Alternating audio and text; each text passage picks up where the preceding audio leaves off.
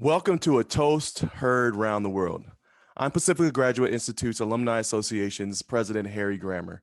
We welcome our Pacifica community, our friends and family to our annual toast as we welcome in 2021.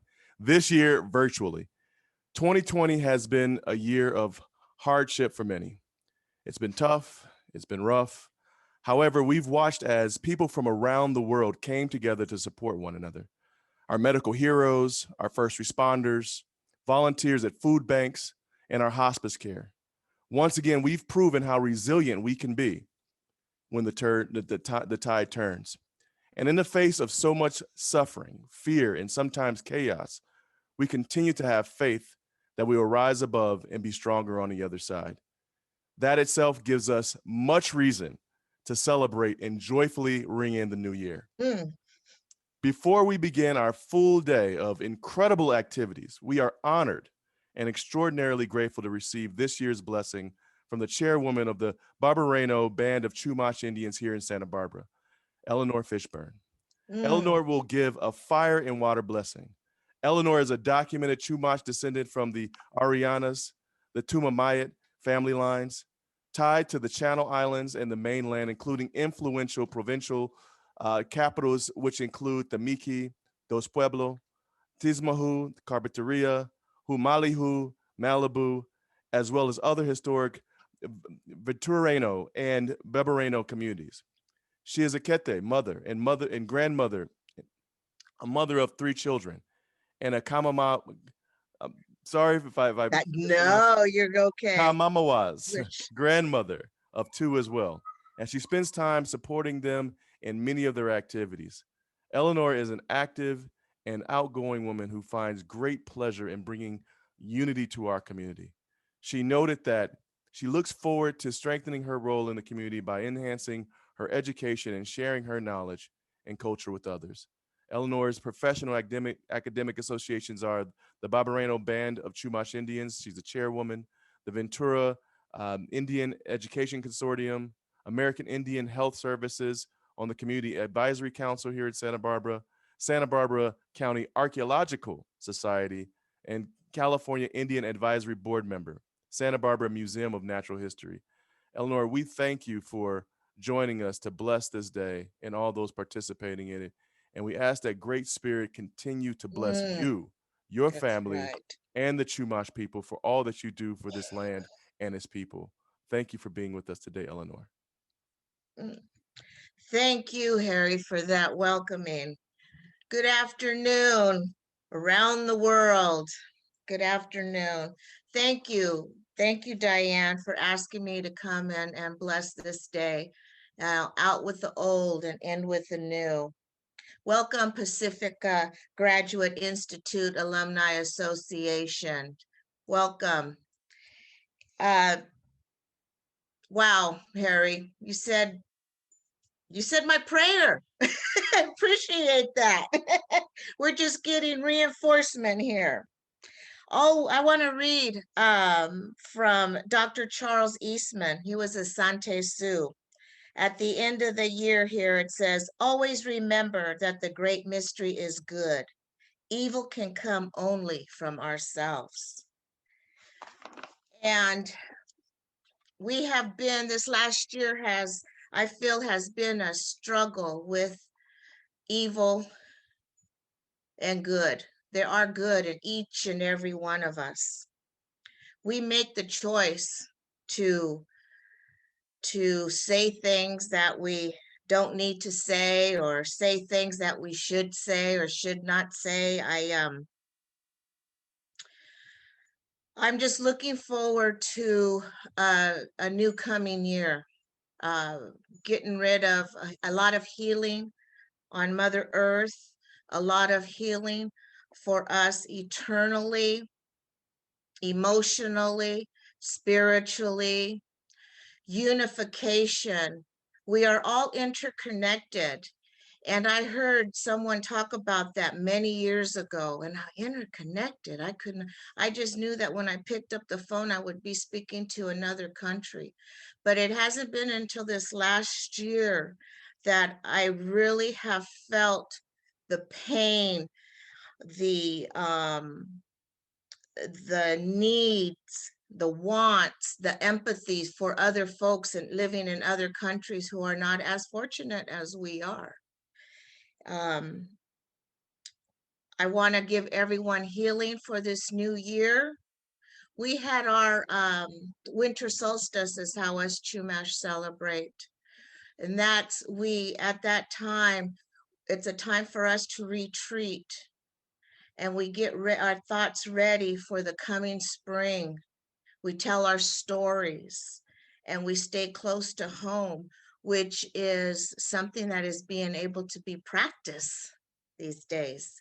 You know, start our own traditions in our own home.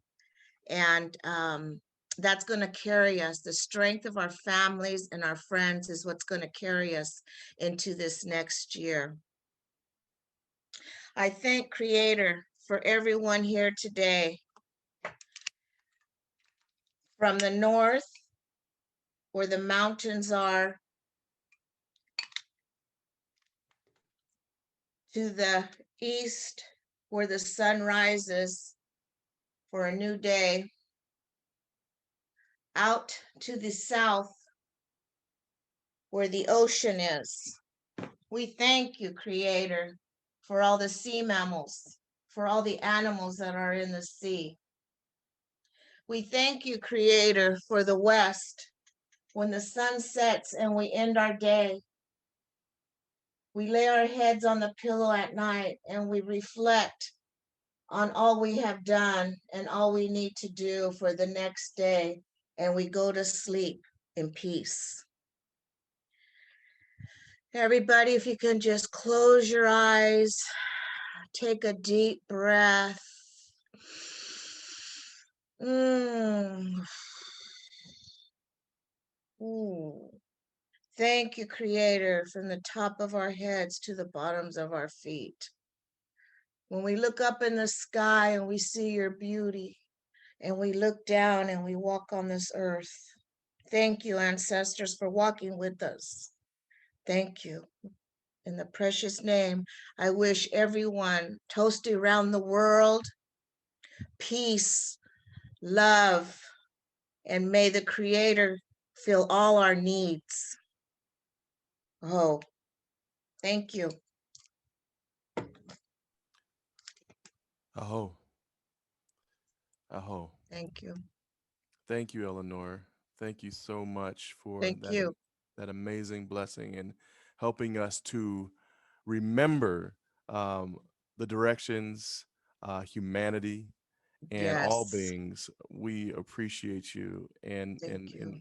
what you do here on this land and beyond. We appreciate you greatly. Thank I you. appreciate you all. Thank you. Thank you. Thank you. Thank you.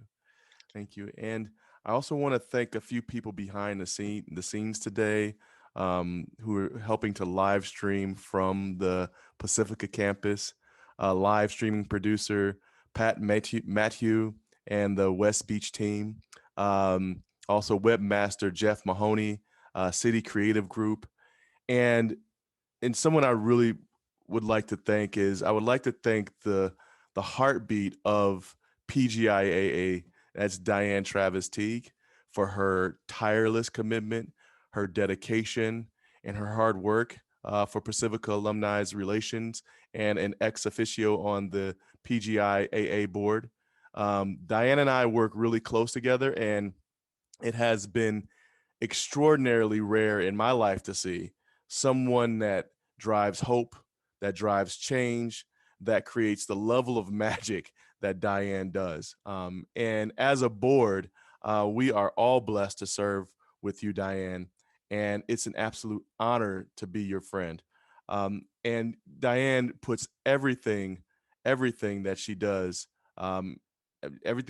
she puts everything into it to make a difference for so many people. And I'd like to just really acknowledge that right now. Thank you, Diane, for who you are at our institute and within our association, our alumni association.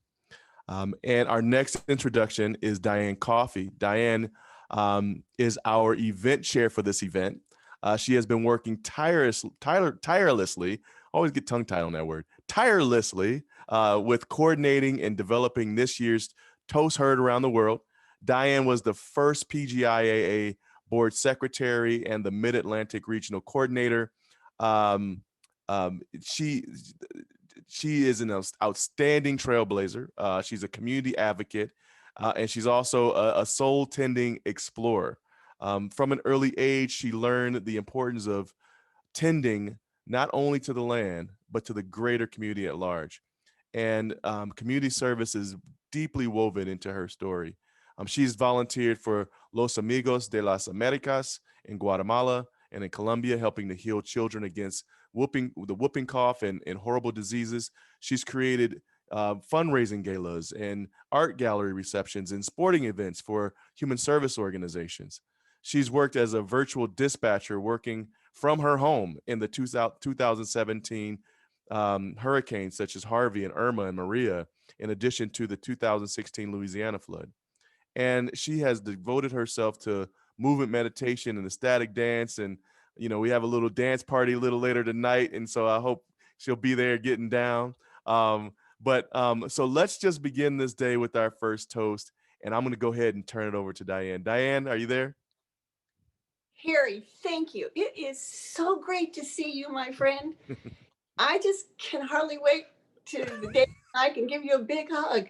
Yeah, and same here. Please, Eleanor, I bow to you for that beautiful healing and blessing. Thank you so very much. So I'm here in Philadelphia, Pennsylvania. So about 3,000 miles away from you, Harry, but one day we'll be together again. So I want to welcome our global community and think about the word community as poet Mark Nepo brings the meaning of community in close. For it's not by chance that the meaning of community holds the word unity. Our possibility is rooted in the very word, for community is our ever-present seed, waiting for our effort and care to animate what we have in common. I know that 2020, there have been times of feeling isolated, alone, fractured. To this grand community of Pacifica Graduate Institute alumni, current students, faculty, essential workers, our partners, Depth Psychology Alliance, the Young Platform, our family and friends. A genuine, heartfelt connection brings us together today in community, where each person matters and each individual presence matters.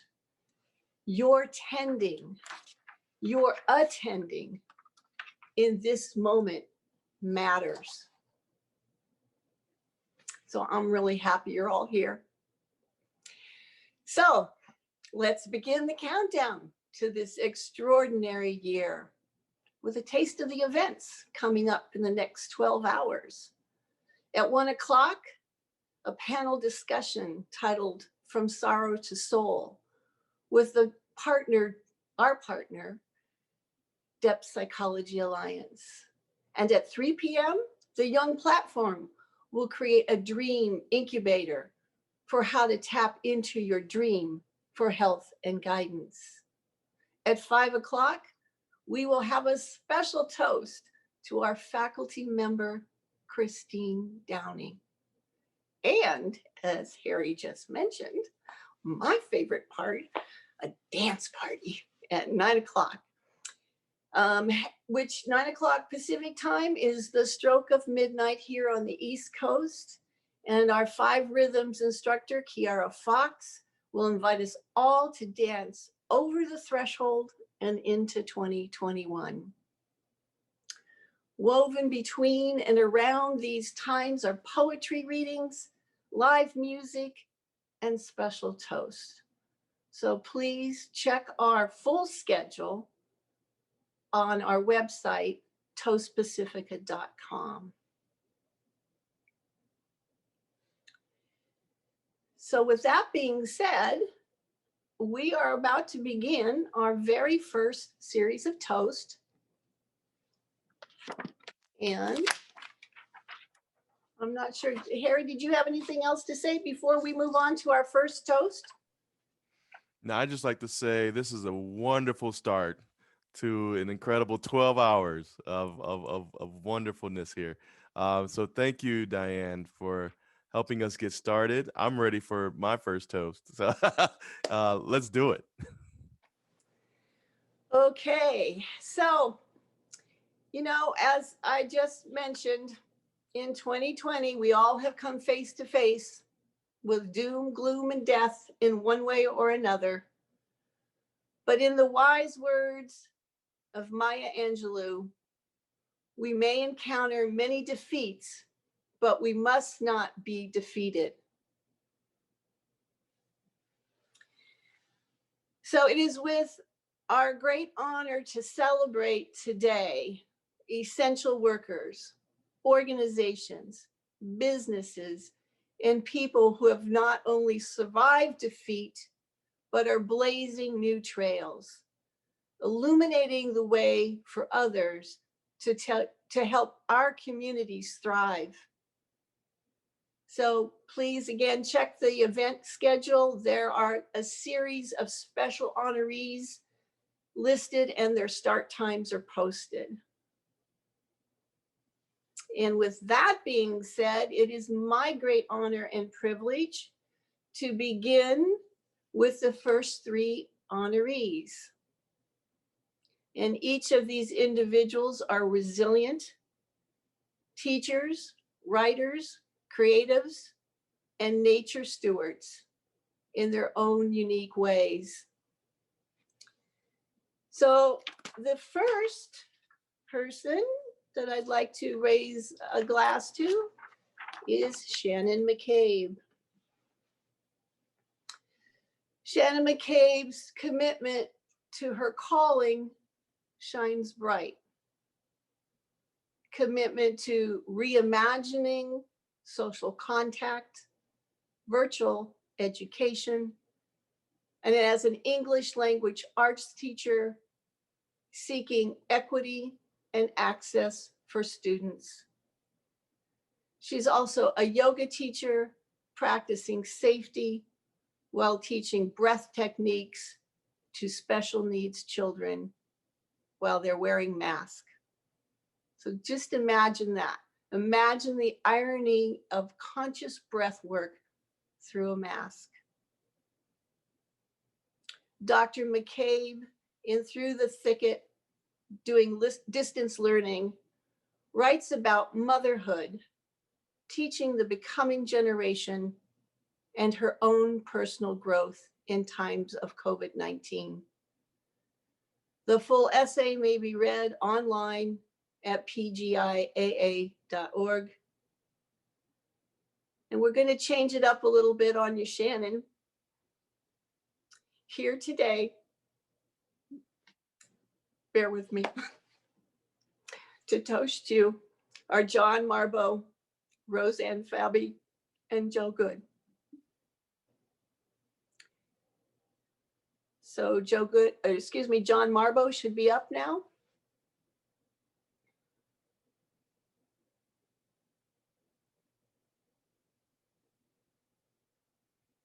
There, I'm unmuted. I would like to raise a glass, and because I'm raising a glass in St. Paul, Minnesota, I'm raising a glass that normally would have akavit in it, but it does say Norski on it. It just has water. So I'm raising a glass to my dear friend Shannon McCabe, not because she's a very good teacher, but because she is a great, great teacher. You not only have the skill, Shannon, that makes you a tremendous classroom teacher and now virtual teacher, but more importantly and more incredibly, you have a heart for each and every one of your students, and you have a heart especially for those who have less advantage than others. You're a champion for them. You are a fighter for them, and you are, most importantly, a lover of them. So it is my privilege to know you and to have learned from you and to have been your colleague, but most importantly, your friend. To Shannon McCabe. Hear, hear.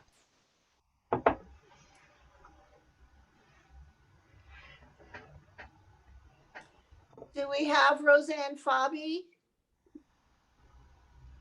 We sure do. Ooh, From Rochester, New York. And Shannon, I post your devotion to motherhood. When I was a young mom, I read a quote by Jackie Kennedy Onassis that said, if you don't do right by your children, nothing else in life really matters. And that quote always stuck with me. And in these last years, through the great communicator of our times, Facebook, I have watched with joy you and Zoe grow together as mother and child. To see your beautiful daughter discover her place in the world of nature, education, health, family, and friendship has warmed my heart. She is forever glowing with her beautiful smile. And it is you, dear Shannon, as her mama, who is her North Star, guiding her through this path, blessing her with the tools to live her best life. And for that, dear Shannon, ti saluto.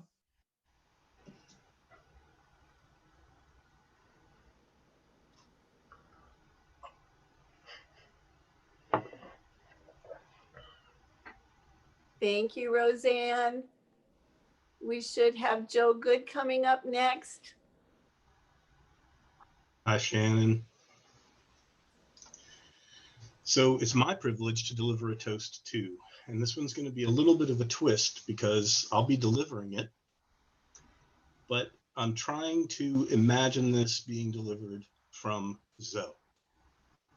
Okay. So here we go. The titles noted hereafter are bestowed upon you in recognition of their self-evident and incontrovertible truth. Further, it is expected that all signatures offered by you henceforth shall be appended with the following: Life-bringer, keeper of the heart, president of life, principle of love, teacher of words, lady of the most comfortable arms, she who plays on the ocean and shreds without mercy, warrior queen, wielder of the sacred smile, truth walker, pathfinder, daughter of Nana and mama of Zoe. To you all these titles belong and more besides. You are a gift to all in your life. May 2021 bring you and Zoe joy in your shared journey.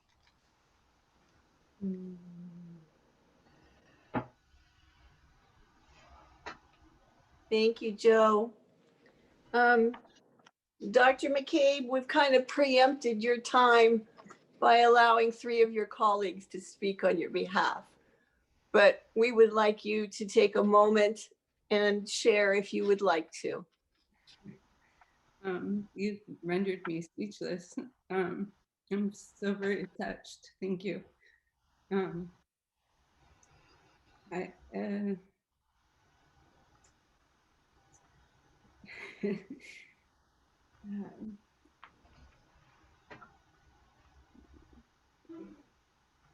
I would like to thank actually my students.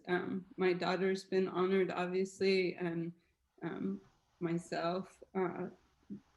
It is the students. This morning I had a recollection when I graduated from, or when I was in the process of going to Pacifica and earning my dissertation. I really wanted to leave education. And when I was forced to, sorry, now my dog's gonna enter.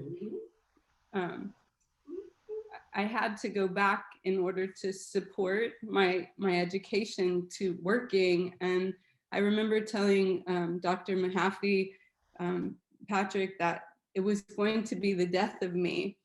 And it really was the death of me going back. And it took until last year, actually, which was ironically my 13th year back in teaching at the secondary level, for a transformation to take place. And so I want to honor my 6th grade ELA second period students the most.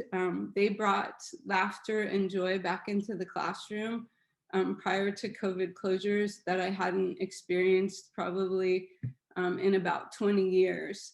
And that really connected me to a heart space. And so when closures did happen, it's that experience sustained me, and it's that experience that has pushed me through virtual learning and reimagining, really, to use a Pacifica phrase, the ways in which I really need to connect with students. And then in combination with them and the pandemic, I'd also like to acknowledge the school librarian.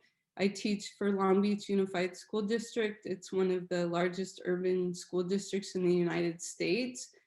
So you can imagine sort of the policies and practices that go in a large urban school district and the focus. And our school librarian connected me to some literature, Ibram X. Kennedy, Goldie Muhammad, and reading this summer. And she really opened my eyes to the move away from policy and reconnecting to students' souls. And then I think of, Michael Mead's work, and that's just really carried me through. And as my essay states, it's in the heart space that we really need to connect. And there's where I want to build students' self-reflection and agency, really, so that they can truly be voices in the world. I think that's always been where I've connected as a teacher, is to give voice to the most marginalized people in the world. And that, years of policy and practice have not made a difference. It's there where the young generation is going to truly make a difference in the world. That's all. Thank you, Shannon. We all raise our glasses and toast to you. We appreciate you. Thank you so much. Thanks for honoring me. Cheers. Cheers. Okay. Well, now we're going to move on to our next honoree. And that is Wallace J. Nichols.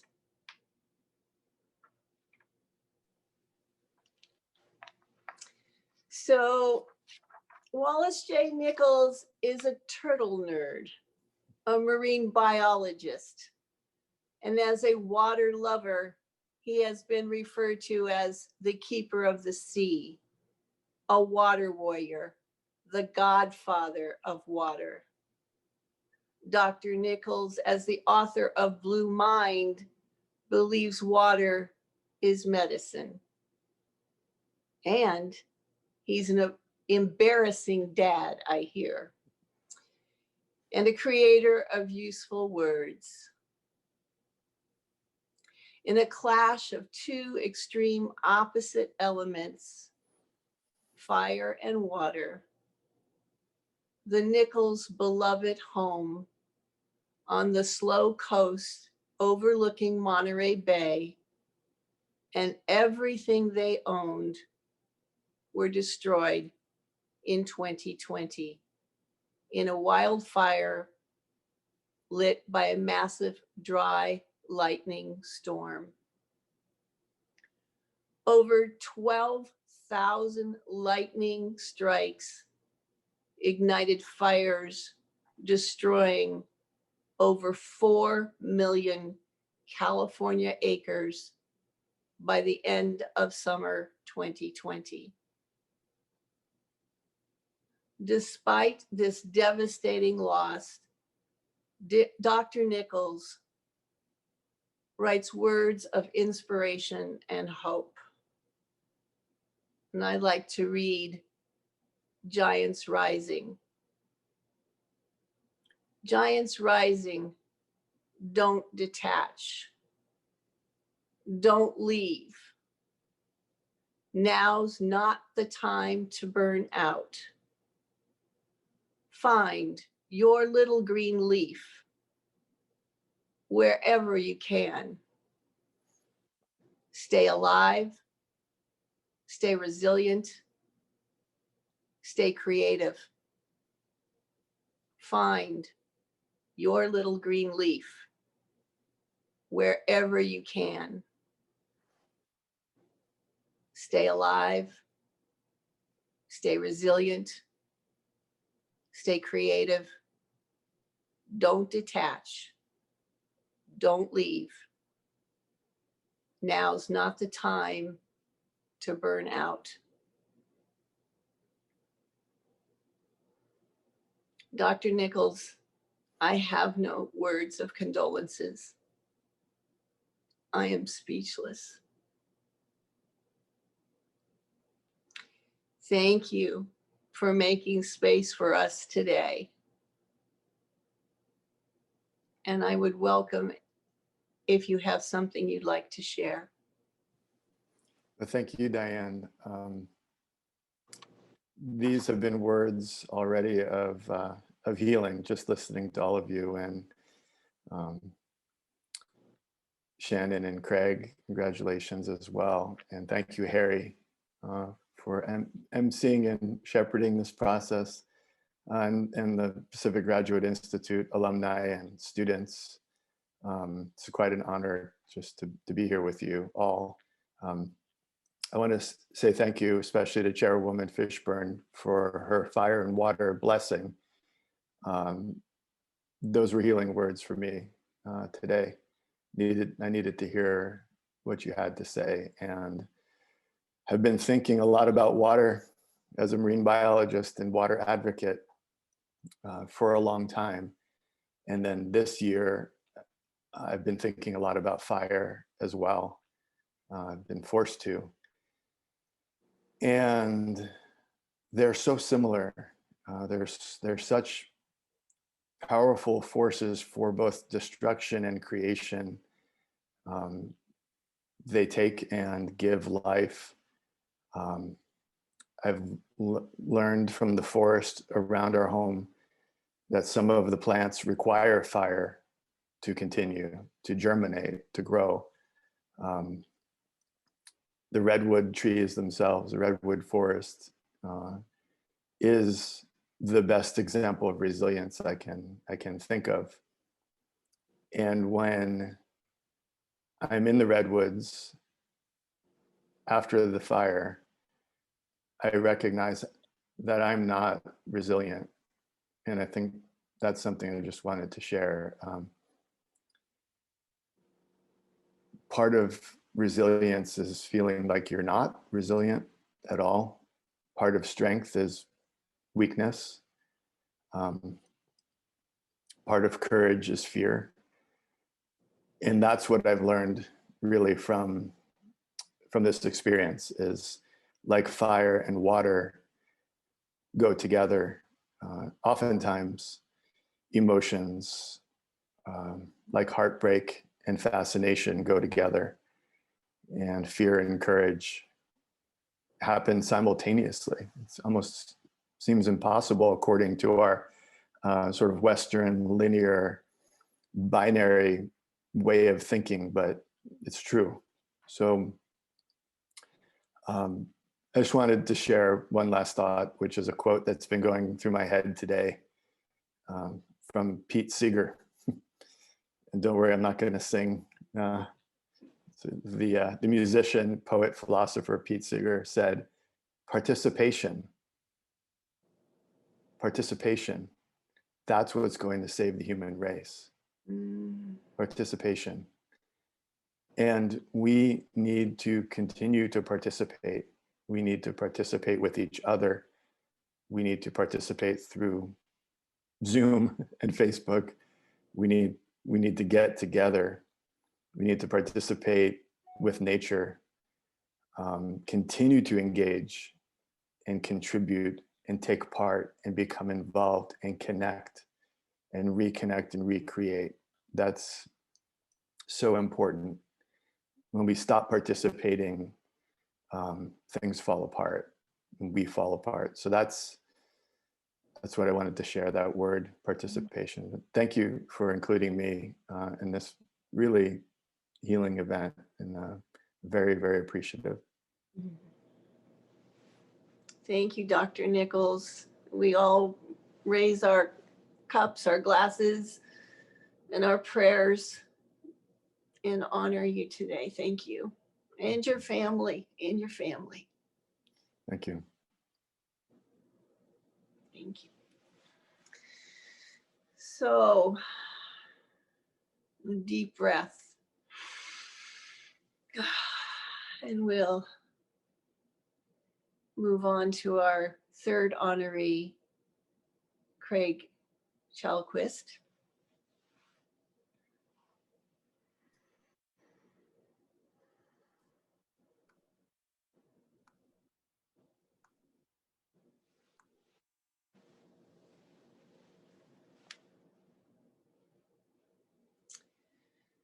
So, in the words of Proust, let us be grateful to the people who make us happy. They are the charming gardeners who make our souls blossom. Storyteller, eco-psychology, imagination, enchantment, terrapsychology, language like seeds. Invoke Dr. Chalquist, a pioneer in his field. Dr. Chalquist is core faculty in East-West psychology at the California Institute of Integral Studies and former associate provost of Pacifica Graduate Institute. He teaches at the intersection of psyche, story, nature, re-enchantment, and imagination through courses on depth psychology, applied folklore, ecotherapy, and his own field of terrapsychology. He's an author of several books, including Terrapsychological Inquiry, Restoring Our Relationship with Nature, Place, and Planet. And he is the founder of the world's first ecotherapy certificate program. Dr. Chalquist, welcome. Please tell us briefly about terrapsychology and the study of how the things of the world get into our hearts and live there. Thank you so much, Diane. And I wanted to take a minute not only to thank you for this, all of you for this honor, and PGIAA in particular, but also Diane Travis Teague and you, Diane, for organizing and leading this event. Eleanor Fishburn for blessing it, and Harry Grammer for leading us into it. So thank you. I'd actually like to show you a little bit of this terrapsychological way of working and just take 5 minutes to muse on the motto of our event, which I really love. Per Animam, Communitas Crescit. Through soul, community thrives. And one of the things I love about this motto is that I think it's reversible. So I like to hold it, looking at it, going into it here for a few minutes, as through community, soul thrives. We all know that 2020 highlighted all kinds of shadowy things like flagrant racism, greed, the vulnerability of entire populations, and a deeply wrong relationship to the natural world, which is one of the reasons for a pandemic. But the hardening resilience of diverse people being together also got highlighted, even if that often had to take place at a distance. And the images of hope that came through, the singing across empty streets, the neighborhoods that fed each other, the healthcare workers that were mentioned earlier, tending the sick, and so many, many acts of kindness and thoughtfulness.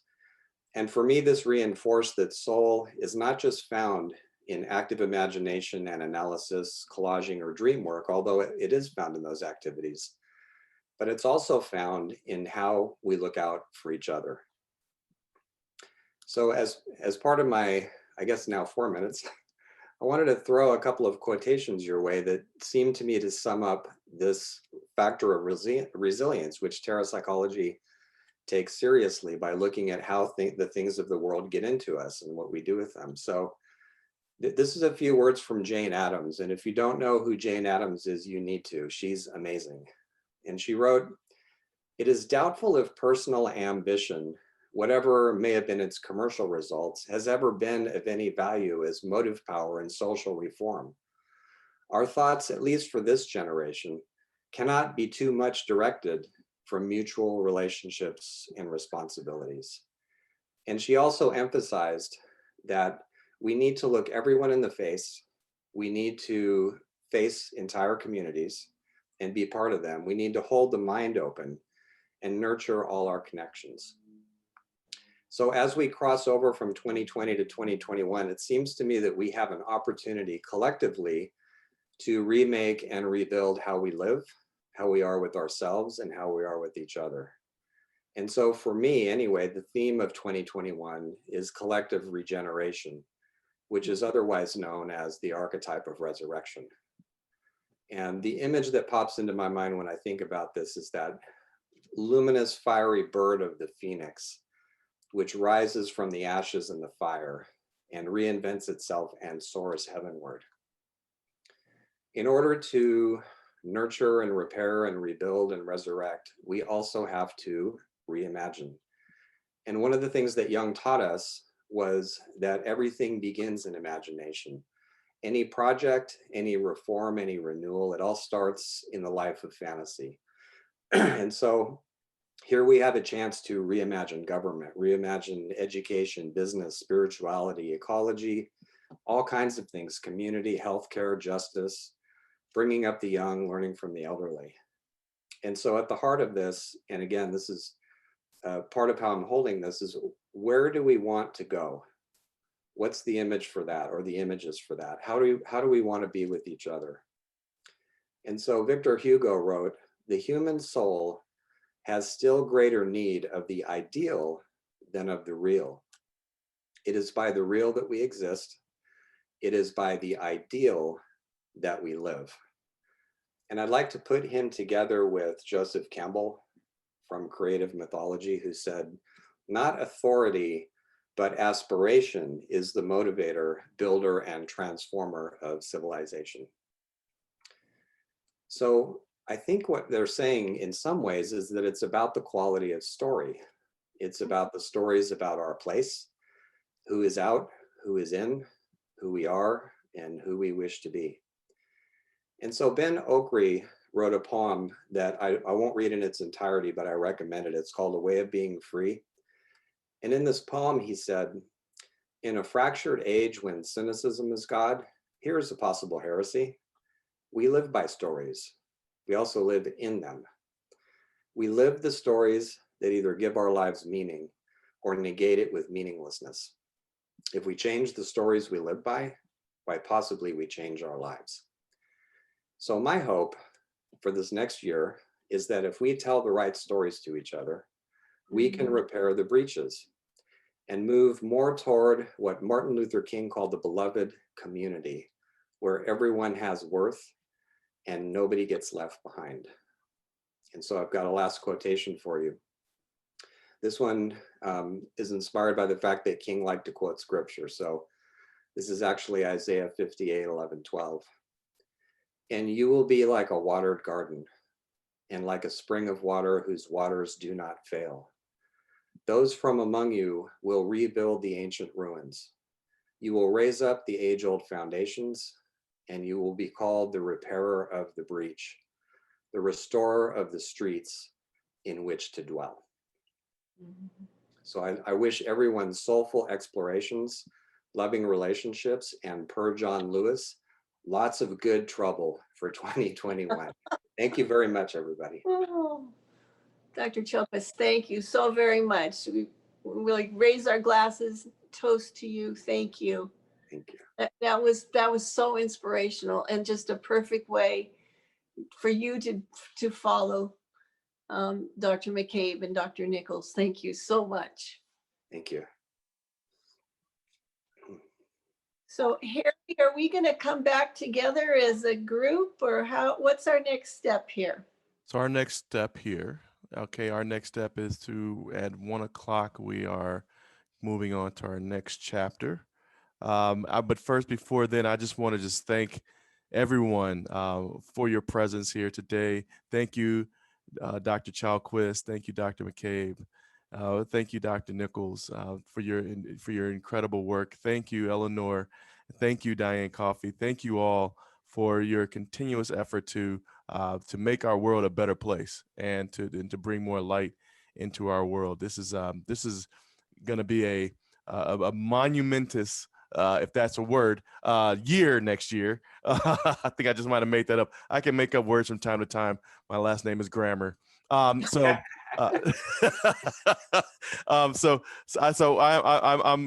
is going to be an incredible year we're moving into next year, and I think this is going to be one for the books. This year, like I mentioned earlier, it's been a bit of a rough patch for us all. I think we've learned a lot of lessons. I think we've gotten a lot closer together as people. I think even staying at home, for me, spending more time with my family than ever before, and getting to know my children deeper in life, and just it has been a bit of a blessing here, a lot of a blessing here over the past year. And coming into 2021, I can't wait. I can't wait to see what the harvest will be from such an incredible year. So our next live stream, our next guests, let's see, are coming up soon. I've lost my page.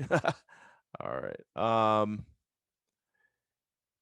In our next section, we will have a panel discussion at 1 o'clock until 2 o'clock with psychotherapist and author Francis Weller, Jungian analyst and senior climate scientist Jeffrey Kiehl, educator and depth psychology alliance director James Newell, and soul-centered coach and Death Alliance founder Bonnie Bright. And it is titled From Sorrow to Soul, Finding Meaning in a Time of Loss. This is something that's going to be really exciting. And so tune back in with us in about 10 minutes as we begin that panel. Let's make this a great day. Thank you, everybody.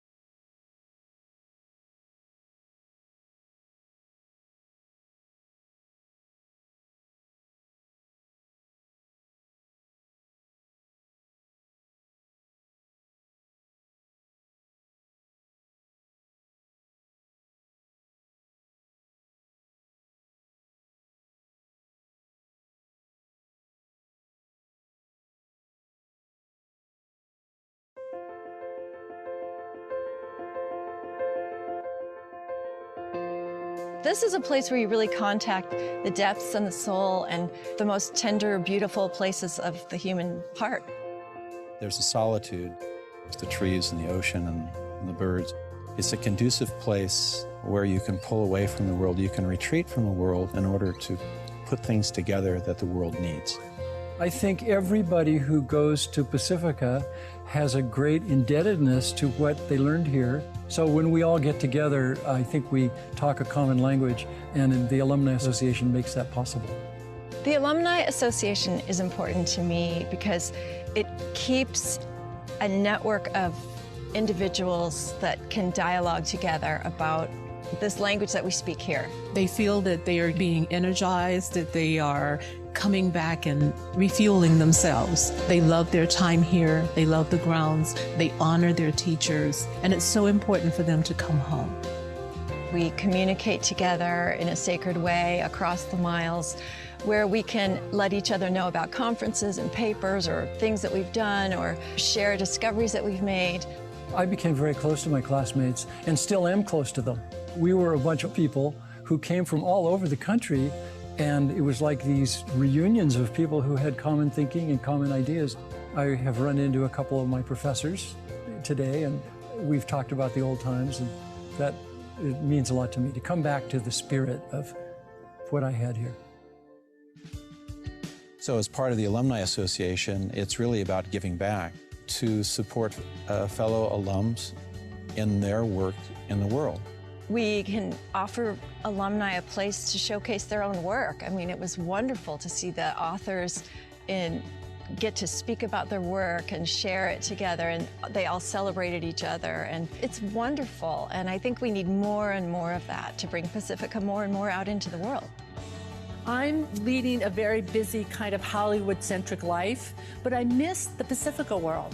I miss the depth psychology, the myth, the nurturing, the nourishing, the being with people, and these weekends bring me back home. I recently have published a couple of novels, and they are in the Pacifica mold and use the Pacifica material, so I would be happy if the people of Pacifica today recognize that I had a great indebtedness. I had tried psychology at another school, and it didn't fit the way I look at therapy or helping others. So Pacifica, for me, was a place that I found that helped me develop myself. Before I came to Pacifica, social change was kind of very black and white. And I think what Pacifica does is it layered it. I was able to bring in myth. I was able to bring in depth psychology. I was able to bring in why people care about stories and symbols and imagery. Then something else starts to open for you that shows a bigger scheme of what the theme of the story really is. We're not here studying physics together. We're not here becoming MBAs together. We're here becoming depth psychologists and doctors of story and working with the soul of the world. And these aren't really common concepts out in the public. So that's why it's such a sacred space. The Alumni Association embodies Pacifica. It's the soul and the heart and the legacy of Pacifica, because our alums are going out into the world, they're tending soul, and they're taking the message of hope and giving and sharing, which is so much a part of Pacifica. I'm hoping that our current students will look at our alumni and that we all become more aware of what the world really needs, and that we all do something about it. Today in this economy, it's a tough choice to go back to school. And this is invaluable in my life. It has been invaluable in my life. I would do it again in a heartbeat. It goes back to, there's a certain toolkit, there's stuff that we learn here, and a license to explore stuff that's different. It's really a therapy to the world, which is very much needed right now. And who are the voices, who are the people who are going to help make these changes? It's the place where you are able to contact your new ideas and bring them out into a welcoming environment. Coming here to Pacifica has helped me become my truest self.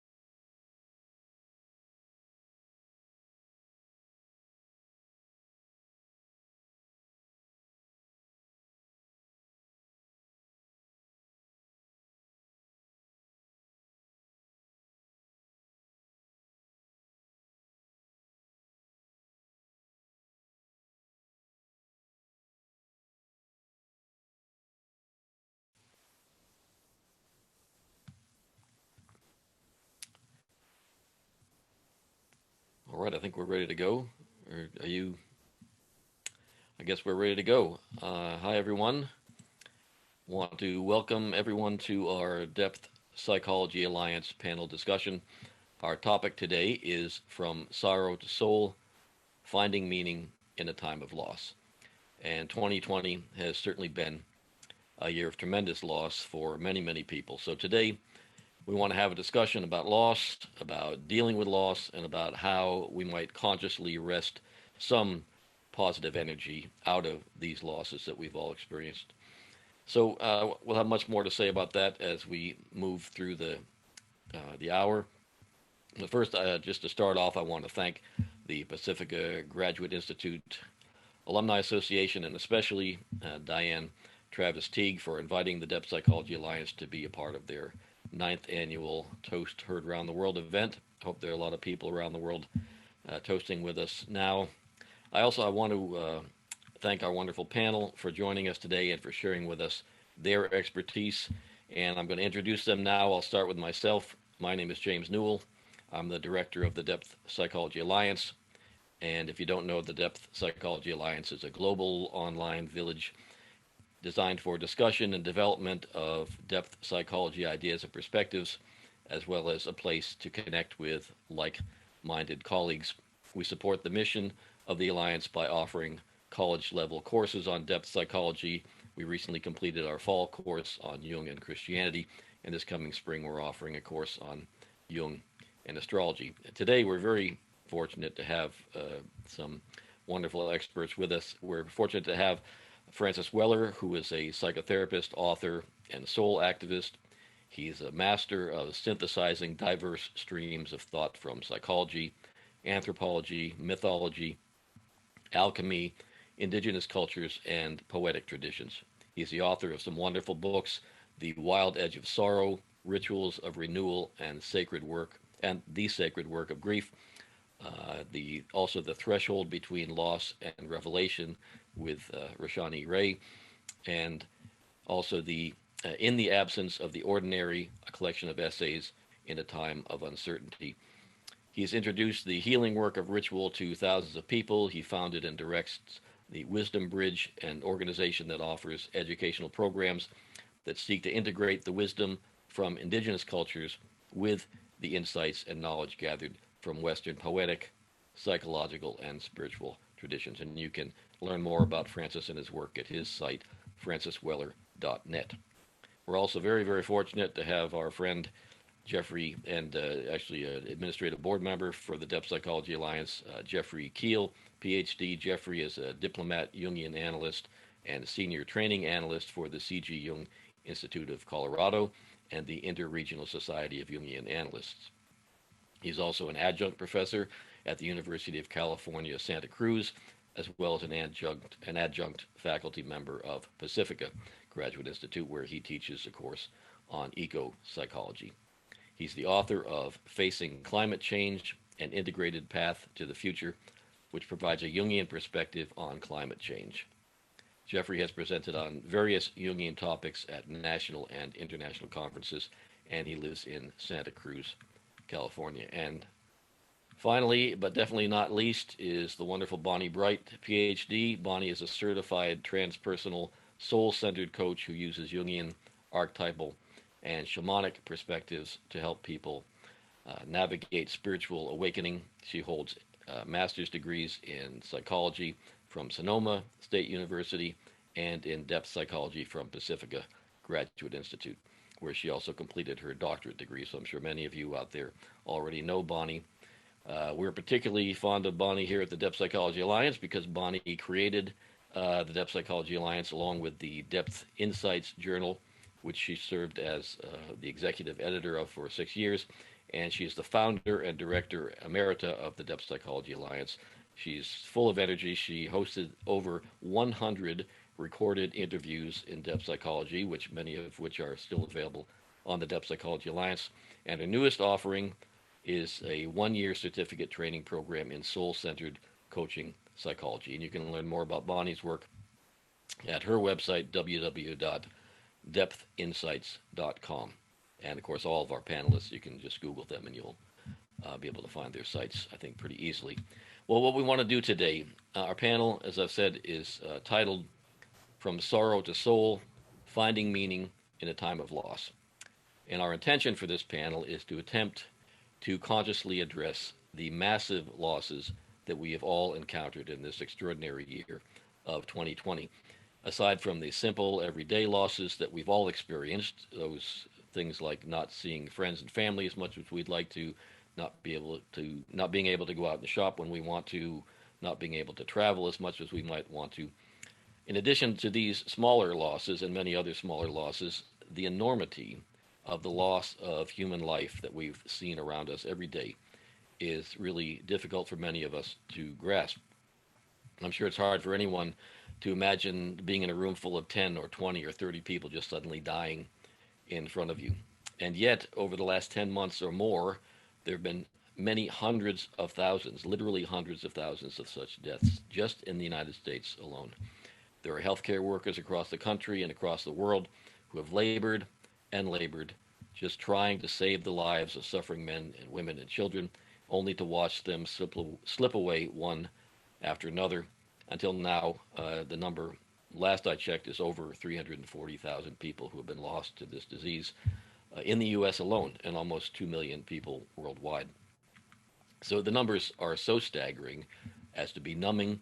The loss and the grief involved are far more than any one individual could possibly process or bear. We've now reached what I think of as archetypal dimensions of loss. It's way beyond the personal. Those of us who work in the field of depth psychology know all too well that such losses and emotions, the emotions that accompany such losses, do not simply disappear just because we are unable to metabolize them. They will fall into the unconscious, and they will remain with us whether or not we discover ways to encounter them consciously. So what we want to do today is try to discuss ways by which we can remain conscious as we try to engage with both our personal losses and losses of the broader culture around us that we encounter every day. So what I want to do is we're going to each of the panelists will have a little something to say, reflect on these issues, and then we'll just open it up for discussion among us. So we'll start with Francis, and then Jeff, and then Bonnie. Francis, any thoughts? I'm sure we all have a lot of thoughts about what's going on. And I think one place to start might be to acknowledge that our evolutionary story has not prepared us for this moment. In a sense, our psyches cannot constantly process what I'm calling referral trauma. Every day we get news of more deaths, more crises, more tragedies, and we're not wired for this. So I want to just put a plug in for the value of numbing and dissociation and the necessity for that. And I think partly the reason why I value it is because the context in which we're being asked to process this grief is far from what we need in order to engage it. In other words, grief has always been a communal process. Throughout our entire species stories, grief has been communal. And suddenly it's been privatized down to a singularity, to my grief, to what's happening inside of me. And we even go to private practice to talk about grief. We're missing the communal response to grief. So I think the psyche wisely shuts down when the conditions needed for us to really engage the material are missing. So that's been a lot of what I've been trying to do over the past 20 years is to recreate that original matrix in which human beings can actually come together and digest grief side by side. And the process that happens in that context is so different than what we've been taught here. The privatization that we're forced to encounter really reflects a very heroic ideal. So we're supposed to rise above this trauma, rise above the grief, muscle our way through it. But as you said, James, that doesn't resolve the grief. It just distances the grief. until it becomes what I often say. People come into my practice complaining of depression. And I often say, well, sitting with you, it's not so much depression as it's oppression. There is a weight upon you, you know, a sediment that has come upon you that may be generations old, that has not been metabolized, has not been met with any kind of warmth. So part of our work right now is learning how to approach the grief, because basically we've not been taught anything about it. We are a grief phobic and grief illiterate culture. So when it arrives at our door, we don't know how to respond meaningfully. We're just hoping to get to the other side of it without being pulled under. So I think our work is to learn how to engage the material, as they would say in alchemy. How do we keep the material warm? Because when we try to distance it, when we try to distract ourselves from it, the material turns cold, and that's when it hardens and congeals, and then there's no movement. So our skill, the work is to become skillful at learning how to approach grief, how to recognize it not as something that wants to take us hostage, but as actually something that wants to ripen us and deepen us as human beings. If we don't have a good knowledge of grief, it's hard for me to really cultivate a sense of compassion for other people's suffering. And right now the suffering is so immense. And the work right now is that we become immense.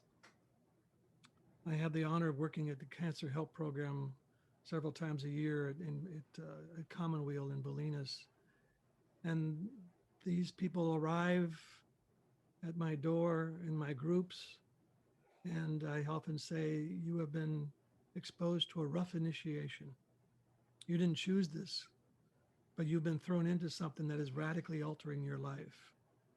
And rather than, again, just trying to muscle through, the invitation at this moment is to become immense. What can I recognize about not only hope and love and connection, but also fear, panic, dread, despair? We have to get our arms around everything right now. That's really the request that's in front of us, to become immense, so that we can keep turning our face into the winds of grief, so that those who are standing around us, the children, the adolescents, they can see someone who has digested their grief. And in the long walk of grief, we become elders by that engagement. I think I'll stop there for right now. But much more we could say. Hopefully in our conversation, we'll get into a lot of that.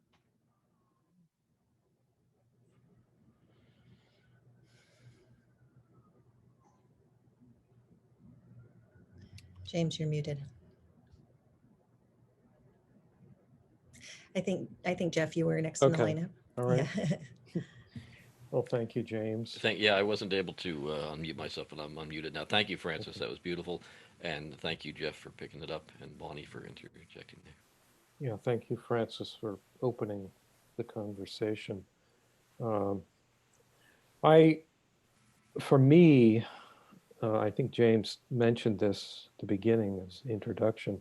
This is really a deep archetypal moment, I think, in the history of humankind. And it's when these sorts of events happen of this magnitude, they bring with them tremendous grief, overwhelming loss, and grief associated with the loss. But they also open us up at the same time to reach out. I think that's absolutely essential in working with grief of this magnitude, is not doing it alone. And, you know, isn't it ironic that this is a symptom that separates us, that keeps us separated, that's safe to be separated physically. But at the same time, it's a loss that wants us to come together. It requires us to come together, to suffer together with the grief that arises with all the loss. You know, the root of loss goes back to words like to loosen or divide or to break up. And I think, you know, that sense of dissociation that occurs when we're in the midst of loss, psychologically, socially. I think it's all unfolding right now. And the other thing that I've reflected on around this loss is the symptom, loss as symptom, which always leads us into soul, that opens us to the path to soul. And when I think of COVID, the pandemic, and also the environmental disruption that's been happening, that it will continue to unfold out into the future, those are symptoms of something that's reflecting our dissociation from nature itself. I mean, look at where COVID came from. It was us being out of balance with the natural world. To the best of our understanding, that's where it came from, as well as previous, many of the previous viruses. So this is a call that deep inside the symptom is a call for us to retrieve soul. You know, loss, soul loss. And that's what we've collectively been suffering from for many centuries now, is a tremendous loss of soul. And the symptoms that we are experiencing now, especially now around the pandemic, but also around the environmental destruction, are reflections of our dissociation from nature, from a sense of wholeness. And so for me, I always come back, you know, in terms of working with the grief, is for me the symbol of the mandala. And I've worked a lot with this, with people, in terms of, you know, in Tibetan society, mandala is not only a painting, it's society as a whole, it's a group. And so when you bring together people to work with grief, you're creating a dynamic mandala. And so I would encourage people to gather safely. In other words, use the technology that we have. We're creating a mandala right here, right now, this afternoon. And to allow that to work with us, work through us. And there are alchemical, I mean, the alchemical stages are all present in what's going on right now. In terms of the nigredo, the dark depths that we find ourselves in, things falling apart, the heat that's being brought to us that can break things down, but also the invitation to reflect. I don't know how many people I've talked to that what COVID has forced them to do is to become more reflective. And loss invites reflection. So that's the albedo, that's the reflective process. And then engaging with the feelings, the images that arise, actively engage with them, relate to them. That's where the soul is calling us. And that is the citronitas. That's our conscious engagement with image through things like active imagination and dream work. And then the final stage is after we have engaged and learned from, become in relationship with, we need to embody what we've discovered, which is the rebedo, which is bringing flesh and blood to all of our inner work. And that involves the outer world, working with the outer world, being a part of actively being a part, doing what's required in this moment of tremendous loss. So all of those process stages are there. All the processes within the stages are present in the mandala that's available for us to work with and through the loss that we're all experiencing. And so the grief is a doorway to finding soul. And I think that's where I'll end. Thank you, Jeff. Yeah, that it's a lot there. It stirs up a lot in me. But Bonnie, what are your thoughts? Yeah, also stirs up a lot in me. Thank you, Jeff. That image of the mandala is really beautiful and actually ties into some thoughts that I've been having. I'm not going to lie, you know, this year for me has also been quite difficult. Starting with the COVID, I can point to a series of events in my own life that really did put me on a descent that was unexpected and also very difficult.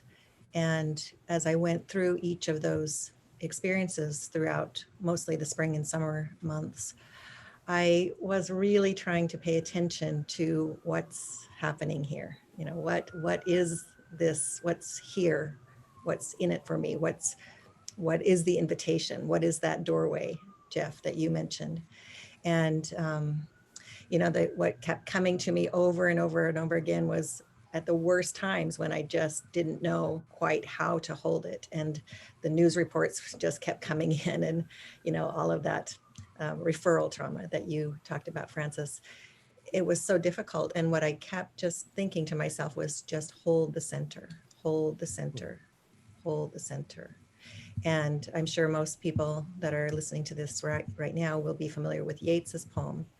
And he says the first three lines of his poem called The Second Coming say, turning and turning in the widening gyre, the falcon cannot hear the falconer. Things fall apart. The center cannot hold. And of course, when we think about that, we can put that also to your metaphor, Jeff, of soul loss, and how when we dissociate and when we become separate, cut off, because of our dissociation, because of those incredible feelings that we cannot hold, that things do disintegrate. And so it's interesting because many years ago, I was in a retreat, a very intensive retreat, and I remember the instructor standing at the front of the room, and he was holding two publications. One, I think, was like a Time magazine, and one was maybe the New York Times. And both of them had headlines that were talking about primarily environmental and climate change issues. But the discussion was, you know, there's some difficult times ahead of us, and it's going to get worse before it gets better. And I remember just having this profound sense of, you know, almost dread, I guess, because of the way that we were talking about it. And at that time, the instructor said something like, there's going to be a real need for a few people who know a few things. And what he meant by that was for some of us who could understand what was happening here and to be able to do our own inner work enough, to be present enough with what's going on in the outer world, that we can almost perhaps act as anchors or as containers, or to help to contain what's going on, as pillars perhaps when the sky is falling. And so that was a turning point for me, truly, and it put me literally on the path of depth psychology. And I went straight from there into a master's program in depth psychology that summer, and it has moved from there. And so my work now is really to understand how I can hold it without going flying off, you know, into the cosmos, as sometimes that, you know, intense pressure and grief does take hold.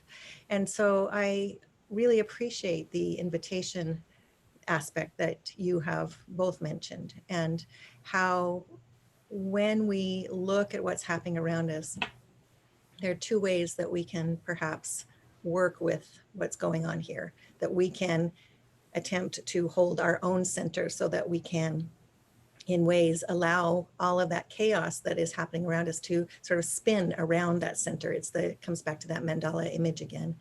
And one way is, of course, to do our own inner work.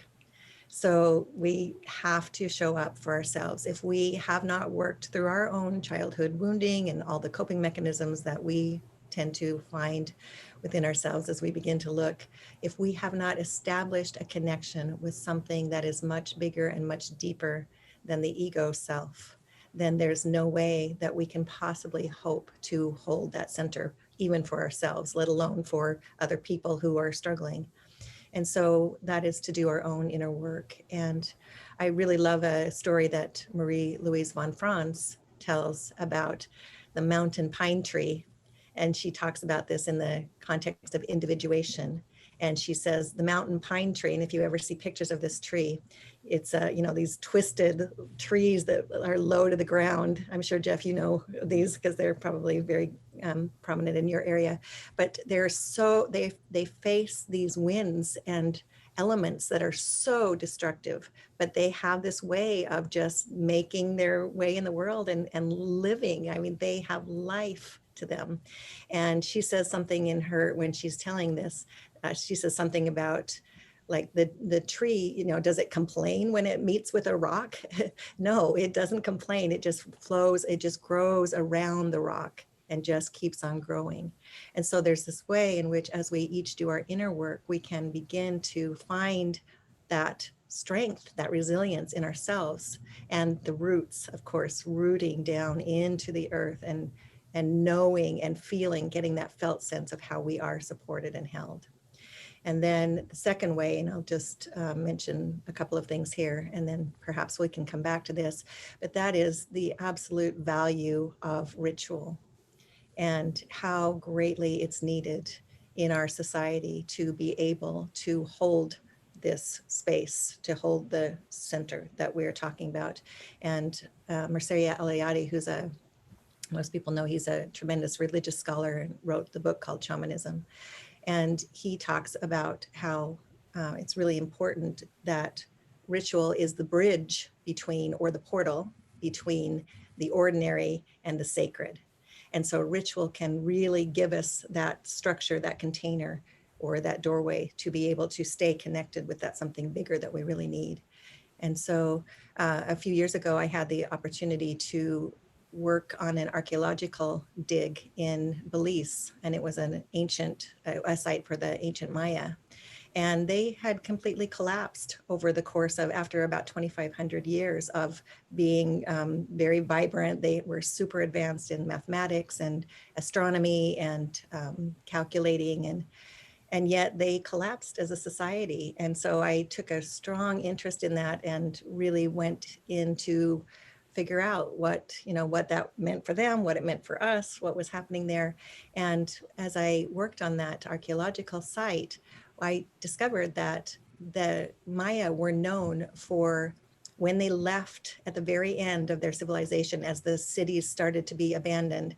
And nobody's quite sure why. There's a lot of theories, and we can go into that, primarily ecological, Jeff, so I know we might have some discussion about that. But what they discovered was that a lot of those cities that had been abandoned, as they dug down to the stairways off of the large platforms where the cities were based, at the bottom of those stairs, there were a lot of items that were just collected at the bottom. And it was like shards of pottery and beads and jewelry and tools and all of these exquisite, beautiful items.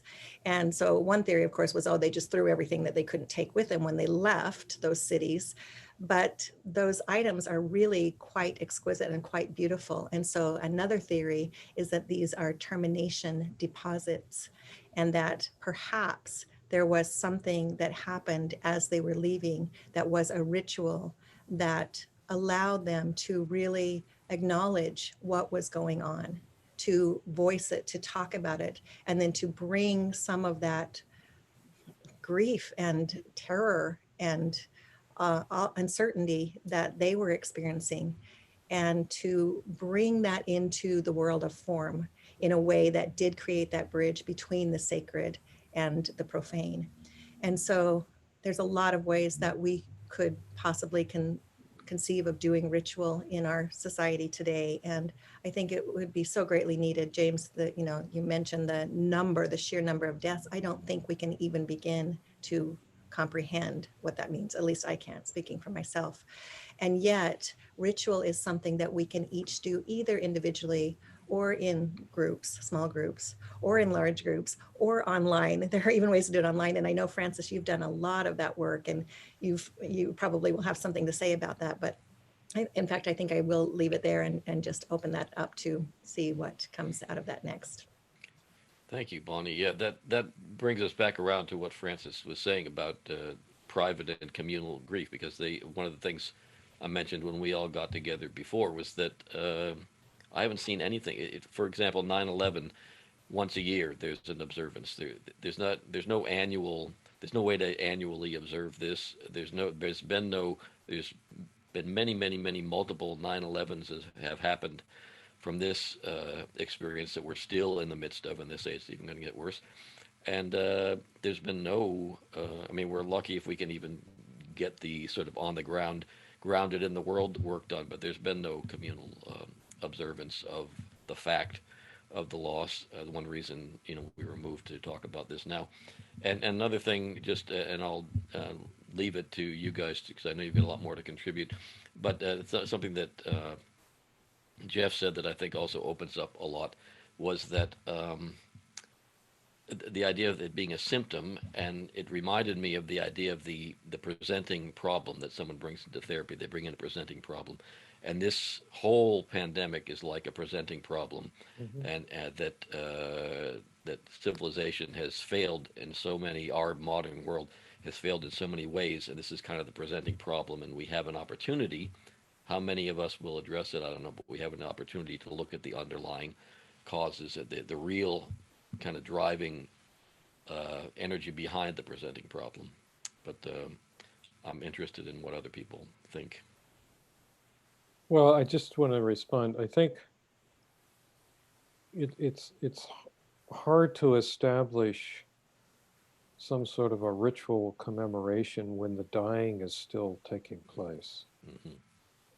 I can't imagine that would happen until, and hopefully we will get through, COVID. But it's only after that that I think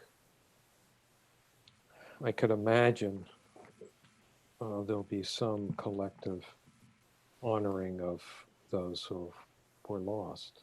But we're not even at the peak according to all the projections. I mean, we're really in the midst of the whole sorrow, dying, death process.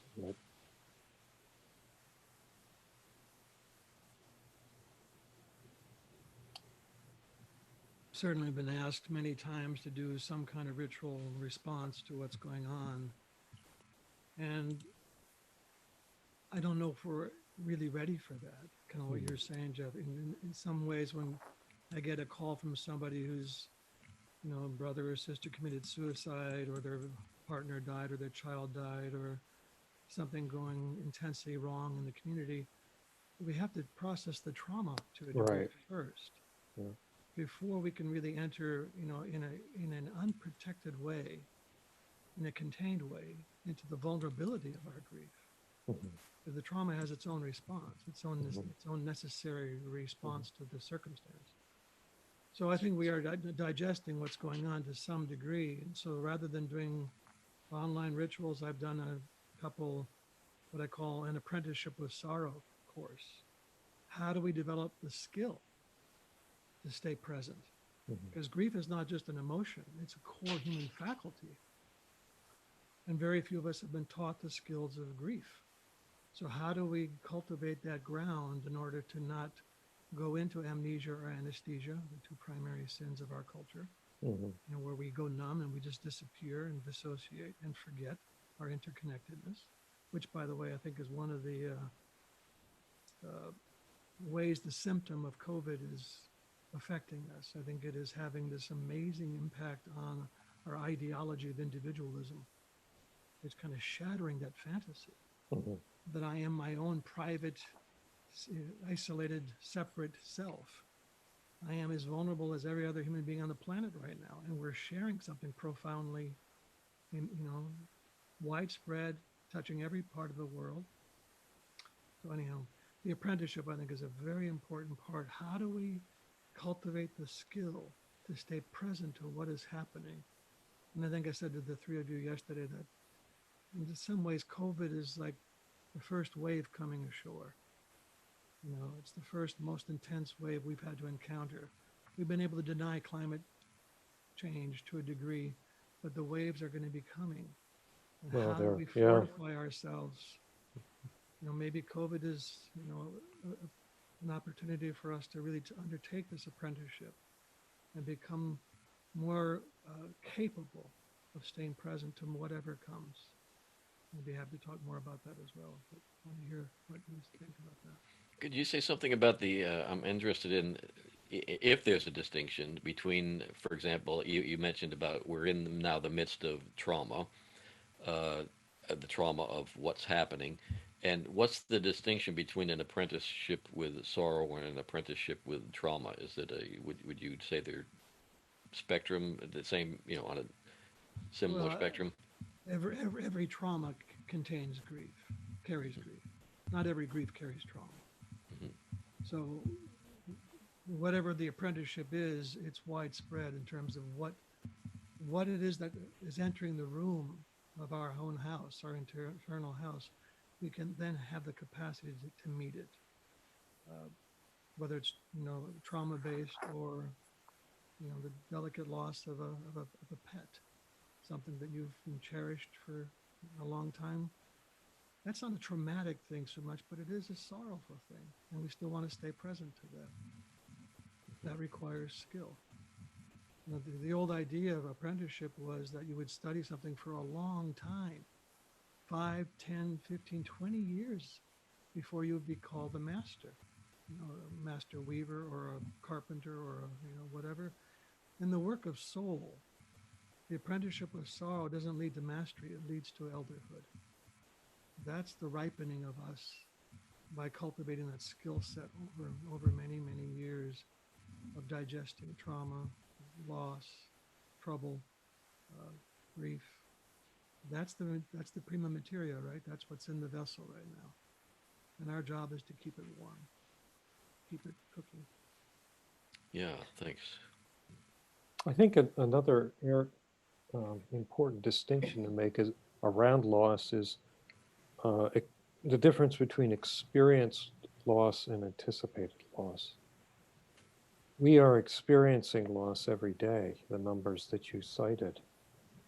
We are experiencing loss related to climate change. I mean, the fires that have been very destructive this year around the world, especially here in California.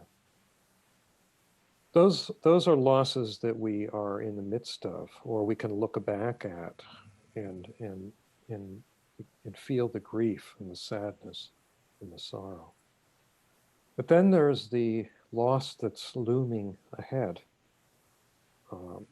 And it's there with COVID as well as climate change. How many more people will we lose? Will I contract COVID? If so, you know, how severe will it be? What am I going to lose, you know, next year if there's a fire near me or whatever? Those are losses that we anticipate, and the reaction that comes with that is more anxiety than grief or sorrow, because it hasn't been experienced, but it's still there. We're experiencing it psychologically, somatically. It's having an effect on us.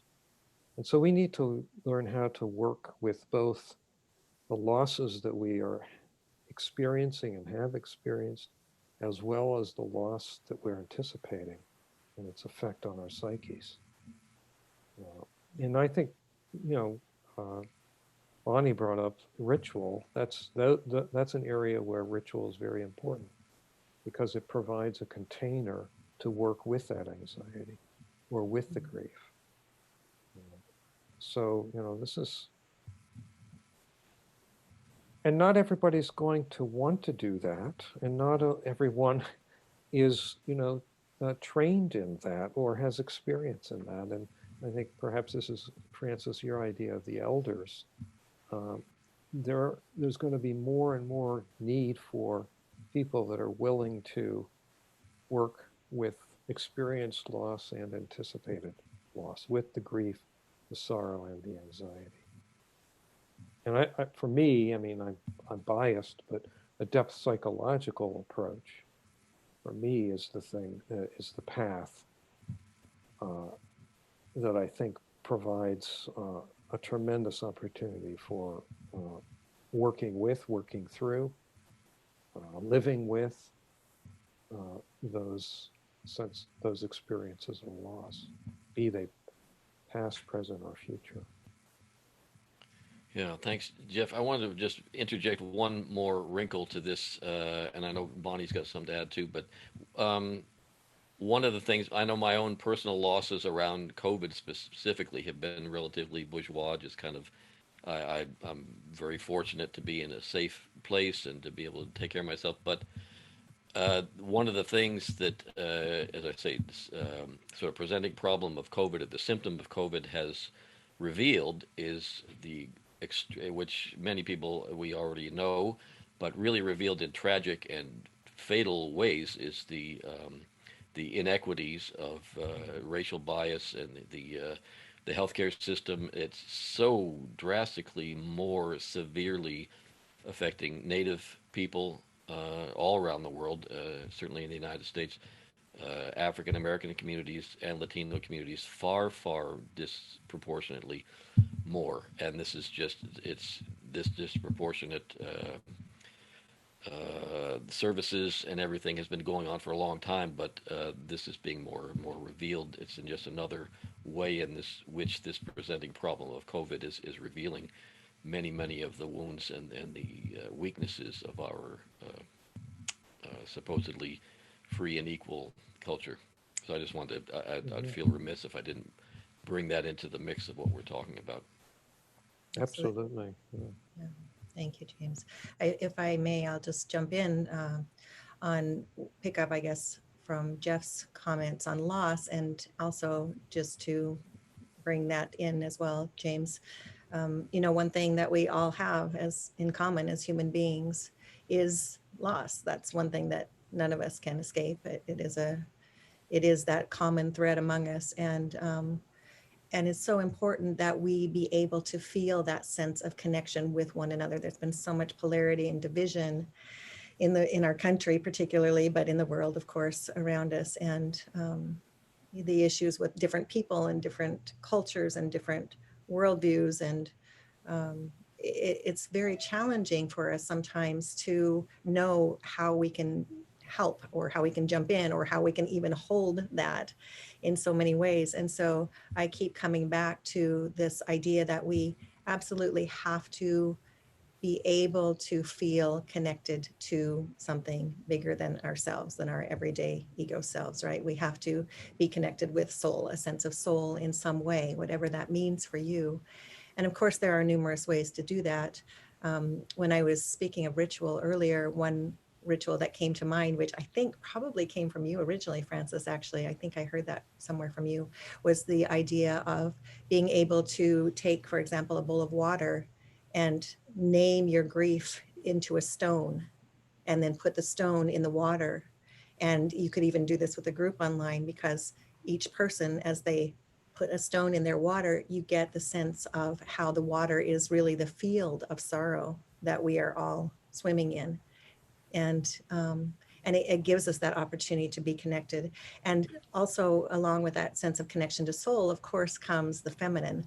We are so logical and rational in our culture, and so focused on what Jung referred to as the masculine way of doing things, which is always going after things. And we neglect sometimes the eros, or the feminine, which is the relatedness, the connection, the sense of connection. Sometimes we can't even feel it. And sorrow and grief can put us very much into silos where we feel like nobody can possibly understand our grief and our trauma. And so again, so important that we find ways to connect with soul in whatever way that means to us. Obviously, one obvious one that comes to me, I guess I would say, is nature. If you have access to nature in any way, it's so important to just go sit with a tree, you know. And I don't know if anybody saw it, but the New York Times recently published an article from a woman who has done a lot of research on trees and the root systems, and how what she calls mother trees are actually sending resources out to the other trees around in her area. And I was familiar with that because I had touched on that in my dissertation a little bit, but this whole idea that we are all connected beneath the surface. You know, we may not see it above the surface, and sometimes not even be able to feel it, but the idea that we are all connected. And I have this one quote, I didn't, prepare a lot to read, but I really wanted to read this one quote from Jung, which I'm sure most of you will be familiar with. It's so beautiful. He says, "Life has always seemed to me like a plant that lives on its rhizome." And of course, the rhizome meaning that root system that goes down into the earth. "Its true life is invisible, hidden in the rhizome. The part that appears above ground lasts only a single summer. Then it withers away, an ephemeral apparition. When we think of the unending growth and decay of life and civilizations, we cannot escape the impression of absolute nullity. Yet I have never lost a sense of something that lives and endures underneath the eternal flux. What we see is the blossom which passes, the rhizome remains." And so this sense that, no matter what is going on in the chaos around us and the grief that we feel, if we can somehow find a way to connect down into that rhizome, all those roots are feeding each other, connected with each other.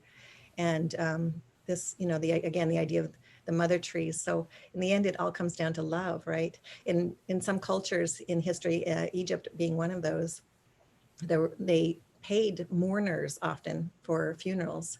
That was just a calling that some people had, and that was their work, was to be a mourner. And these usually were women in this case, and the women often had the images of the goddess tattooed on their shoulders. And so again, that just brings in that sense of knowing and connection that we are loved, that love is really that water that we're swimming in. And if there's a way that we can get into that, that is what will help us to hold the grief. But it's the connection, it's the great connector, right? It's the thing that brings us all together. We have to find ways to find that for ourselves so that we can tap into that network for and on behalf of those who aren't able to feel it at any given moment. Thank you, Bonnie. Yeah, I was reminded when Jeff was talking about the mandala and the idea of the connection with sort of indigenous people and with our own ancient souls, is that for millions of years we were in small tribal 25 to 50 people groups, and we sat around fires, which was a little mandala, a little circle. And so we're used to being in a circle around the fire. I also was reminded when you talked about the stone in the water, there's a ritual in India around a fire called the Duni fire, where people will they'll take if they have a habit or something they want to give up, they put it on the stick and they throw it in the fire. But also, like you were saying, the grief or the whatever it is, you can throw that into fire. It's just another example of a ritual we can do to take care of those things. Well, we have 11 or 12 minutes left, but I wonder if people have some closing thoughts we could kind of bring things together. That ritual is one we've done many times, Bonnie.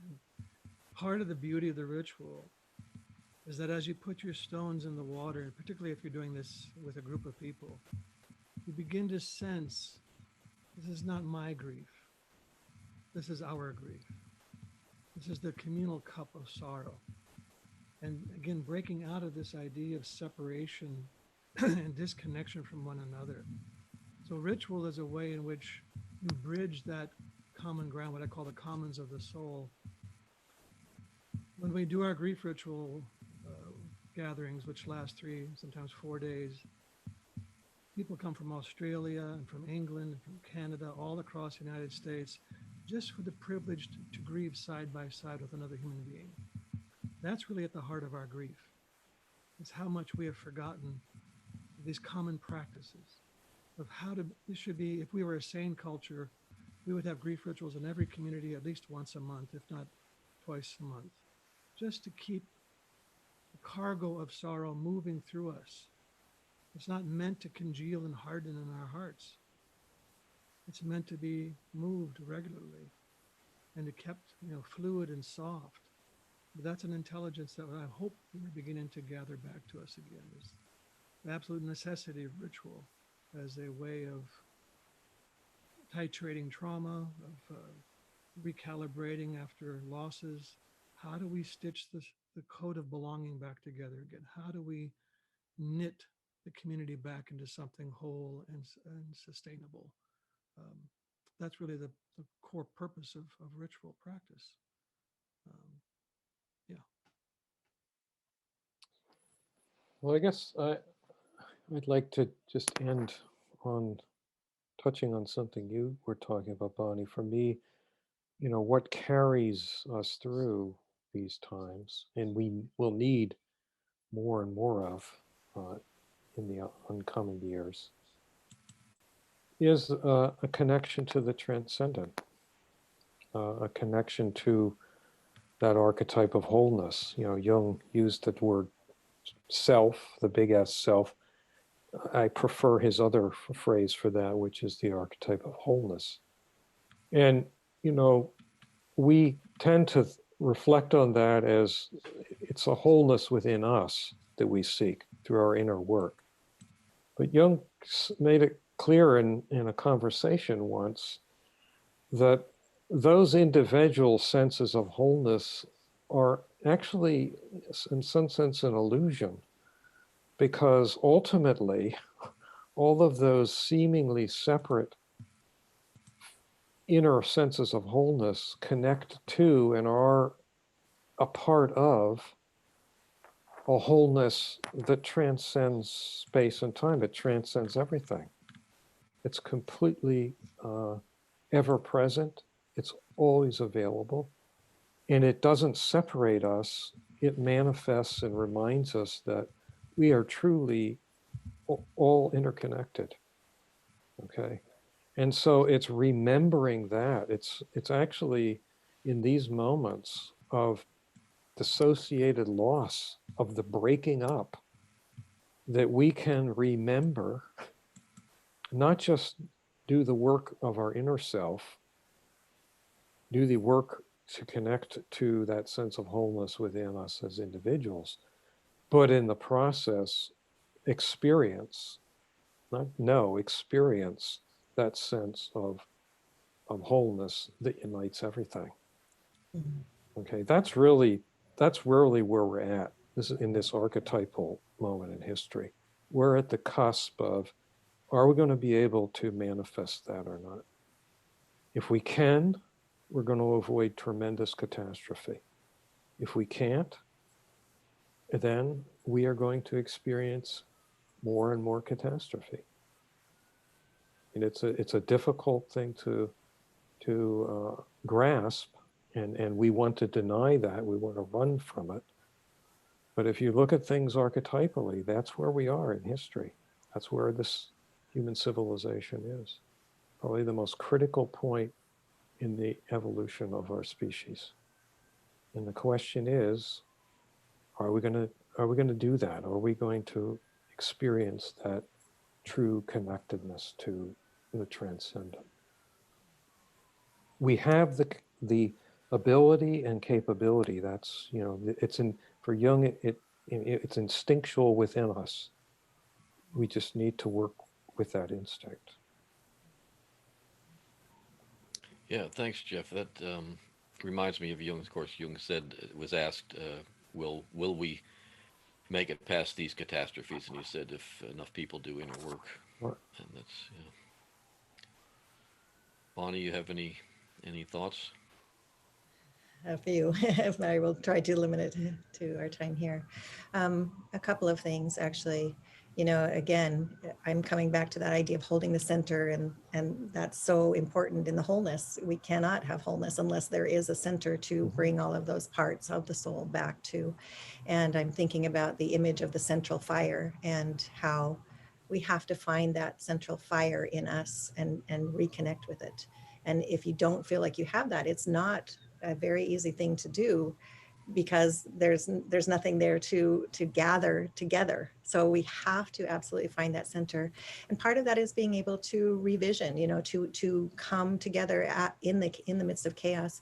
Michael Meade tells a really beautiful story, a Native American story about an old woman who's weaving, and she's weaving the threads of, life and existence. But at the same time, she's cooking in a pot over in the side, the seeds that feed that plant, our future, our existence, our being. And she has to leave her weaving at some point to go take care of the pot, to go stir the pot so that it doesn't burn. And while she's away stirring the pot, the black dog comes along and finds a loose thread and unravels all of the weaving that she's been doing. And when she comes back, there's all of her work just in a pile on the floor, a tangled pile of chaos, right? And so as he tells it, she sits back down and she picks up a thread and she begins to weave again according to a new vision that she has.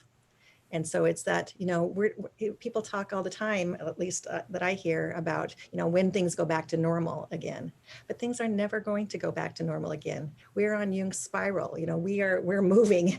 And hopefully as we come back around and meet each new chaos, as this one begins to subside, we will be on a different level. We'll be looking at it from a different perspective. We'll be different people, but we have to reconnect with that fire within. It's so important.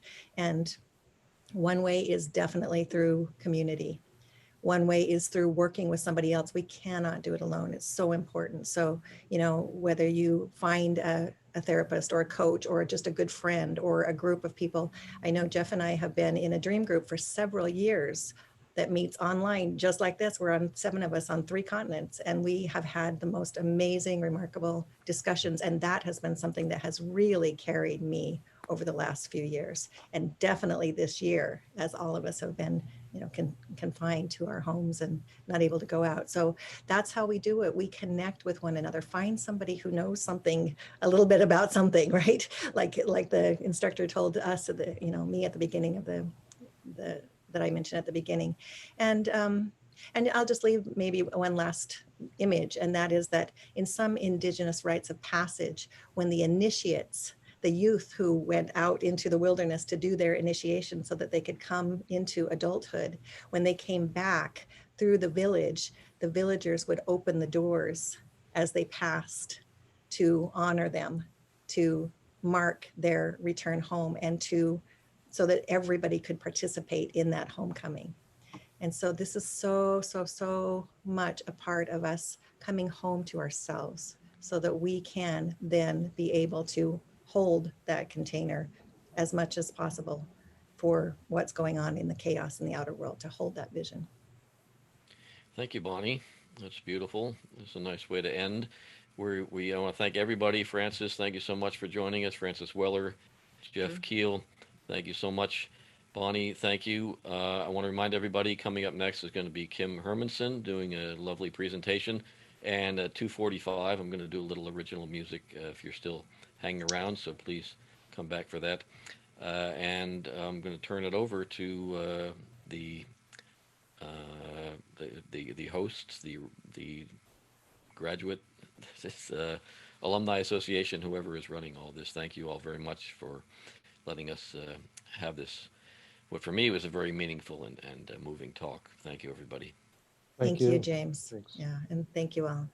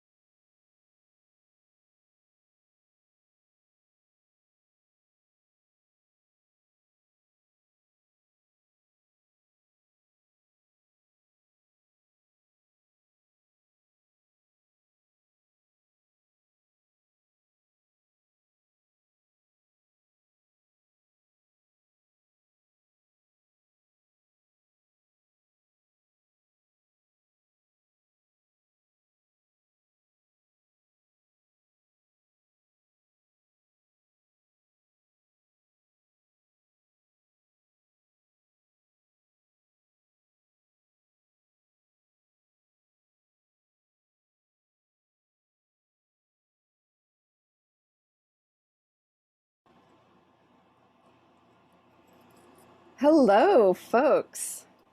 Good. It looks like we're ready to go here. I'm not sure why that's not. Okay. I have a second computer on. I hope that's okay. So thanks, everybody. Thank you, first of all, Diane, for having me, inviting me to be part of this very meaningful and deep and beautiful celebration of people and lives and the world and depth and psychology.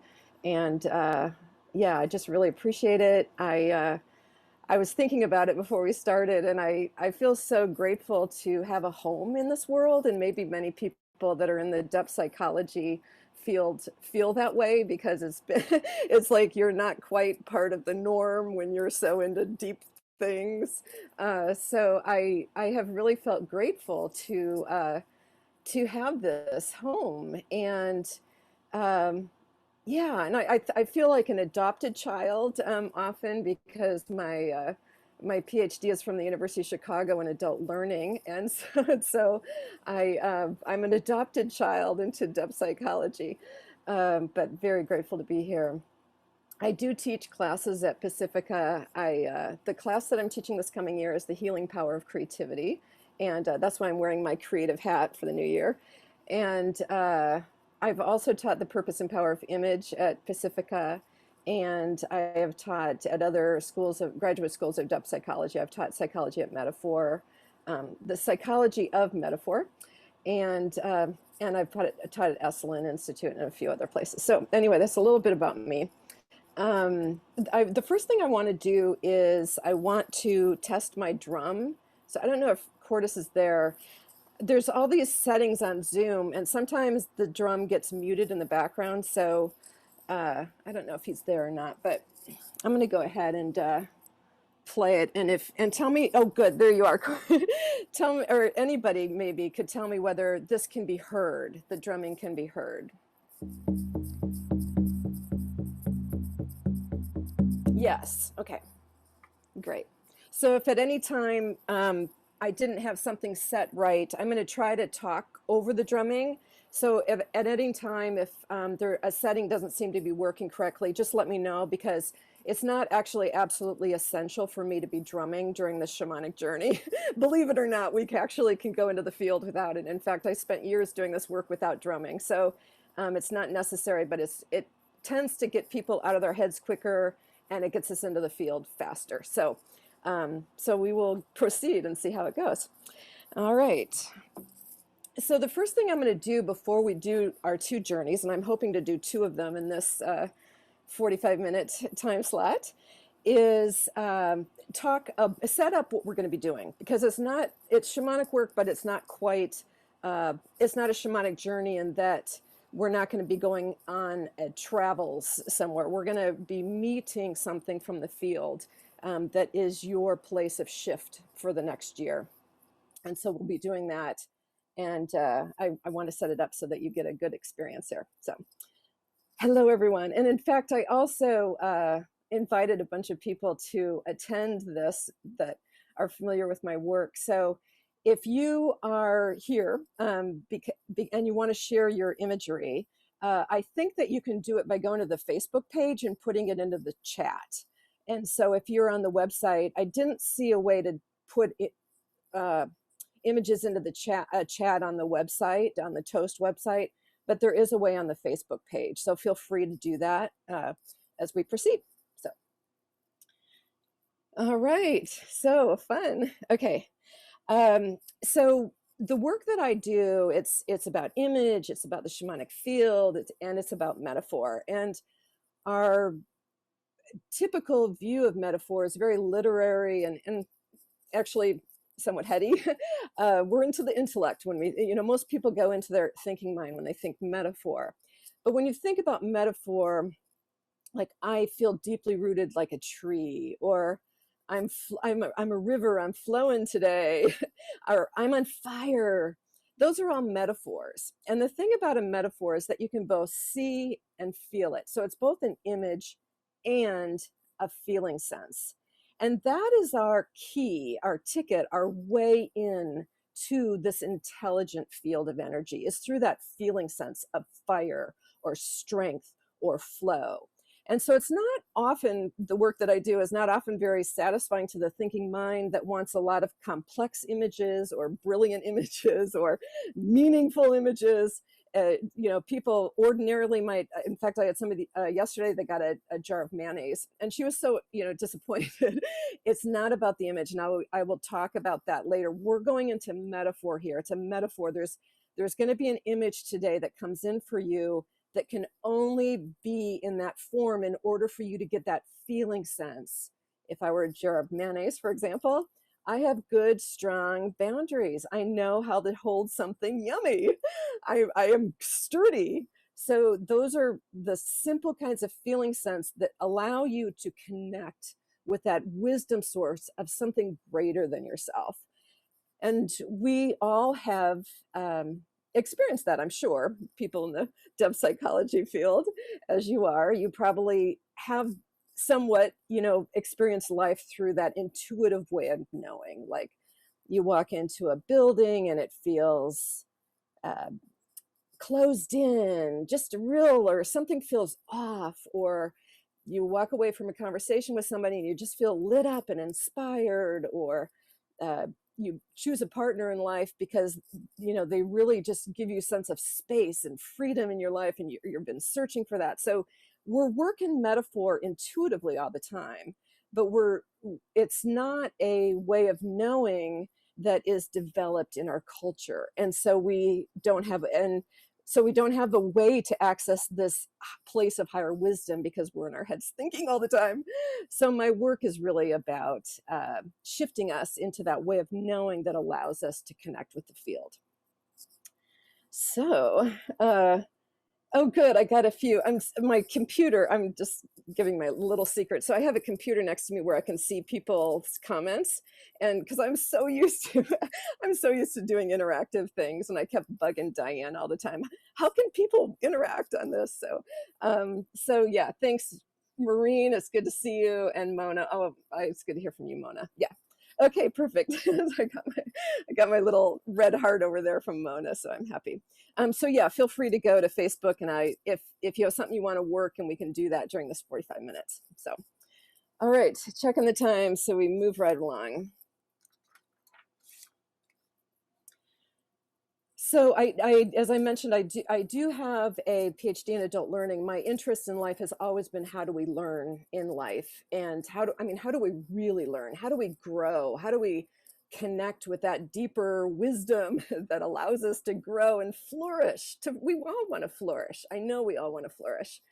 And so I finished my PhD in adult learning at the University of Chicago, and my advisor was Mike Csikszentmihalyi, the fellow who wrote all those books on flow. He was my advisor. I was grateful I was able to co-author some articles with him that you can find online. But after I finished my PhD, that's when the real journey began, actually. And I started having shamanic initiation experiences. And well, the first shamanic initiation experience was actually, and there were three, and all three of them brought me to a place of basically dealing with life or death, and I needed to access the field in order to be okay, basically. And so the first one was, I was in the Upper Peninsula of Michigan, driving down a highway with my boyfriend, and a car crossed the center line and hit us head on.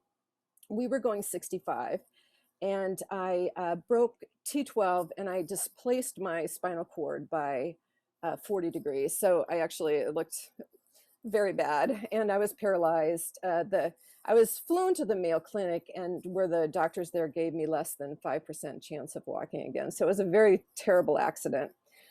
But nurse, but maybe an angel, I'm not sure who this person was now, came over to me that night and whispered in my ear and said, "Imagine that you're floating on a cloud."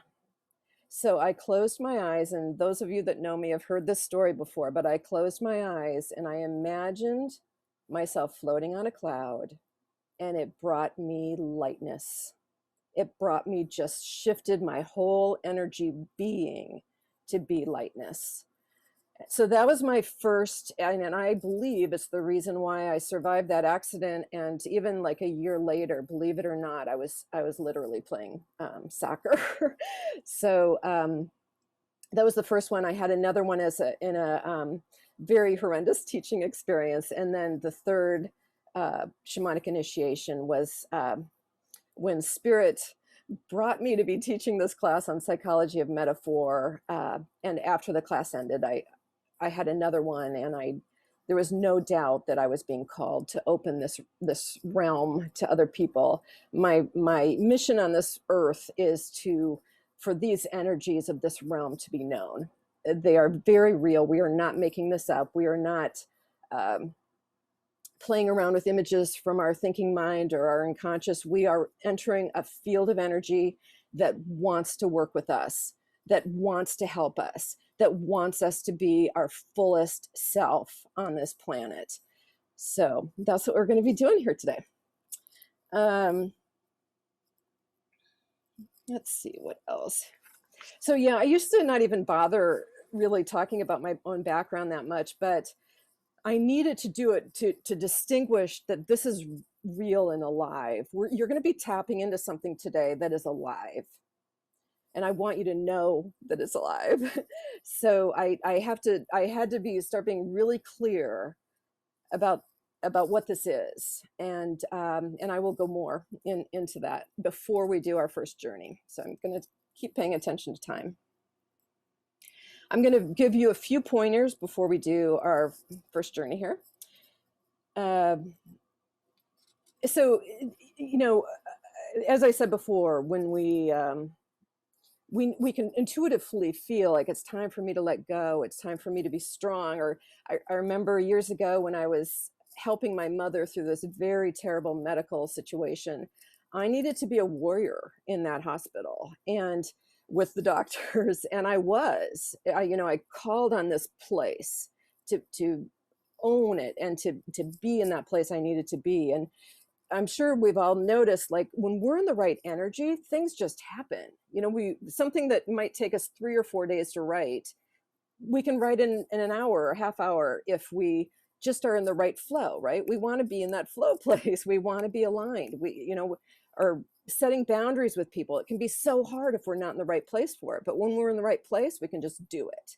So we want to be in alignment with that sacred realm, with spirit, with what is in our highest good. And as humans on this planet that get kind of caught up into the day-to-day and all the drama that's happening and news and whatever else, food, alcohol, whatever it might be, or relationships, we can just lose ourselves. We can lose our sense of self. We can lose that connection with what is really our place of fullness and aliveness. And so we all do it. We're humans. We all get pulled out. But today we're going to go back and you're going to own it. You're going to find out what it is for you and you're going to own that place. And that's going to be your place of alignment for the coming year. These energies that we're working with are creative, but they don't change that fast. And I'm putting out the intention that, this is going to be something that's going to really, well, it always happens anyway. I don't even need to put that intention. Whatever shows up for you is going to be what you most need today. And I have no idea what it's going to be. So,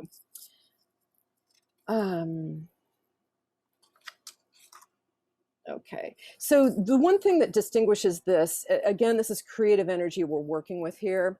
So if you're naturally like really grounded and mountainous and you're like a sturdy mountain, you're not going to get a mountain. You might get a cloud because this isn't like, for the most part, sometimes what shows up is people's deep soul image. And again, I've never know what's going to show up for people. For the most part, it's something you're probably working. Like right now, I need better form in my life, better boundaries, or, right now I really need to learn how to let go and let spirit do for us what we can't do for ourselves. I don't want to take too much time talking, but it's only 2:15, so that's good. Okay, so I'm just going to review a few other things. First, I know since you're all depth psychologists, you're all very familiar with working with imagery. And so I would just ask you to be a beginner. The way I work with images is very different. And yeah, be a beginner. And if you're spending a lot of time like thinking and comparing, you're not going to be going into the field. And I want you to go into the field. This also doesn't please the thinking mind, because we're working with something very simple. We're not working with complexity. The mind wants complexity. The spirit is simple. So somebody might get a waterfall and be so disappointed, like, it's just a waterfall. I'm so disappointed. I wanted something, cooler than that. We're going into energy. In order to go into energy, it has to be simple, because if it's complex, we're in our heads trying to figure it out. We're going into a field. It has to be simple. So we're working with very simple images here. Very, very simple. The other thing is surprise. You're not going to know what's going to come up for you today, and neither will I. And then this energy is going to work you. This is a field. So it's something that you're going to want to remember and go back into that feeling sense of during this coming year. It's your place of rest. It's your place of home.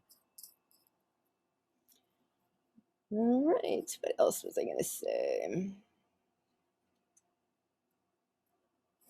The other example I've been giving recently is that, so we're working with images. The shamanic is working with shape and form and energy. So we're not working with analyzing something. So whatever image you get is not what it means to you in everyday life. The woman who got, bless her heart, that got the jar of mayonnaise, she was so like embarrassed. She didn't want to tell me that she got it. But this does not mean anything. Doesn't mean she's a jar of mayonnaise or that she eats too much or whatever. It's just bringing those metaphoric qualities that she needed, and it came in that way. In the art field, there was years of people doing very realistic paintings, very detailed, realistic paintings. And then we moved into this whole realm in art of abstraction and abstract art. We're going into, with these images, we're working in an abstract way. I'm going to ask you to just pay attention to the quality, like the basic shape, the basic energy, the basic size, the basic weight. Does this image have no form? With the creative, we're either working with form or no form for the most part. Sometimes we're working with other things like depth or texture or whatever, but for the most part, most people are working some form of form or no form. And either one is fine. There's no value here. We worked form or no form at various times in our lives. So yeah, that's a little bit about that. Okay, so the first thing is that this image, we're not creating anything here. Your mind is not creating what you want to create for the new year. I mean, you can do that, but to get the value of this, please allow an image to come to you, and please don't dismiss it, because again, I had somebody get a tumbleweed one time, and she was upset by the tumbleweed. There's no meaning here. We're working metaphorically, so it doesn't mean you are a weed. It doesn't mean that. Don't dismiss. So our mind wants to dismiss. Please don't do that. And what else do I want to say? And so the other thing that the mind will do is it will embellish. It won't be really happy. Like often people get very small balls, which, like a tennis ball or a cricket ball or something like that. And that's wholeness energy coming back to self. And it often can be very small. So we're also, one of the things you might want to look at with your image is size. Is it big? Is it small? Again, this is creative energy. There's no good or bad. It's very refreshing and very important for us in this life to sometimes be small. For example, I can work with therapists who have way too many clients. And so they need to get small. They need to be small for a while and realize that they can't help, that many people. They're overextending themselves and getting exhausted and losing connection with themselves. So if you get something really small, and especially something that's beautifully well formed, like a round tennis ball or something, that's small, and it's like wholeness and coming back to self. You're in a time of needing to sort of let go of your excess commitments and responsibilities and dangling threads. You need to get back to you so that you can develop that better sense of self and better connection with your own depth. Okay, so I'm gonna, so as I said, we're just looking, when we do this journey, I just want you to notice those primary feeling sense of size, weight. Something could be very light, like a feather or smoke, or heavy, expansive or well-formed. Yeah, sometimes texture shows up, but not as frequently. So just notice where you're at with your image. You're not wanting details, you're just wanting to notice one primary quality.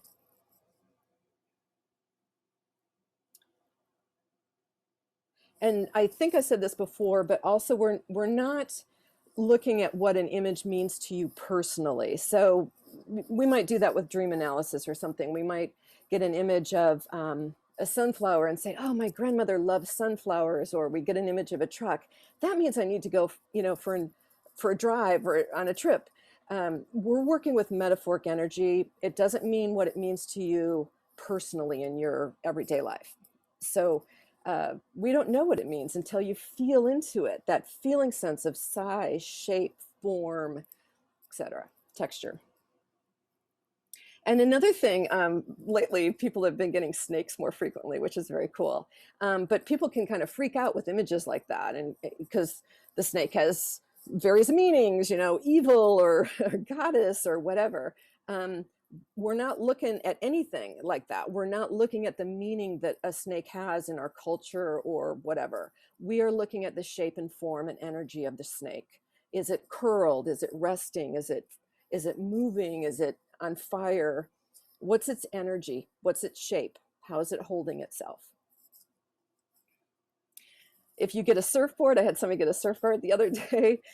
If you don't like to surf and you get a surfboard, I don't care. We're not working with your thinking mind. We're not thinking with what your personality likes and doesn't like.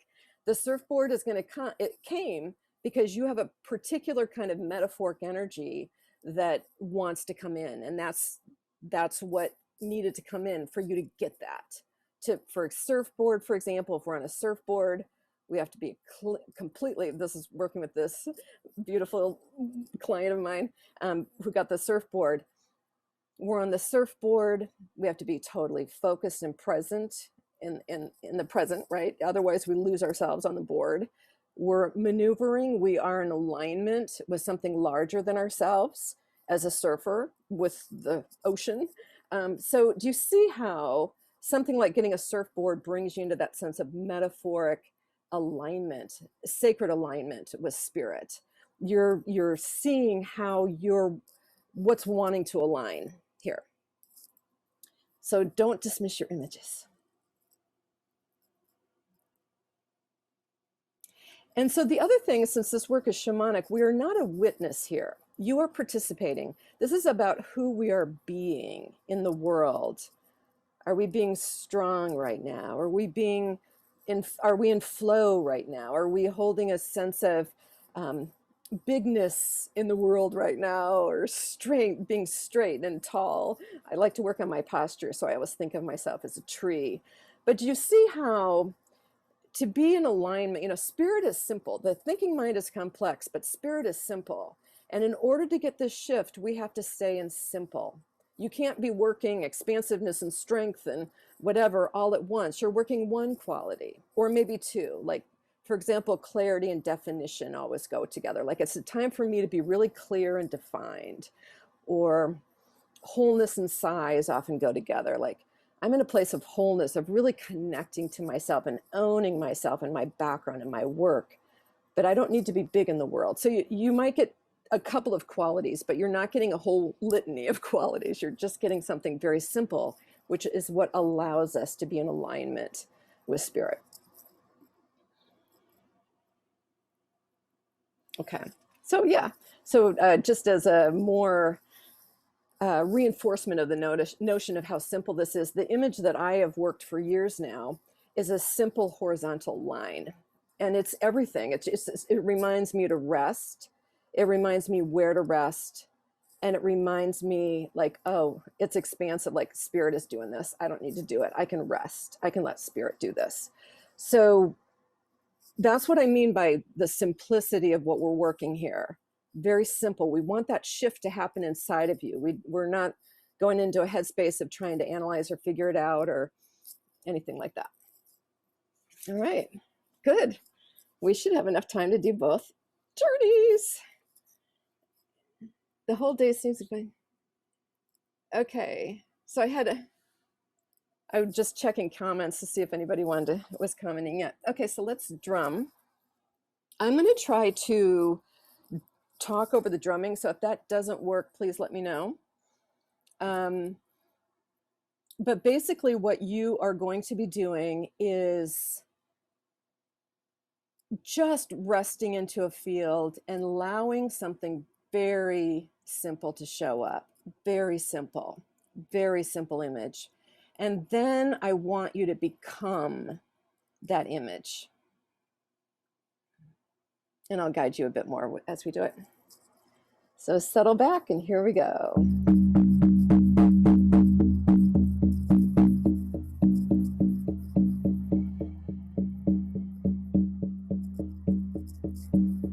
So just pay attention to the fact that there is a field of energy. You are more than a body. You are an entire field.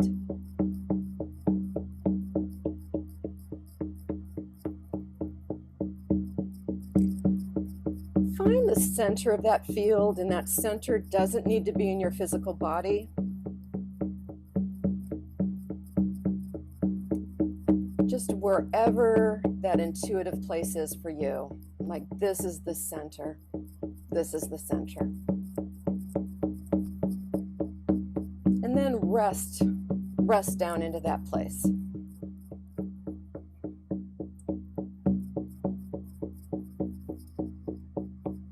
We're going to invite some very, very simple image that probably will make no sense to your thinking mind to show up.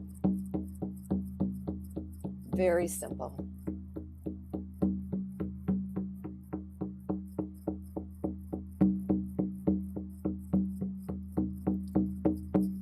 And I want you to become it.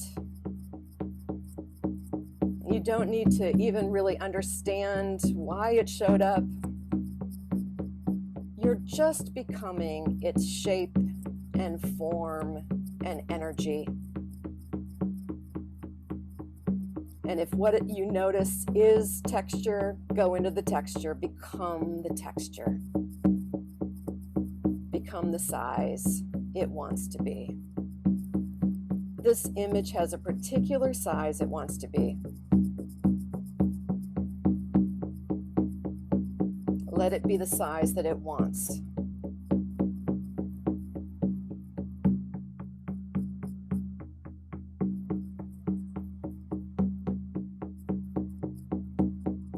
Let it be as big as it wants to be. It might want to be small. It might want to be big. Notice what it wants.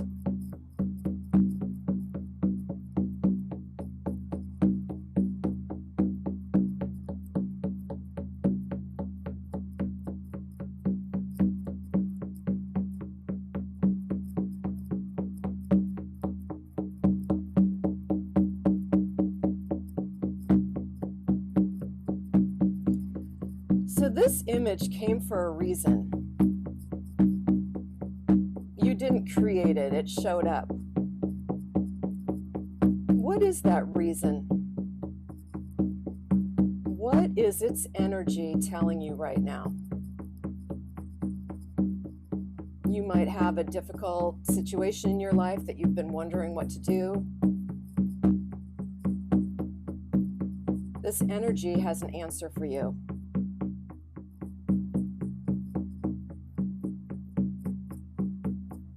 Let it be as intense as it wants to be. Even if it's small or gentle, gentleness often shows up actually. So if you got a very delicate, gentle energy, let it be as delicate as it wants to be, or as gentle as it wants to be.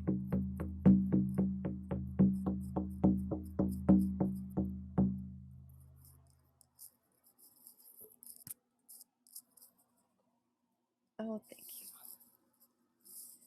you. Beautiful. I just want to thank the tech support in the background for helping this go well.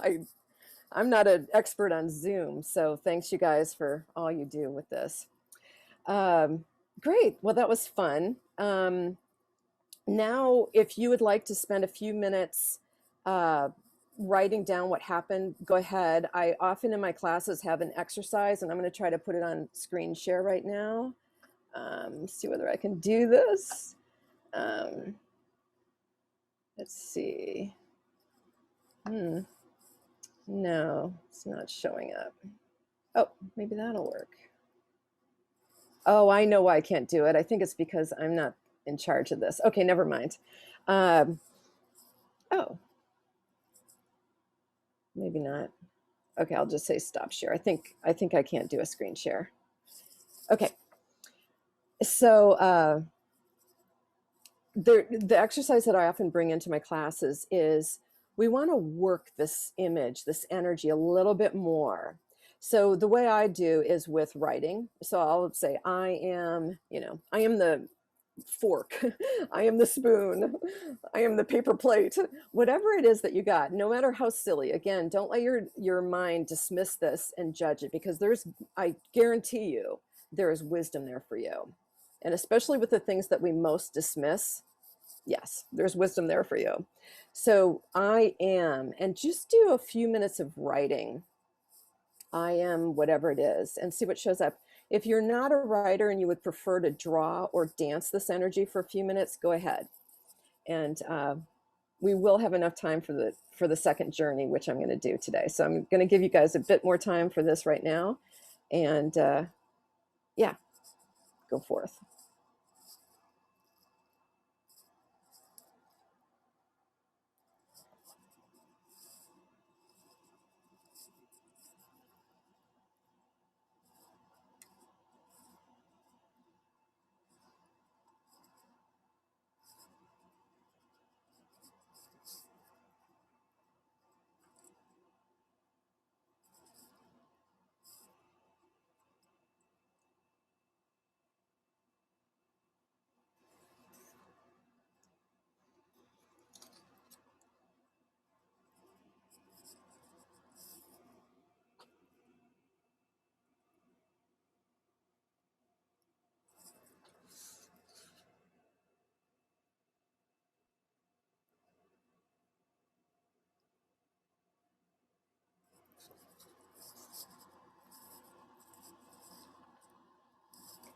So one of the things, I'm going to let you keep writing, but I'm just going to throw this out for whoever might be on Facebook and wants me to work with their image. It might be a good demonstration for how we work with this energy. So I just want to put that out. You're welcome to put your image up on Facebook. I have it next to me. I'll read it. So.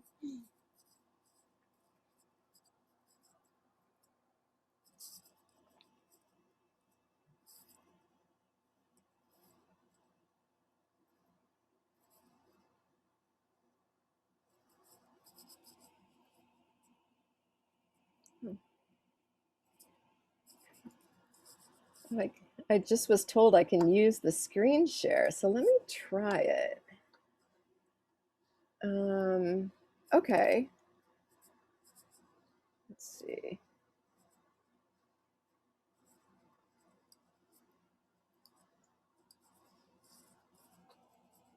I'm not an aficionado of these things. Let's just see.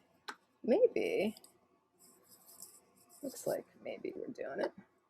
Okay, so here's the writing one.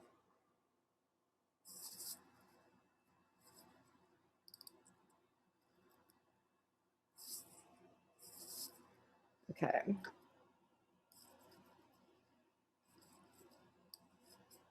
So that's what we're doing right now for anybody that just joined in. And I'm going to just grab this other screen share that I made. Oh wait, I can only do one at a time, never mind. Or I guess I can only do one at a time. I'll do that one later. Okay, so this is what we're doing right now.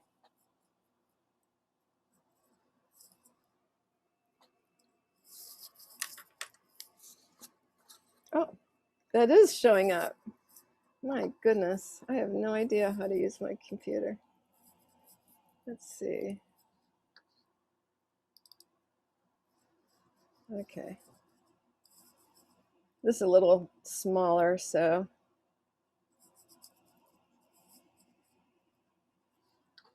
But just a little bit of more info for people that might just be joining right now. Technology is so amazing. What it allows us to do.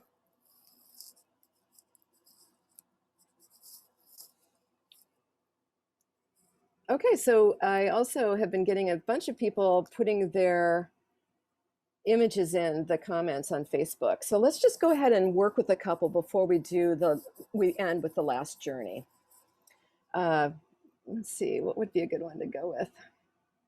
So I think what I'd like to do is go with the one that's probably the most odd, if that makes sense, just because our thinking mind is like, well, why did I get that? Although, actually, I want to go with Diane Coffey's. Thank you, Diane, for sharing. Big white clouds circling the planet. Ooh, you can feel that, can't you? I mean, just saying that. Big white cloud circling the planet. So the planet is huge, right? Planets are very big, but we are not the planet. We are the big white cloud. So we are, as a cloud, we are light.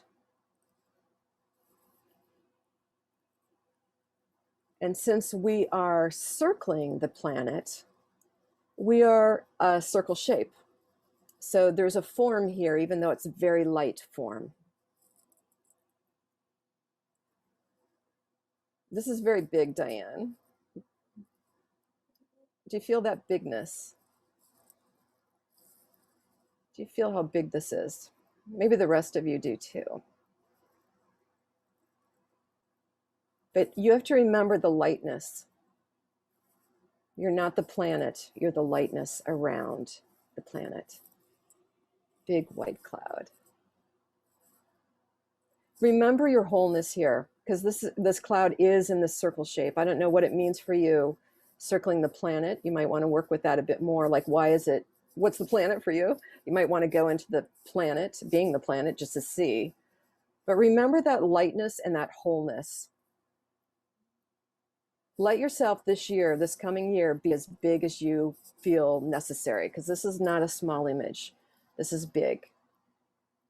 I want you to be big this year. Okay, so that's a little bit of a foray. So I want to move in because I don't want to go over. We're going to do the second. I'm going to go ahead and stop the share, take this off, and hopefully we're all set. Okay, let's do the second journey. So in the second journey, what we're going to do is you are going to meet some sort of spiritual resource. It might be a spiritual energy.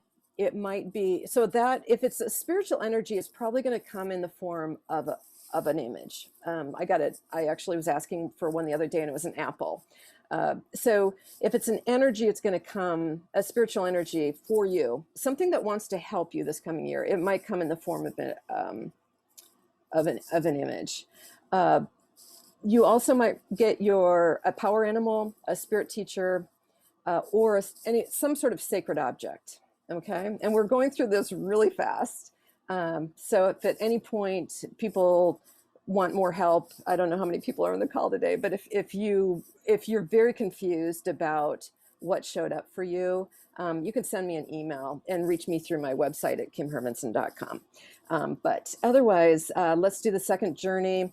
We are not going to become this image. You are whatever you are. If you're Diane, you are the cloud encircling the earth. And the sacred teacher, spirit teacher, power animal, or sacred object is in front of you. You're not going to become it. You're just going to be with it and notice its energy. Okay.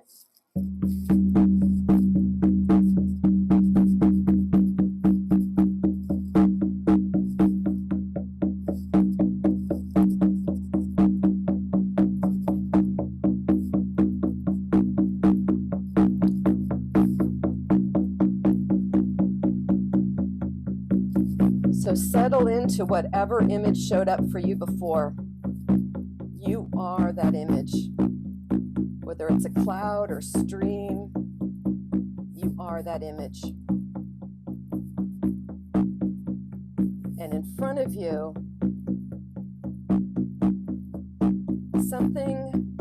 some spiritual resource is going to come in to help you make this shift this coming year.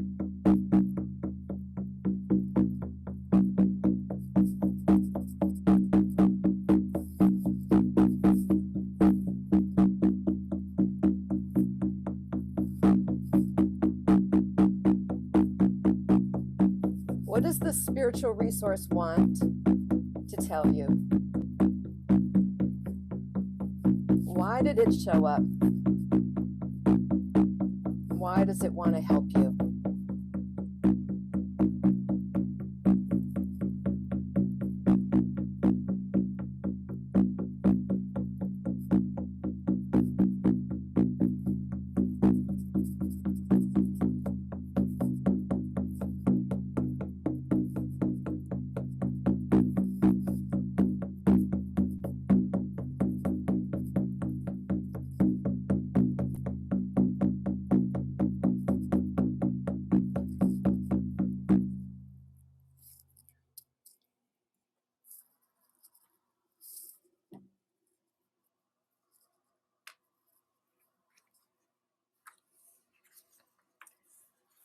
So those are our two journeys.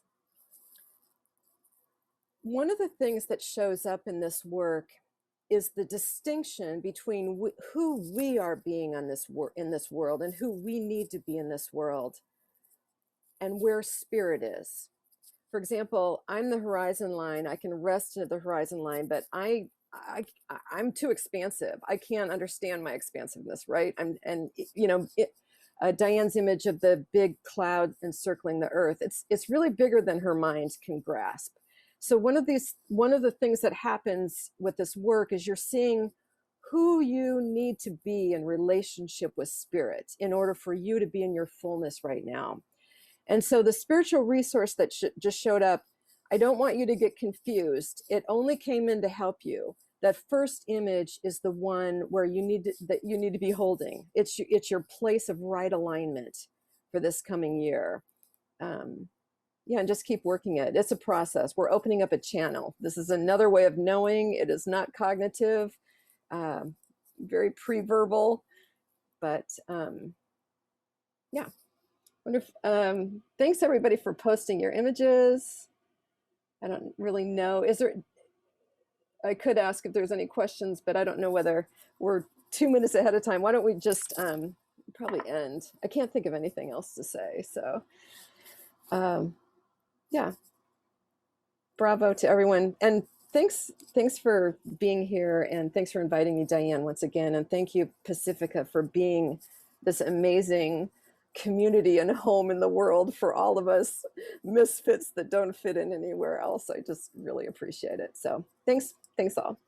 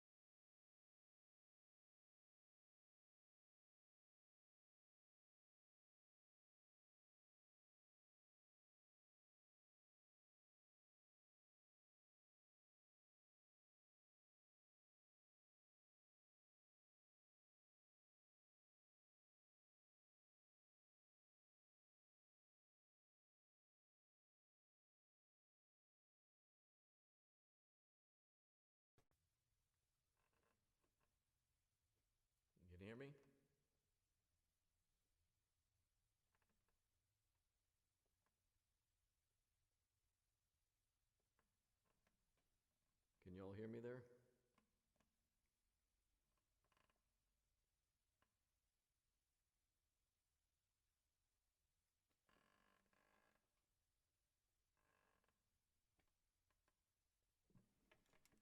You can hear me all right there? I guess we're on. Thank you all. Very happy to be here. I want to thank Pacifica Graduate Institute Alumni Association, and especially Diane Teague for inviting me to just make a little contribution of some music. I'm going to do a couple songs for you. There's just a little bit of time, so I'm not going to do too much. This first song is a little bit long, so by the time I introduce the song and play it, I'll have about time for one more song. So this is a song that I don't know if any of you saw the... Hey, James, this is Cordis in the studio here. We just need a little bit more volume from you so everyone can hear. Sure. So go ahead and adjust your volume up. How about that? Can you hear that better? I would say a little bit more. A little bit more, okay. It's about as good as I got. How's that? Okay, let's give that a shot. Thank you. Sure. I'd say one of the reasons it's a little low is because when I start singing, I'm a little bit loud. So I want to thank everybody, as I said, Pacifica and Diane Teague. I'm going to do a couple songs. This first song is a song I wrote in April of this year when the death count of COVID had reached about 40,000, which at that time just was just terrifying and very moving to me, particularly knowing even then, and it's even worse now, it's hitting minority communities, Native American communities, Latino communities, African American communities, much worse than everybody else, which is just sort of emphasizes the disparities that go on all the time that we so often overlook. And I don't know if you saw the panel that we did earlier, the Depth Psychology Alliance panel of talking about loss and grief, and this is kind of related, this song is kind of related to that. I'd been reading a book by W.E.B. Du Bois, his book, The Souls of Black Folk, and the last chapter of that book is called Sorrow Songs, and the sorrow songs, of course, are the spirituals, the African-American spirituals that have deep, deep meaning for anyone who hears them, but particularly for the African-American community. And this song, in the song I say I hear sorrow songs, and I mean that I'm hearing that that spiritual grief song. The song's a little bit long, it's a little bit repetitive, but that's the way dirges are. It's kind of a funerary remembrance. It was a way for me to try to remember and focus on just what was going on in the world and not just completely dissociate it from it. It just kind of emerged from me, and so I'm going to try it for you now. Hope you can hear well enough.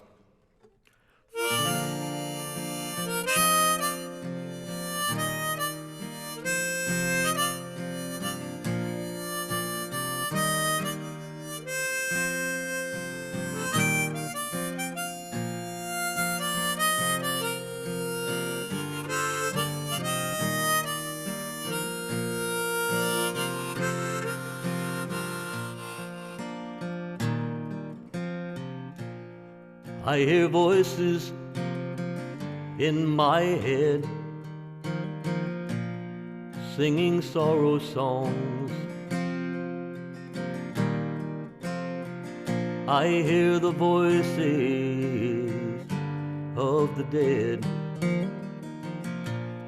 singing sorrow songs. In the rustling of the leaves, I hear sorrow songs, as if the earth herself must grieve, singing sorrow songs. And I pray that they find mercy, and I pray that they find peace, and I pray they may be sanctified in their eternal release. my head, I hear an angel band singing sorrow songs, moving slowly across the land, singing sorrow songs. I hear a sound rise up from their graves, the sound of sorrow songs, the ghostly voices of weary slaves, singing sorrow songs. From the auction block to the city streets, they sing sorrow songs. The angelic choir softly repeats the lonely sorrow song. And I pray that they find mercy, and I pray that they find peace, and I pray they may be sanctified in their eternal release.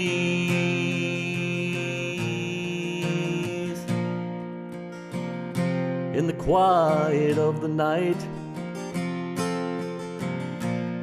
I hear sorrow songs, no sounds of laughter or delight, only sorrow songs. Across the western plains I hear the sound of sorrow songs, native voices, soft and clear, singing sorrow songs. From Spider Rock to Wounded Knee, they sing sorrow songs,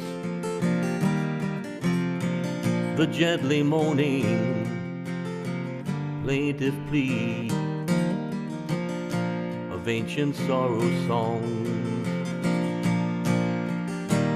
And I pray that they find mercy, and I pray that they find peace, and I pray they may be sanctified in their eternal release. I hear voices in my head singing sorrow songs. I hear the voices of the dead singing sorrow songs.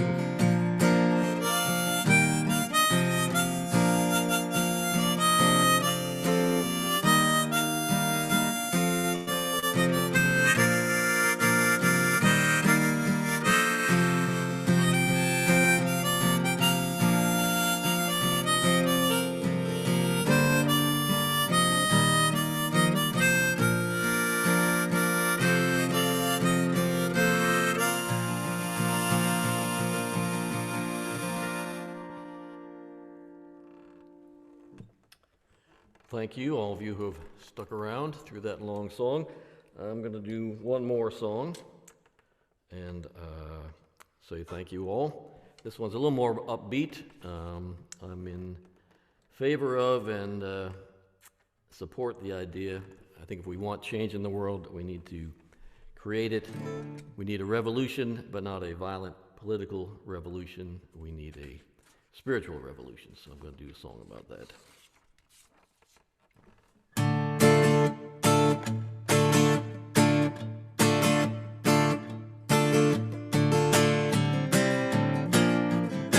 freedom. All the people of the world want to be free. Liberation from political and social tyranny. Oh, but I have come to find my greatest enemy. Oh, lies deep inside of me where no one else can see. Oh, it's the battle for my own heart that must be won, for my own evolution. The only real solution is a spiritual revolution. Oh, a spiritual revolution. Hey, emancipation from material things that I do not need. Renunciation of selfishness, of anger, hate, and greed. Oh, instead of pointing fingers at somebody else, oh, it's time to close my eyes and look inside myself. Oh, I feel the change inside of me has already begun. It's human involution. It's the practical solution. It's a spiritual revolution. Oh, a spiritual revolution. Hey! Everyone can play a part. Just open up your heart. Reach out and help someone. No act of kindness is too small. We must make room for all. There's so much healing to be done. Revelation is waiting to awaken in our lands. Transformation of the world in which we live is in our own hands. Oh, won't all good people come and say a prayer with me? That we might make this world a better place to be. Oh, for no one ever truly will be free until all humanity cries out in unity for a spiritual revolution. Oh, a spiritual revolution. A spiritual revolution. Hey!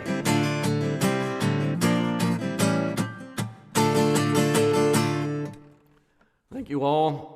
Thank you, Pacifica. Happy New Year, and hope to see you around campus.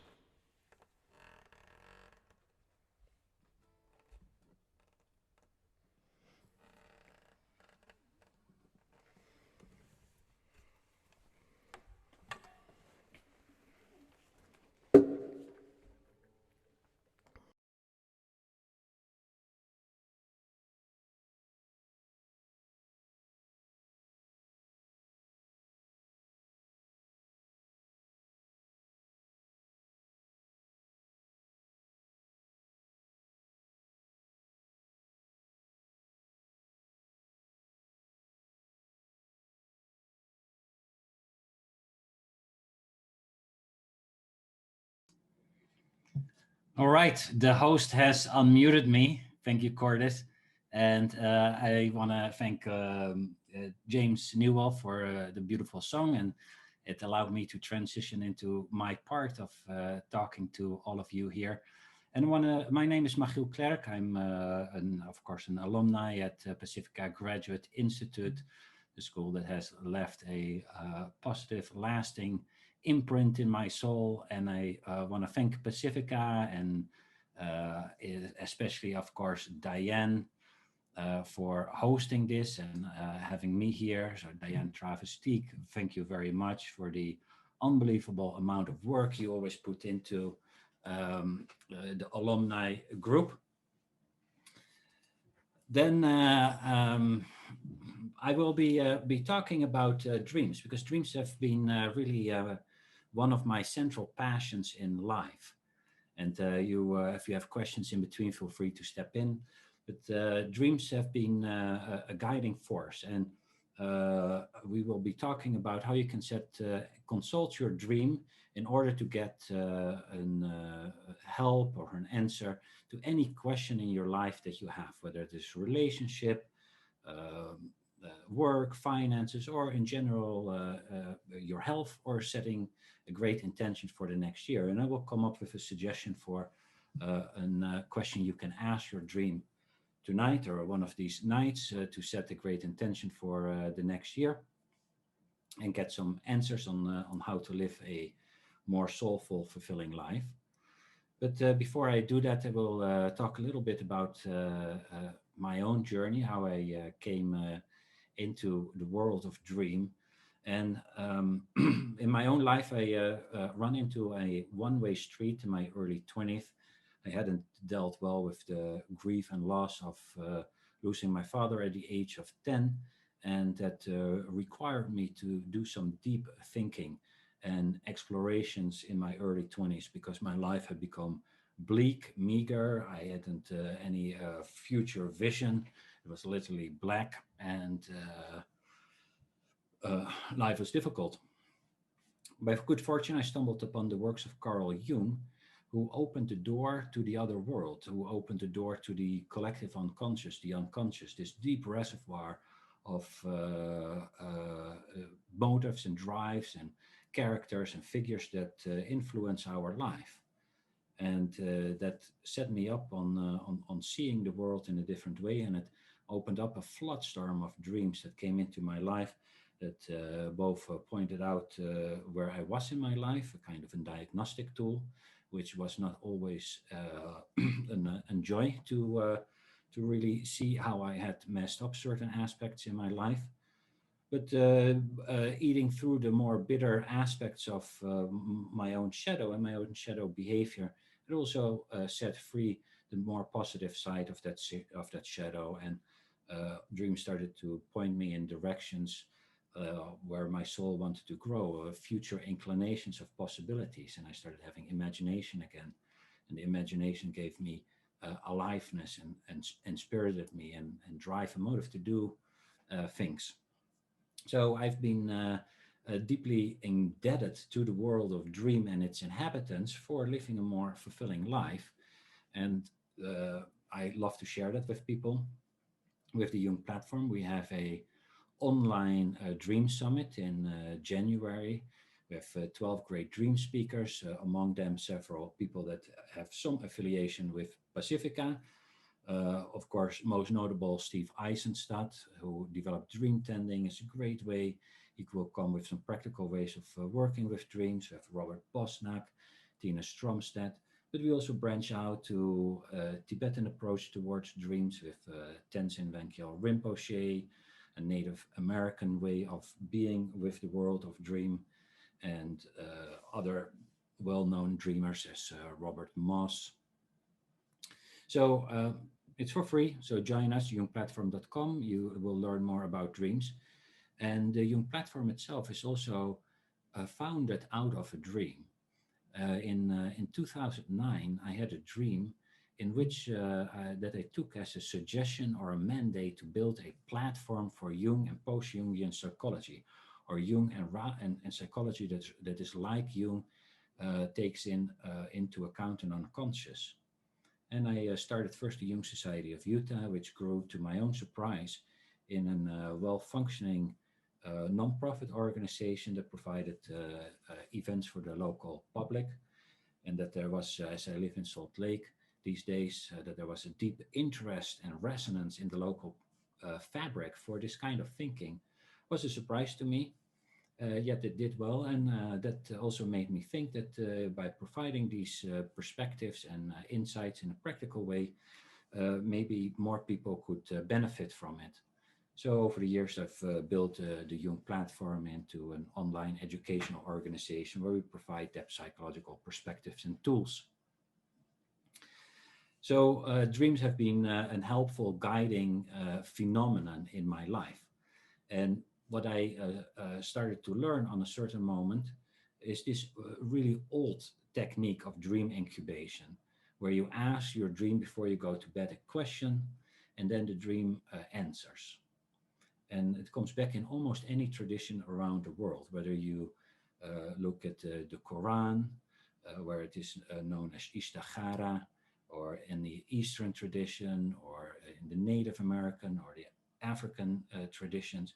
They all have a way in which you can contact the dream characters for help. So we will talk a bit about that and give you some suggestions. But this is all within a certain, this has all to do with gift and purpose in a certain way as well, or a worldview. And in this very turbulent year, there was a woman who told me a fascinating story. And that was that she was in the early, during the tsunami, she was on a little island in the Indian Ocean. The island was really small, and the tsunami covered that area. As you know, the tsunami took out large parts in Southeast Asia. Yet this a small island in the middle of the ocean had only a minor wave that came over the side of the island, but didn't truly disturb anything on the island. And so she wondered, and she asked the question, why is that? Why is it that this island isn't totally obliterated? And then she found out that the island was connected to a deep rock formation that went deep down into the earth and to the side that had broken this massive tsunami that came. And out of that followed the question, what grounds me, or what grounds a person in their life, that when the big wave comes, that you're protected? Because we're almost like a little island in the collective unconscious on the ocean of existence, and life is difficult, life is complex, life is deeply painful, heartbreak, death, loss, illness, and to what extent and why. And one needs a something that grounds one.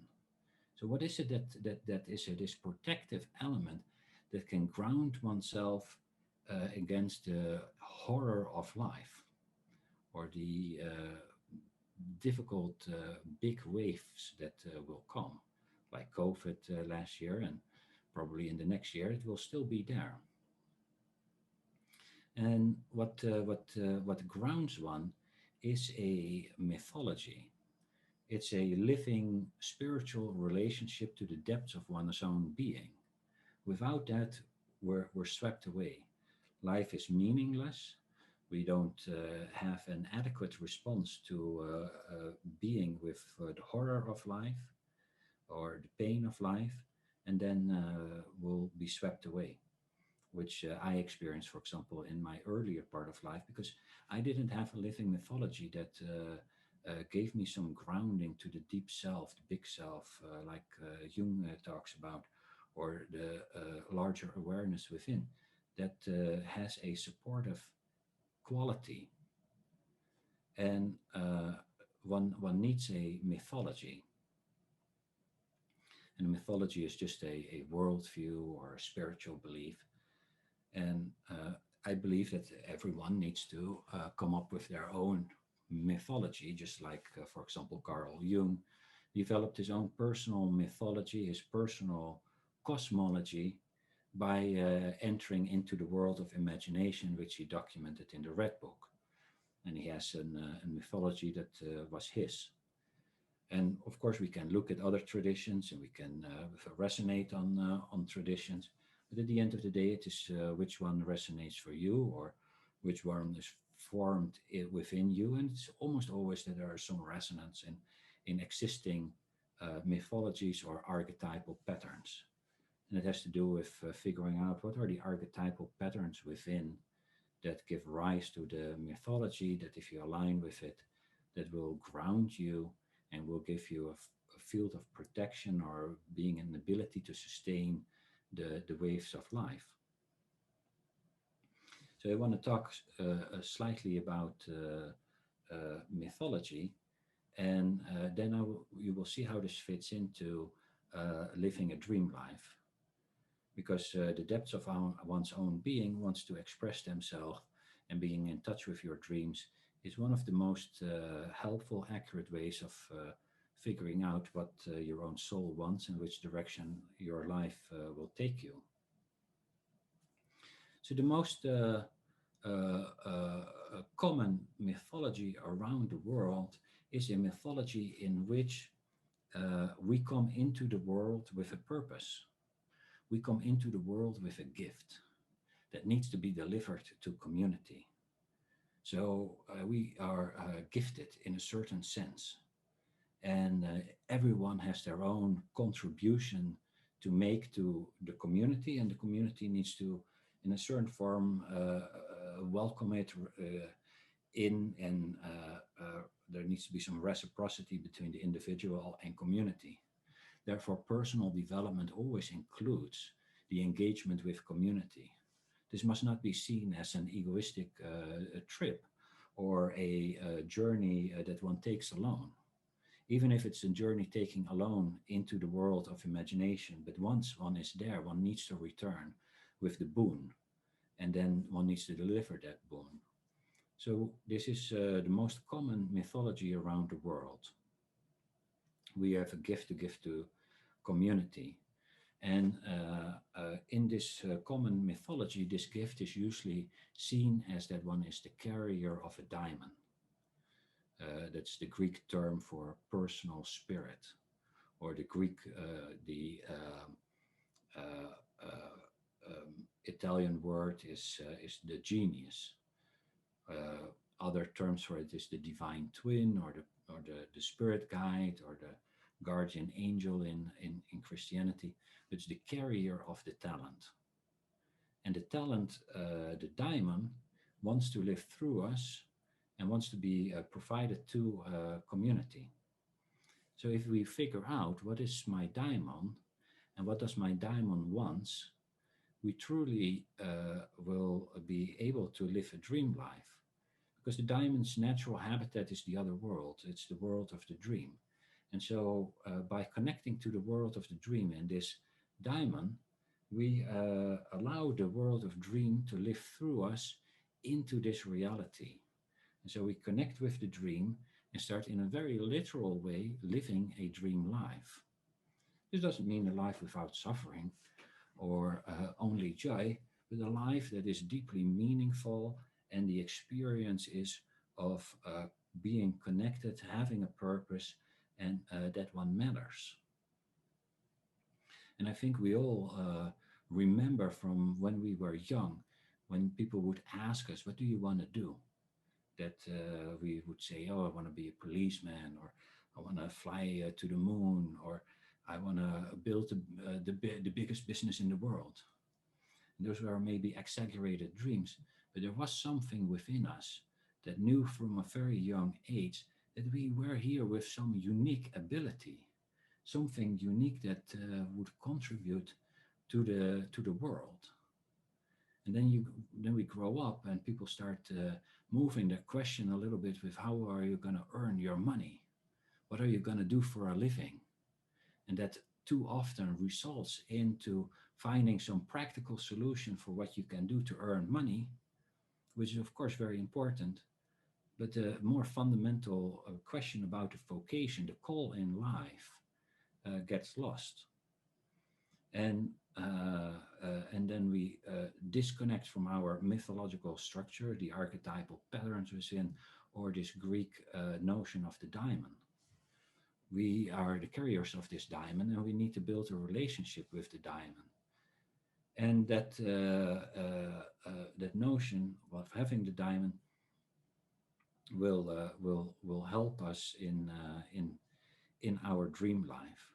Now I will talk more about that in a moment, but in almost any tradition, the idea is that we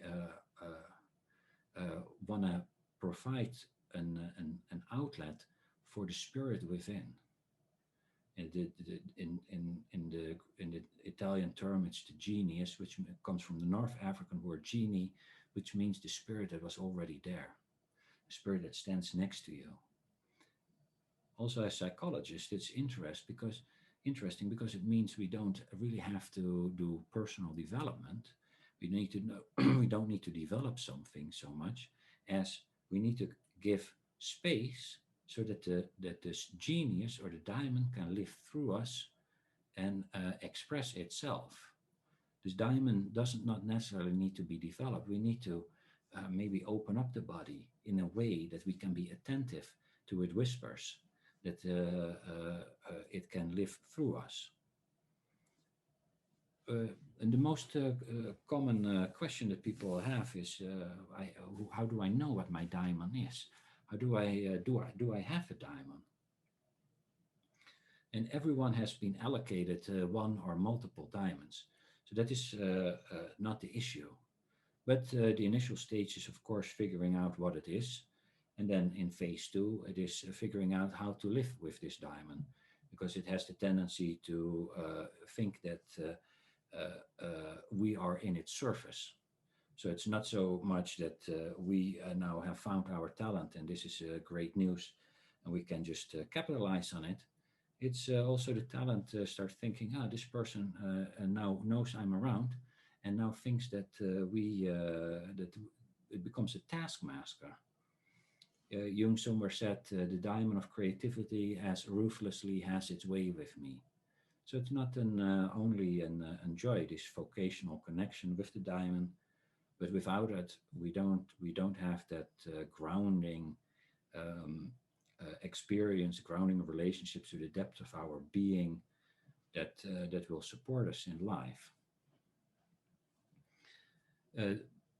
Most cultures think that it is about delivering this gift. As said in Campbell, you have the hero's journey. You journey into, you leave this world, you hear the call, you're forced to go on a journey, you go into the other world, you have an experience, and then you return, and then you deliver the gift to community. Also in Christianity, it is said that Christ said, you have to capitalize on your talents. That parable of the person with the talents and the one that did the most with the talents was actually rewarded the most. So the more we give our talent, the more we share our innate spirit with the world, the better off we are. It gets back to us. So our own generosity of sharing is actually rewarded by nature itself by making us feel better about who we are. We get more self-esteem, we get more joy, we feel more purpose, more meaning, are connected to soul, feel that our life matters, which are all such essential aspects in order to navigate this complex world we live in. So the idea of having the diamond as this character that lives with us is important. And one of the things that people can do in order to we can let's say we can live and deepen this connection with the diamond. And the diamond's natural habitat is the world of dream. So asking the diamond a question before you go to bed is helpful. We could, for example, ask the diamond the question for the next year, Diamond, how can I help you? So you would write down that question, Diamond, how can I help you?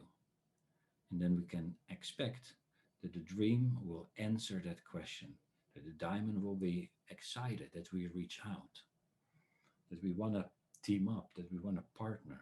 Because just like we need the diamond to feel fulfilled, the diamond needs us to live itself into the world. And this is actually a comforting idea. Instead of being this solo unit that needs to figure out everything, you need to step into a meeting that is scary, you need to start a business venture, or you want to move somewhere. It's not just you who is doing that. This you or this I is just a front man in this larger ecosystem of our own psyche. And in it, we have these characters that are on standby. But as is known that these characters will work with us, but the more we build a relationship with them, the better they can engage with us. It's a very old idea. Ask and you shall be given. And that is very true. The diamond wants to live, but if we ask the diamond, how can we help you, which is a generous question, then the diamond can show up and can tell us, well, if you are serious about this, if you are serious about partnering up and starting to deliver gift in 2021, then here is what you can start doing for us. So I hope that you will do this. And I also hope that if you do this and you have a great dream, please send me your question, how you phrased it, and the dream answer. I always love hearing from people if I talk about dream incubation and what they have experienced. So we'll go to the 5 steps, 5 easy steps in which you can do this method for yourself. But before we go there, I want to share an example of someone who did this technique. And I was in the Netherlands several years ago, and you might hear from my accent that I am not a native American. I come from the Netherlands, and therefore it's actually also a great timing that I am on this moment, because the Netherlands just moved into the new year. So I want to cheers to my friends and family in the Netherlands who are already living in 2021. I hope to get some good news from the future very soon after this, to hear how they are doing and how the new year is. On a personal level, I am very hopeful for the new year. I think we've, of course, always a lot of trouble, but I hope that we will be able, as a society, to move to a better engagement with each other, and hopefully people do that also by asking themselves a good dream incubation question. You can use this technique for anything that is relevant to your life. If you want to ask a question about love, that is fine. You can, for example, ask the question, what is one way that I can love myself more deeply? Maybe you want to find a partner in the next year, and you could ask a series of questions. You could, of course, say, how can I find a lover? What are some inner obstacles that I have that prevent me from finding love? Because sometimes it's our own defense mechanisms that create walls and negative self-fulfilling realities around us that make it hard for the loved one, the beloved, to cross path with us.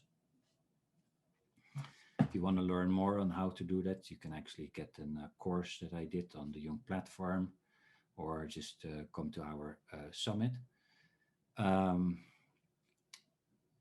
But I wanted to give an example of someone who did a dream incubation. And in this dream this woman in the Netherlands, she came after a talk to me and said, gosh, Michiel, I never paid attention to dreams, yet I have this anxiety. And do you think that I could ask the dream a question about my anxiety? I was like, yeah, of course, because dream incubation always works if a person has a good intent. It's a relevant question to one's life. So if I ask a question as, what did my neighbor eat for dinner? The dream might not be interested in helping me.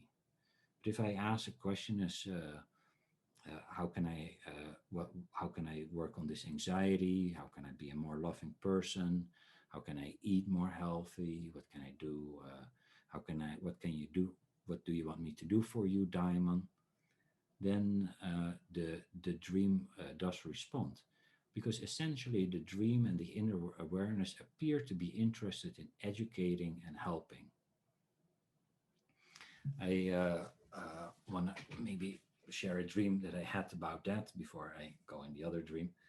And that is, I asked the dream a question in the incubation style. And I said, dream, what do you, when I was writing a book on this, I said, what do you want the reader of my book to know about you when they ask a question? But that's a lot to do with, does the dream want to help? And then I had the following dream response. In a company, there's a female CEO, and she's very competent and deeply compassionate. And the people who work there, they can ask her a question, and she will help. However, if you want to do it on your own, and even if that takes you 2 or 3 years, that is also fine. And that was the dream. And I took that as this idea that the dream is deeply interested in helping and educating, but also allows for free will. If you want help, it's there. If you don't want help, it's not there. And that is where also the notion comes from of you want to ask so that the dream can help you. Otherwise, it doesn't know if you want help or that you want to figure it out. It's almost like the dream and the awareness and the diamond, that they are need to be notified of an informed consent. Every day again, I need help. That is why you also see around the world these little rituals that people on a daily basis do. They feed and nourish the other world. It's the most common way of doing a ritual, putting some food and a little bit of water, maybe some whiskey, whatever they wanted to give to the ancestors, the spirit guides, the other world. Feeding and nourishing through delivering food and drink to the other world was the main way of doing the ritual in order to stay connected on a daily basis and then ask for help. And the help is not a plead from please help me, but you state clearly what you want, what you need, and also why you need it. How is this going to help you and your delivery of your gift to community? Or how is this going to help you be a nicer, kinder human being? Or how is this going to help the trees in your yard or the animals that live in your village or city or wherever you live? So the dream is interested in helping, and this young woman in the Netherlands who came to me said that she wanted to know about her anxiety. So she asked the dream at night, why am I so anxious? And then she had the following dream. She dreamt that she was at the beach, and there she saw a beautiful woman who was bald, had a lot of tattoos, and the woman pointed towards the sea. She looked at the sea and she saw all kinds of little lights on the sea that indicated the current. But also there were lights inside the sea by which she could clearly see how the current exactly was moving. She was intrigued, went into the water and started swimming. And she noticed that when she would swim with the current, that the current would carry her. She was buoyant, it was easy. If she would swim against the current or outside the current, she got anxious and she got exhausted and almost felt she was drowning. On which she remarked, that is identical to how I feel. I feel deeply anxious. And so she noticed that hey, this anxiety is actually a wake-up call to tell me that I'm getting off track. When I'm getting off track, I need to figure out, am I swimming against the current? That particular anxiety was a mechanism to wake her up and put her back on track. So it was very helpful for her, because then in day-to-day life, she could start feeling what kind of anxiety she felt, and how the anxiety could help her do something else. And if she wouldn't have anxiety, she her sense of being centered increased. Months later, she emailed me and said, "I'm so thankful to the dream and this dream incubation technique, because I'm very seldom anxious anymore. And when I'm anxious, I have now a tool to figure out, is this because I'm off track, or might this have something else to do?" And that was helpful for her. I also think that this signifies why we love depth psychology, because in depth psychology, now we learned that at Pacifica, it's not just how do we get rid of this anxiety, or throw some medication at it so that it gets numbed. Because actually this is an alarm system that helps the person get back on track. So we should put a listening ear to this symptom. That is where Pacifica does such a great job in letting us see in a different way the symptoms as little calls of life, as little doorways into the depths of our own being, in which we can connect to the soul.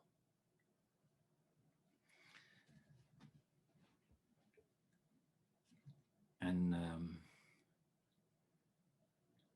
yeah, and that is so important, because if a person just numbs it out, then you can swim in a direction without feeling that you're on the wrong track, and then you get hopelessly off track and probably even more anxious, and then you're in a vicious cycle, and before you know, the rest of your life you're taking some anxiety that numbs you out, and you lose the touch with the deep self, your own call, your own literally having the ability to live your dream life.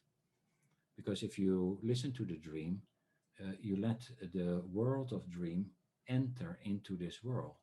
It's not only we enter the world of dream at night, the world of dream can enter the world, our world, in the here and now.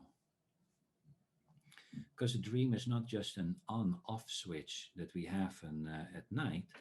The dream is a world we enter when we are asleep. And when you're asleep, you're in a different world. Now, this world also continues to coexist when we're in waking life. This is that collective, the unconscious that Carl Jung talks about.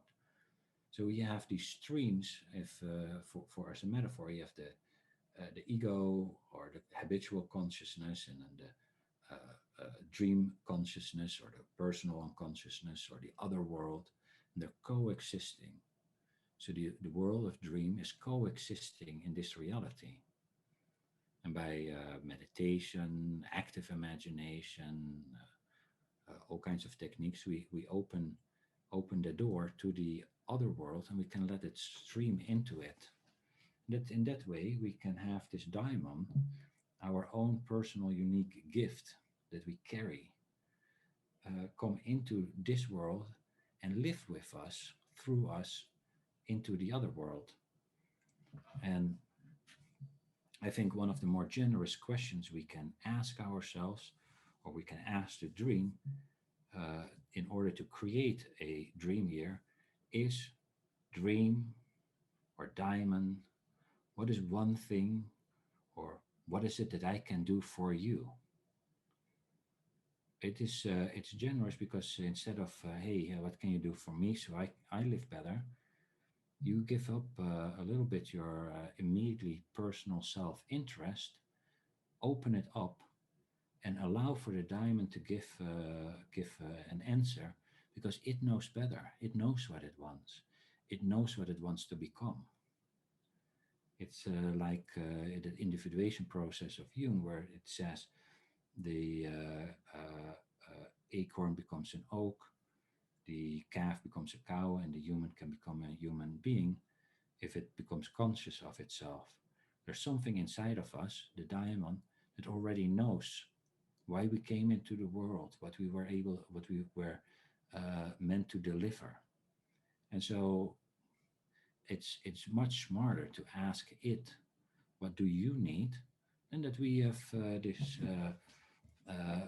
presumption that we already know what is good for us. Plus, you might be surprised. You might see whatever it is that your diamond is going to tell you. And in the way you can do this best is this technique is that you write down your question. So I will work from this notion that we'll ask, in order to get a dream year, dream, what is it? Diamond, how can I help you? And let's make just that a question. So write that down, and then engage in a ritual. And with a ritual, I really mean a activity that has some focus and attention aimed at connecting with the other world, and aimed at really establishing a relationship with the other world, in which the other world more easily can come in and help you. And so you could make a drawing, you can make a little bit of music, you can put your favorite stones there. It doesn't matter, because all these traditions that do dream incubation have different rituals, and they will say, oh, this ritual is the working ritual. But the ritual, the working ingredient in the ritual is really that it is a heartfelt intention, that your heart is in it, that you put your focus towards it, that you create an expectation that when you ask, that you will be getting an answer that is going to help you in your life. So it's like contacting a wise friend, treated with respect. And when you do that in a dedicated way, you increase the likelihood that you get an helpful answer. In the old days, one would walk, for example, to the temple of Asclepius, where one would ask a question to Asclepius through this process of dream incubation, in order to get physical healing. Mainly what was physical healing. And people would walk for days on end in order to come to the temple. And in that journey, one would of course already think about how it was, and one would put a lot of time and energy and focus in it. And that is part of the working ingredient. Arriving at the temple, one would do all kinds of other rituals, cleansing, eating in a certain way, bathing in a certain way. And we can just mimic those working aspects. So spend some time on it. Maybe it's tonight, but if you drink a lot tonight on an evening like this, which is of course very understandable, yet that often doesn't work well with dream recall, you can still do it. But then just do it tomorrow or the day after again, and or be insistent and just do it till you get the answer. So you write it down, you do a ritual. Then when you go to bed, just lay in bed and meditate on the question, because all the research shows that the thoughts that you have just before you fall asleep carry over into the world of dream. This is a reason why a lot of Buddhists meditate on compassion just before they go to bed, because in their tradition they figured out that if you meditate on compassion, you will have more compassionate dreams. This quality will continue in the dream state. Step 4 is that you dream. And then step 5 is, or 4B, is that when you wake up, you will want to write down your dream. And most of us who dream and have worked with dreams know that dreams are notoriously elusive, and they evaporate very often upon waking. And so you want to write it down. This has nothing to do with you as a person, but it is just as because your short-term memory goes offline at night, you don't remember well. It isn't to do with intelligence or good memory. It's how the brain works, or how you work, and you just want to write it down, and then you can, then you have at least have captured the dream.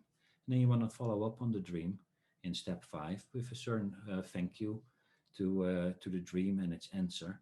And what I've noticed in my own experiment that I did with dream incubation, and I first did it for years with myself, and then I did an online group of 120 people where we, for a 7-week period, did all kinds of incubations. That follow-up is important. And thank you to the dream and following up on it, but also take the dream as a response to your answer. You might have a dream and think, oh gosh, this has nothing to do with me. This is not my answer. But be radical. Take the dream as an answer to your question. The answer might come in a way that you didn't expect, and then you just want to play with your dream, and you want to just let it simmer and see if something comes up. Maybe you share it with some people that they give insight in it. But it's very important, because if you ask someone a question and they give you an answer, and you say then, oh yeah, but that's probably not an answer, then you dilute this relationship with your daimon, and the daimon often, unless it's very very generous, often doesn't give as good as an answer the second and the third time. So follow up on the first dream that you have. So I'm almost at the end of my way of saying one thing you can do to create a dream year. Ask your dream, ask your daimon the question, what is one thing that I can do for you? And then just see what it shows you. And by doing that, you bring the world of dream into this reality, and you literally live and embody a dream life. So thank you. I'm gonna wish everyone that is here a dream year. If you want to learn more about dreams, you can always go to the Jung platform, where we have a free dream summit coming up in January 14 till 17, with some great dream speakers like Steve Eisenstadt from Pacifica and many others. Curtis, do you want me to go on for another minute, or shall I wrap it up here? What would work for you at best?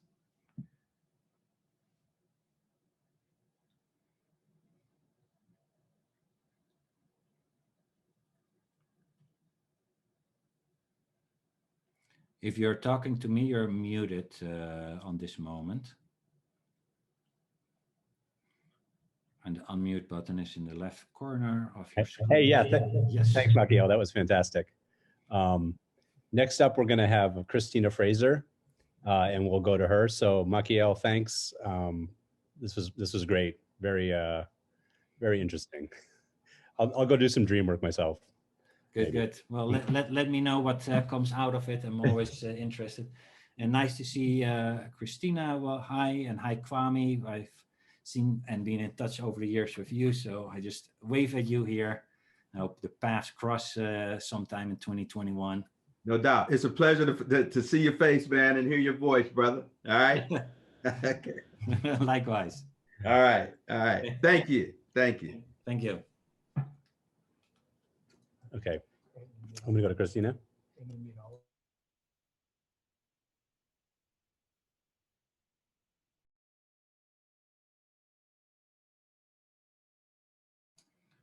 Button left corner, Christina. At your left corner, you have a little microphone. It says mute. Thank you. Yeah. Hi, everyone. My name is Christina Fraser, unless you're Kwame. And then you can call me Chrissy. But I am the regional coordinator here in the Pittsburgh, Cleveland area. We have kind of a mix of folks here, so we've blended 2 cities together. And I'm really honored to be here tonight, or this afternoon if you're in California, to salute my friend and my hero, Dr. Kwame Scruggs. I just want to, share a little bit of how Kwame came into my life, and then I have written a poem as a tribute to him. So I first met Kwame when I was going to Pacifica to learn about Pacifica and go for an information session. And part of the deal was if I went to the information session, I would get a discount to a Michael Meade event. So I went to the information session, and then I went to the Michael Meade event. And after the workshop, I saw Michael having breakfast at Pacifica, beautiful, idyllic setting. And Michael, was saying, "Oh, Michael, where are you going next?" And he goes, "Oh, I'm so excited. I'm going to see one of my dearest friends in Ohio." And I go, "In Ohio?" I go, "I live in Pittsburgh." And I would, I want to come see you and see what you're doing. He's like, "Well, oh, I don't know. It's, a small event, that kind of thing." And I immediately did a Google search, and I found Kwame. And I reached out to Kwame, and he sent me this beautiful, warm email saying, "Oh, of course you can come, Chrissy. We would love to have you. You're from Pacifica. You're part of the Pacifica family." And going to see him, I believe it was October 8th that I saw him. 2007, was just an opening to a world that I never imagined. Kwame is the kind, there he is, he's the kindest, loving person. And I could go through and tell you about his numerous accolades. I could tell you about his award-winning documentary, about his nonprofit Alchemy. I could tell you about his national awards that he's won. I could tell you about his PhD in mythological studies from Pacifica. But I have a poem that I wanted to share that I feel will be the most meaningful. And this poem is actually adapted from a theater form, but I created it in a poem to make it meaningful for this occasion. It's entitled, "This is a Story." This is a story about dreams, his, theirs, and ours. This is a story of heart, of drive, and resilience. This is a story about community, family, longtime friends, and those who can love you so much that it sets you free. This is a story about really, really good food and endless laughter. This is a story of sacrifice, of pain, of heartache. This is a story with tears. This is a story about the stresses of keeping a nonprofit going, a nonprofit that dedicates itself to supporting at-risk adolescent youth, going for 17 years. This is a story about misunderstandings. This is a story of knowings. This is a story about pictures with the Obamas, of national grants, a documentary, national awards, an honorary day, about jet setting from coast to coast to share his story. This is a story of celebrations, of fellowships, of teaching at prestigious universities across the country. This is a story about entering deep enough into the darkness that so few go to reveal the gold within. This is a story of what are you going to do with a degree in myth? This is a story of Denzel, but with a PhD. This is a story that is no day at the beach. This is a story of the discipline required to bring the beauty of others, the beauty that you, Kwame, see through. This is a story of waking others up. This is a story of what would you do, and write down what resonated with you. This is a story of trickster, of I don't knows, of turnings around, and of turning points. This is a story of faith in the future and revealing the brilliant gold inherent in our youth. This is a story about a man the ancestors love and the ancestors sing through. This is a story about how to live and how to guide others to the waters of life. This is a story of a king of the soul and a king of the heart. This is a story about a friend, my friend, a mentor, my mentor, and a hero, my hero of the soul. This is a story about a story that goes on. This is a story of Dr. Kwame Scruggs and the thousands of lives that he has and will continue to touch with his determination, wisdom, and brilliant spirit. This is the story of a myth working through a person. This is the story of a legend.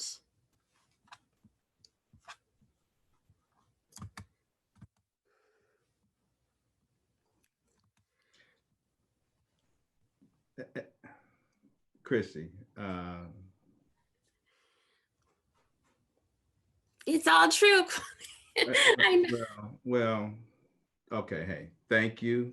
I didn't know the story that's how we met. You know, I remember I remember that's when I first met you when me was there, but I didn't know you had talked to me, blah, blah, blah. Hey, that was a beautiful tribute. It was a thank you. Okay. You made it sound a lot more glamorous than it is. And hey, thank you. Okay, hey, thank you, Chrissy. I wasn't expecting all that. Okay, but thank you very much. Okay. Well, you know, Kwame, I was trying to think of a way to kind of really honor you. And this is actually inspired by your artwork. I got on your website. That is beautiful, by the way. I will put it on the Facebook site. And I had looked at your website before, but I hadn't looked at the artwork that you had on there. And seeing all of your paintings together, what really stood out to me, so I saw the pain and the struggle in some of the paintings, but the paintings that were most uplifting were the ones that were depicting family and Africa. And so that really inspired this poem that I wrote, because I feel, you know, you've really carried that in your life of being an African-American male, but believing and seeing and having the discipline and the wisdom and the faith to bring that beauty through a family of Africa, of who you are.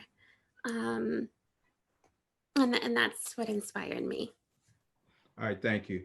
Hey, something, like I said, this was a bit much, a little overwhelming, and No. it shows that I'm maturing, you know, that I didn't tear up as much as I, you know, normally would. So I'm maturing. Something I learned when I was in New York when they had a film screening and they had a Q&A. And just like right now, I really appreciate the acknowledgement but you know, the attention is a little, I'm still, you know, dealing with that. I can't really handle that, but hey, here again, all I can say is thank you. Hey, the one thing that makes me uncomfortable is that, you know, a myth, while the hero never accomplished their task alone, they always have assistance from some guy. So it's just so many other people that made alchemy. You know, that's why it's uncomfortable for me to take credit, because it's just so many, you know, like you. I mean, you know, I didn't do it by myself. I had so much help. So it's so, yeah, it's Yeah, uncomfortable knowing I there's so want many your other. family in there and your friends, Yeah. because that's something else about you. There's this beautiful, warm circle of loved ones around you supporting you. Yeah, I'm extremely blessed, and like I say, the ancestors, you know, I appreciate it. I'm blessed beyond measure, you know. Yeah, so I appreciate it. I will send this to you. Oh yeah, I think they're recording, but yeah, please send it to me in the word. But yeah, well, thank you. Okay, okay. And I will also post your website on the Facebook page. Okay. I don't know how long you've had it up, but I've always been directing people to Kwame. Yeah, to yeah, just about a month. I think I've only been up about a month, if that. I don't know. Thank you, though. I appreciate it.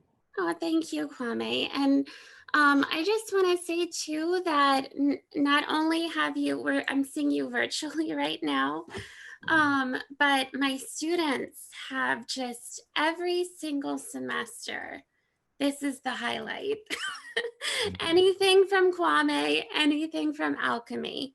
So I teach at Point Park, and I have about 90 students a semester.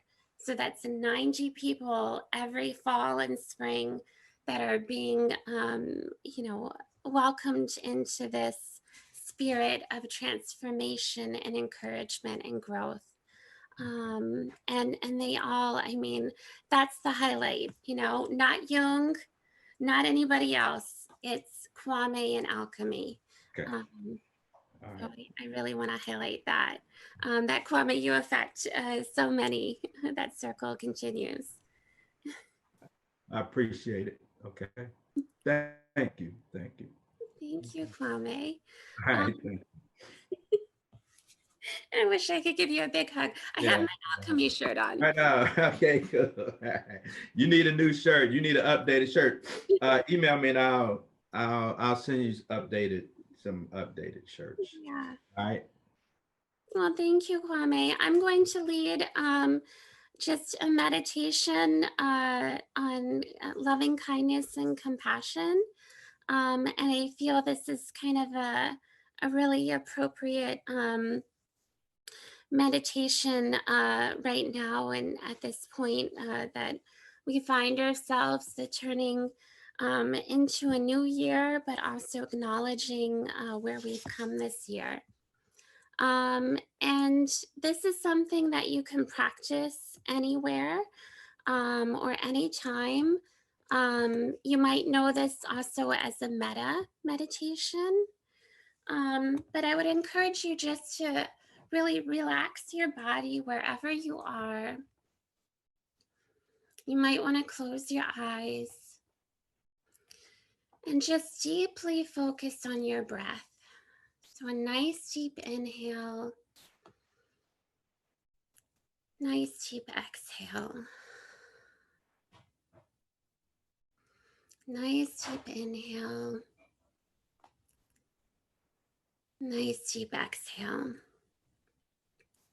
And just keep focusing on your breath and really enjoying feeling the breath come into your mouth or your nose, down your throat, down into your chest, down into your belly. And if it makes you uncomfortable to focus on your own breath, enjoy that feeling of your breath traveling through your body, not only for yourself, but for others who cannot breathe right now. Right? This is a significant time. So many cannot breathe because they're either no longer with us, or they are sick, or their breath has been taken from them. So gently focus on your breath, settle into your body. And I want you to imagine someone that you love, someone that is very close to you. Imagine that person. Wait until an image of that person comes to mind.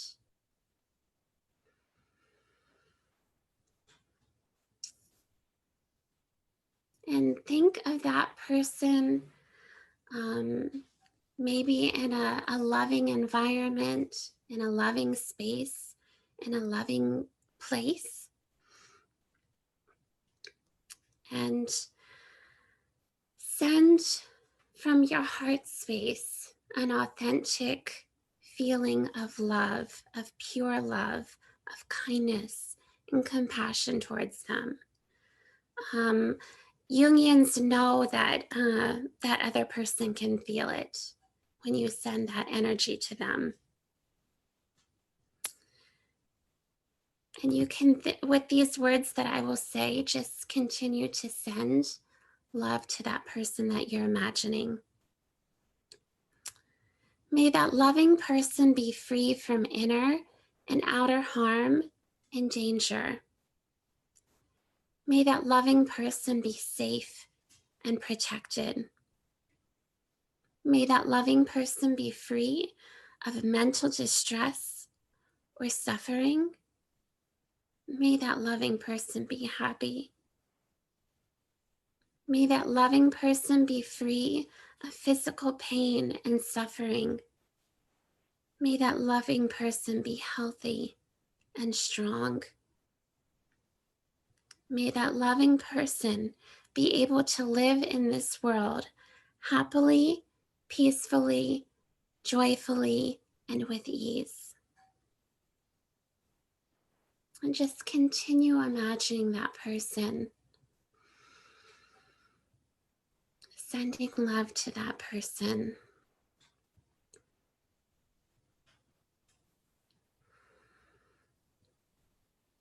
And now I want you to imagine a person who might be a difficult person right now in your life. It might be someone that you know. It might be someone that you don't know, but they're a difficult person in your life. And see who comes to mind for you. Think of all that we've gone through this year, and think of who that person might be.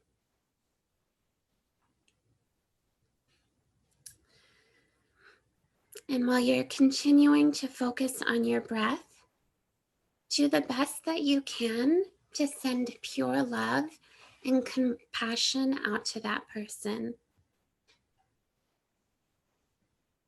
May that difficult person be free from inner and outer harm and danger. May that difficult person be safe and protected. May that difficult person be free of mental suffering or distress.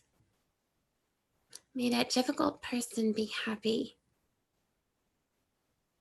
May that difficult person be free of physical pain and of suffering. May that difficult person be healthy and strong. May that difficult person be able to live in this world happily, peacefully, joyfully, and with ease.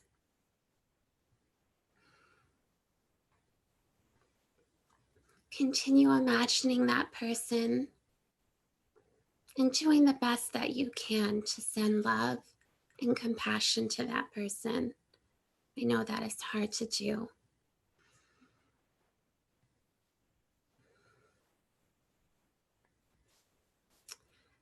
And now I want you to bring to mind someone that you do not know.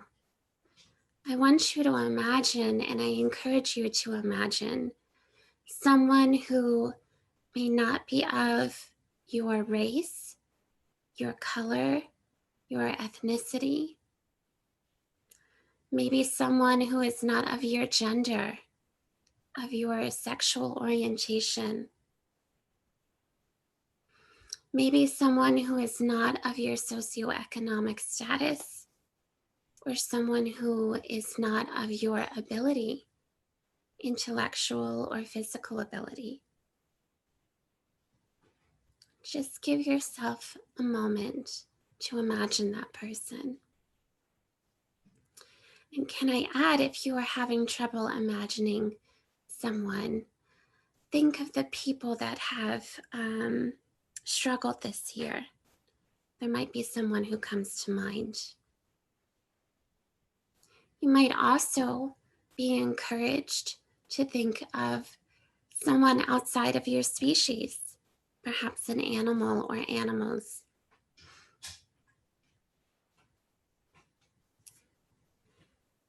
And with these words, send love to that person and compassion. May that person be free from inner and outer harm and danger. May that person be safe and protected. May that person be free of mental suffering or distress. May that person be happy. May that person be free of physical pain and of suffering. May that person be healthy and strong. May that person be able to live in this world happily, peacefully, joyfully, and with ease. Just take a deep breath into that feeling, those words, sending loving compassion to that person.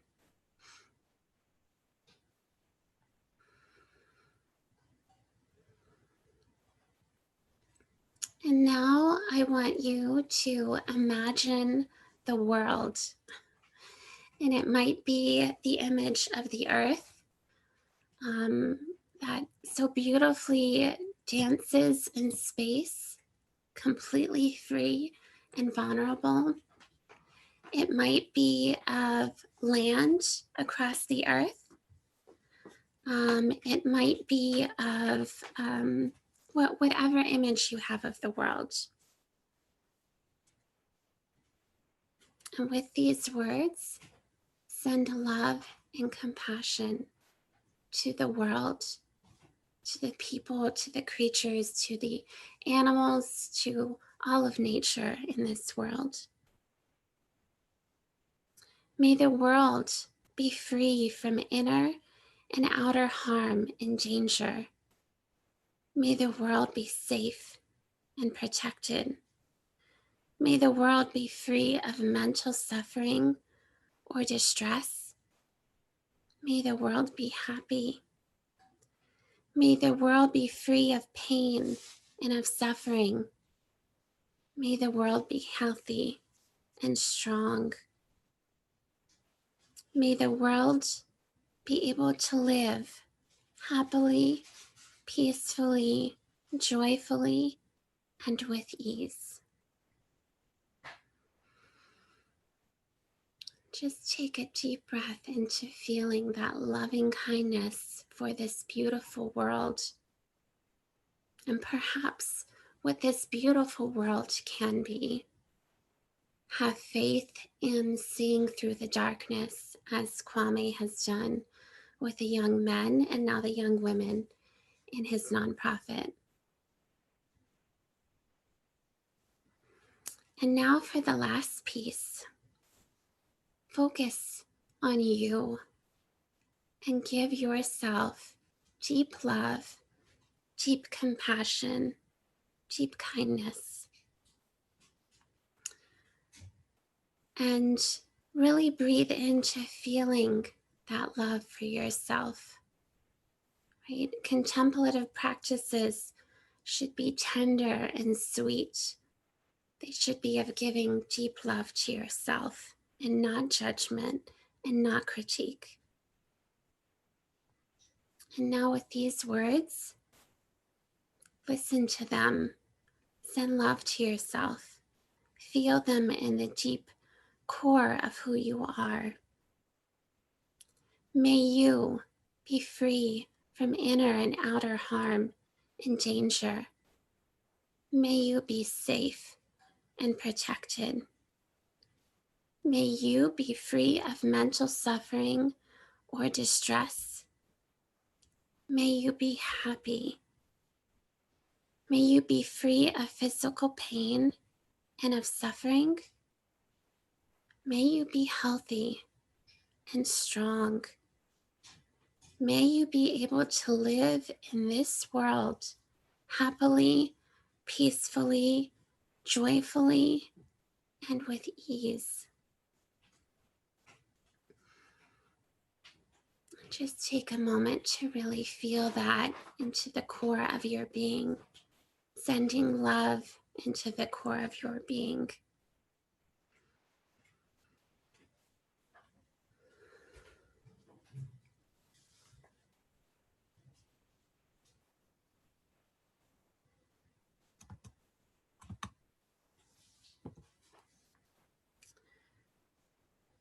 And I hope that you will continue to carry that feeling of loving kindness, of faith, of belief, even when you don't know where the world is going, when you don't know where the path is leading.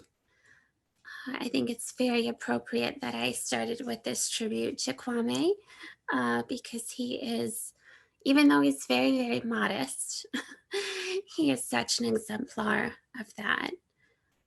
I know myself in these past few years, these past 5 years, so many times I would look to Kwame, to words that he shared either with me or with the young men that he works with or the groups that he works with, words that he's written, words from myths that he's told, and have faith in that deep love for who you are. Have faith in that deep love of who we can be as a community, as a country, as a world, and continue to send that kindness not only back to yourself, but back out into the world. And thank you so much to Diane for letting me have this opportunity to salute Kwame. It was such an honor. And I'm so grateful for this beautiful presentation that she's put together for us to welcome in the new year. And I'm so grateful to Kwame for and to see him virtually. I so want to hug him, but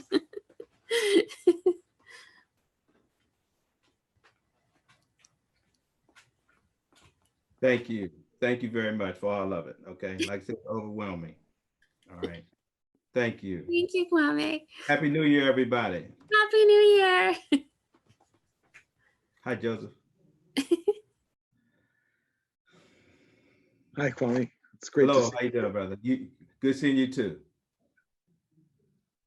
Nice tribute. Very.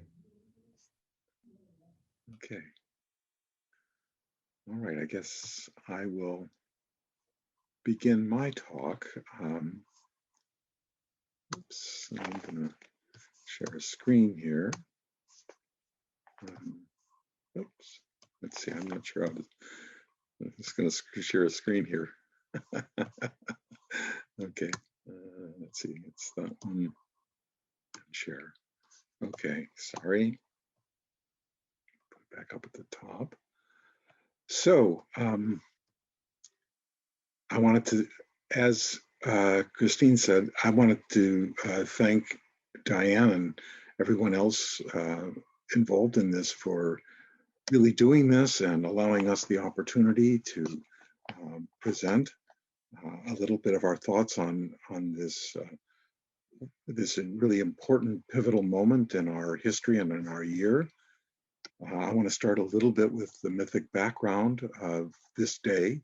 It's sacred in the ancient world to the god Janus, who had two faces, one facing backwards, looking towards the previous year, and another face towards the year to come, and often represented with an elderly figure looking backwards and a younger figure looking forward as part of the kind of mythic sensibility. But Janus, which we get our word January for, and janitor, because he was the holder of keys, was without precedent. He was the god of the gods. And he's all about new beginnings and new possibilities. He's the god of gates and doors, the opening and closing of things, and very much about the end of conflict. That's when the doors can be closed. As a part of, that was a part of the kind of rituals that were associated with him also as a god of prophecy. And on the, which you'll see on the right-hand side of the screen, is a talisman associated with Janus, and it offered his blessings, the holding of a promise of new beginnings, of doorways being unlocked and opened with opportunities for transition and transformation. And certainly if there's ever been a time, it's this year that we have such a profound need for that kind of transformation, not only at our institution, but our entire society. We're right in the midst of that. And it's marked not only by celebrating the changing of the year from 2020 to 2021 in our move into January and Janus's world, but also we've just experienced a rather remarkable event, the conjunction of Jupiter and Saturn in the evening sky. You look to the southwest, and it's sort of the bright star, stars on the horizon. The formal conjunction was at its closest on December 21st, and it happened at 0 degrees Aquarius, which is really, it's moved from Capricorn into Aquarius, and some astrologers put it as this is the beginning of the age of Aquarius. That's open for discussion and debate, but it is part of the momentous quality of the transition we're in. And so what about the meaning of having Saturn and Jupiter conjunct? That is that they appear from looking up from Earth, they look like the two planets are overlapping one another. Well, historically, Saturn has always been about rules and laws and karma and taking responsibility and really owning what belongs to oneself and taking on the kind of heaviness of all of that. Whereas Jupiter has been about the expansive, it's been about healing and innovation. And now those energies are combining together here at this new Aquarian moment. And some people have likened the vaccine for the COVID-19 as an example of this. That is, you've got innovation working, which is the Aquarian impulse, to create a vaccine which will help stop the growth and spread of a virus, which is creating this pandemic. And so all of those things are coming together there in this particular moment that we're transiting right now. And it speaks, I think, to the next number of years. I was getting a chance to see this. I hope some of you have gotten out and seen the night sky, because this conjunction is the closest it's been in 400 years. That was 1623 was the last time the planets aligned this closely. But that was in the middle of the day and you couldn't see it. Whereas this time the conjunction, for the first time in 800 years, has been visible in the evening sky, which is really quite extraordinary. So it's been 800 years since this opportunity has been there. So it's a very unique historical moment. Some people would liken this to the Star of Bethlehem, to the Christmas star. And it gives that feeling of renovation and renewal and really a change of paradigm, a shifting in the collective consciousness that we're entering a new era. I certainly hope that's true for many, many of us and for the society we're in. So let's, with that kind of background, let's take a moment and think about this last period, and particularly this year. But for myself, since coming to Pacifica, I arrived here and there was a severe drought going on. And then when I became president in 2017, within a couple of months, we had the Thomas fire, followed a month later in January of 2018 with the Montecito debris flow. And all of that in a way has been preparation. You know, it's complex and difficult and painful as all of that was. This year, that starting in March of 2020 has seen a challenge that, well, it's not in living memory. I mean, really, you have to go back to 1918 for the last time there was a worldwide pandemic of this order, causing this much upheaval. When the novel coronavirus hit the US, we had to close the campuses by mid-March, and it created a lot of pain and economic hardship for many people. We kept people as employed as long as we could. We got a PPP loan, and that helped us extend. But eventually, by the end of June, we had to begin furloughs and layoffs, and that pain was felt more intensely. There's all the loss and suffering that's been going on in our society, with numbers now at about 350,000 dead, and our hospitals crammed. This has been an unprecedented year. And yet there have been silver linings. There have been kind of adaptations that I think will carry us forward into the new year. I like to think of it as Pacifica 2.0, where we're learning to learn more about how to be online and really make the changes that's in progress. We've set up together with you, the Alumni Association, our great gratitude. You put together funds for COVID-19 scholarships, and we did tuition matching. And that partnership has really been great to extend that to, it's been helpful to many students who've been able to get that. We're looking at several more rounds of things like that, we hope. And the Alumni Association's board has been very welcoming to myself and to the president of Pacifica's board, Theon Gordon. We've sat together with you in several meetings. I feel like it's an evolving partnership that will carry us into 2021. In 2020, we also had our WASC special visit, and I would say that was quite successful given the commendations. We met most of the recommendations. Now there are new recommendations as those things go, and yet they move us. They move us in a very important and valuable direction, including and particularly in the diversity, equity, and inclusion area. Now, what I wanted to go to next was the change in leadership that's been happening at Pacifica. Over the course of the last year and a half, there's been a big sea change in upper management. We have hired a number of people. I want to just introduce them to you briefly here with their date of hire. First is our new CFO, Larry Beyer. He started in August of 2019 with us, and he's really been a key figure in helping us get through the pandemic financially. He's helped us with all of our applications for loans, and he's really kept the school vibrant in many ways.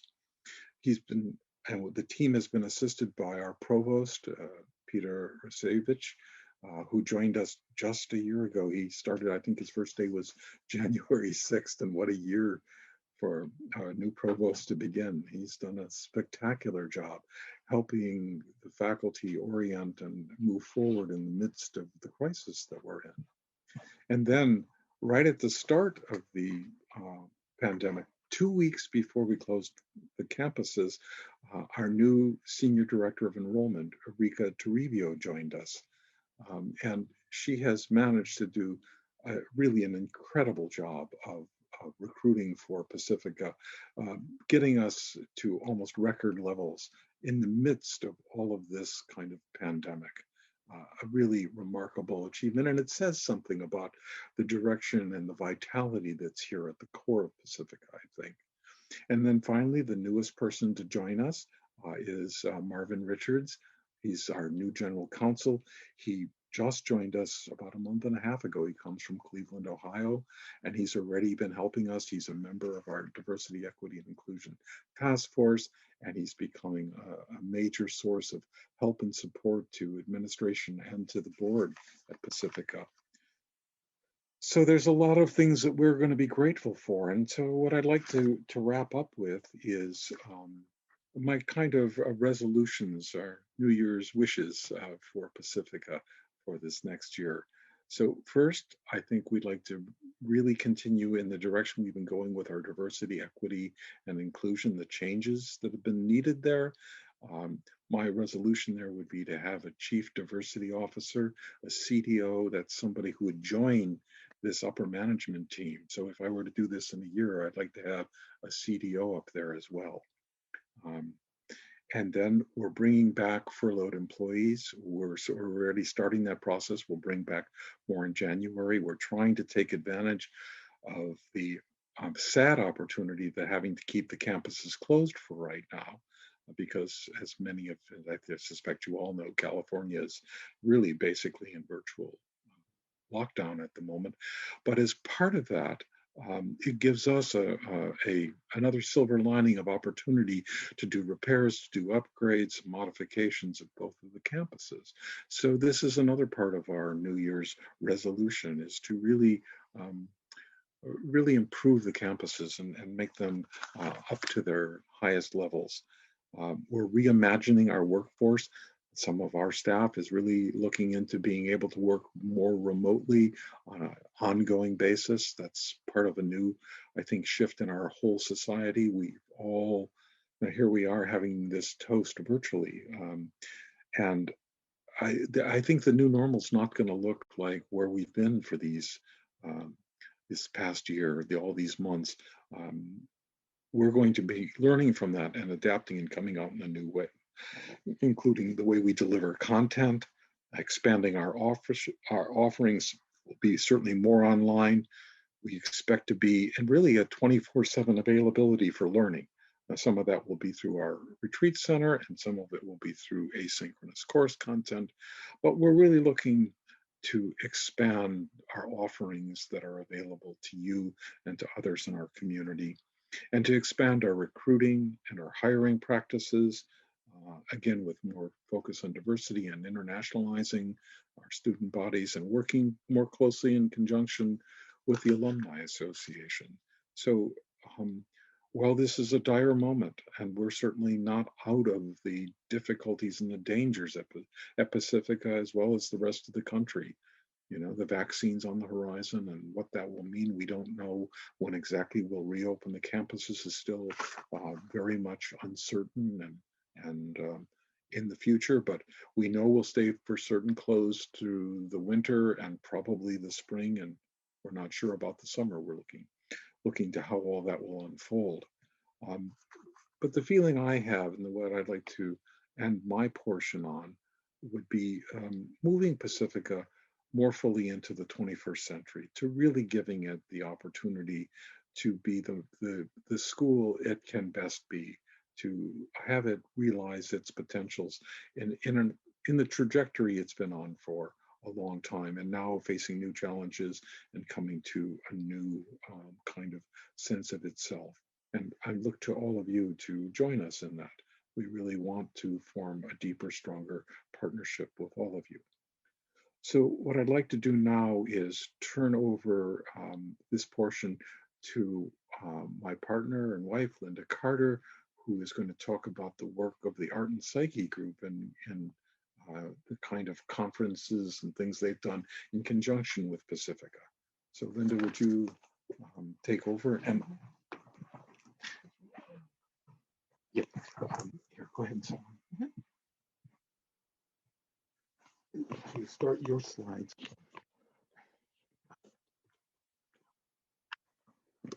To start your slides, just go down here. Just hit the down button. Okay.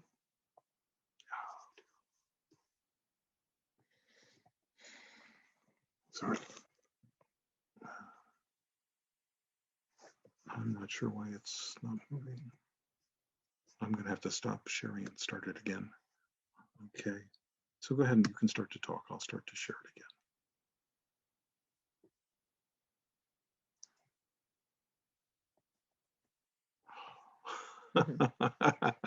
It won't share. I don't know what's happening. Go ahead. Just go ahead and start to talk. I'll do what I can.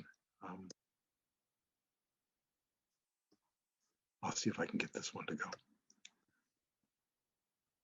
There, I see it now. Yeah, I know. Okay. But I've got to get it. Yeah, I know. Hang on.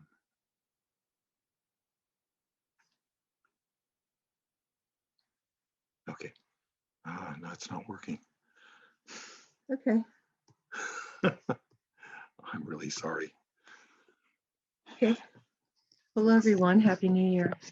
It's been a long and complicated year, and I'm very honored that Diane Travis-Teague invited me to participate today. I'm grateful to her and to the Pacifica community for including me in so many different ways through these past 5 years with teaching, and then with a lot of support around creating and developing the Illuminated Imagination Conference, where we featured the Red Book at the UCSB Museum in the spring of 2019. The Art and Psyche group reconvened in February, March of 2020, and we developed a project called Interconnection and Companionship, Art During a Time of Global Crisis.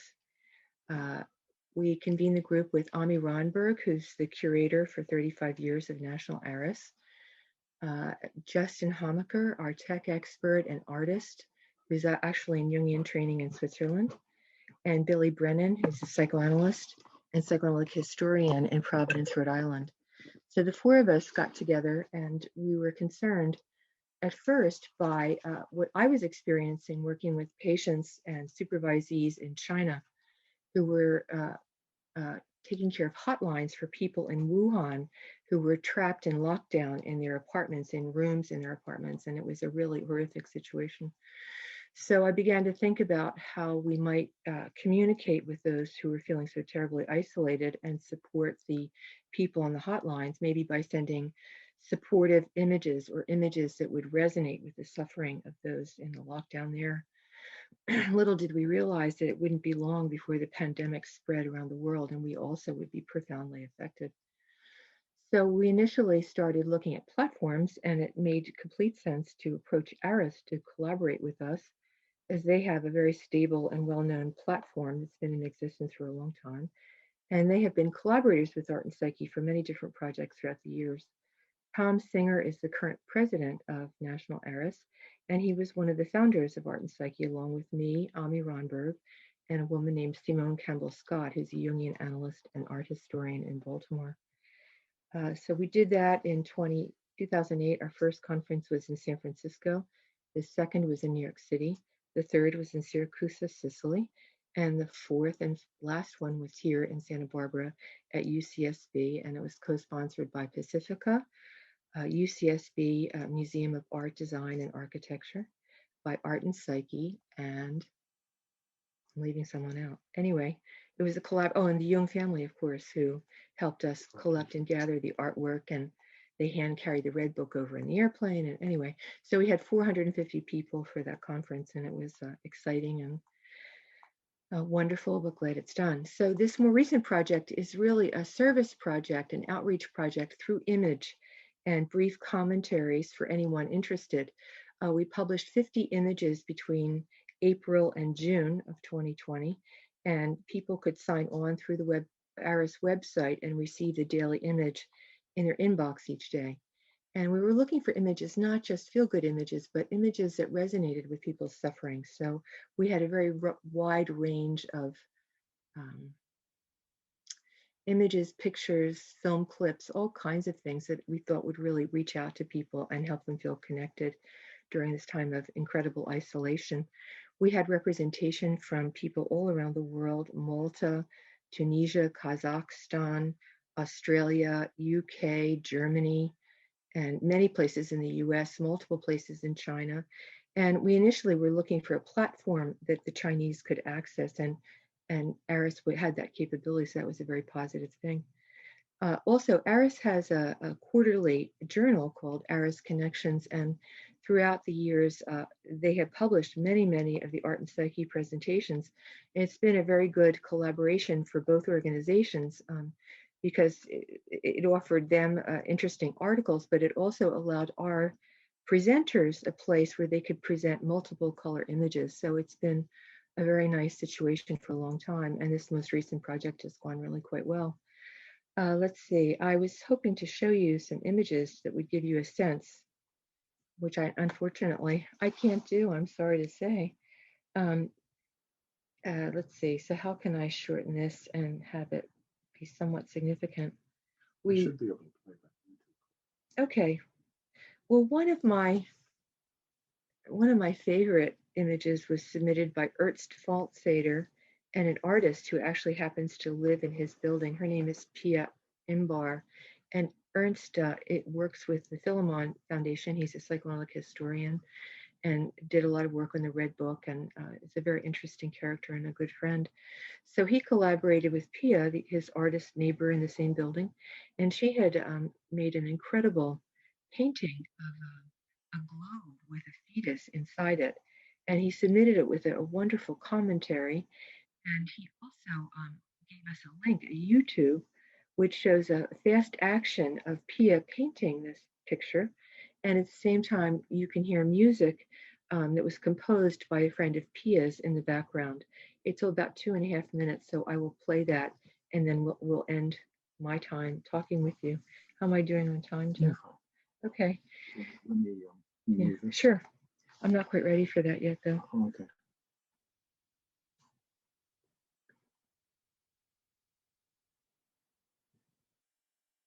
It said that PowerPoint came up. Somebody wrote and said it came up. Yeah, but Okay. it didn't. I mean, we can try. Okay, sure. I'll try one more time. There, maybe we can get it now. Okay. No,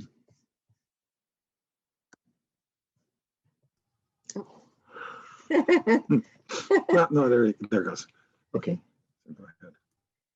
So what we would like you to know at this point is that we developed and accrued a virtual gallery over time. We collected each of the daily images, and we had 50, or a little more than 50 altogether by the time we completed the project in mid-June. And we concluded right after Mr. Floyd was murdered, and the world just sort of exploded. And I'll say a little bit more about that in a minute. But we worked very hard, and we had so many submissions, contributions from people whose primary language wasn't English.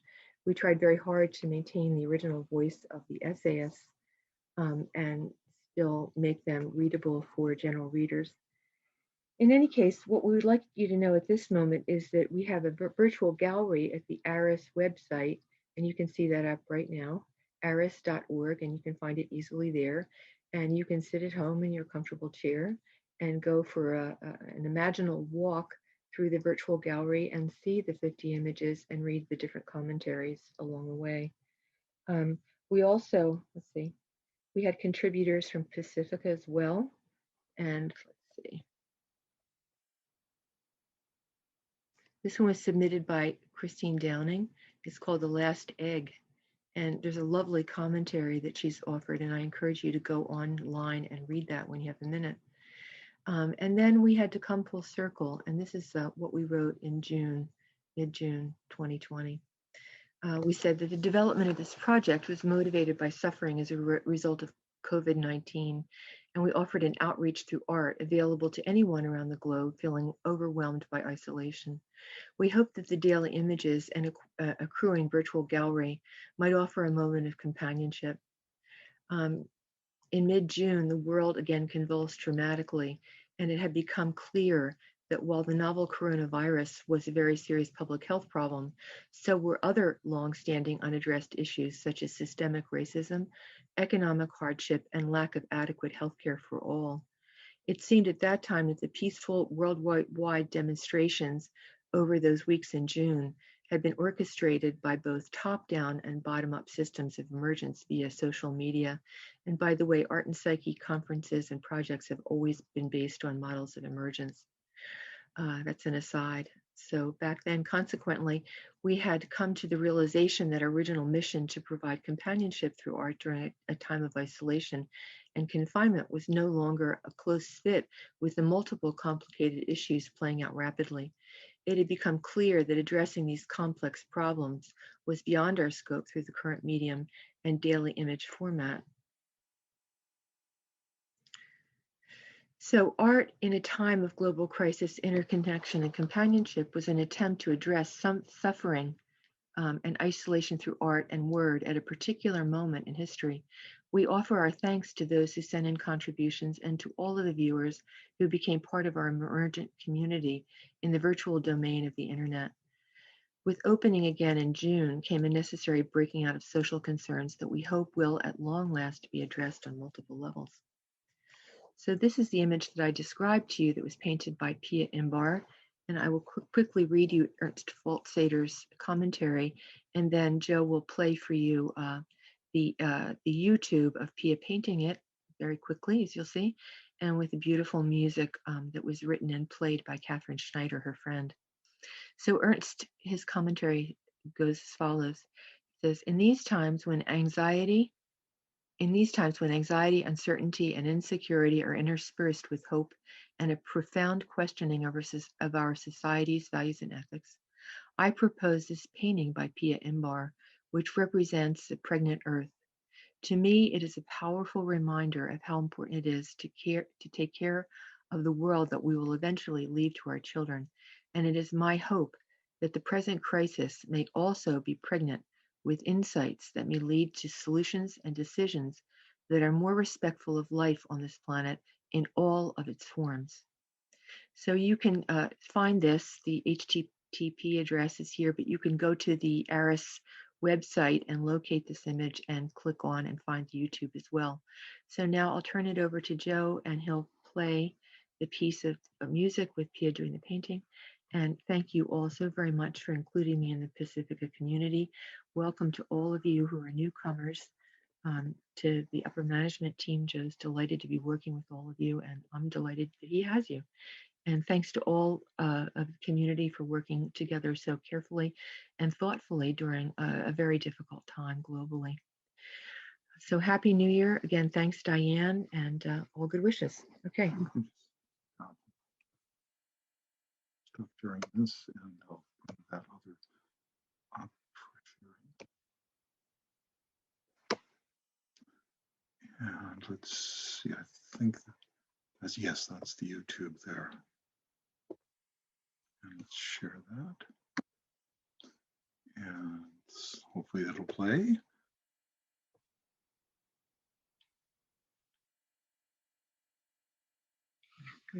Oh, sorry. Sensitive to. Joe, at the lower left-hand side, before you start to screen share, you have to initiate the sound. Oh. Left-hand side, screen share. Yeah, go back. You have to eliminate your screen share and go back on. Okay. The lower left-hand side of that box, it says share computer sound. Ah, thank you. Oh, thanks.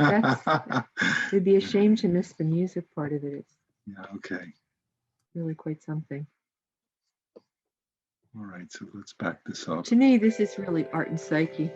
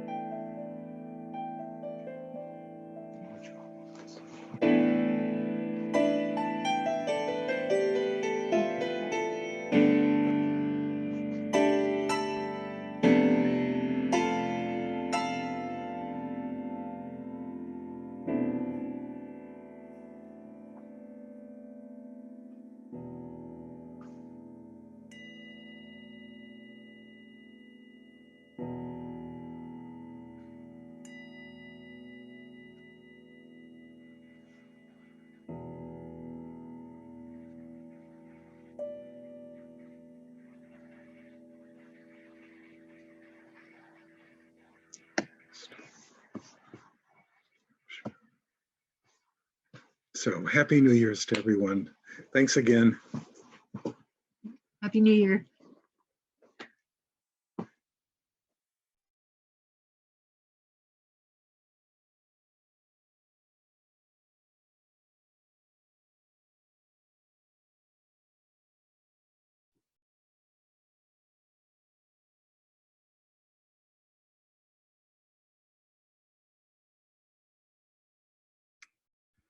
Hello, everyone. Happy New Year. My name is, many of you already know me. My name is Corinne Bordeaux. I'm a proud, very proud graduate of Pacifica. And I also am president of 360 Degree Communications. It's a film company that specializes in social change films. But I'm not here today to talk about me. I have the daunting task of toasting and celebrating 5 really illustrious and visionary and incredible alumni that I'm so proud to know each of them personally. I'm just going to go in my own random order here, so I hope I don't catch anyone off guard. But I'd like to start with Joanna Gardner and Stephanie Zlabowski. I usually don't clump people together because they are 2 different people, but they are certainly the dynamic duo behind the Faiths and Graces Mythologium. And I had the great pleasure of attending and presenting at the Mythologium this year. And I have to tell you, they are just the most incredible, warm, welcoming, vibrant, very illuminating hostesses. They make the presenters feel at home. They put together such an incredible and eclectic group of people and presentations, and just welcome everyone wholeheartedly. Joanna has a myth degree, and she's also a marketing executive and a storyteller. She works as a consultant for the Rewild Institute and also the Joseph Campbell Foundation.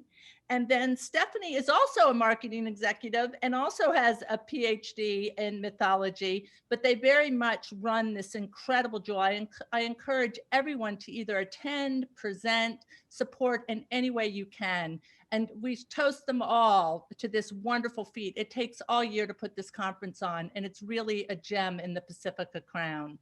So thank you to Stephanie and Joanna. Did you want to say a few quick words, especially about this year's conference? Sure, yeah. I'll say a few words. I'm Joanna. Hello. Wonderful to be here, and thank you so much, Corinne. That was an awfully kind introduction. And I want to just take a second and thank Diane while I can too. So I'll just say a couple of words, and then I'll see if Stephanie wants to jump in. If I were to condense it down to the fewest words possible, I would say myth2021.com. That is the website for this year's conference. The theme this year is myth and healing. That's myth and healing. We want everyone to be thinking in terms of how healing appears in myths and what archetypes visit when healing happens. We have a fabulous keynote speaker who I think we're going to hear from before long, Dr. Dennis Slattery. We're super excited. Stephanie, is there any other details we should lift up? Yeah, I think we're just very thankful for the community of mythologists and the work of Myth in the World, especially right now. So thank you and Happy New Year, everyone. Yeah, and I would also just super quick like to underscore whatever it is Corinne's about to say about Will and Dana and John. Stephanie and I are so happy to be here working with them in the ecosystem of mythologists, and they're brilliant mythologists each in their own right. So cheers.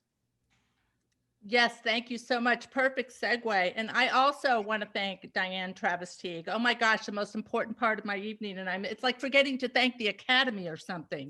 So thank you to Diane Travis-Teague. First thing, which segues me right into Dana and Will. We'll start with Will Lynn, who I refer to as a rising young academic superstar. You know, Will, he's just brilliant. He is just brilliant. there's just really no one I know of that has his handle around transformational narrative and myth like Will Lynn does. And we're so lucky to have him on Team Pacifica. He teaches at Hussein College. He co-runs, co-hosts the incredible Myth Salon with Dana White that I'll get into when I introduce Dana. And he also has a great announcement. I got a sneak peek at this and I'm still stunned. I'm still in a state of complete stunned shock. He has put together an absolutely stunning Mythopoeia website with the help of AJ, his partner in crime, AJ. I don't want to steal any of his thunder, except to say it's quite honestly one of the best things I've ever laid eyes on. And it's something we can all be proud of. It's going to be the shot heard around the world here at Pacifica. So without any further ado, I will let Will introduce this to you. Thank you, Corinne, for that introduction and for being such an awesome friend and ally in this world of mythology. It's awesome that you're introducing us because you are always elevating everybody in our space. 2020 has been a hard year for all of us, and we're eternal return and all. We got to chase out the demons before we can welcome in the good stuff. So 2020 has been a hard year, and it's been a hard year for me personally, and through the loss, through the solitude, the challenges. The Myth Salon has been a home for me. Dana's been a brother, and I've got to say, though it's the highest level conversation I've ever been a part of, I'm convinced that's only the case because it's the warmest too. It's been a year of bad luck and goodwill. I couldn't be more grateful to Dennis, to Corinne, to AJ, and Connie, and Lionel, and Gard, and Boris, and Zaman, and Selena, and all the regulars, and all the frequenters, to the Alumni Association, and Diane, to all the organizations in myth and storytelling that lifted us up. It's been meaningful to be part of something so meaningful. And as we wrap up the year and turn the page, yes, as mentioned, we've decided to unveil something, and you see AJ below, to unveil something we've been playing with and working on for a long time, called Mythhouse, mythhouse.org. The secret's not actually supposed to be out of the bag until midnight, and I wasn't going to actually show y'all until I saw so much great show and tell. So I thought I would just show you our tribute that we have for Chris Downing. So this is just a little bit of a sample, a taste of how we put this together. And so here you'll see different databases or different information on Chris. And of course, my screen share buttons for Zoom are hiding my ability to play with these. But you can read more here, and if you click on the playlist, you'll see curated content from Chris Downing from across the internet. So this is just, we wanted to make a kind of a nice place to go to for all things Chrissy that we would love to add more and more and more to this as we go. But these are the kind of features, and hopefully y'all will check out mythhouse.org and check out this tribute to Chris Downing, who I'd very much like to toast now. Chrissy, I want you to know that you have always been an eye goddess to me, and that I am grateful for the ways you've seen me into existence. Congratulations on your retirement, and with all my love, thank you.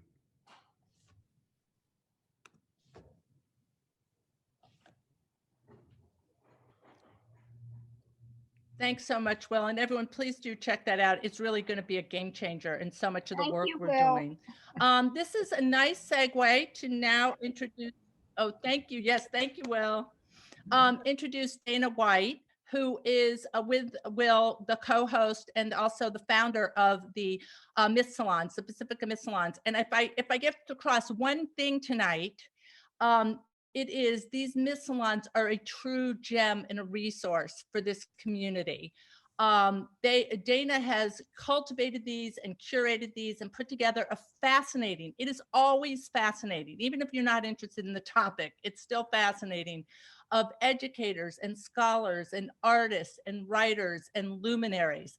They are just an incredible resource for us. And Dana is just charming and welcoming. It used to be in his home, and it was like the most warmest, wonderful, fuzzy experience. And then he had to pivot, like we all have, into the world of virtual. And he pivoted brilliantly and with great aplomb. I thought it was going to lose some of his magic. It didn't lose any of its magic. And also, in a time where it can be so alone and so alienating, I cannot tell you the difference. And the salon has just had probably the biggest impact on my life of not feeling alone and alienated during this time. And it's Dana. Dana is the most warm, wonderful, brilliant, just, I could run out of adjectives with this guy. You got me on this one. And he is so welcoming on every level. I just, you know, I can't say enough about him. And I just warmly welcome him and encourage everybody, let's crash his system, because everybody in this entire community is coming to his salons. So here we go with Dana White. Thank you, Corinne, and for embarrassing me beyond measure. And this is a less is more. I'm so grateful for Diane and the Alumni Association, for all of the people who make the Pacifica community what it is. And I want to call out my good friend Dara Marks, who, when I was looking at how to do something within the community, she suggested I talk to Will. And from the opening salvo of ideas, we connected, and it's just been a marriage ever since. It's just the easiest, most fluent working relationship, and everybody that he has brought in or introduced me to has just, whether we're doing myth salons, and we did 21 of these things this past year since COVID. We've started doing independent scholar talks. We did 5 for Dennis. We did 9 for Lionel. We did a huge event with Chris Vogler and another on the film with Infinite Potential about David Bohm. It has just unlocked this potential of the community. And the community just has so much going for it. And I'm deeply honored that I have a small role in this by just opening up a capability. And the capability comes together every couple of weeks. And it's a beautiful experience. And I'm humbled by all of the people. I see Patrick Mahaffey over there, my good friend and colleague. I see John Booker. I mean, Dennis, Chris Downing. I mean, I'm deeply humbled to be part of this community, and I just can't say enough about you, Corinne. You know, your energy, I'm dwarfed by comparison. So Happy New Year, everybody. Thank you, Dana. Also, I just want to do one last shameless self plug before we introduce John. And that is that Will, Dana, and I are going to be doing something called Pulling Focus this year as part of the salon. We actually started it with the Chris Vogler event and with the premiere of Infinite Potential. Is we're going to start a film series that we'll be doing 4 times a year, bringing together mythologists and films, which I'm really excited about. So we don't have time to go into it here, but it will be on the websites, and we'll keep all of you apprised for anybody interested in film and myth. Which leads us to last, but certainly not least, John Booker. I have 2 words for John Booker, and they are brilliant and charming. Those are my 2 words, and I'm sticking by them. The guy is always, always brilliant, and he's always charming.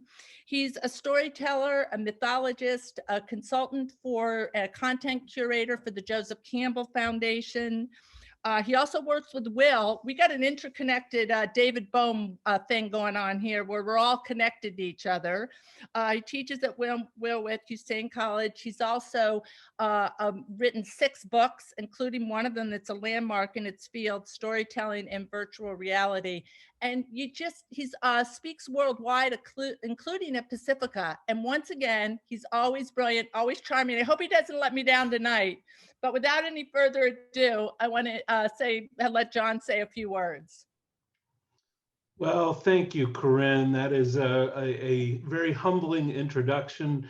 What an incredible way to start the new year with our tribe and with those who hold the flame that we hold together. I want to thank Diane and Corinne for this opportunity. I want to join Will in toasting Chris. I deal with Persephone and Demeter on a weekly basis, and Chris is the one that baptized me in that myth. So she is my my heroine, and I'm so grateful to get to toast her tonight. I'm so thankful for this community, Joanna and Stephanie, and the amazing work that they're doing with the Mythologium, and I see Lance and Dennis and Will and Dana and Patrick and so many of the people who have had such an impact on my life. And I can truly say I'm sitting here today with a group of people that have had more impact on me than perhaps any other group of people in my entire life. And I go into 2021 with just a sense of gratefulness and a sense of excitement. You know, Joseph Campbell once said, if you want to change the culture, change the story, change the metaphor. And I am looking forward to going into 2021 and being a part of changing the story. I believe we, as the alumni of Pacifica, are going to be a part of telling a better story in the world in 2021. Happy New Year. It's so good to be with all of you. Thank you. And to wrap up, I rest my case. He just did it again. So I want to thank you for everyone. And I really, really deeply want to thank Pacifica. Pacifica and Diane, you've just allowed us all to do so much with this great group, this great tribe. And I can't think of a better segue to celebrating one of the most incredible women, I think, in our entire lifetime. So without any more, I will take it off into Christine Downing, and she has influenced me and so many others. And once again, just blessed to have her as part of this community and glad to hand over the baton. Thank you, sweetie. I love you.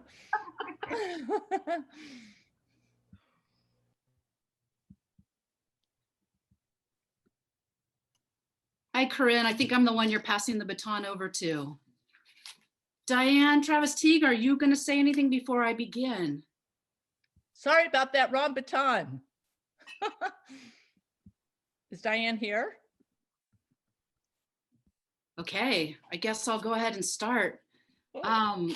So welcome everybody to our tribute to our beloved doctor, teacher, colleague, friend, mentor, and so much more, Christine Downing. We gathered together to celebrate Christine tonight on New Year's Eve, on the pending eve of her retirement, which will take place in the end of the spring quarter 2021. And that also coincides with her 90th birthday. So we could say this is a celebration of New Year's Eve. It's a celebration of Christine's birthday early, and it's a celebration of retirement, which is three things rolled up in one, which I know all the mythologists love things in threes. So it seems apropos tonight that we're celebrating that. My name is Jennifer Seelig, and for those of you who don't know me, I wanted just to briefly introduce myself so you'd understand why Diane Travis-Teague maybe invited me to host this evening. I'm an alumni of Pacifica, but in the, not in the Myth program, I was in the depth program. I entered in 1998 and got my PhD in depth psychology, where I studied Christine's work as a scholar, but I didn't have her as a professor, unfortunately.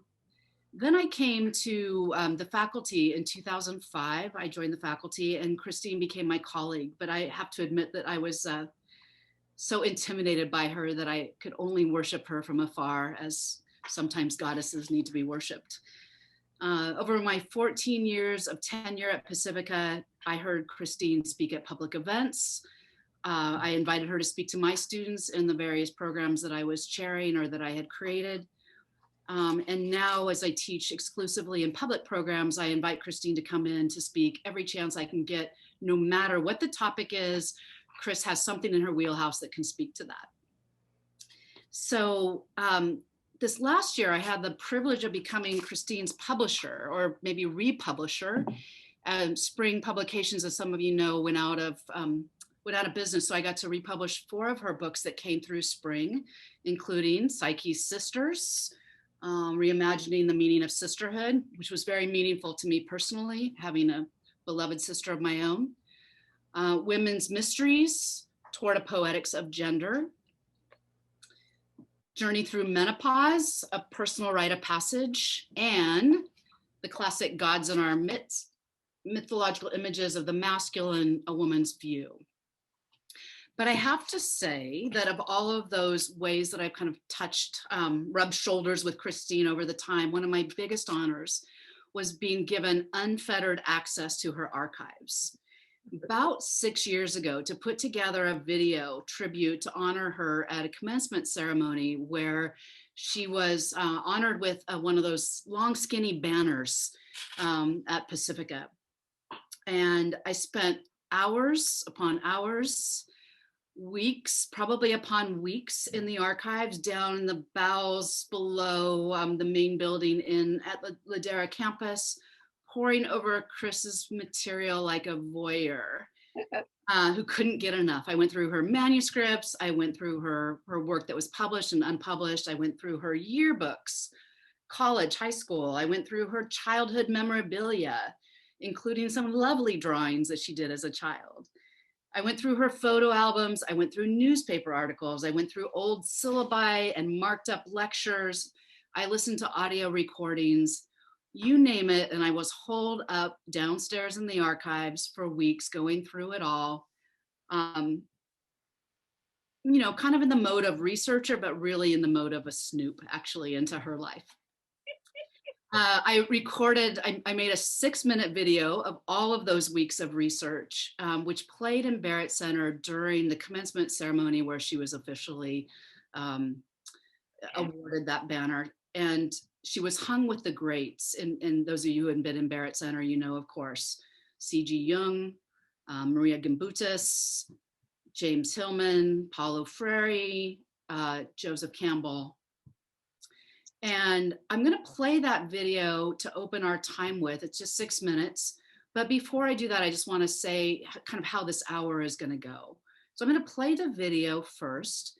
And then I'm going to invite some of Christine's colleagues to say some words of tribute to her. And then what'll happen after that is that I will ask Lori Richards, who is an alumni from the counseling psychology program, to offer an invocation and an invitation really for other alums to speak. And anyone else who's on the Zoom now. I know lots of you are watching on Facebook Live and are not on the Zoom, but anyone who's on Zoom now, colleagues or friends or people who have worked with Christine or alums, to really offer your words as well. And then we'll end by turning over I was going to say the floor, but we'll turn over the screen to Chris to say some words, and then I'll close us out right around the top of the hour. So let me start with the video. If all goes well, technology God's willing.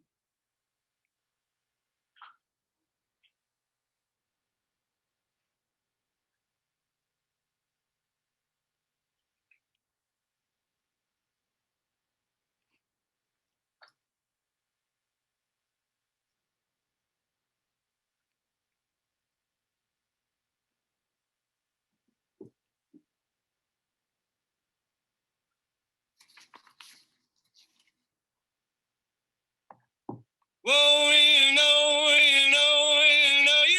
must have been a beautiful baby. You must have been a beautiful child. When you were only starting to go to kindergarten, I bet you drove those other childs wild. Oh yeah, oh yeah, oh yeah, when it came to winning blue ribbon. Well, I bet you taught the other kids how.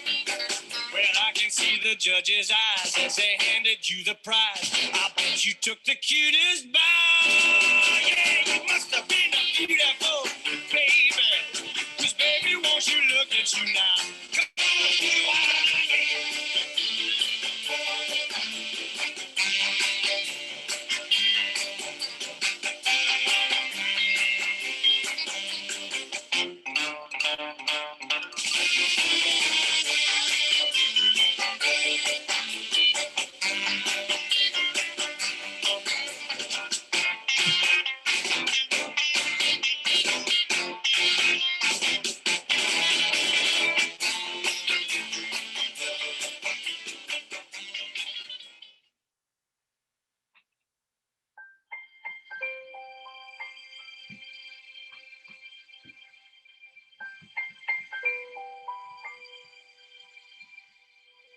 is one of the things that obviously we're going to have to explore is the way in which our whole understanding of our life stories, and particularly the writing of those life stories, involves a complex, mysterious, fascinating amalgam of memory and imagination.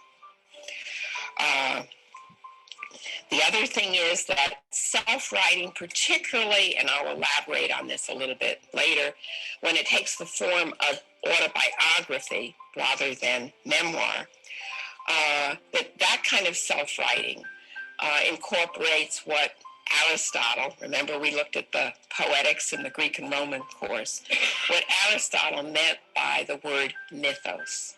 That is that we inevitably try at least to impose a kind of plot on our life story. And that's what the word mythos meant for Aristotle.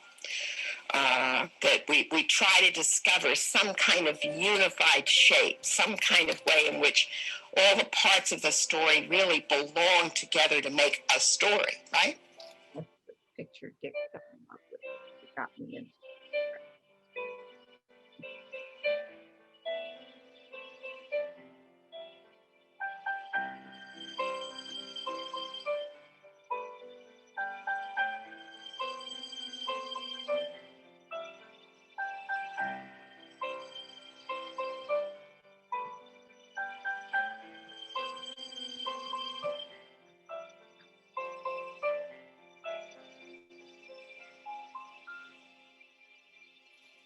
Christine, in the Myth program, you were our professor on our very first day and will be our instructor in our last session this summer. We have studied many deities and epics under your careful guidance, but perhaps the greatest lesson we have learned from you is by example, how to be a scholar and true to yourself. Now that our cohort's time with you is ending, we will take the knowledge gained here and fly. No, we will soar. I believe that as deep, as powerful in our souls as the longing for wholeness is the longing for connection, for deep connection with others, the longing for relationship, which is something really different from bliss or fusion. It's engagement with the other, as ineluctably, mysteriously other, but there and as fully engaged with me as I am with him or her. So to be fully present now to this particular other who is here with me now, not some distant goal, is from this perspective that I've been trying to articulate what journeying is all about.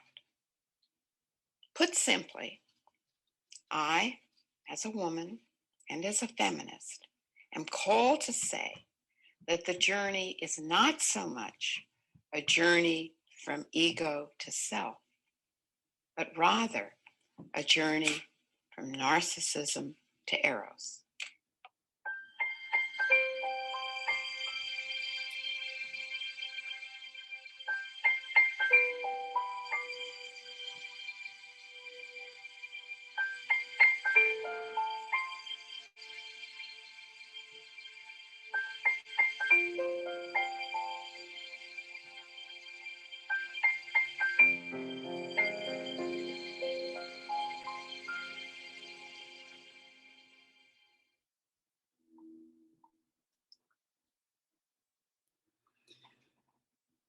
So I know that went by really quickly because I only had a little bit. If I don't want to make a video like this of myself, I can just make a really cute one of a caricature with me.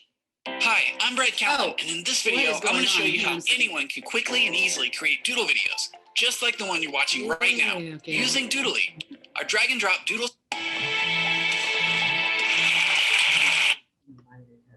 Okay, that was fun. Thank you so much once again, Jennifer. You're so welcome, Chris. I loved it 6 years ago. I'm loving it tonight. And I also just want to take the moment to thank you for getting those books of mine back in print. You're welcome, of course. It's such a pleasure. The video, I know it goes by really quickly because I only had a limited amount of time, but if you want to watch it, you can just go to YouTube and type in Christine Downing tribute and it'll pop back up and you can slow down and go over the images and everything again. So with that shown, sort of that arc, I wanted to invite the Myth faculty to share some thoughts about Christine. So Patrick Mahaffey, can I start with you?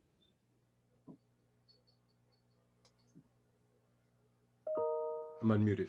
Hello, everybody.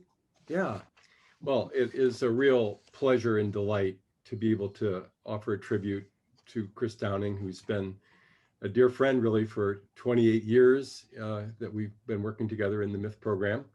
So I just want to share a few impressions that I hope will resonate with everyone and begin with just counting a few of the ways that I find her to be such a splendid person.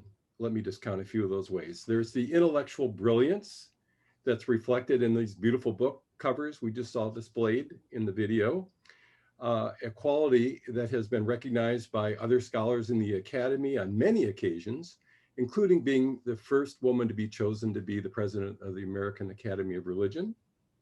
There's her capacity for leadership, which was evident in, among other ways, is in chairing the Department of Religious Studies at San Diego State University for, I think, about a decade or so before coming to Pacifica. There's her collegiality, that has been so cherished by colleagues within the Myth program and other departments at the Institute.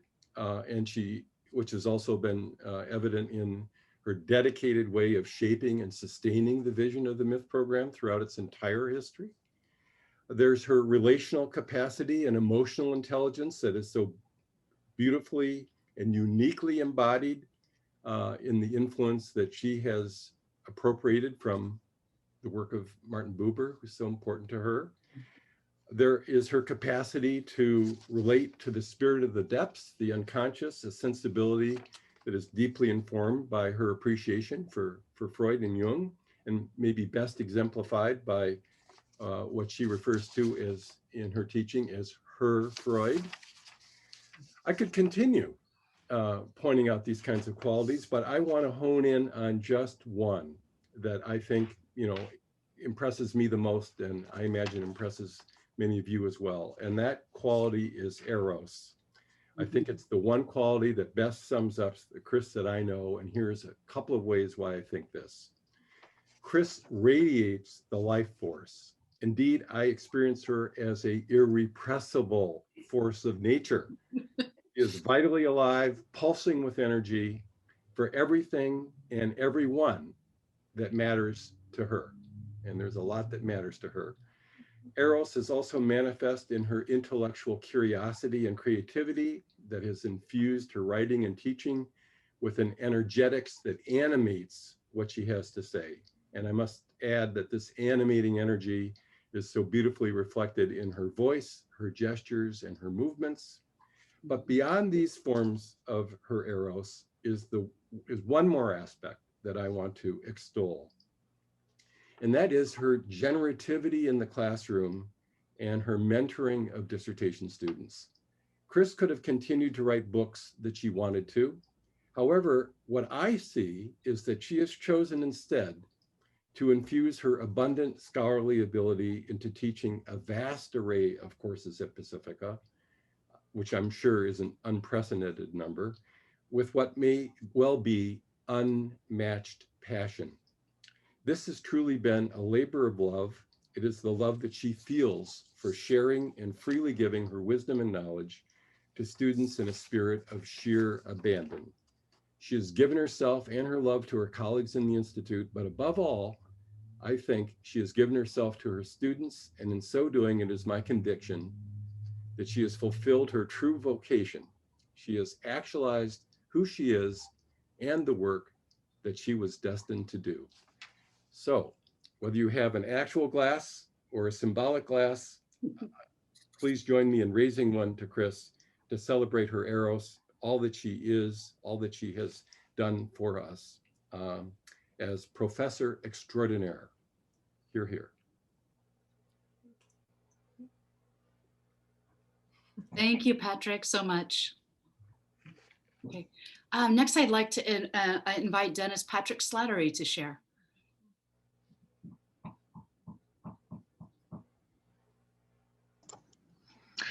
Hi, everyone. Hi, Chris. Hi, Dennis. And I want to recognize River. Hi, River. Hi, Dennis. This is a tough assignment. And Patrick, you were just so eloquent. I've thought about this a lot, Chris. And I decided I'm going to keep it rather personal. And I want to speak about 3 kindnesses that you offered me over the years. And of course, there were more than 3, but it's always interesting when one thinks about a person that's been important to them, what bubbles up wanting to be remembered. So the first kindness, I had just begun teaching in the Myth program, and I was teaching Epic, and we began with the Odyssey. And I was petrified at 7 hours of teaching. And I thought, after I tell them everything about Homer that I know, it'll be 11 a.m. What do I do with students for the rest of the day? But I went ahead. I think it was a day or 2 days after that I received an email from you. And you thanked me for giving the students a good experience. Well, Chris, I hung on to that for 24 years teaching because it marked something and it felt really important, your acknowledgement. So that was the first kindness. The second kindness you offered me was when I finished the draft of Grace in the Desert, and I knew that it was lacking, but I wasn't any longer sure how. I was too close to it. So I asked you, would you be willing to go through it? And I don't know, maybe I did ask you to edit it, but I said, just, can you point some things out? Because I trusted you as a writer. And you really gave that manuscript a good going over. And I credit you with really helping me move it to publication. And that was an important book off of my first sabbatical journeying to monastery. So that was the second kindness. And that was equally as big for me. And then the third kindness that you offered, and it may seem small, but it's not small to me. That's why I'm going to mention it to you and to everybody. When I finished the book on the Odyssey from War to Wonder, and so we do this, we've come full circle from the first to the third.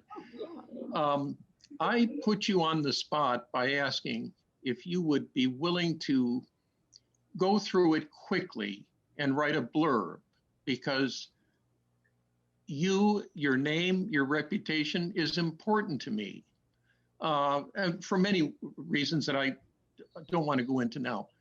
And you were really pressed for time, and doggone it if you didn't send me a blurb for that book maybe a week later. And I knew that you were under duress with your schedule. So I wanted to share with the group here tonight those 3 kindnesses. And I think that maybe kindness is one additional form that Eros takes in our lives. So Chris, love you and thank you. Thank you. Thank you, Dennis. That was really beautiful. Evans Lansing Smith, please.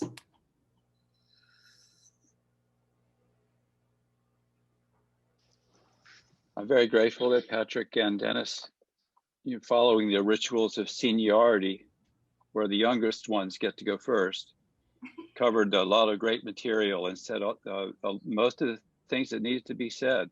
And I'm like Patrick and Dennis, there's so much to be said that I eventually just gave up. There's so many things. That would require a long and beautiful evening somewhere in the future, which we can plan when we can talk more at length. But I just have a very brief offering. We were asked to be brief for the occasion. And essentially what I'd like to do is read a retirement speech dedicated to Chris from Shakespeare's Tempest. And in doing so, I'm remembering that once Chris said that Freud was the father of her soul and Jung was the mother. And if that's the case, then she is our queen mom, and we are all her children and grandchildren and great-grandchildren. And to celebrate her power of storytelling, I have this image on my virtual background of the storyteller. Oh. And this is one of the things that we all love and treasure about Chris, with so many stories that were shared during the classroom. So I just want to read very briefly this selection from Shakespeare's Tempest in the last act, when Prospero gives up his magic. And we can imagine Chris during the reading as Helen Mirren playing Prospera in Julie Taymor's terrific version of The Tempest. And I'm really glad to see students here. Chris said she wanted to see her students above all. Said, you want to see any of your distinguished colleagues from the long history of your remarkable career? And she said, no. What I'd really like to see are my students. She has more of them than one can possibly imagine over the time of her devoted teaching at Pacifica.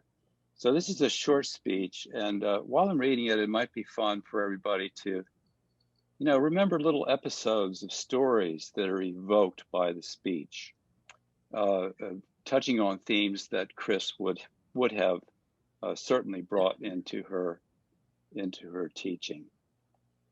So if you begging your pardon, I'm going to go ahead and read the speech. You elves of hills, brooks, standing lakes, and groves, and ye that on the sands with printless foot do chase the ebbing Neptune, and do fly him when he comes back. You demi-puppets that by moonshine do the green sour ringlets make, whereof the ewe not bites, and you whose pastime is to make midnight mushrooms, that rejoice to hear the solemn curfew. By whose aid, weak masters though you be, I have bedimmed the noontide sun, called forth the mutinous winds, and twixt the green sea and the azured vault set roaring war. To the dread rattling thunder have I given fire, and rifted Jove's stout oak with his own bolt. The strong-based promontory have I made shake, and by the spurs plucked up the pine and cedar. Graves at my command have waked their sleepers, oped and let them forth by my so potent art. But this rough magic I here abjure, and when I have required some heavenly music, which even now I do, to work mine end upon their senses that this airy charm is for, I'll break my staff, bury it certain fathoms in the earth, and deeper than did ever plummet sound, I'll drown my book.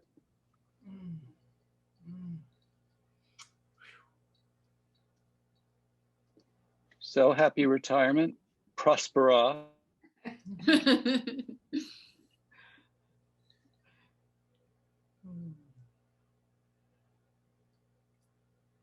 Thank you, Lance. It looks like you froze there, but you froze at a really beautiful moment. Thank you.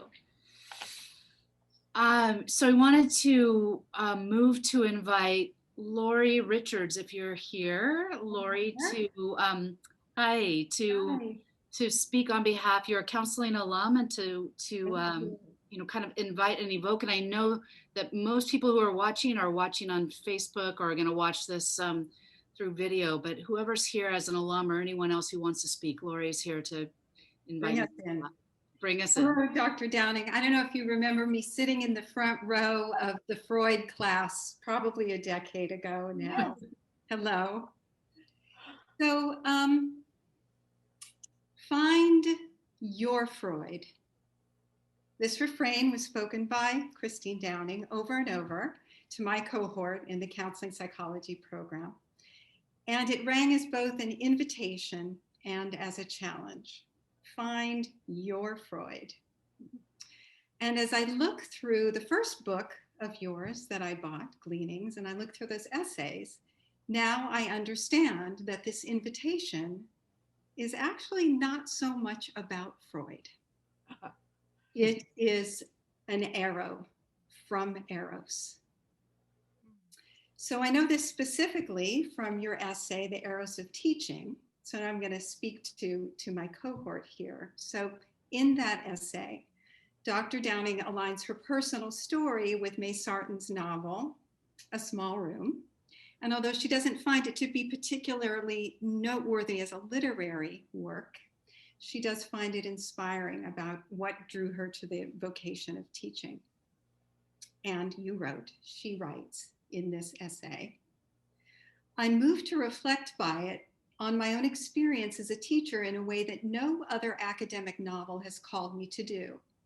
Perhaps it is because it is about teaching and it is about love. Not about adultery, as fiction set in the academy often turns out to be, but about the love of teaching. It is teaching itself that teaches us to love it. And later in the essay, Dr. Downing reflects about Eros in the process of seeking knowledge, and she does this in relation to a character named Lucy. And she writes this. Throughout the novel, Lucy wonders what it is that she's really trying to teach, content, knowledge, or how to live. She does so in a way that leads me to wonder about this for myself.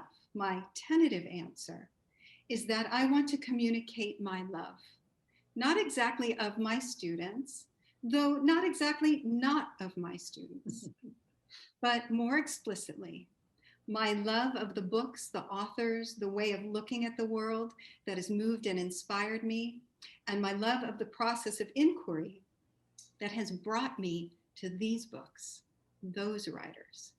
And I want to encourage my students to find what might move them in the same way and to come to love looking for it.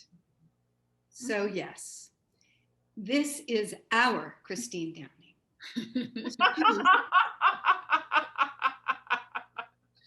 She who initiates us into the Eros of inquiry. She whose classroom is a sacred space of initiation where we meet the gods and the goddesses. We enter the liminality of the underworlds and the upper worlds, and we look at ourselves in the deep reflecting pools of our own Freuds, our own Jungs, and all the ancestors who inform our psyche poesis, our depth work. Everywhere we go with your words spoken, your words written, your words dreamed, we travel with the gods. So I ask the cohort here on Zoom, who is your Christine Downing? In the sacred realms of your personal mythology, my Christine Downing is the goddess of the psychotherapy room. And in her essay from Gleanings, May the Gods Be Present, Therapy is Ritual, she invokes the gods and the goddesses for me with these words, quote, honoring the sacred and numinous dimension of therapy means inviting in the gods and goddesses associated with liminality, with the crossing of the border between the profane and the sacred, between upper world and lower world, to be returned into the profane world in some way changed. It means attending to how Hades and Persephone, Hecate and Hermes, Asclepius, Dionysus, Athena and Aphrodite make their presence felt in the consulting room, close quote. And Christine, it is so in my therapy room, for sure.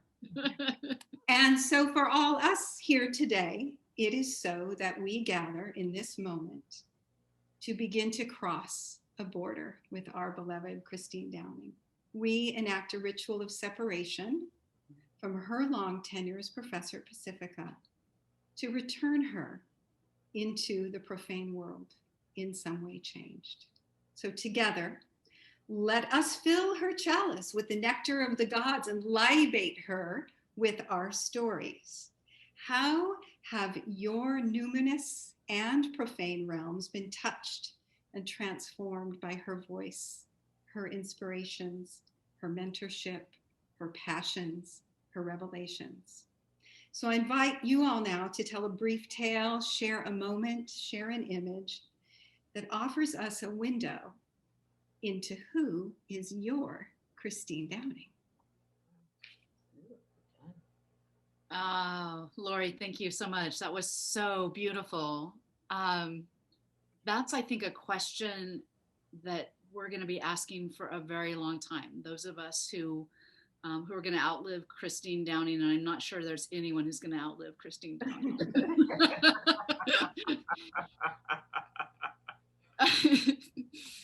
Chris, you're an inspiration to us all. So let me see if anyone wants to speak now who's on the call. You can either pop in the chat feature or raise your hand if you know how to do that, or I'm not quite sure what's going on technologically around getting your cameras on. Ivan, or I don't know if you're there to help support this. Just take a few minutes to figure out what's going on here. Hey, everybody. It's Cordis here in the Tech Center. Yeah, anyone who wants to jump in and talk about Christine, these tributes are fantastic. I feel like I need to meet her myself after this. But yeah, if anyone wants to jump in, just unmute yourself up there in the bar and feel free to share a story with us. Or a tribute of your own. Also, I noticed there's some comments on Facebook that are really beautiful. Oh, so, will you read them, Cordis?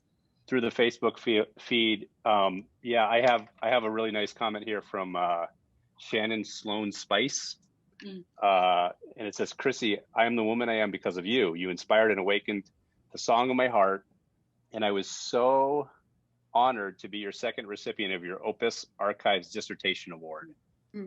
I treasured the hours working with your archive materials. Thank you for your incredible wisdom, your mentorship, and most importantly, your love. Words can barely express the deep, profound gratitude I have for you.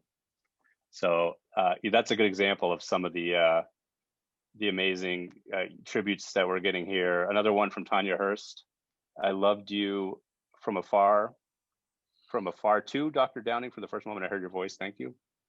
I am weeping in gratitude that I had the great fortune to learn from Chris, although it has been 22 years since I sat in her classroom at Pacifica. I feel like it was yesterday. How I miss hanging out with you in the bar at the Best Western. That's from Betsy Hall. Betsy Hall. James Perrin says, "Thank you, Dr. Downing. You have blessed me in 1,000 ways." Happy New Year from Lisa Skura, and may a basket of blessings and love accompany you through your other adventures and milestones. So on Facebook, we're just getting all kinds of nice comments. Dylan Odner, Happy New Year, Dr. Downing, what a mind and what a teacher. So clearly, I mean, these are obviously just a few people who are just showing some of the gratitude for Christine, and it's really amazing to witness. And as someone who really digs mythology myself and that kind of thing, it's kind of neat. I'm reading mythology with my 9-year-old boy right now, and he's all into, we just did Hades and Persephone and that story, and to hear about Eros, and it's really neat to know that there's minds like yours out there sharing kind of evolved wisdom on some of these topics. So if anyone else wants to chime in from our panel, just go ahead and unmute yourself and you can talk a little, or Yeah. I see Karen's ready to go, and I wanted to read before you go, Karen, a comment from Devin Demir. I don't know how to say her name exactly, but she had to go. She said, Chris, thank you for all you have been for all of us. It was one of the greatest gifts of my education and my life to have you as a teacher and to work in your archives. I must leave the meeting for now, but it was wonderful to see you and everyone from the Myth program. Much love and best wishes for your retirement. All right, Karen, please. Hi, Chris. How's it going? Sorry, I'm getting a little emotional about this. I just had a friend pass away suddenly a week ago, so I'm a little up and down. But I wanted to share a memory. When I was at Pacifica, and we had the Tuesday night lectures in the Myth program, and you gave this most amazing lecture on Maria Gimbutas. And what was so remarkable about it for me was the way that you were able to criticize some of her scholarship and still recover so much value in the research she had done. And to me, that was like brilliant scholarship, but also a brilliant life lesson that there's value even where mistakes are made or assumptions happen. And I want to thank you for that gift. Thank you. Thank you.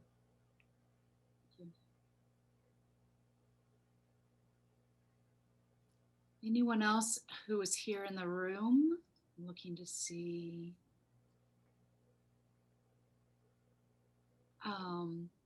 Chris, I'm wondering, I was really aware when I was sharing, when I shared the video, that last clip that I played of you was from the Joseph Campbell lecture, the Cup of Joe lecture that you gave, where you talked about the longing for deep connection with others. Mm-hmm. And you had kind of taken on Campbell and made an argument against his, the culmination of the hero's journey, mm-hmm. in a way that was really life-changing for me, in hearing you do that. And I've seen you do that. And Karen just spoke to that as well, your ability to critique with love. And so I'm wondering if you can talk about that a little bit and some of the conclusions that you've come to in your work and your work with Eros in particular, and just the way that you've approached your scholarship around critique and companionship with these great ones that have come before you and alongside you. Well, thanks for that invitation. I've been so aware that two of my colleagues who've just spoken so beautifully about their love of me are deeply in their hearts, not just in their conceptual frameworks, devoted to Joe Campbell. And I think maybe partly because of that, because of their love, I mean, that's sort of, there's a part of me that has to kind of respond with that but kind of. And I think that, the primary thing that, in retrospect, at least as I look back at it, that I was trying to say in that Cup of Joe lecture was that when you focus on the hero's journey, it's such a goal-oriented journey. And that from my perhaps more female or feminist perspective, what really matters to me is the encounters along the way. And I think in a lot of ways, maybe that connects to something that Jung says in Memories, Dreams, Reflections, where he says that in reflecting on his life, he does not really see it in terms of a linear progression, but rather as a continual returning to, a circumambulating of the same central themes. And I think that when I look back at not just my career, my professional life, but my whole life, I see myself doing that over and over again. And that for me, and I think that for many of us, that circumambulating is not really exactly circumambulating in the way that Jung put it around a theme or an image. For me, it's more around a conflict. And one of the ways that I put it, and that you included in that beautiful little film you put together, was, I think I said it wrong there, where I said that the journey is from narcissism to eros. I think really the journey is navigating the inescapable tension throughout our lives between narcissism and eros. So I'd say it a little bit differently now. But I think that when I reflect back on my life, it's sort of over and over again, there's these kind of gotcha moments when I discover that once again, I'm kind of stuck with not doing that balancing very well. And there I am again, and that's who I am, not doing that particular tension all that well, I think there's one other thing, though, that I just want to say right now, which is that, I think that one of the things that I'm always focusing on, well, two, one is transience, and another is ambivalence. And I've been very aware this particular week of being in touch with the sadness side of what retiring means for me. I've, mostly when I've talked about it, I've talked about it in a more kind of celebrating completion, and curiosity about what might lie on the other side for me. And I've made a big point of not really trying to, in any kind of focused way, imagine who I might be or how I might be on the other side of that retirement. I want her to discover that. I don't want to discover it for her when I'm still on this side. But one of the things I'm trying to say here is that so much of my focus has been on that kind of that celebration and the curiosity. But just this week, and maybe it's just kind of the end of the year kind of thing.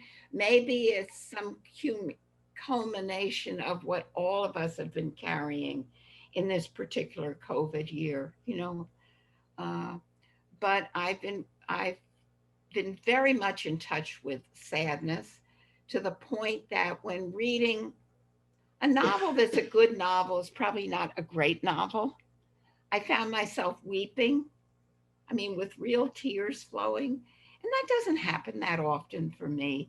It happened when I was in my adolescence, but it doesn't very often happen to me when I'm reading fiction right now. So it was just the novel was helping me open up to sadnesses that weren't really connected to the plot of the novel.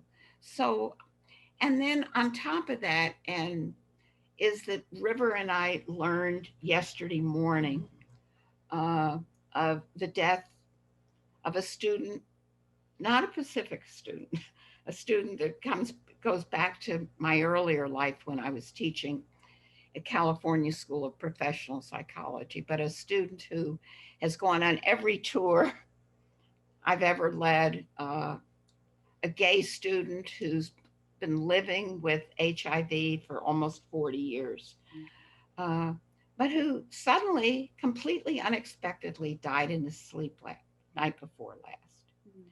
And so part of what I'm carrying right now is not just connected to me, and it's not just connected to Pacifica, but connected to him, and just, and just really recognizing that it's so important to me to honor the way in which there's a kind of sadness under, a kind of musical note of sadness. It's kind of maybe always there underneath the higher notes. And Thank I just wanted to also just say to Lori, what you put together, that was just so beautiful. And I also kind of want to say, and this is kind of not fair to my myth colleagues at the moment, but one of the reasons that it was so important to me to have this particular celebration of my retirement was that it would include my students in programs other than myth. You know, the myth students are going to have a chance to celebrate me at the end of the summer, but it's, and I love my myth program and I'm identified with the myth program, but I've been so grateful that I've had, during my years at Pacifica, had an opportunity to teach in almost all the other programs as well. And I love all those students just as much as I do my myth students. And I just want to really say that in an emphatic kind of way. Yeah. Thank you. Yeah. Thank you, Lori. You speak for so many hundreds of students who have had Chris in either academic programs or public programs or some other format. And Marta, I see you on there. It's so good to see you. Do you want to say something? Does anyone else want to share before I kind of move into closing? I'm good. Okay, good. It's good to see you, my friend. You as well. Yeah, good. Chris, thank you for speaking into the sadness, because I think a lot of us are feeling that kind of melancholy at the end of the year, and the melancholy because of the year and because of the losses that we've had. I'm wondering how much of that is tied for you to retiring, to leaving this particular vocational aspect of your life, and if there's anything that feels incomplete that you want to share, or anything you want to say to complete this particular journey, or anything else you want to leave us with. I don't know. Of course there are things that are incomplete. I mean, that's just part of living our lives. There's always incompleteness. And, you know, again, several people have talked about my archives. And I think you included in that little movie that one of the boxes in the archives is books that never got written. Yeah. You know, and I have no intention of ever picking up those particular books, but they serve as a kind of emblem of that we leave things incomplete along the way. All of us do. But, you know, and that's always going to be the case. I've had a funny experience this week. Well, I guess it was maybe last week. As I was falling asleep several nights in a row, I had these big ideas of a new twist I would give to some of the lectures that I actually, one of the things I've been doing this fall is I've been teaching courses that I've been completely aware I'm never going to teach again. And to kind of ritualize that, at the end of every day's lecture, I tore up my lecture notes and I put them in a wastebasket. Oh, wow. Now, actually, that was a kind of symbolic gesture, given that the notes are still on my computer, right? Right. But what I was starting to say was that what I've been lying in my bed these mostly last week, I think more than this week, I was having these big, wonderful ideas of a new twist to teaching a course that I'm actually never going to teach again. It was just a fascinating kind of experience, you know? Yeah. What'd you make of that? I don't know, just it's again a sense of making myself so aware of how much I just have loved being given a life where I've been able to share what means most to me in ways that have touched other people, and I think have encouraged them not so much necessarily to fall in love with the same particular things I've fallen in love with. To get a sense of the zest and the joy and the wonder of discovering what those things are, what your things are that have that same power. Mm-hmm. Yeah, that ties into what Lori was saying about the arrows of teaching and finding your own Freud and finding the thing that brings you alive inside. And I have this really fond memory, Chris, of when I was really a junior faculty member, I was asked to give a talk at one of those introduction days to Pacifica in front of this room full of people who were considering coming. And I was talking about love, and I was looking at what Jung said about love and what Freud said about love. And I was feeling really good in my body giving this talk until I saw you walk into the back of the room. And as I was talking about what Freud had to say about love, I got just flush with just concern speaking in front of you. And you were so gracious. You came up to me in the end. I'm sure you don't remember this, but I remember this. And you said, I disagree with some of your conclusions about Freud, but that was a good talk. And it was just so generous to me as this youngster in the field. So as Dennis spoke about the kindnesses that you've offered to people over time, I just wanted to offer that as well. So just in closing, because we just have a few more minutes, I wanted to read a poem by John O'Donohue, which is it's called For Retirement. Before I read it, I wanted to say that for the first time in my life, I met with a retirement advisor about 10 days ago. And she asked me, what age do you want to retire? And I said, well, I want to retire at Christine Downing's age. And she said, who is Christine Downing and what age does she retire at? And I said, well, she hasn't retired yet, but it's coming at 90. So if I do the math, I have 36 more years of teaching. So I hope that somebody, when I'm 90, reads this poem on my Zoom. So it's John O'Donohue, For Retirement.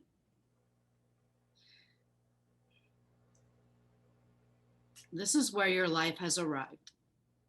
After all the years of effort and toil, look back with graciousness and thanks on all your great and quiet achievements. You stand on the shore of new invitation to open your life to what is left undone. Let your heart enjoy a different rhythm where drawn to the wonder of other horizons. Have the courage for a new approach to time. Allow it to slow until you find freedom. To draw alongside the mystery you hold and befriend your own beauty of soul. Now is the time to enjoy your heart's desire, to live the dreams you've waited for, to awaken the depths beyond your work and enter into your infinite source. And I'm really aware, Chris, as I read that, when he says, now is the time to enjoy your heart's desire, you've been enjoying your heart's desire all along. I have. Right? You have showed us what it is to live your heart's desire all along, to live the dream you've waited for. You haven't waited for your dream to live. So it's so beautiful what you've given to us. So thank you so much, my dear colleague, friend, teacher, mentor, professor, all of those things. And to everyone who's here tonight, thank you so much again, Chris.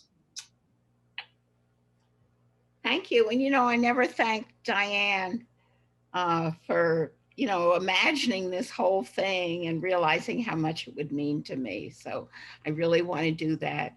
And again, thank you, Jennifer, for just hosting this and just perfectly. You're welcome. Thank you, Chris. All right, I'll turn it over to whoever's on board for 6 o'clock. Thanks, Jennifer.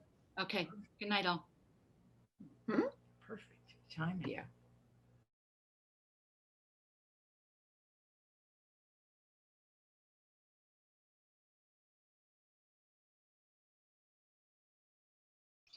I think that is me.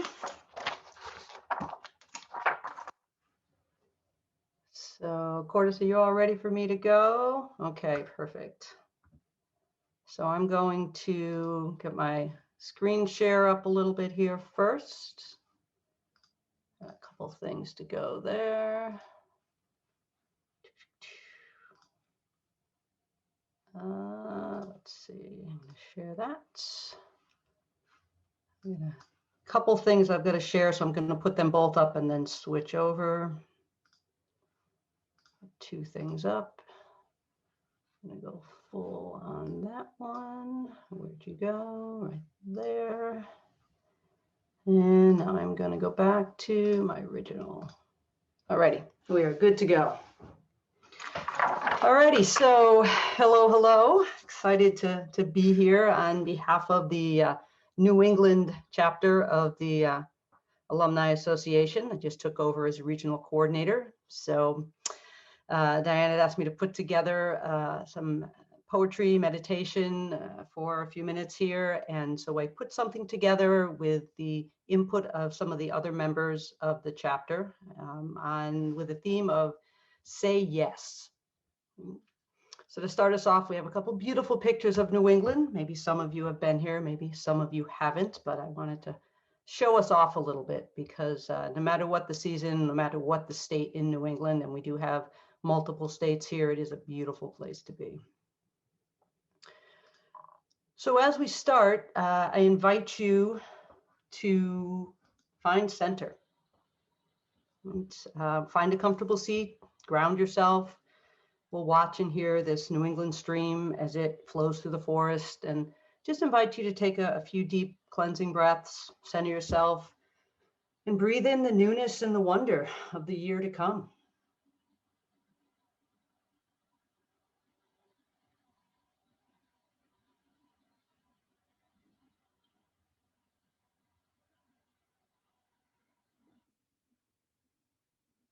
Alrighty. So saying yes. Start off with a couple of words of wisdom here from Ringo Starr. Sometimes this world can be a hard place. We wonder where we go from here. So many hurting bad, lost everything they had. It's hard to know what we can do. Sounds a little bit more poetic when it's set to music, but the sentiment still endures.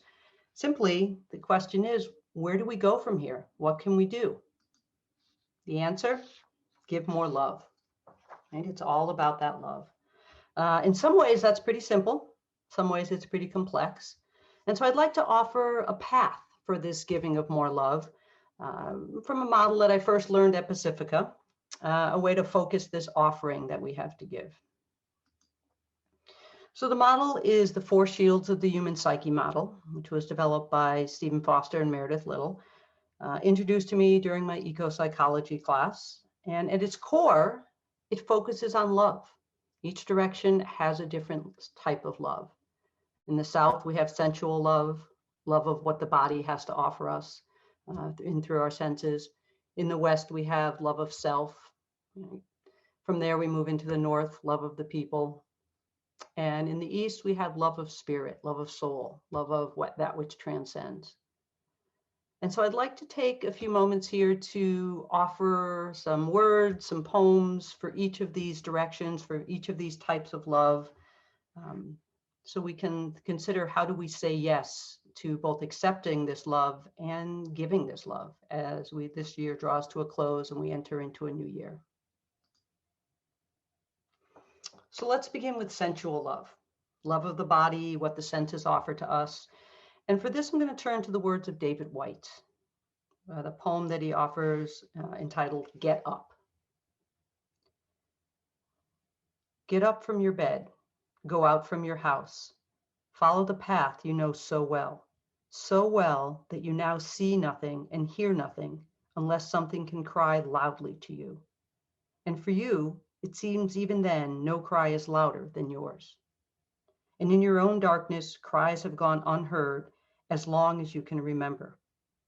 These are hard paths we tread, but they are green and lined with leaf mold, and we must love their contours as we love the body, branching with its veins and tunnels of dark earth. I know that sometimes your body is hard like a stone on a path that storms break over, embedded deeply into that something that you think is you. and you will not move while the voice all around tears the air and fills the sky with jagged light. But sometimes, unawares, those sounds seem to descend as if kneeling down into you. And you listen strangely, caught as the terrible voice moving closer halts. And in the silence, now arrives whispering. Get up. I depend on you utterly. Everything you need, you had the moment before you were born.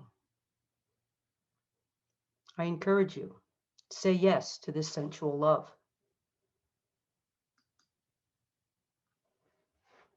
Our next love to embrace is love of self. In some ways, that may be the hardest love of all. All the darkness, all the light that exists within.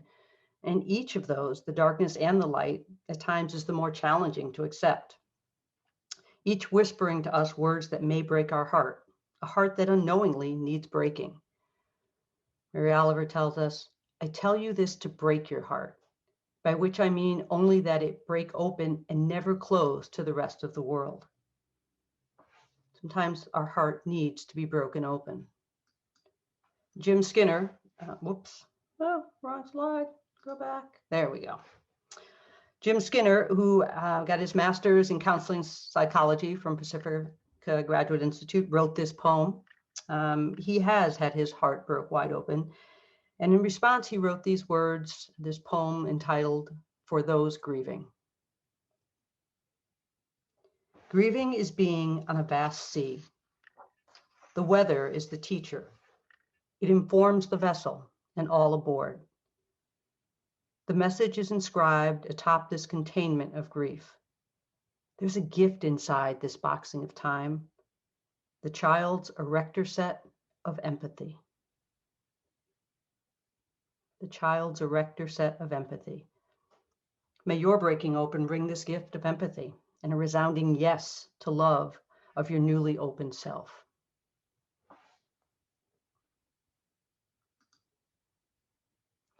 In loving ourselves, we find we're now truly capable of loving others. And yet, just as we have struggled, as we continue to struggle, the world around us struggles. Stephanie Sparkle says it all. I love it when people who have been through hell walk out of the flames carrying buckets of water for those still consumed by the fire. I'm going to read that again. I just love that. It's so simple and yet so profound.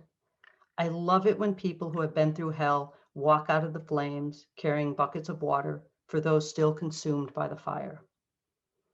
Fill the buckets to the brim and bring them to those in need. That's our charge from Pacifica, right? To tend the soul of the world.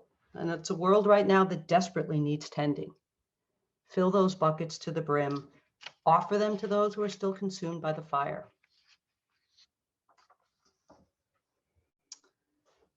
Still in that place of loving ourselves, we see from Dana Faulds an offering, always into love. On this voyage of the soul, may we be bridge builders. Our common ground visible beneath the surface differences. May we braid the threads of reconciliation into a chain of possibility that joins, heals, and includes what once seemed separate.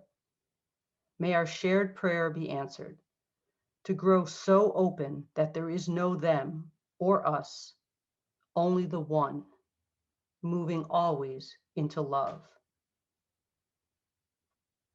For each one of you, may you be a builder of bridges, saying yes to the love of the people, for sharing that love and sharing the way with others.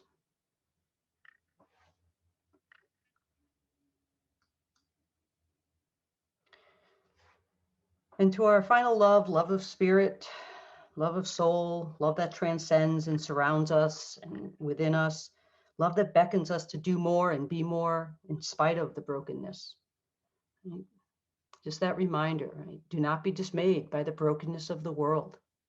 All things break and all things can be mended, not with time, but with intention. So go, love intentionally, extravagantly, unconditionally. The broken world waits in darkness for the light that is you. Each of us, in spite of the challenges of this year, have that light within us to bring into 2021.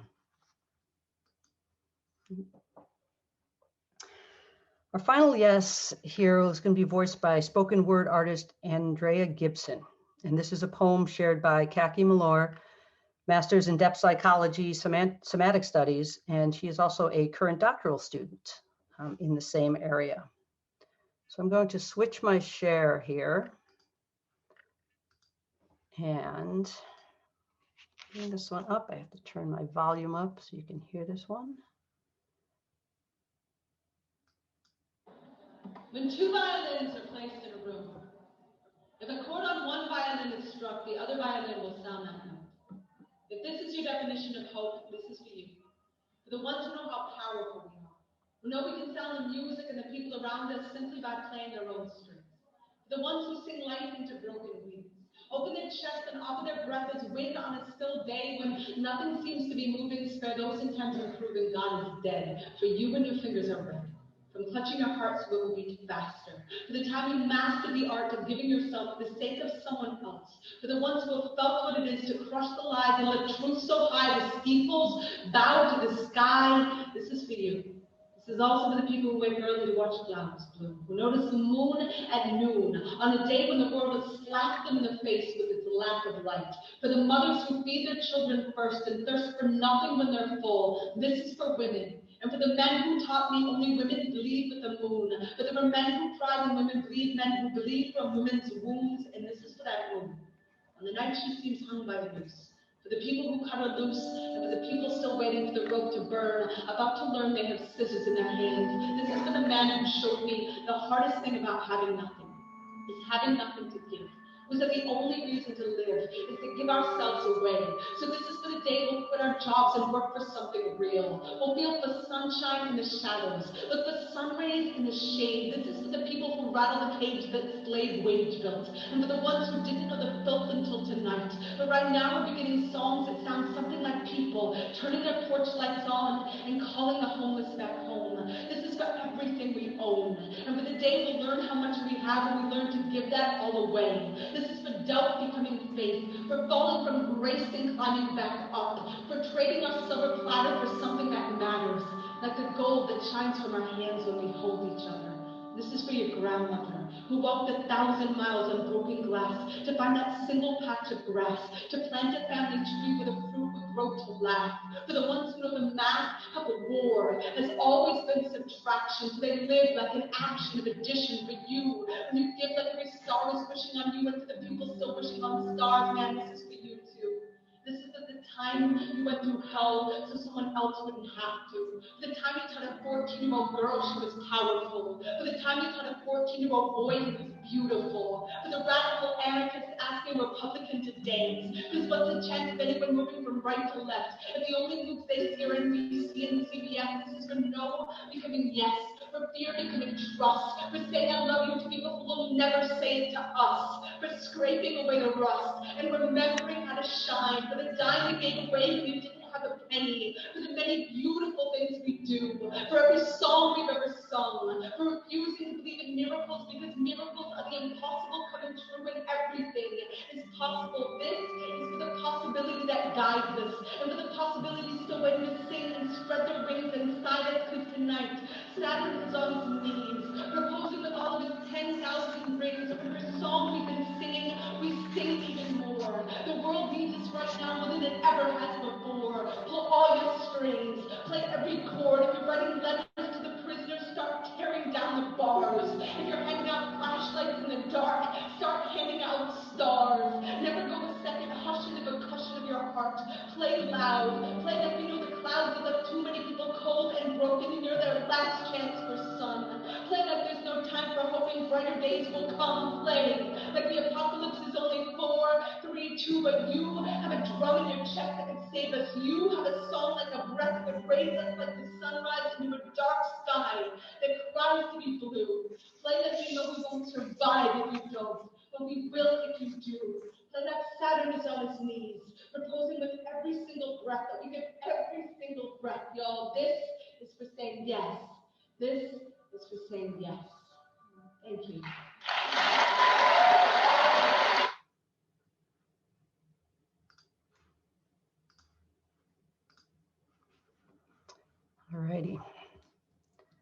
saying yes.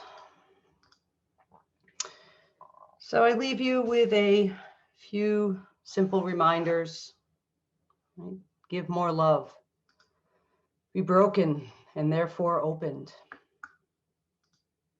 Carry the water. Build the bridge. Tend the soul of the world. And say yes. So thank you from the New England chapter. I know my 15 minutes of fame is up, so Curtis, thank you. And I will stop my share.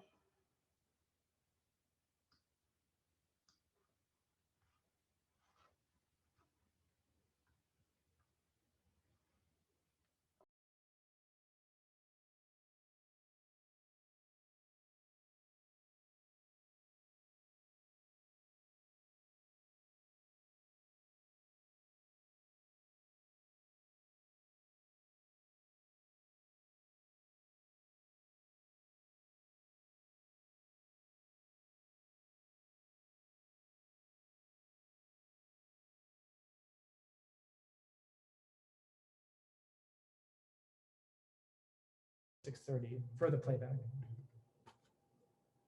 What was that? Okay.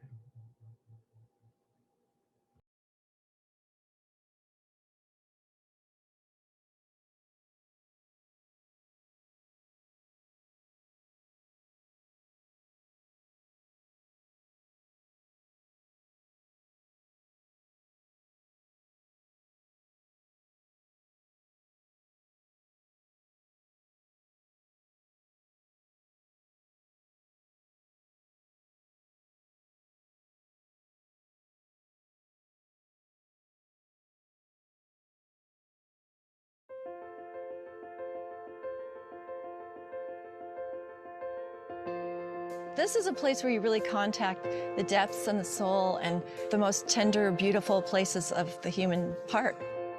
There's a solitude, the trees and the ocean and the birds. It's a conducive place where you can pull away from the world. You can retreat from the world in order to put things together that the world needs. I think everybody who goes to Pacifica has a great indebtedness to what they learned here. So when we all get together, I think we talk a common language, and the Alumni Association makes that possible.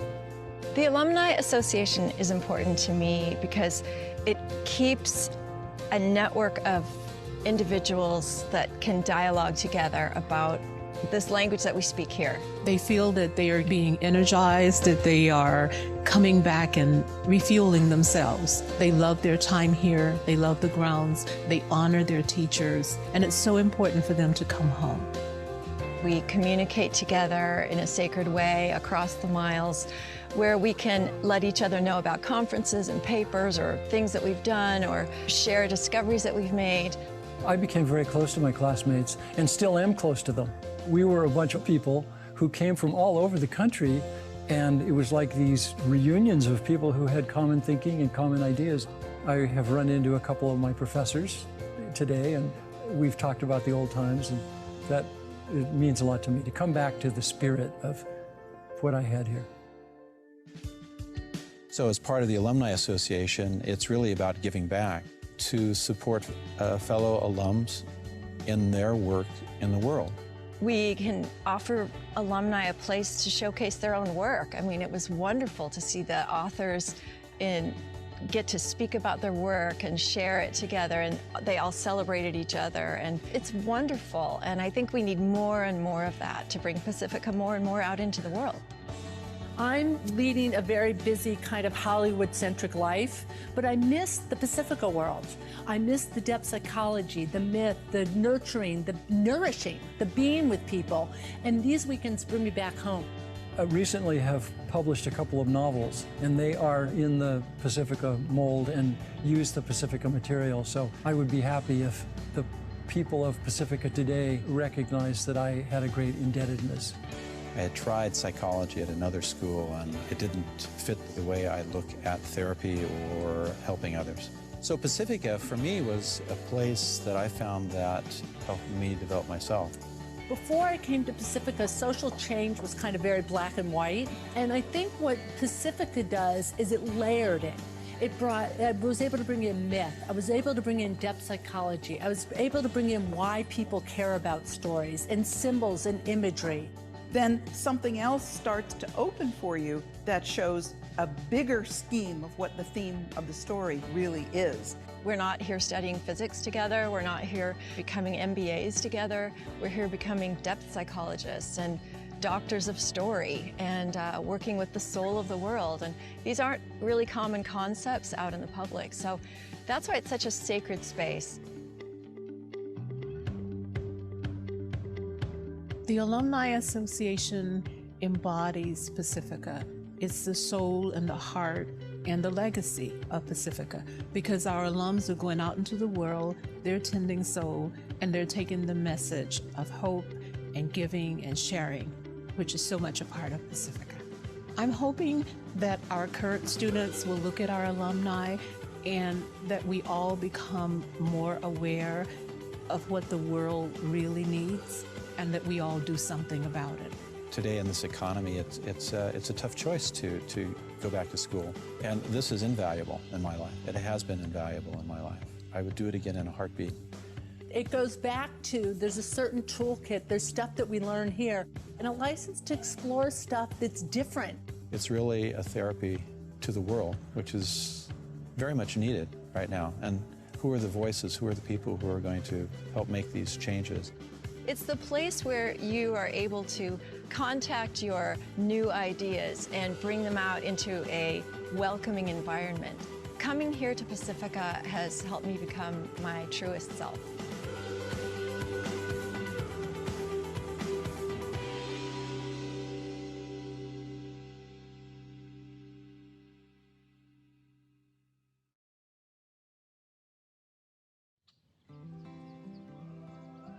From January 17th to 19th, Pacifica Graduate Institute Alumni Association will be celebrating Coming Home.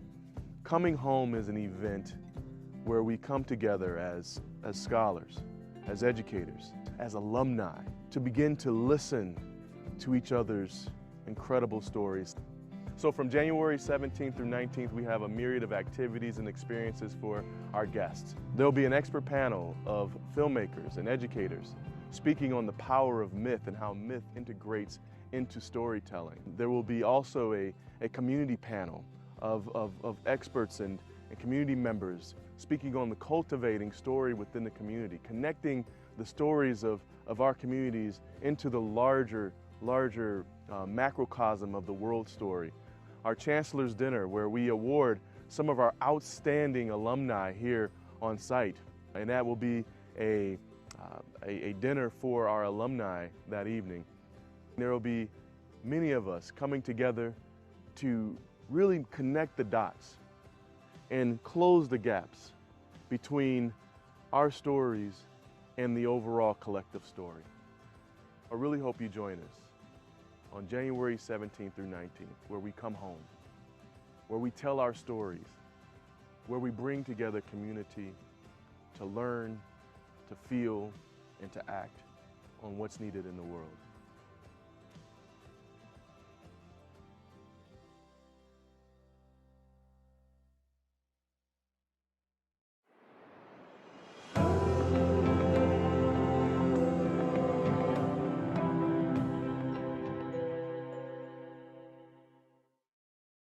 I pledge allegiance to the flag of the United States of America and to the republic for which it stands, one nation, under God. Funny how hand positions change over time when saying those lines. Becomes less of a pledge of allegiance, more of proof to the officers that you were actually a citizen when they arrive on scene, August 28th, 1955. Money, Mississippi. A little boy with a cannon for a heart is ejected from the barrel of a bridge. Bullets made confetti out of his face. They even tied an elephant-shaped cotton gin to his torso to sink him to the bottom. He had an entire circus act in the bottom of the river, but no one clapped when he emerged dead. I guess death wasn't a part of the act. Emmett Till was not a victim. He was a magician, changed the course of an entire civil rights movement, and all he had to do was snap His next February 4th, 1999, Amadou Diallo put his money where his gun was, shot down on his front porch for holding a pistol-shaped wallet. They thought he had a weapon. He quite literally didn't have a shot, so they gave him 41 on his front porch. He only caught 19 bullets. He was 22. 2 times 2 is 4. He was shot down by 4 officers who fired a little over 40 shots on the 4th of February at 12:44 a.m. The 4th Amendment states. No illegal searches, no seizures. He was not a victim. He was one seizure away from setting procedure. November 25th, 2006, they rang Sean's bell. The kind of bell that rings, the kind of ring you wear to a wedding, the kind of wedding he was on his way to. He's got a gun. They fired 50 shots into the car, killing Sean and wounding the other 2 passengers. One of the officers even stopped to reload the way an artist stops in the middle of painting to admire his work. He fired 31 pastels into the car. Sean Bell was not a victim. He was a canvas, and all he had to do to earn his spot on history's wall forever was be shot to death. October 3rd, 2009. Victor Steen, a 17-year-old black boy riding a rocket ship down an empty street, was ordered to turn in his wings and pull over to the side of the road. Officer, you don't understand. See, that man in the moon? Yeah, that's my dad. And he may never come back if I don't make it to him tonight. He was just trying to reach for the stars. The taser tied an astronaut in his throat. The officer even drove over his body before removing the taser metal from his torso. There is no metaphor for that. It just hurts. The last thing he felt was the weight of the car's wheels on his chest. No wonder he was out of breath. He was just tired. August 5th, 2014, Beaver Creek, Ohio. A toy soldier by the name of John Crawford was relieved from duty in the action figure section of Walmart. He walked around the way many PTSD patients do when relieved from battle, gripping his weapon, tighter than his grip on reality. He awaited orders from his commanding officer of a mother on the phone that day. Sir, can I help you hold your position? Sir, could you stop waving your weapon like that? Hold your position, sir. I'm calling the police. Hold your position. Put down the weapon. Hold your bang. Whoever said you have the right to bear arms was lying. He was a tiger, let loose on a jungle full of poachers that day. A mother lost her son. A father lost his junior. The way a fraction loses its better half when multiplied correctly. There were multiple shell casings at the scene, none of which belonged to the BB gun. John Crawford was not a victim. He was a war hero with a gold star on his straitjacket. September 10th, 2014. Saratoga Springs, Utah. Police received a call of suspicious behavior and almost immediately went on a Darien hunt. A young black male in a 93% white community wielding a samurai sword. It is believed that once the samurai sword is drawn, it must taste blood, even if it is from the owner's body. They say he lunged at them, which means that he is the fastest assassin who ever lived, because all 6 shots from police were in his back. The media keeps calling this an altercation.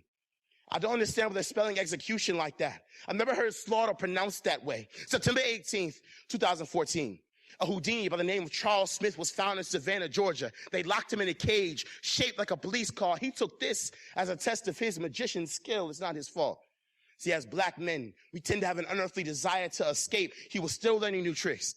See, what he meant to do was reappear outside the car, uncuffed. Instead, he accidentally made a gun appear in his possession. Good thing the police are used to magic tricks. It was nothing for them to make his life disappear. January 24th, 2004.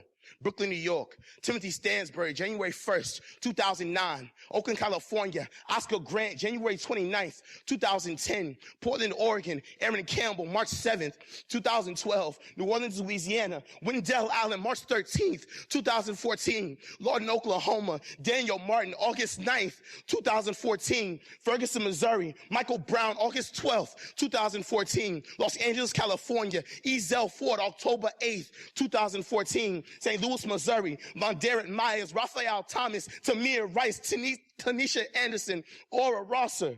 I apologize if I have trouble pledging allegiance to a flag that has been determined to do us part and leave our black bodies dangling at the altar with liberty and justice for all.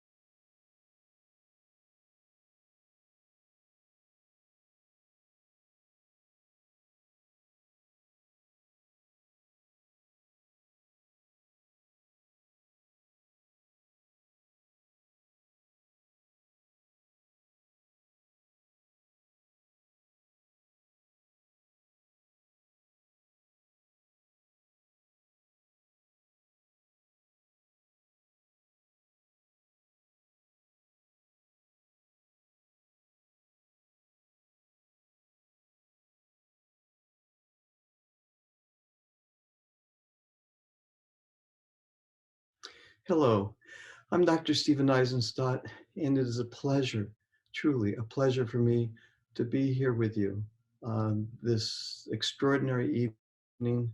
I look forward to this each and every year.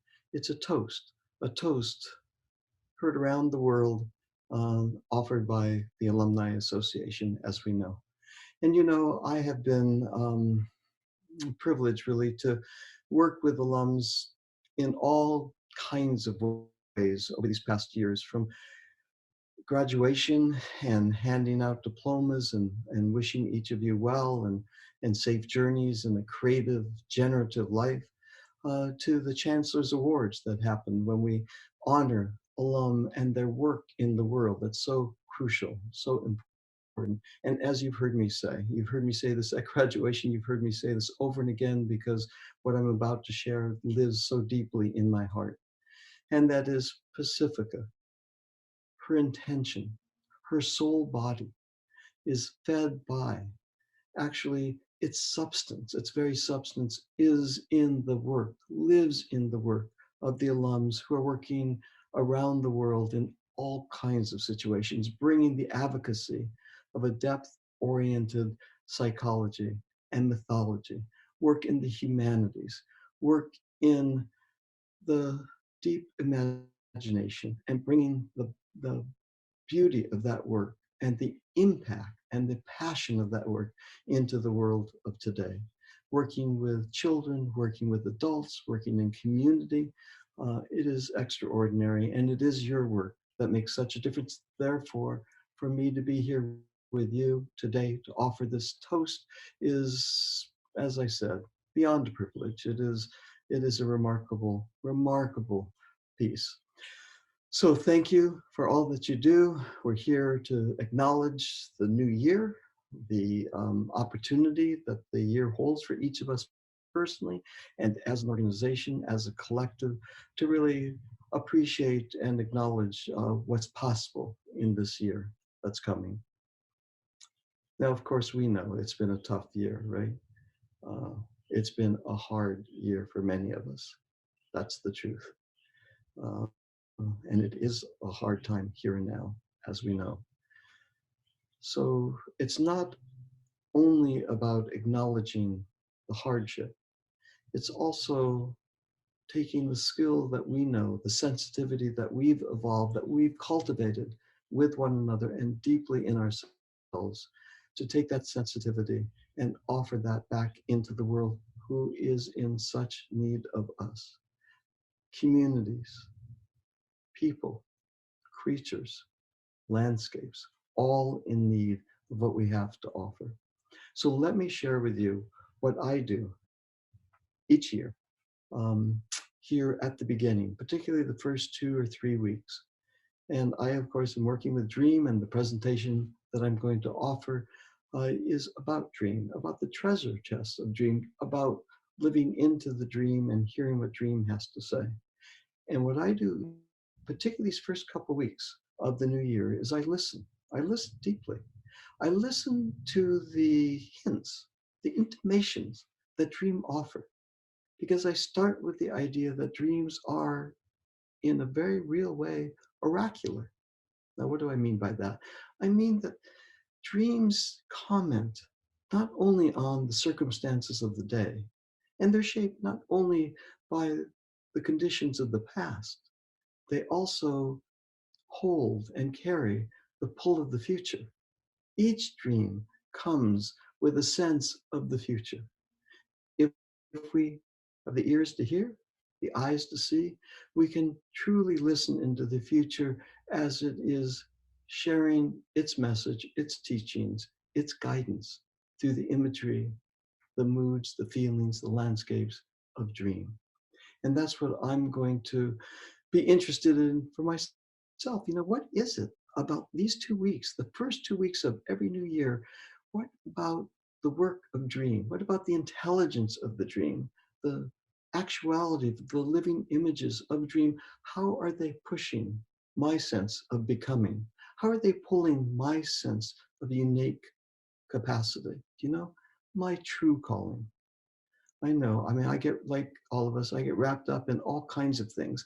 things that are fun, enjoyable, things that are difficult, the different complexes that come and go. I mean, truly, right? All of that, the stuff of life, the mania of life, particularly with the, the digital age that we're into at the moment, the mania of it all, of course. And two, to come home, the homecoming, that sense of deep belonging that opens itself in the imagery of dreams. That's what I'm listening for. I'm listening to the hints, right? The intimations that come forward when I hear the dream from the perspective of the pole of the future. The question I ask for those of you that have worked with me in the dream tending is, who is visiting now? What's happening here? Right? And two, what is the dream offering in relation to the future? That question goes, what is the dream's desire? Notice what just happened. We went Pacifica, we went depth psychology. What is the dream's desire? Yes, person-centered, for sure. A place and time for that, of course. And to psyche-centered, image-centered, the psyche of world-centered, the anima mundi-centered, anima mundi calende gratia, for the sake of tending the psyche soul in and of the world, the creatures, the things, the landscapes, the peoples of the world space as well. What is the dream's desire? So I listen, and I listen deeply. And I write, for the first 2 weeks of every new year, I write those down. I really journal that. I just keep track of that. I'm open to that. And I'm inviting you, each of you, to be open to that as well. Join me and write these things down. Write the hints, and I'm going to share just a bit about that, because then we can talk story and we can hear what the psyche has to share in relation to not only my personhood and my sense of becoming and belonging, also to what the world is needing and asking of us. Now we can figure it out rationally, but it's really amazing to hear what the world asks of us from the point of view of psyche, particularly when we're in community like we are now. The collective psyche, what is it asking of us? What is she pulling? What is she offering us from the point of view of the future? Okay. Now, January 21st, about 3 weeks from now, January 21st, I'm going to offer, and I want to invite each and every one of you. I'm going to offer a workshop, a gathering, really. It's a gathering of alums, only alums, and we're going to come together and we are going to share what we've discovered over these next 2 or 3 weeks. Okay, let's get together. We'll do it by Zoom, of course, and we'll do it personally. I'm going to work with a number of you with your dreams so you can watch and notice how that is. I'll offer a tool chest of skills and how we can really hear into the oracular capacity of the dreams. And then too, we'll break out so that we can work with one another and kind of, work with some skills, just like we did when we were on campus at Pacifica. Oh, dear Pacifica, right? Dear Pacifica, right? Yes. So she too dreams through us, each of us, her soul body, for sure, and to the physical place itself, the physical place waiting for us, not only getting there and being in the rooms and in the lecture halls and, wandering the grounds, into imagination. That space, that place offers itself to our imagination. So let's come together January 21st, and details will follow. Diane and others will certainly offer all of you access. We'll figure out a way to make sure you know how, when, etc. Now, I must say this, I've been working virtually like many of you, right? This time of isolating in place and all like that, it's hard and it's demanding. And I'm sure many of you like me are working with so many people, and it's very difficult, the work at the moment with so many. And what's happening now in the dream time, in the collective, not only the United States, globally, because I work with people from all over the world, what's happening is a sense of the nightmare. The nightmare is coming forward. And people are remembering their dreams more frequently. All the studies show that the dream recall is just skyrocketed over these last number of weeks and months. And two, the themes that are coming forward are nightmarish. They're intolerable, they're frightening, of course. Anxiety is up, obviously, the virus is threatening, life and death is everywhere. So, that combined with the social economic threat, obviously, it's horrible. And in turn, what's going on with inequity in terms of people being left out or people not being included. It is a tough time, and it's coming into the awareness, it's coming to the surface. It's visible, it's visual, it's visceral, right? We know. Many of us are advocates on behalf of what we truly hold dear. We're part of a Pacifica community of people that value what indeed we hold dear. The themes that are coming forward, just to give you a sense of that, what I'm working with often, right, are themes in dreams like chased by something scary, of course, chased by the virus. We're scared of that, yes? Bugs, because we're seeing the image of the virus and it's invisible, which makes it increasingly frightening, but we see the bug-like creature that's depicted on social media and everywhere we look. Natural disasters, of course, make sense, but how many times have I heard over these last months in particular, tidal waves, earthquakes, lightning strikes, natural disasters, they're always present. It's just that now they're amplified and it's up, right?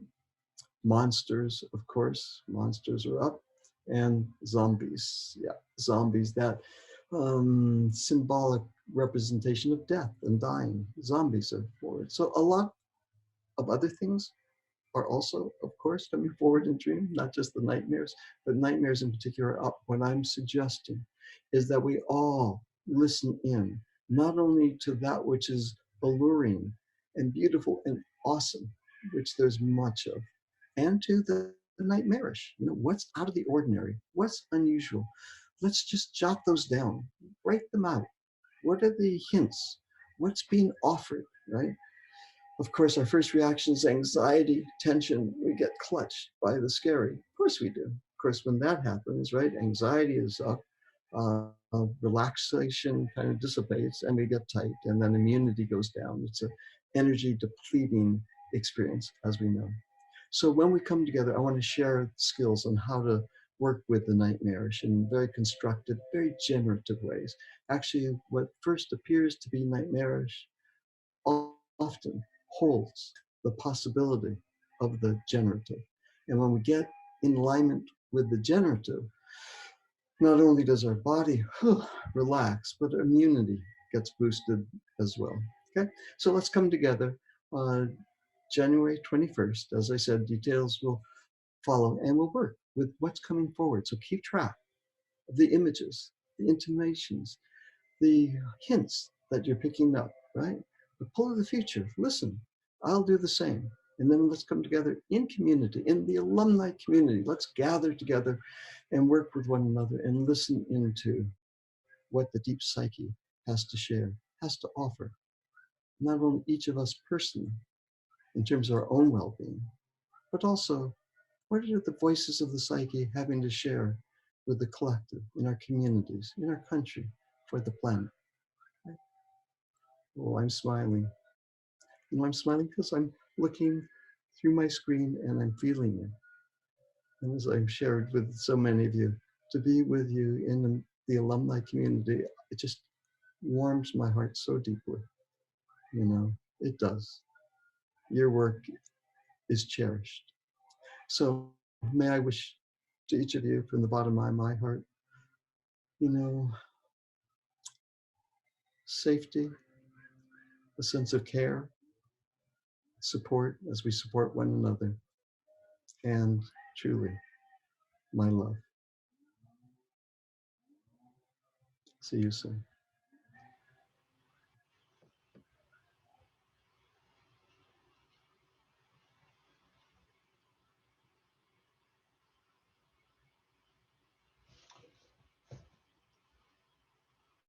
Wow. Well, good evening. I assume I'm on. Can you hear me, Cordes? Hi everyone, I'm Tom Lyon. Happy pre-New Year, or New Year if you've already arrived. I want to thank Diane for asking me to share this evening.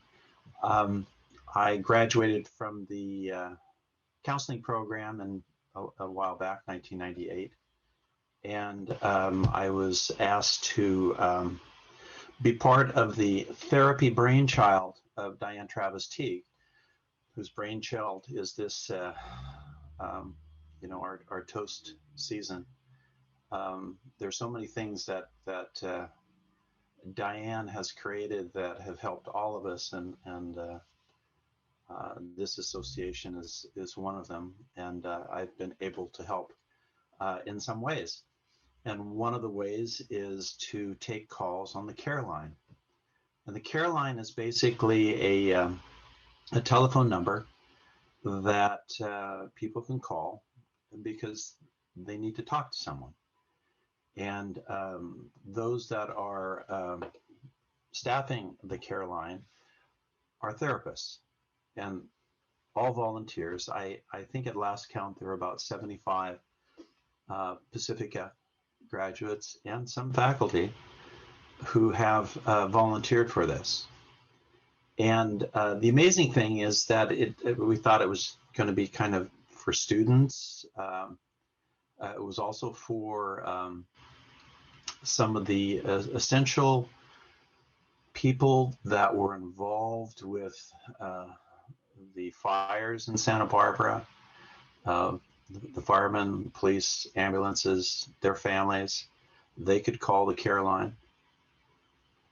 And while it's not a strictly therapy situation, everything we discuss in it is confidential. And we say that to anyone who calls. And it's an amazing thing to be able to do this for people in the community. So, but I haven't actually talked to any Pacifica students or grads. Maybe one, I think. It was very, very short, but almost everyone who has written, who has read about this on Facebook or some other media, or they heard about it on TV when the local news station did a brief interlude on it with myself, with Harry Grammer, and with Joe Cambry, and talking about the program and other programs. There's a buddy program. There are all kinds of different things that go on, and it's a way for us to give back. Now you might say, well, are a lot of people calling regarding the COVID? And I would say not specific about COVID. It's really other stressors, situations that are going on in their life during this time. And so what they're looking for, like all of us do when we get into situations in our life, is they're really looking for someone to listen to them, so that someone hears them, someone sees them, they're witnessed. There's some degree of helping them find hope again. And some have really just only misplaced it. They haven't lost it. They've just, it's just kind of been misplaced. And, everyone has said these are terribly tough times, and they are. But it's again, like what has been talked about this evening, about arrows. It's about connection. And so one of the beautiful things about this is that people are reaching out to make connection, to continue connection with other people. And this is in a more serious way, I would say, than just a surfacey kind of way of basic communication, or meeting at a coffee shop and having having coffee or tea or for a while. Not that these aren't important, but during this time, the level has gone deeper and the conversations are a bit deeper. So we offer, I would say we offer hope. And I think that's the important thing that we need to do for each other right now. Yeah, they're tough times, but there have been tough times before.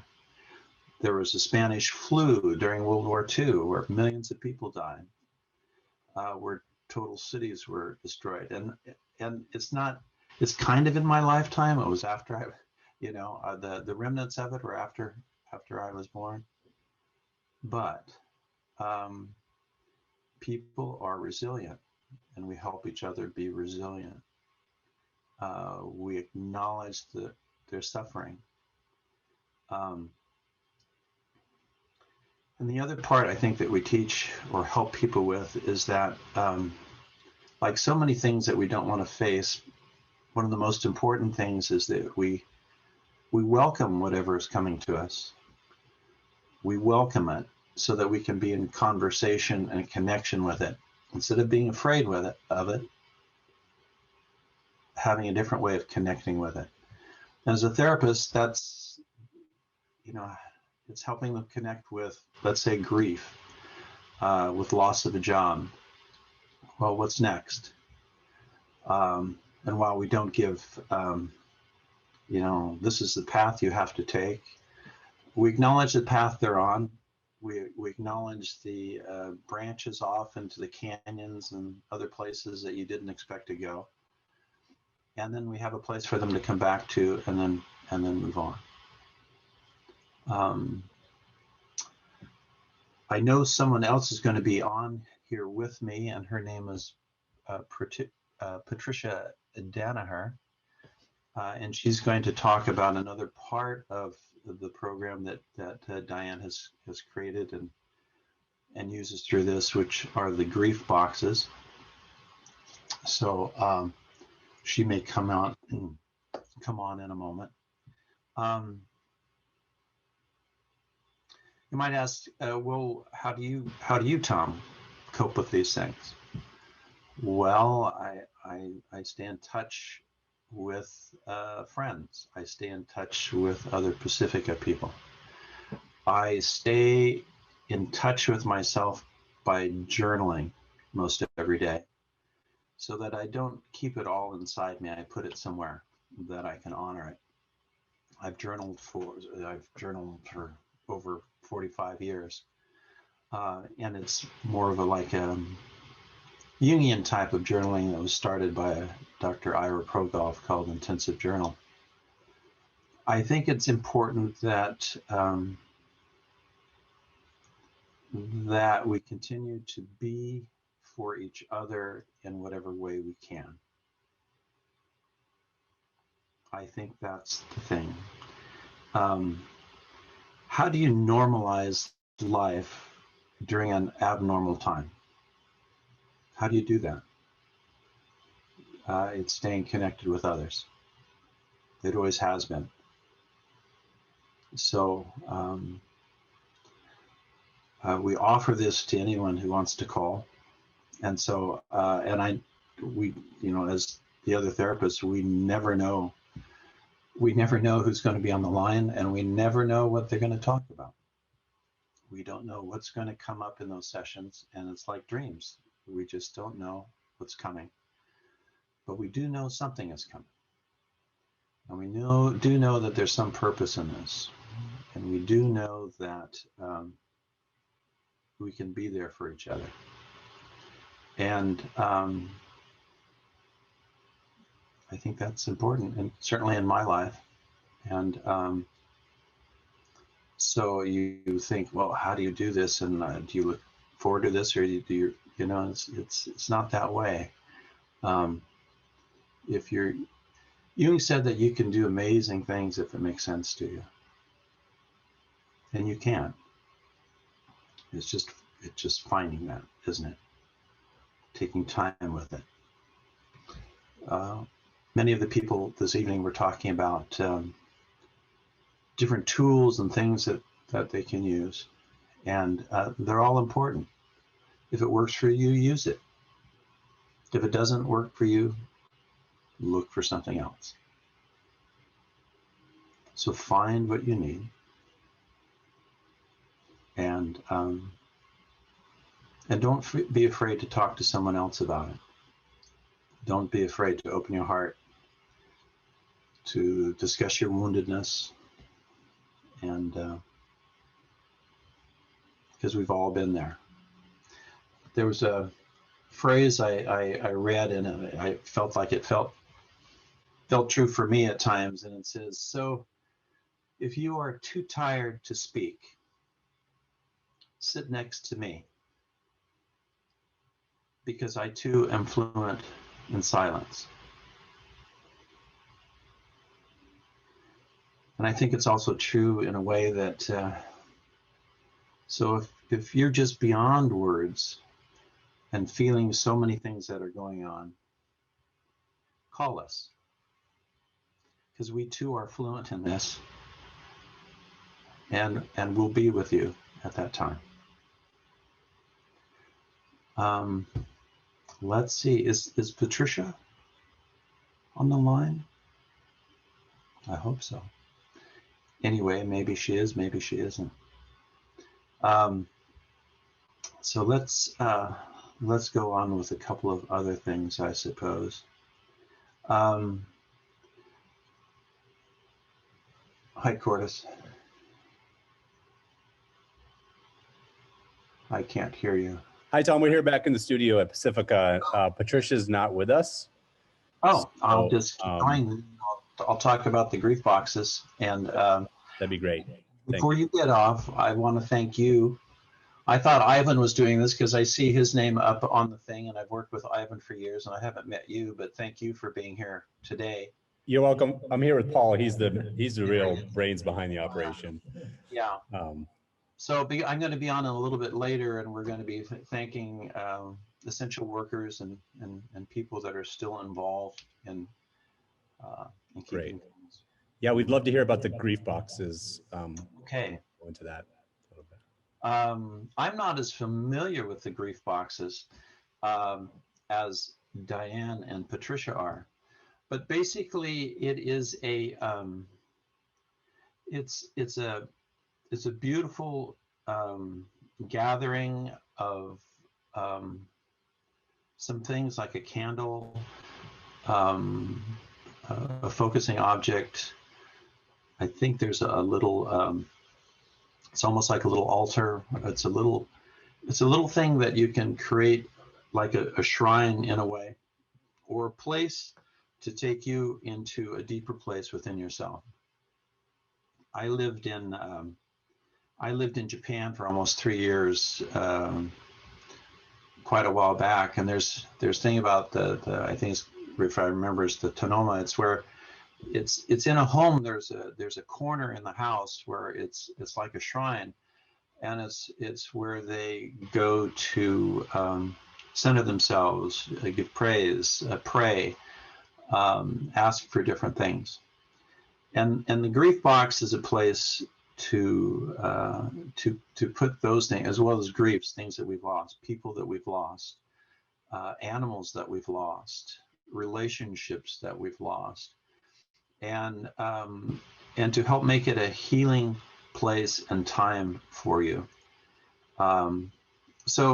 These are put together, and they get mailed, sent to someone who it's appropriate to send it to, that calls the care line or calls the office, Diane's office, through the Alumni Association's office there, and Diane as the Director of Alumni Relations at Pacifica. So it's and I believe Patricia helped put it together, or who's developed this, and based on her therapeutic work and finding it helpful. And there she is. Diane is going to talk about it. I can see her, and I'm so happy she's going to get on, because she's my diva. And there she is. One of the loves of my life. So there she is. Can you talk a little bit more about the grief?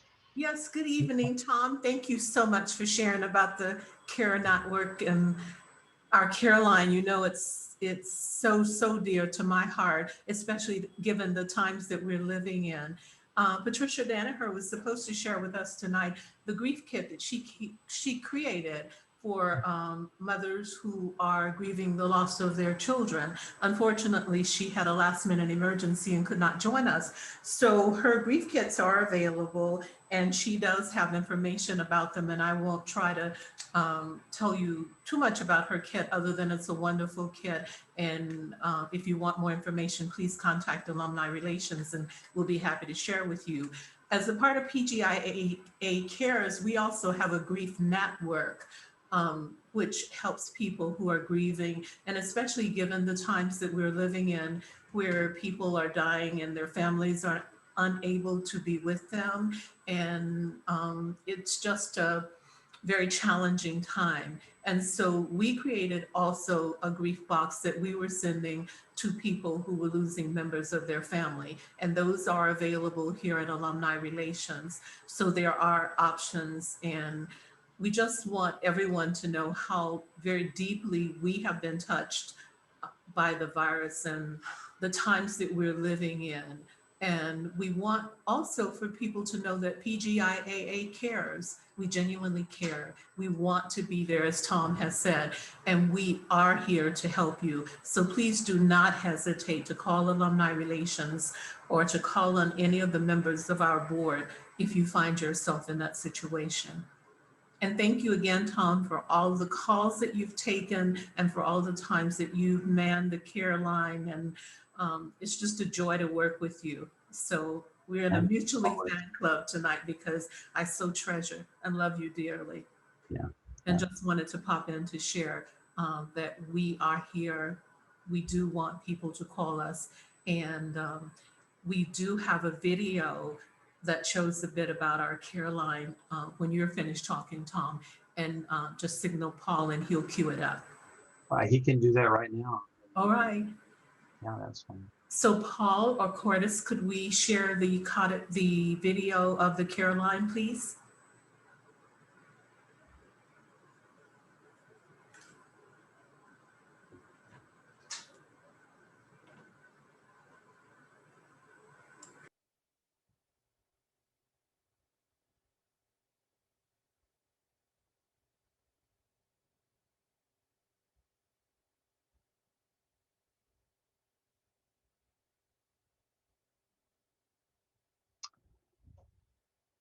I don't think we're hearing anything.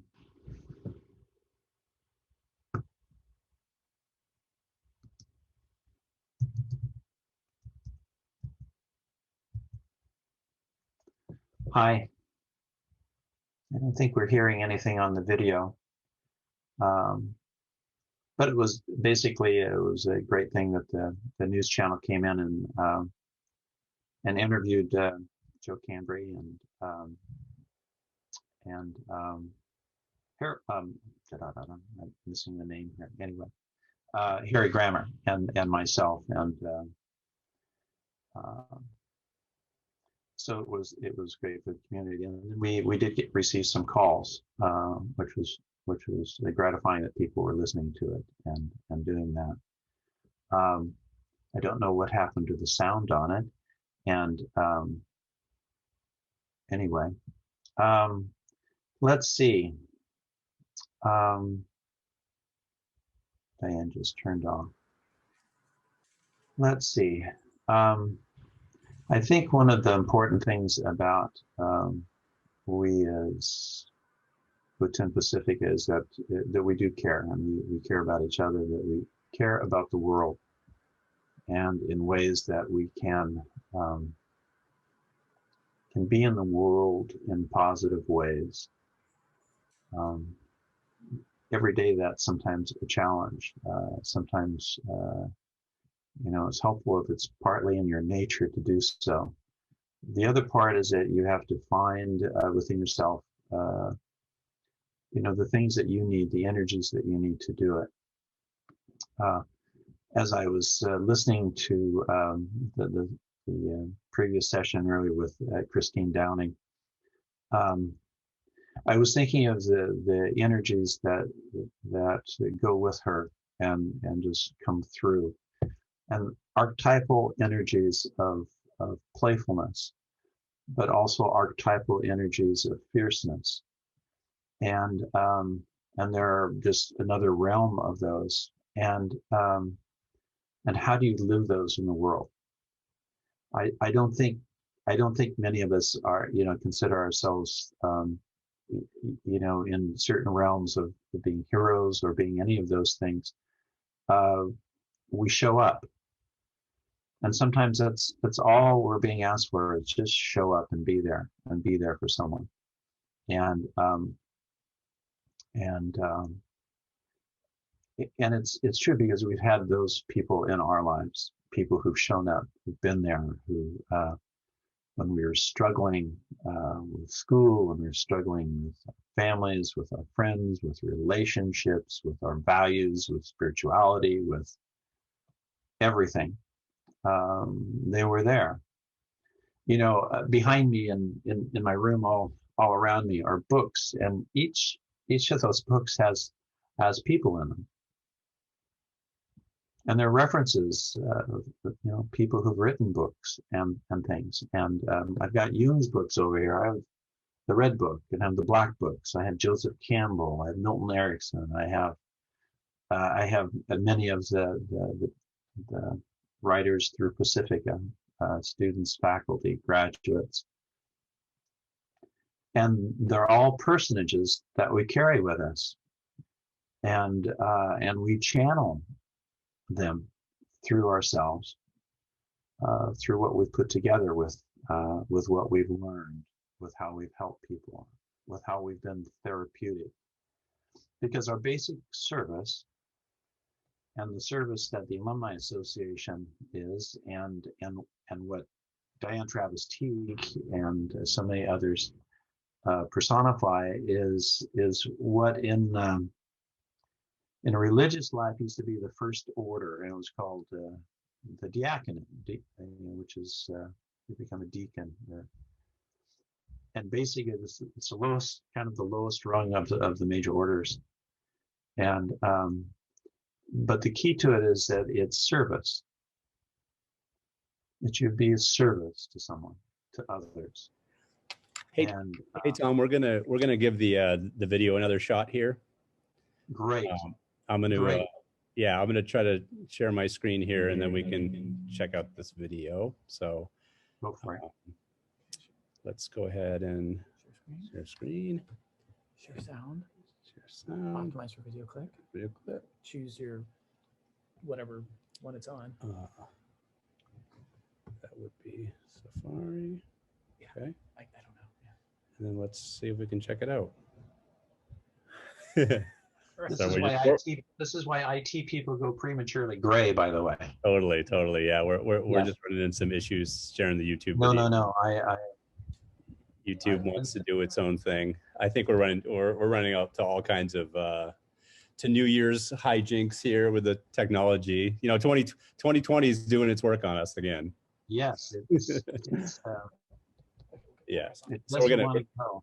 Yeah, it doesn't want to go, but we can press on with what you were speaking about, and we've got a great program for the rest of the night as well. And I want to point out, I just saw Fanny Brewster come on, and I think she's one of the Caroline goddesses as well, and so I want to point her out. Yes. So Diane will, she'll lasso you into almost anything, right? Is that right, Fanny? Yes, that's correct. She will. She does it, but with See's candy at times too, So. Yes, she's amazing. We don't know each other that well, but we've met at when you've spoken at Pacifica, so which I enjoyed immensely. Oh, thank you. Immensely, yeah. And you're very well loved by so many people. So Oh, that's nice. I Yeah. love that, being loved. It's what you want, right? That's what you want. That's what What you the want. world needs now. That's exactly right. That's Yeah. it, isn't it? Yeah. So, Good to see you. so I guess the video didn't work. So you and I are ad-libbing here for a moment. Okay.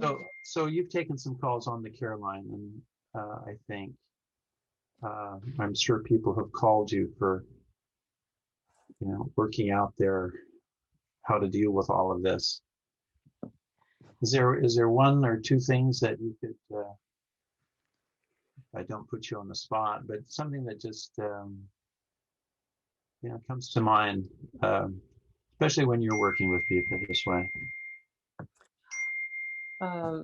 Something that comes to mind when I'm working with people, like, Yeah. in what way? Like, what were you talking about something before I came Oh, on? you're starting now. I can. I thought I had 3 minutes. 4 more minutes. Oh, I have 3 minutes, but if I should start, I guess I would. Yeah, If you'd like to, you can have my 3 minutes. Oh no, you take your. No. I would appreciate it if you took my 3 minutes. Okay. If you're willing, I give them free of charge. Yeah. That's kind of trickstery. Okay, I will. I was just coming on a little early to kind of organize myself, but sure. No, that's fine. That's an archetypal energy, the trickster archetypal energy. You know? Yes, kind of tricksterish, right? Yeah. So for myself, is there some sort of technical thing? Oh, here I am. There you are. Okay, Thank here you. I am. Bye-bye. Yeah. Okay, Thanks, take everyone. care. Okay. I'm almost there on. Okay. Good evening. This is the toast that we're sharing and having with one another. It's wonderful to be here, and I thank Diane for bringing us together. She does this every year, and it's amazing. And it's just a real sweet way to end the year and to begin a new year. So I am actually on this evening, and I'm on to talk about poetry or to read poems to you. And what I did is kind of customarily to what I do is I try to let something choose me. So I went to the bookshelves and on the floor, and I just kind of let things call to me. Something that usually calls to me is from John O'Donohue, To Bless the Space Between Us. So I'm going to read a few of his writings, narrative tonight, some prose, as well as what I consider to be some of his poems. And then I have a few poems by Rita Dove. She's one of my favorite poets, On the Bus with Rosa Parks. I actually had something by Kandinsky concerning the spiritual and art, a little bit of Angela Davis. I don't know, I have 30 minutes, so I'll see how far I get in those 30 minutes. Lucille Clifton, a few of her poems. So I just went with what called to me. So I'm going to begin with John O'Donohue, and I'll probably end also because there's one of his writings that actually is like poetry that I really like. So I'm going to begin here. To receive each day as an invitation. One night recently, I visited our family farm. A calf had just been born. It had just slumped to earth in a wet, steaming mass. At midnight, I went out to look at the cow again. By this time, she had licked her new calf dry, and he had sucked his first milk. Everything was mild and gentle, illuminated by the moon's mint light. What a beautiful night it was to arrive on Earth. Even if this newborn were a genius, it could never possibly imagine the surprise of the world that was waiting when the dawn would break in a miracle of color, illuminating the personality of mountains, river, and sky. The liturgy of dawn signals the wonder of the arriving day, the magic of darkness breaking through into color and light is such a promise of invitation and possibility. No wonder we always associate the hope and urgency of new beginning with the dawn. Each day is the field of brightness where the invitation of our life unfolds. A new day is an intricate and subtle matrix. Written into its mystery are the happenings sent to awaken and challenge us.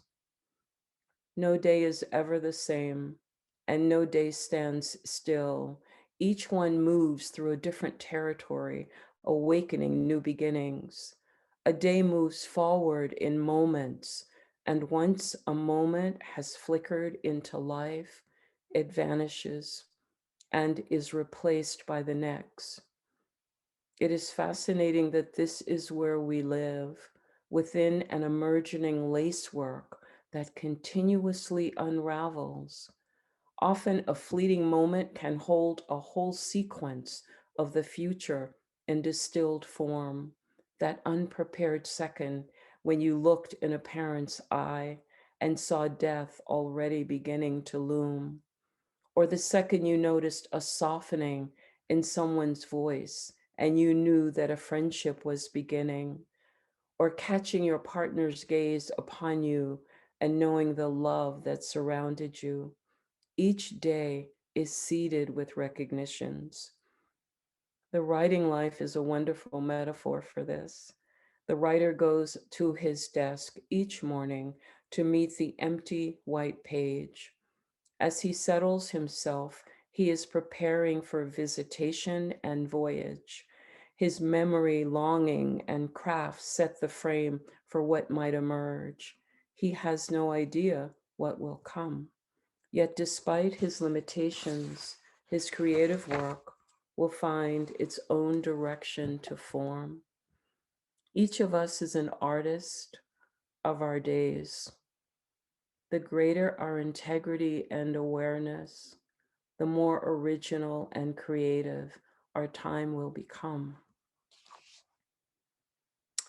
There's one other that I'd like to share with you. This one, the title of it, To Cross the Thresholds Worthily, When a Great Moment Knocks on the Door of Your Heart. It remains the dream of every life to realize itself, to reach out and lift oneself up to greater heights. A life that continues to remain on the safe side of its own habits and repetitions, that never engages with the risk of its own possibility, remains an unlived life. There is within each heart a hidden voice that calls out for freedom and creativity. We often linger for years in spaces that are too small and shabby for the grandeur of our spirit. Yet experience always remains faithful to us. If lived truthfully and generously, it will always guide us toward the real pastures. Looking back along a life's journey, you come to see how each of the central phases of your life began at a decisive threshold where you left one way of being and entered another. A threshold is not simply an accidental line that happens to separate one region from another. It is an intense frontier. A threshold is not simply an accidental line. Often a threshold becomes clearly visible only once you have crossed it. Crossing can often mean the total loss of all you enjoyed, while on the other side, it becomes a dividing line between the past and the future. More often than not, the reason you cannot return to where you were is that you have changed. You are no longer the one who crossed over. It is interesting that when Jesus cured the blind man, he instructed him not to go back into the village. Having crossed the threshold into vision, his life was no longer to be lived in the constricted mode of blindness. New vision meant new pastures. Today, many people describe themselves as being in transition.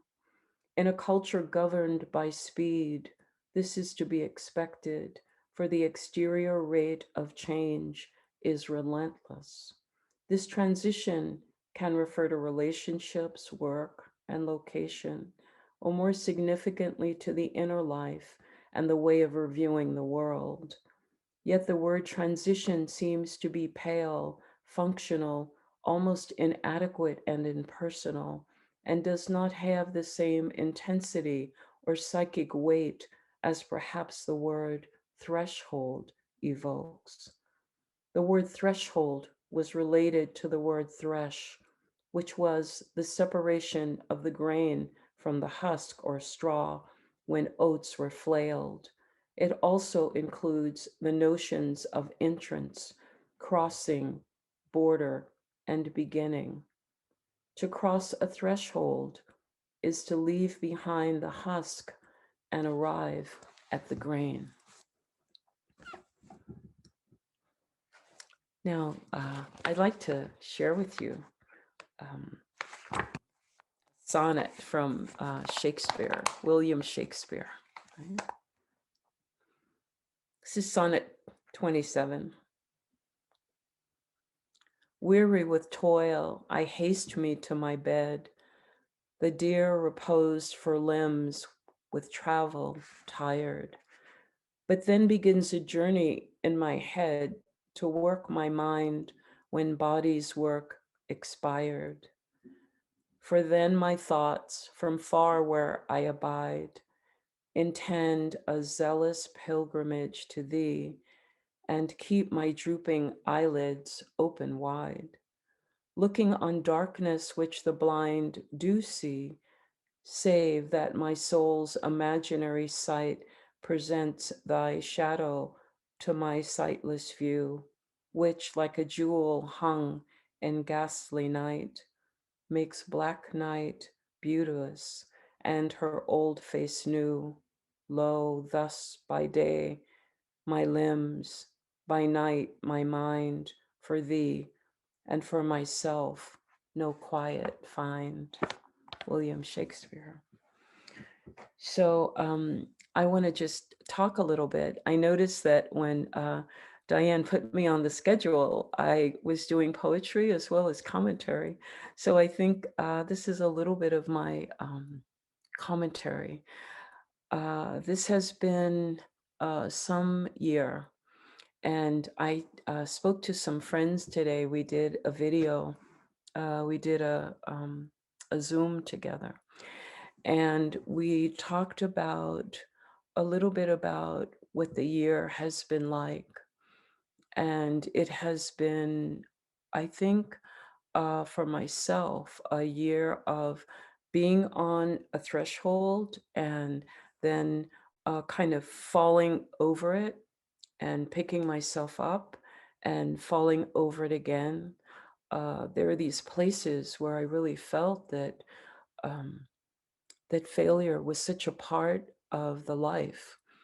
The failure of institutions, dealing with institutional racism, the failures of bodies to survive the virus, so many failures. So as I welcome a new year, 2021, I'm really grateful to welcome a new year.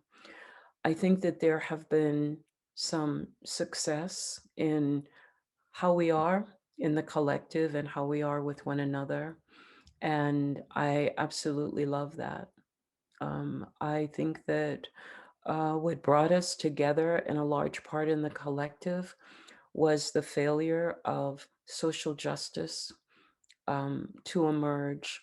And what we saw was the death of George Floyd and Breonna and so many others who have died because of a failure of social justice.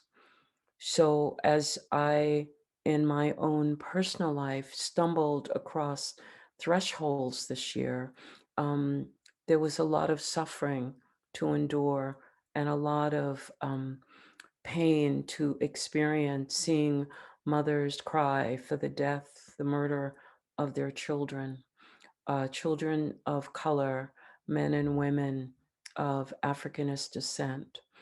So as I begin a new year, 2021, the thing that is worthy of mentioning is not just suffering, this suffering that has happened, but also the possibility for change, in the way that we can be with one another, the way we can love one another, the way we can come to a threshold and create a different kind of consciousness about how we wish to be with one another, with the possibility of love, understanding, the possibility of recognizing a different kind of consciousness about who we want to be, right? Okay, so I want to read a couple of poems by Rita Dove. This is from her book, On the Bus with Rosa Parks. This poem, let's see, maybe I'll start here. This poem is called Sing Song. When I was young, the moon spoke in riddles and the stars rhymed. I was a new toy waiting for my owner to pick me up. When I was young, I ran the day to its knees. There were trees to swing on, crickets for capture. I was narrowly sweet, infinitely cruel, tongued in honey and coddled in milk, sunburned and silvery and scabbed like a cult. And the world was already old, and I was older than I am today. The first book, open it, go ahead, it won't bite. Well, maybe a little, more a nip, like a tingle. It's pleasurable, really. You see, it keeps on opening. You may fall in. Sure, it's hard to get started. Remember learning to use knife and fork? Dig in. You'll never reach bottom. It's not like it's the end of the world, just the world as you think you know it.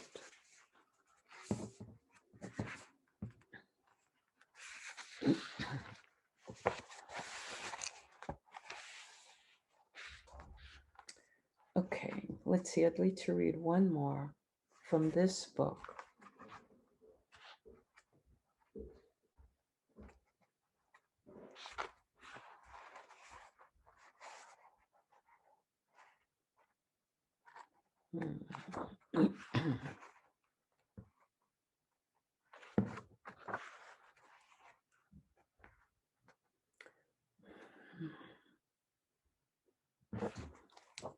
Okay, Black on a Saturday night. This is no place for lilac or somebody on a trip to themselves. Hips are an asset here, and color calculated to flash lemon bronze cirrus in the course of a dip and turn. Beauty's been caught lying and the truth's rubbed raw. Here you get your remorse as a constitutional right. It's always what we don't fear that happens, always not now. And why are you people acting this way?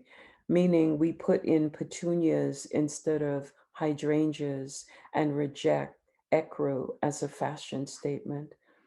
But we can't do it, nah, because the wages of living are sin. and the wages of sin are love, and the wages of love are pain, and the wages of pain are philosophy, and that leads definitely to an attitude, and an attitude will get you nowhere fast. So you might as well keep dancing, dancing till tomorrow gives up with a shout, because there is only Saturday night, and we are in it, black as can, black be, black as black can, black as black does, not a concept, nor a percentage, but a natural law. Rita Dove. Actually, I want to read one more. Testimonial. Back when the earth was new and heaven just a whisper, back when the names of things hadn't had time to stick, back when the smallest breezes melted summer into autumn, when all the poplars quivered sweetly in rank and file, the world called, and I answered. Each glance ignited to a gaze. I caught my breath and called that life, swooned between spoonfuls of lemon sorbet. I was pirouette and flourish. I was filigree and flame. How could I count my blessings when I didn't know their names? Back when everything was still to come, luck leaked out everywhere. I gave my promise to the world, and the world followed me here. Testimonial. Okay.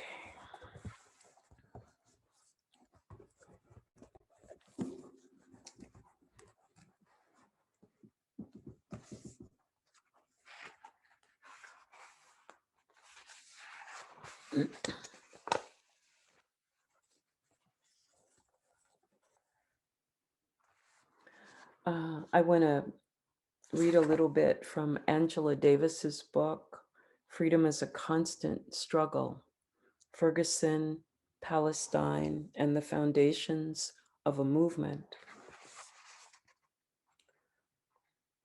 Let's see. So in this book, questions that Angela Davis is being asked, and so I'll read you the question that she was asked, and then I'll give you her response. This is the question. You mentioned that one person will not change the whole system. So how is Obama constrained by the system that actually got him elected? This is during the time of President Obama. Well, of course, this is Davis's response.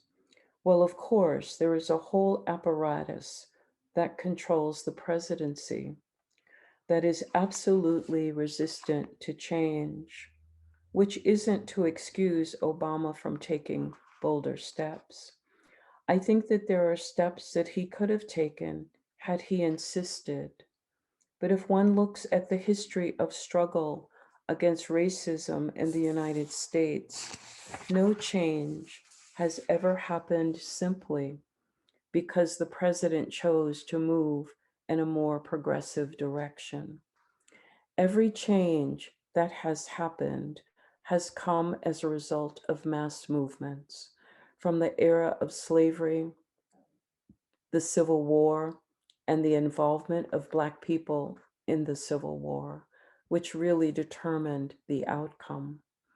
Many people are under the impression that it was Abraham Lincoln who played the major role, and he did, as a matter of fact, help to accelerate the move toward abolition. But it was the decision on the part of slaves to emancipate themselves and to join the Union Army, both men and women, that was primarily responsible for the victory over slavery.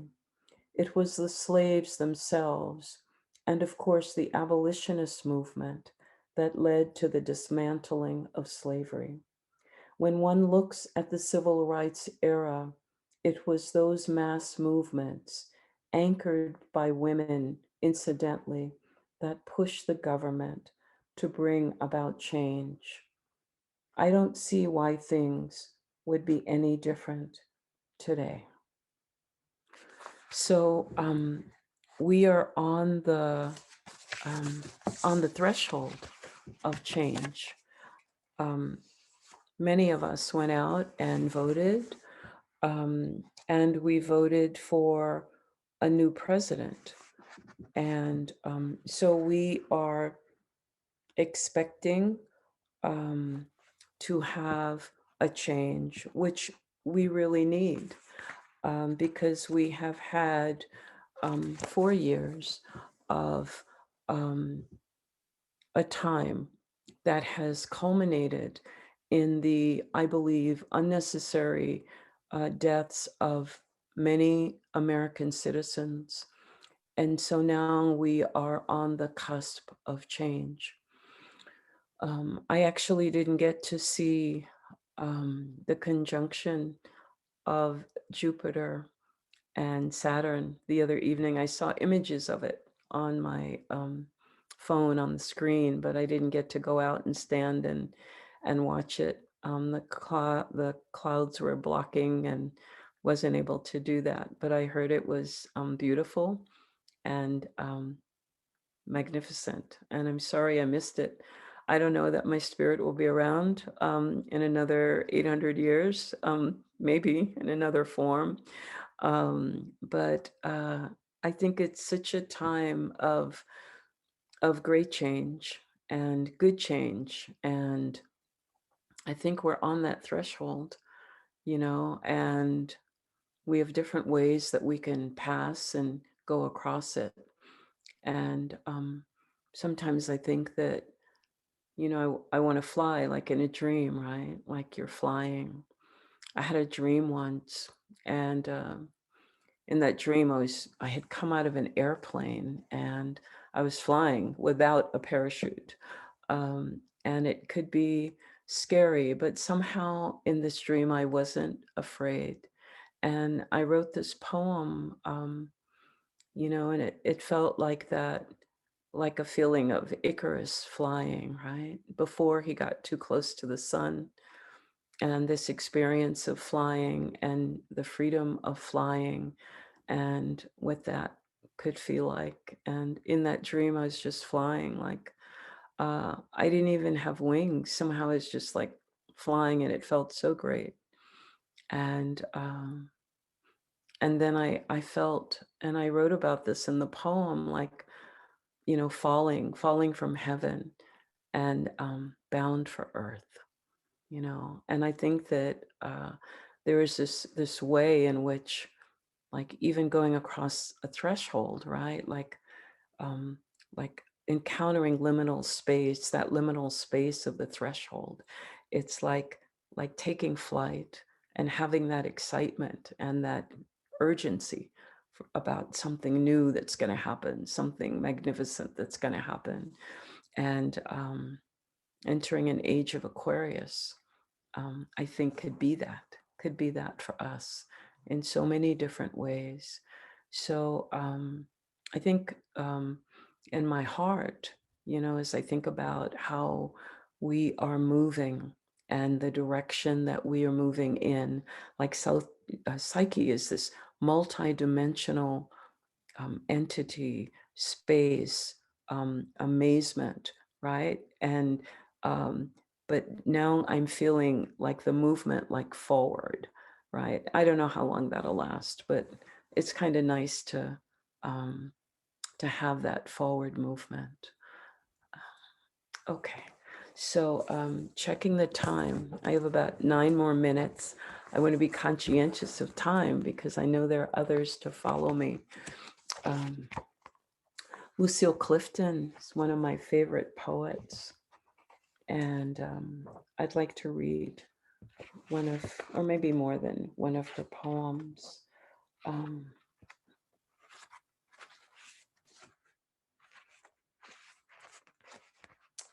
Let's see.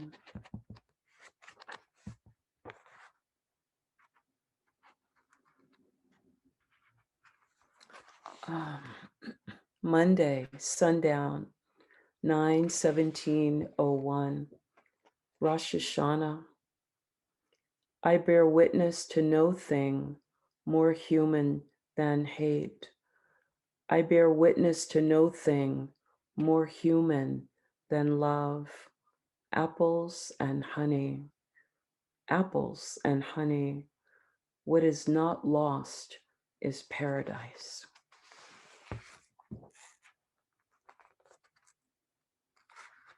Saturday, 9/15/01. I know a man who perished for his faith. Others called him infidel, chased him down and beat him like a dog. After he died, the world was filled with miracles. People forgot he was a Jew and loved him. Who can know what is intended? Who can understand the gods? Friday, 9/14/01. Some of us know we have never felt safe. All of us, Americans, weeping, as some of us have wept before. Is it treason to remember? What have we done to deserve such villainy? Nothing, we reassure ourselves, nothing.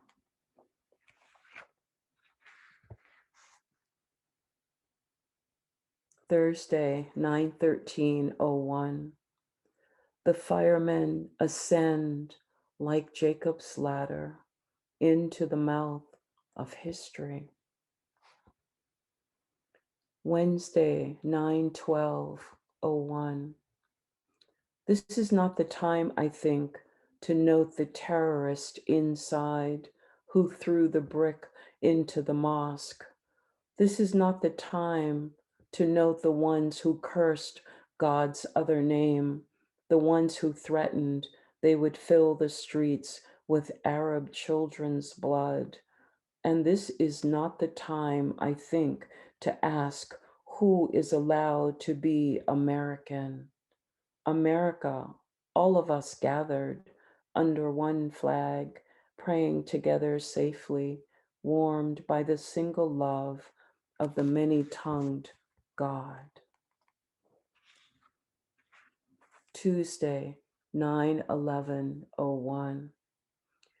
Thunder and lightning and our world is another place.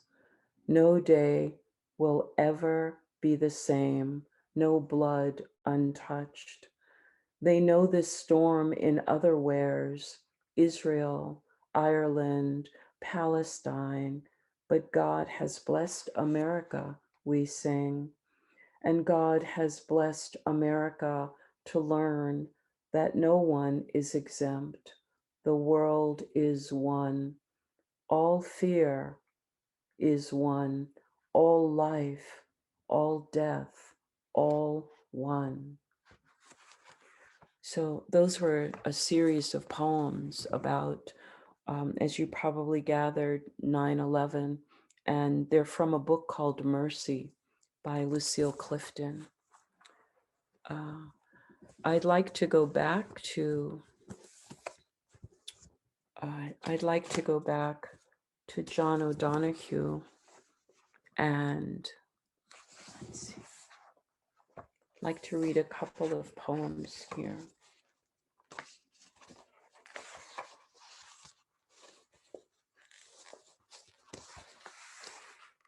I feel that we've been through the fire, you know. I think that 2020 has been this year of fire. You know, we think about the elements and think about what we as Americans have endured, what the world has endured with the pandemic, the coronavirus. I think we have been through the fire. So I'd like to read this. in praise of fire. Let us praise the grace and risk of fire. In the beginning, the word was red, and the sound was thunder, and the wound in the unseen spilled forth the red weather of being. In the name of the fire, the flame, and the light, praise the pure presence of fire that burns within, without thoughts of time.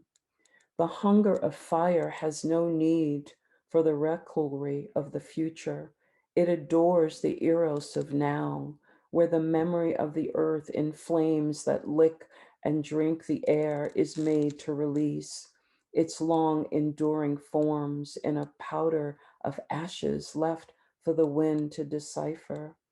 As air intensifies the hunger of fire, may the thought of death breathe new urgency into our love of life. As fire cleanses dross, may the flame of passion burn away what is false. As short as the time from spark to flame, so brief may be the distance be between heart and being.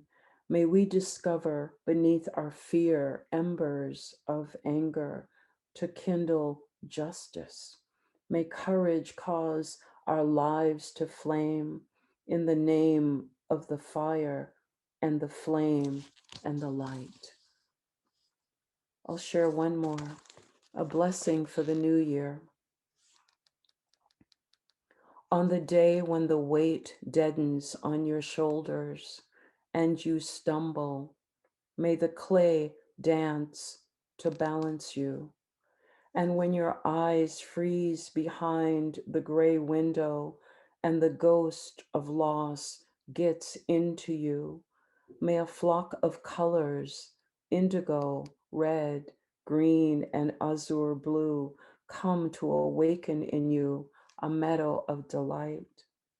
When the canvas frays in the courage of thought and a stain of ocean blackens beneath you, may there come across the waters a path of yellow moonlight to bring you safely home. May the nourishment of the earth be yours. May the clarity of light be yours. May the fluency of the ocean be yours. May the protection of the ancestors be yours. And so may a slow wind work these words of love around you, an invisible cloak to mind your life. So I want to say Happy New Year to you. I want to say that it's a joy to be with you. And I wish you all the fire and the water and the earth, the groundedness and the air to breathe this coming year, 2021. Thank you. And may you have many blessings in your life this new year. Take good care of yourselves.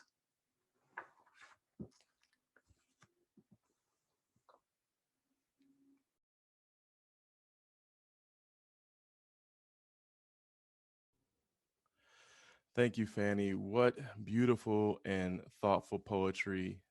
Poetry about thresholds, entering intense frontiers, and only seeing the line after crossing it. Wow, so beautiful, so thoughtful, so soulful, so real. And how social justice is expressing itself anew here in 2020, and how how what we've experienced in 2020 in terms of injustice will create a whole new consciousness for justice in 2021. You know, Cornel West says justice is what love looks like in public. Each day, we get an opportunity to get one step closer to what that real equity will look like in this country. And I'm hearing a lot of just different themes tonight, themes on connection, commitment, community. These tough times are doing something really unique to humanity. And listening to Tom Lyon earlier tonight, as he said, we know something is coming. We don't know what it is, but it's coming. And just find what you need. Open your heart and create something amazing, you know. And this made me think of the proverbial phrase about when you get lemons, you know. When life gives you lemons, make orange juice and leave the world wondering how you did it. Uh, our essential workers make that kind of orange juice. And next, we'd like to honor our essential workers. These are folks who work so hard behind scenes, and they bring forth the experience we have when we step on campus. Essential workers are also teachers in our community who are providing our young ones with education, all while teaching and coordinating their own children's education at the same time, you know, due to a school on Zoom these days. This is a personal thanks to all the essential workers that have displayed courageous, selfless, and genuine caring for those that need it most during COVID. We know you have been missing your families, your loved ones, as you care for everyone else, and we just thank you. We know that you're being stretched thin, and most likely some of you might have even contracted the virus yourself and are taking care of yourself in the midst of it all. So we just want to thank you, and thank you for your long shifts and dedication for being out there on those front lines. And next, I would like to introduce Dr. Olivia Happel. Olivia is our PGIAA Vice President, and Olivia also teaches Latin, mythology, theory of knowledge, English, and film studies at Dos Pueblos High School in Goleta, California. And Olivia is one of those essential workers I just spoke about who wears multiple hats, and I believe she has multiple arms too. But I just want to thank you tonight, Olivia, for making time to be here tonight. Olivia's toast will be to the Santa Barbara Teachers Association. Thank you so much, Harry. And thank you for having us here. And just want to wish everyone listening and online a very happy new year. As Harry said, my name is Dr. Olivia Happelblock, and I serve as Vice President of the PGIAA Alumni Association. And I do teach down the road from Pacifica at Dos Pueblos High School. So this toast is to thank all of the amazing work that teachers and our other school staff have been doing over the last 9 months for and with students to support them and to help them make the most out of this new online education, Zoom University, Google Classroom world in which we live. It's funny, on March 13th, kind of the day that will live in infamy, I was actually out, but on March 12th, I told my students in 6th period, I said, they're not going to cancel school. Keep working on your essays. They're going to be due next week. We'll be here. But it turns out my students were correct and I was incorrect. In a very, very short space of time, teachers across America and the world changed everything. We adapted our curriculum, searched for new resources, attended any and all the professional development we could get our hands on. We did our best to be there for our students and our students' families. At least here in the Santa Barbara Unified School District, we had support staff who provided meals for Santa Barbara Unified School District students. They did this throughout the spring, all over the summer, throughout the fall. They've been doing it over break, and they will continue to do so in the spring, which is feeding and providing food for several thousand students across Goleta, Isla Vista, Santa Barbara, and Montecito. Our janitors have been meticulously cleaning and sanitizing schools. They've learned new protocols for COVID. Our secretaries have jumped in to make phone calls and home visits to ensure that students and families have adequate internet and device access. Our school counselors have been reaching out to their caseload students. They've been checking in with them just to say hi, working with them on academics, working with them for socio-emotional health. Our activities coordinators have found new ways to adapt to 2020 to create virtual events over social media. Our school psychologists have continued to support and aid our students. Librarians have created new materials and new ways for students to get textbooks and online books for them to read. Our security staff have helped run our small cohorts that are on campuses here. And there's just been an enormous effort put forth by all school staff and teachers to provide as authentic an experience as possible for our students and their families to make school as normal as it can be. As a teacher, I've experienced and I've seen the work which teachers are, sorry guys, my notes disappeared. As a teacher, I have experienced and seen the work that teachers are doing every day. They're putting a lot of effort into reshaping their curriculum and their pedagogy. We've shifted everything to be fully online or in hybrid in some schools. Everything is accessible to students through our Zoom platform.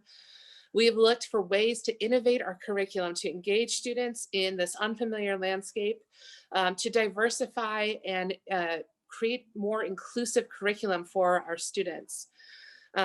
We've looked for ways to teach and to handle this whole world in a new and unique way. So this evening, get my glass here, I would like to toast and celebrate all of our teachers, counselors, cafeteria staff, support staff, psychologists, janitors, and anyone else who has helped to make our schools the best they can be. I know we're not yet out of this madness, which is COVID-19, but we've made it this far, and I know we will continue to do so. So a cheers to all of our educators and a very happy new year. Cheers. Thank you, Olivia. Thank you. Thank you. And the toll of COVID-19 has really taken on heaviness in our communities, with Pacifica being no different, has made a significant impact on all of our lives here, directly or indirectly. At Pacifica, I'm feeling saddened by the need to furlough or lay off some of our long-term employees. Note that while the school pivoted to online learning, both campuses remain closed. So while some of the employees' names we will read here were furloughed or laid off, PGIAA feels a keen sense of gratitude for some of our unsung heroes. These are people who have, for years, have gone about their daily duties of maintaining our beautiful campuses that students, staff, and alumni and visitors treasure. Behind every beautiful institution, there are those that work incredibly hard and do not ask for recognition. So tonight, we lift a glass to recognize the essential workers at Pacifica behind the scenes. And I'm going to ask Tom Lyon to join in with me on reading some of these names this evening. Tom?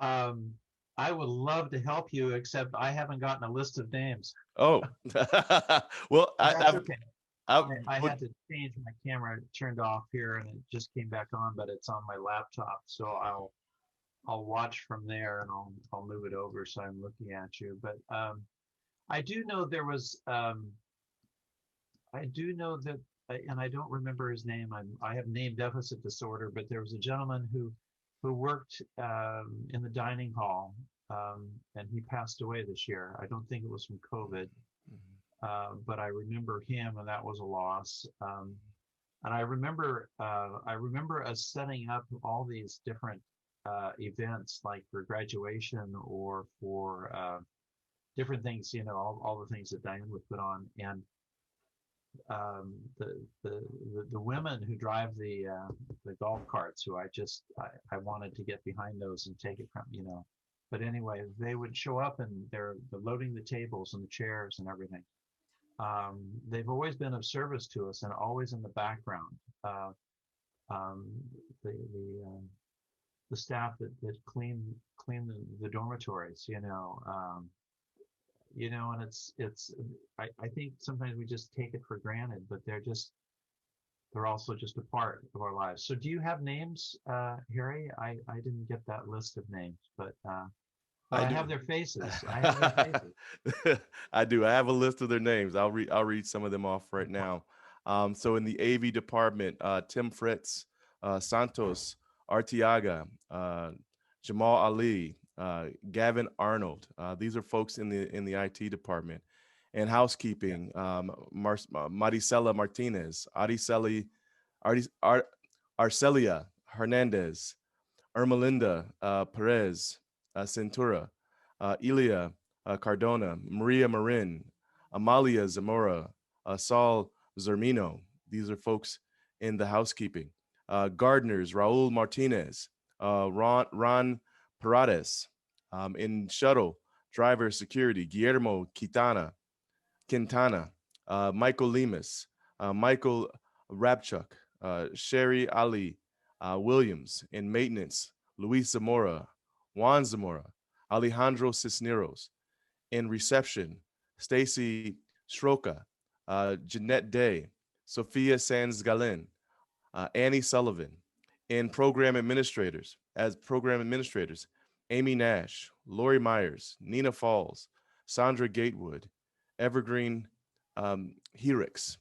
In the library, Addison Sani, Jason Morgan, Mark Kelly, Richard Bunchin, Diana Zakur, and Amanda Brown. And these are folks who are we're giving thanks now. We're raising a glass for all the tremendous hard work they put in behind the scenes at Pacifica.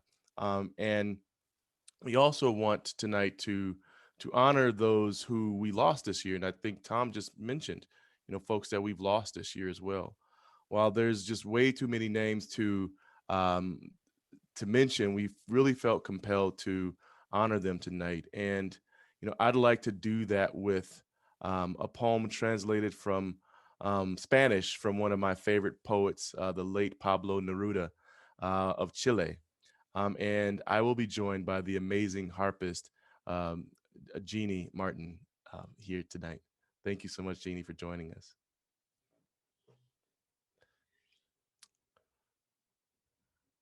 I think she's on mute.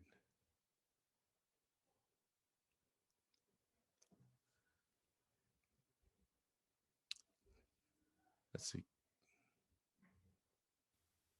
Okay, there we go.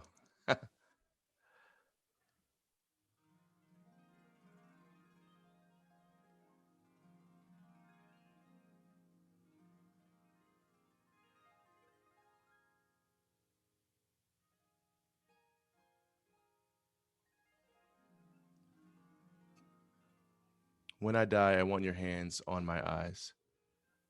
When I die, I want your hands on my eyes. I want the light and the wheat of your beloved hands to pass their freshness over me one more time, to feel the smoothness that changed my destiny. I want you to live while I wait for you, asleep.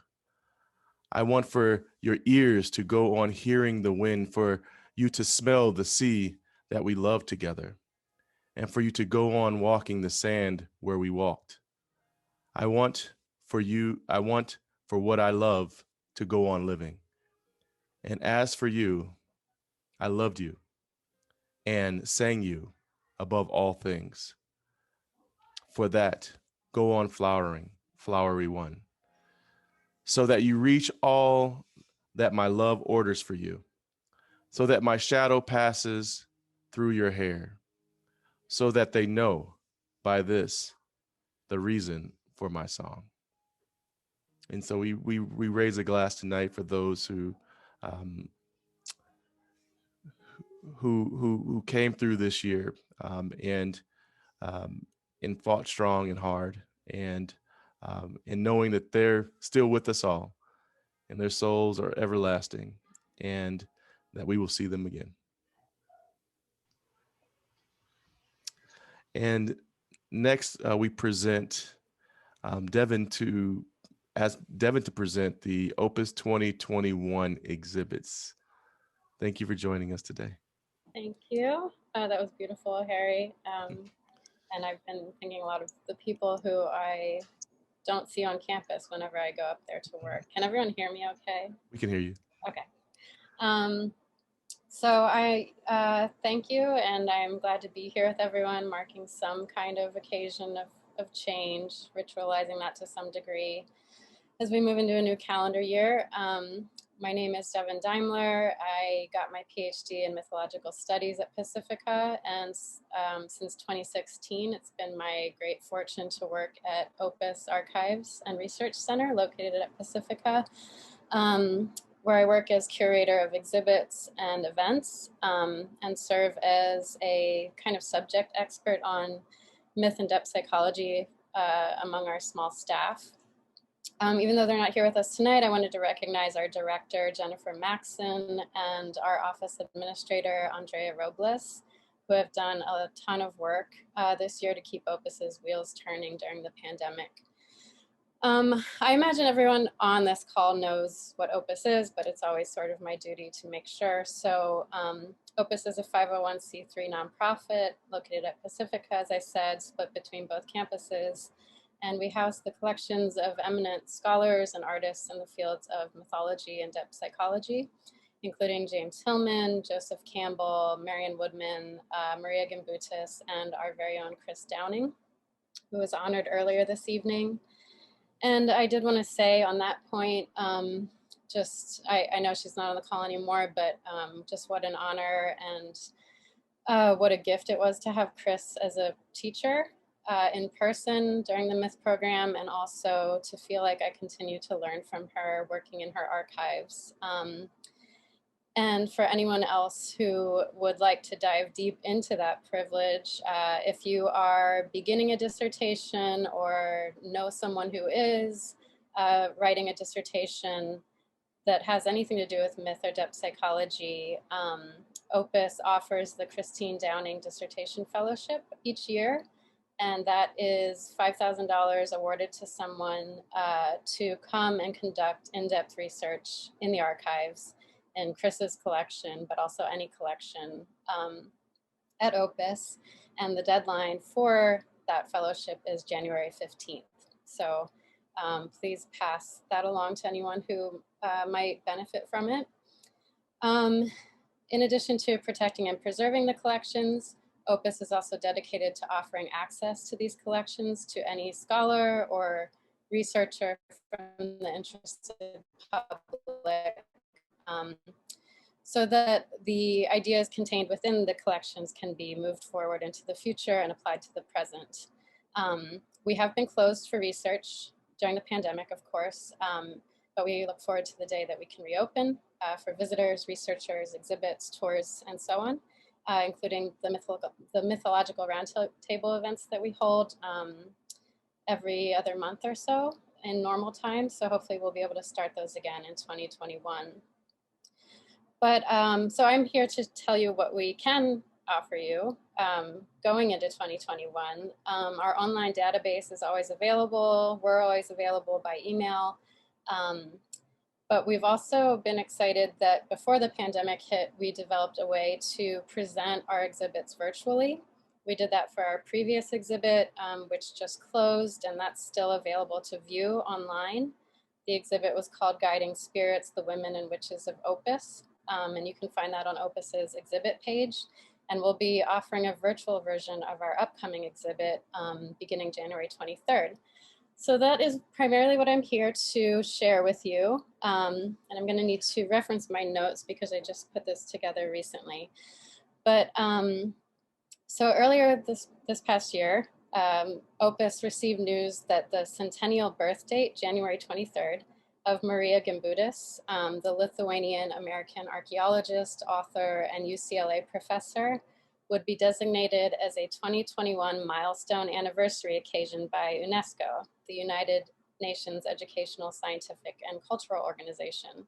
So this is quite an honor. The UNESCO anniversary commemorations posthumously recognize eminent personalities who have, in the organization's words, quote, helped shape the civilization we share by contributing to the mutual enrichment of cultures for universal understanding and peace.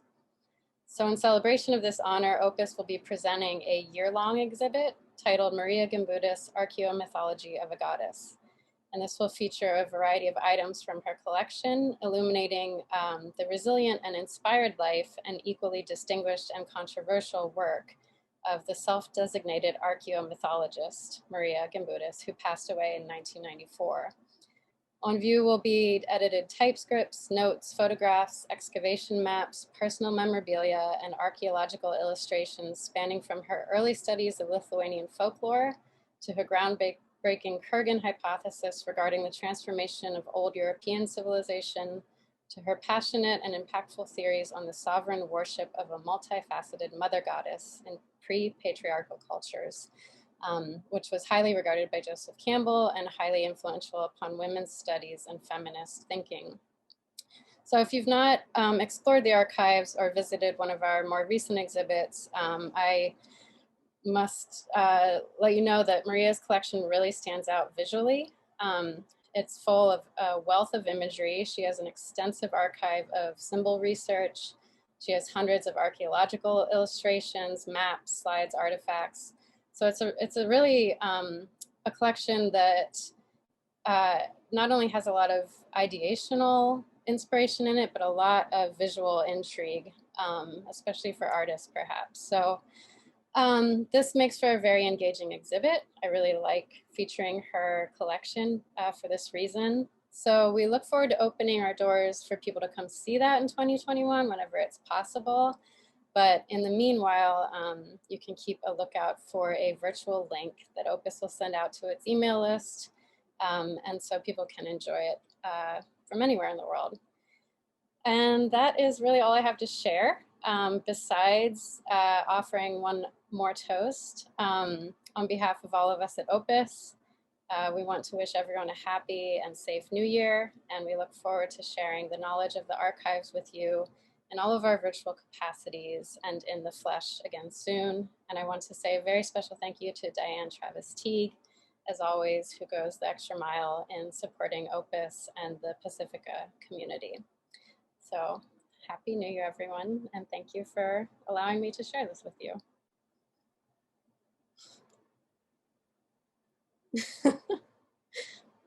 Such a funny format.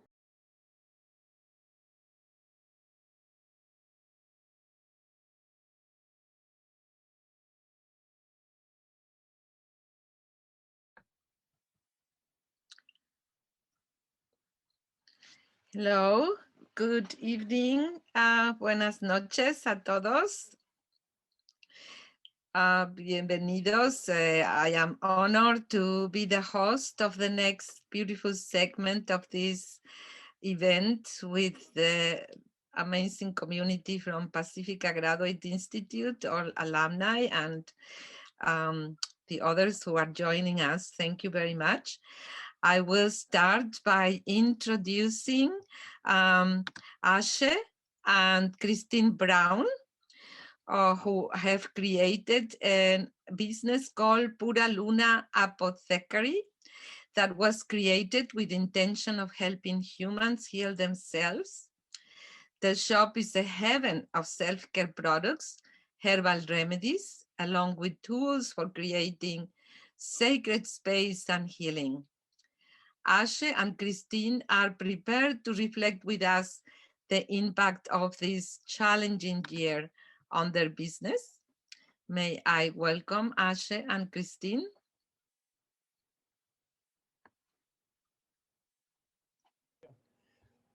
Nuria, they're not quite here yet, but we have Harry with Yana. Okay, I can start with introducing them. Hello, Harry and Jana. So nice to see you. What a special occasion to see you again. Yes, I'm very honored to introduce them, Harry Grammer and Jana Simon. Yes? Yes, it is. Hello. Hello, Nuria. Yes, hello. So good to see you. Well, Harry was a student in our community liberation, indigenous and eco-psychology specialization. I must add, a stellar student who always inspired and challenged us, not only his cohorts, but also our faculty. And we are very proud of him that he, together with Jana, created amazing organization called New Earth nearly 70 years ago. New Earth is a trauma-informed, multifaceted organization that brings heightened levels of therapeutic support to youth and young adults in the juvenile justice system, and also helps foster care youth who are aging out of the system integrate themselves as independent and contributing citizens. Their programs include a high school designed to meet their needs, employment readiness, arts, enrichment, advocacy, counseling, various types of trauma-informed therapies, and wilderness retreats. New Earth Arts and Leadership Youth Center is located in Los Angeles. During the pandemic, New Earth staff and students source fresh produce from local family farms and grocery distributors each week to give away to families in the community who were impacted and continue to be impacted by unemployment. It is amazing to experience New Earth contributing since March, feeding more than 2,000 families per month, and they have donated over 70,000 pounds of food. Such an amazing organization and very impressive work that you both are doing. It's my honor to give you the torch now. Thank you, Nuria. Thank you. Thank you. Thank you, Nuria. We lift the glass to you and to Pacifica and the incredible work that's coming out of Pacifica. I think I heard the word tonight a lot was Communitas. And Communitas means the very spirit, the ethos of community. We just believe in an old, Sanskrit word called seva, and seva is selfless service. When in our community, when there's something that comes up and it arises and there's a need, I feel it is our duty as community members, as people, as humanity to respond to help others, in those moments of need. And, we're thankful that, we had the resources as an organization. We have a tremendous and incredible team and staff that just jump right into it. It's like triage, every single day, and we made things happen. And the young people that we serve, we just don't, it's not just we serve them, they're also part of it. We're all in this together. And so we're all out there on the front lines, and being a part of, healing our community during this time. So, we're just really grateful for the opportunity and the wellness and the health that we have, so then that we can go out and do our work in the world and serve. That's what it's really all about. So we thank you tonight for this honor in recognizing the organization this evening. Anything you'd like to say? Yes, thank you. I concur with everything Harry said, and I just want to add that every year we have a holiday party and we hand out our SEVA awards to our staff. And unfortunately this year everything was virtual, and we had to do it in a very similar format, and be able to do it virtually. But we're very grateful for the recognition, because the recognition is not just for Harry and I, but it's for all the amazing people that continue to do this work. So we thank you, and we will honor our staff in conjunction with the honor we're receiving. So thank you. Thank you, Nora. And cheers. You got to drink when you lift it up. You got to drink. It's bad luck not to drink. I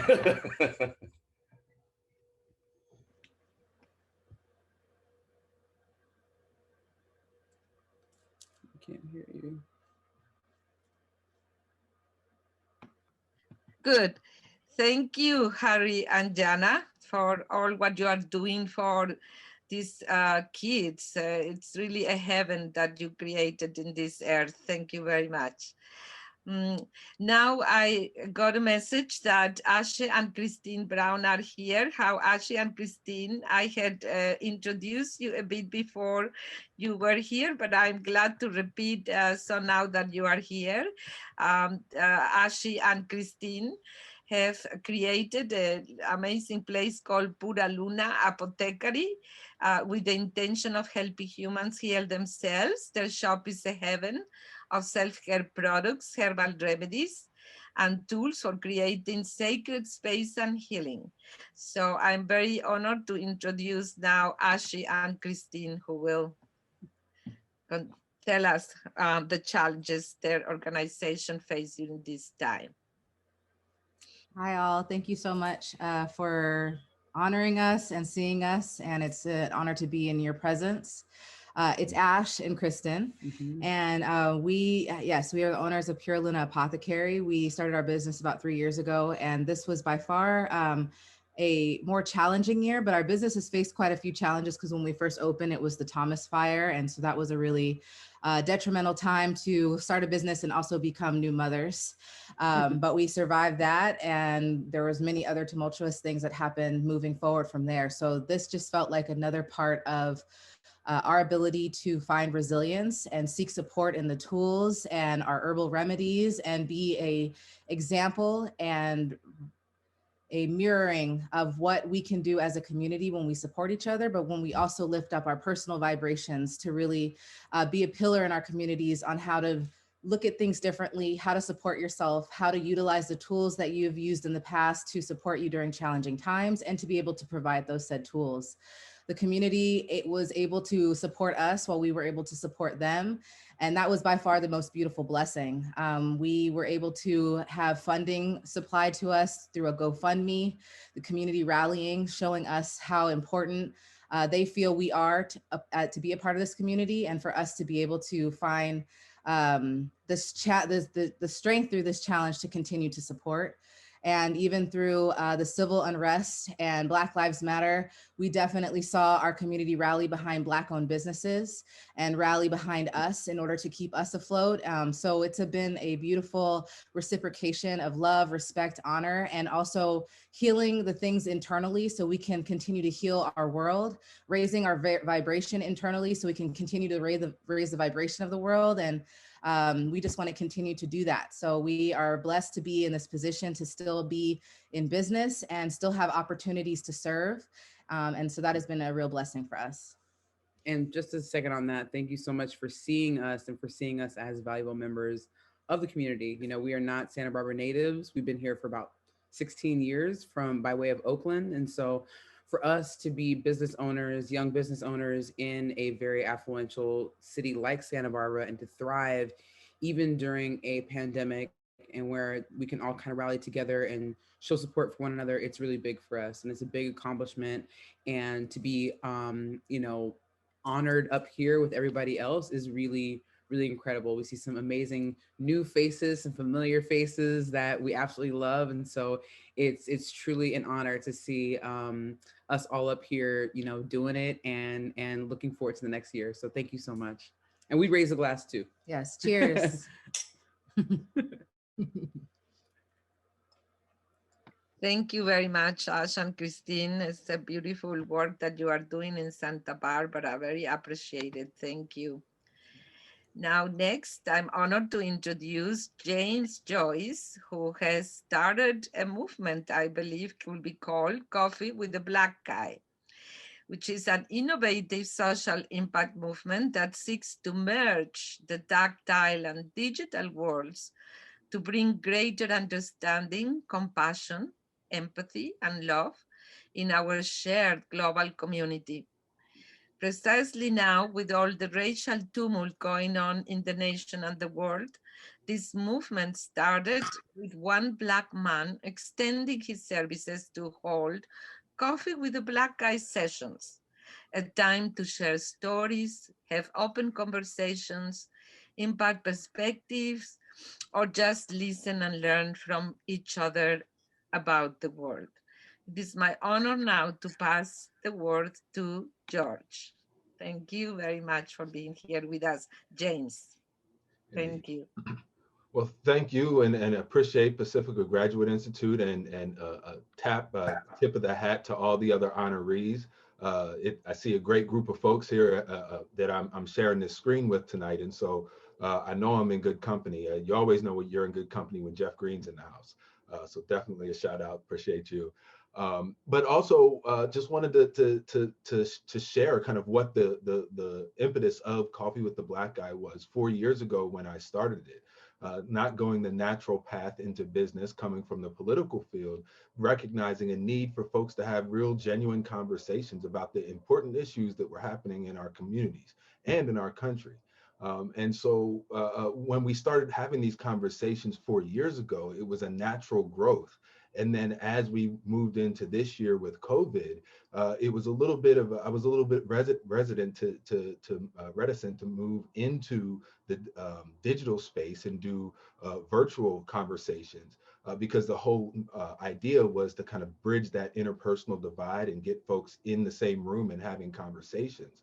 But what I saw is that the 4 years previous have been gearing me up for being ready to make that pivot and then be useful as we go into the mass awakening and reckoning that we saw our country have at the end of May. And so by then, we'd already been hosting a few online conversations and built the following actually across the country at this point. And so then just continuing to have the conversations this way, and interestingly enough, because of the folks who engage and the way that the questions still come up, we're able to replicate a lot of what we're gaining in the in-space events as well. And so it's just been an honor to be able to continue to serve, be able to continue to pivot. I've actually made this my full-time gig now, and doing this as diversity consulting and some things on the side as well. But it's a needed conversation that our country and communities need to have. It starts where you are, and that's where we meet you where you are, and we just go from there. If you have any questions, conversations, or stories to share, that's what it's about. It's about understanding perspective from others in our community, and as I mentioned, the bright faces and spunk that we have in our community. We have a great thing here in Santa Barbara community, and I think we need to continue to foster that and grow that.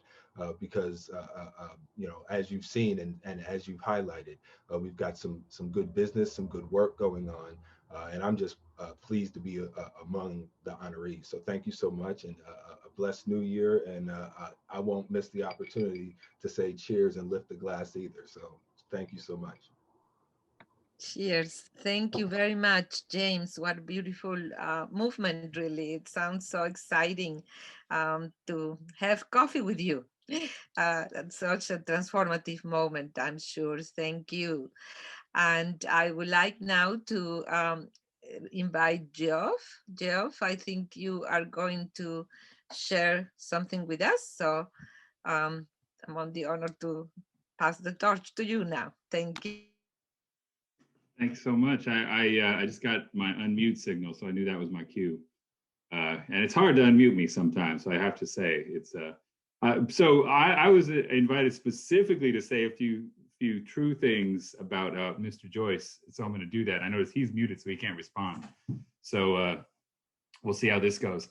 But for those of you that know James, you know all this. For those of you that don't, James was somebody who has had many careers, and I have to say I'm a big fan. I'm an admirer, kind of a groupie from afar, I guess is a good way to put it. But watching James in action in his political roles and all the things he's done in the community, all the way up to and including founding and creating this conversation space with Coffee with a Black Guy, has been it's something that's really important. And we have to remember he did this before it was the thing, before everybody else sort of woke up to the notion. This is a centuries-long struggle that people have been fighting, and he found a particular way to do it that brought new people to the table, and that's the thing I probably admire most about what he's been able to do. Some of you all may not know he's a journalist, and I think he brings a journalist sense to this. Like he comes at this with complete curiosity. He wants to hear people's stories and perspectives. That's why this works the way it does so well. Not to mention his political work and being the front person for one of our most activist and real leaders in our political world here, our senator, now retired Senator Hannibal Jackson. So he does this from a number of perspectives. But James, to you, man, I got to say this has been wonderful to see this take off in the way it has, and it is so needed. And I guess right place, right time, maybe. But you were building this when this moment came, and I can't thank you enough for everything you've done to bring some more people to the table. So thank you for all you do for our community. Cheers. Thank you. Thank you for those kind words. Thank you. So just to join everybody, I will just raise my glass also to all of you with really great admiration for all what you do. It's amazing, very impressive, and what a beautiful gift to start this new year with hope. We really need that. We need people like you to keep us going and resisting all things we have been confronting, and not to give up, that we can make a change because there are people like you. So I'm very honored to have this toast for you, and to then also move into announcing our next event, which is the core for the performance of the Stanford Talisman Alumni virtual core. I think that that's all that I was supposed to announce as next event. And thank you very much for having me here. Unmute.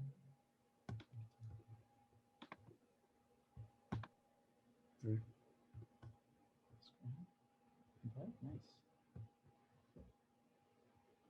Do you turn the audio on? Yeah.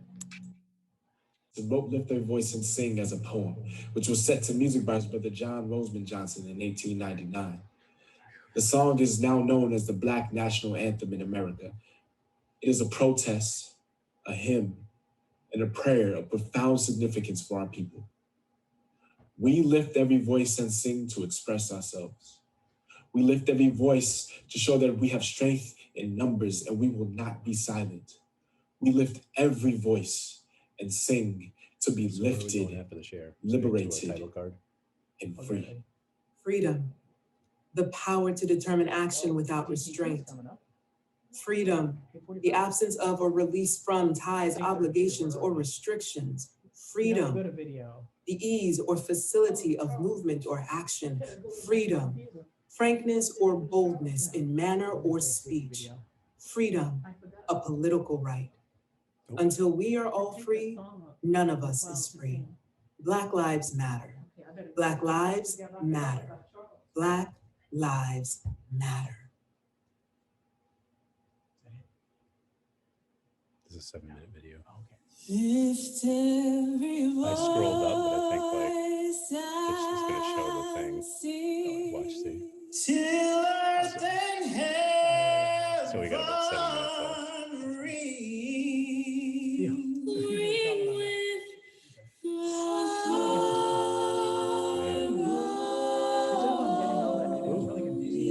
I went in like, oh, by the BTW, but a person that's supposed to.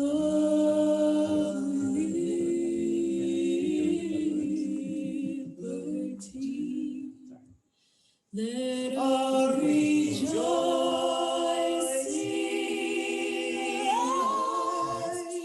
highest the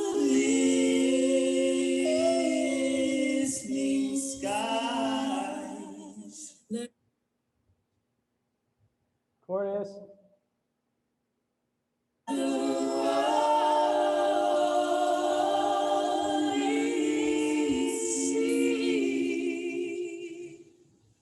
Lift every voice and sing till earth and heaven ring with the harmonies of liberty. Let all rejoice.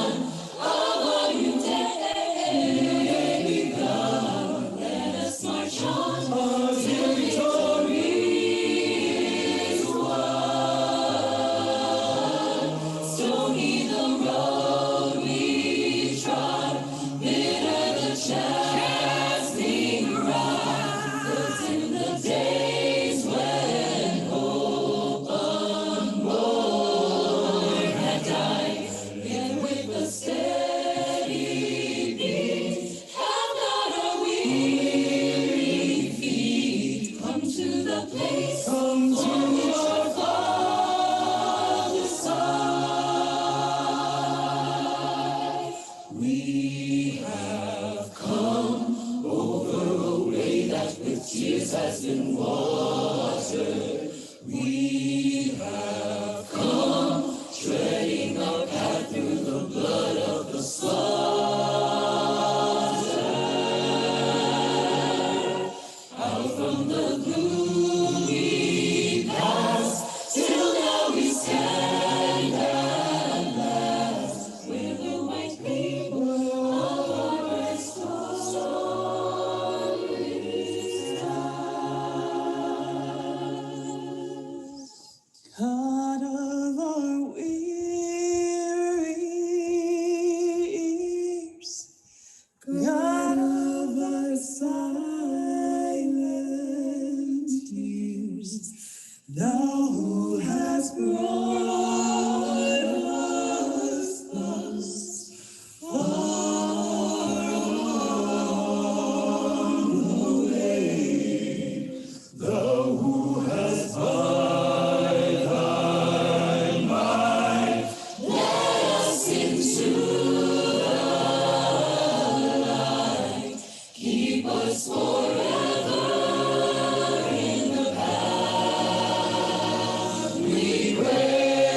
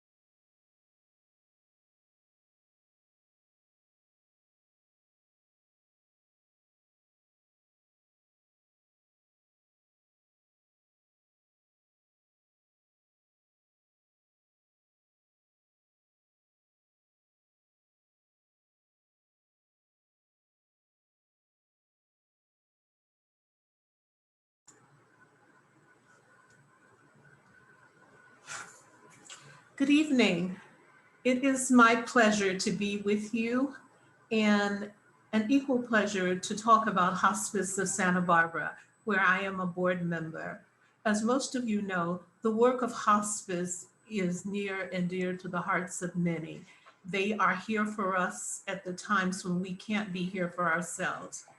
Charles Caldwell, our alum, a past president of PGIAA, and currently an employee of Hospice of Santa Barbara, is with us tonight. Charles has been steadfast in his involvement in the community, having served at Girls Inc. and other nonprofits in Santa Barbara. He is always, and I say always, diligent in the pursuit of what is best for our community. It is my great privilege to introduce or to present to you Charles Caldwell. Charles, good evening. And good thank evening, you for joining us. Diane. It's great to see your face. Thank you. And some of the others here. James, good to see you, and Harry and Diane Coffey, great to see you as well. I had a chance to tune in a little bit different times during the day, Diane, and it was wonderful just to see some of the faces and hear some of the wonderful alums. Thank you.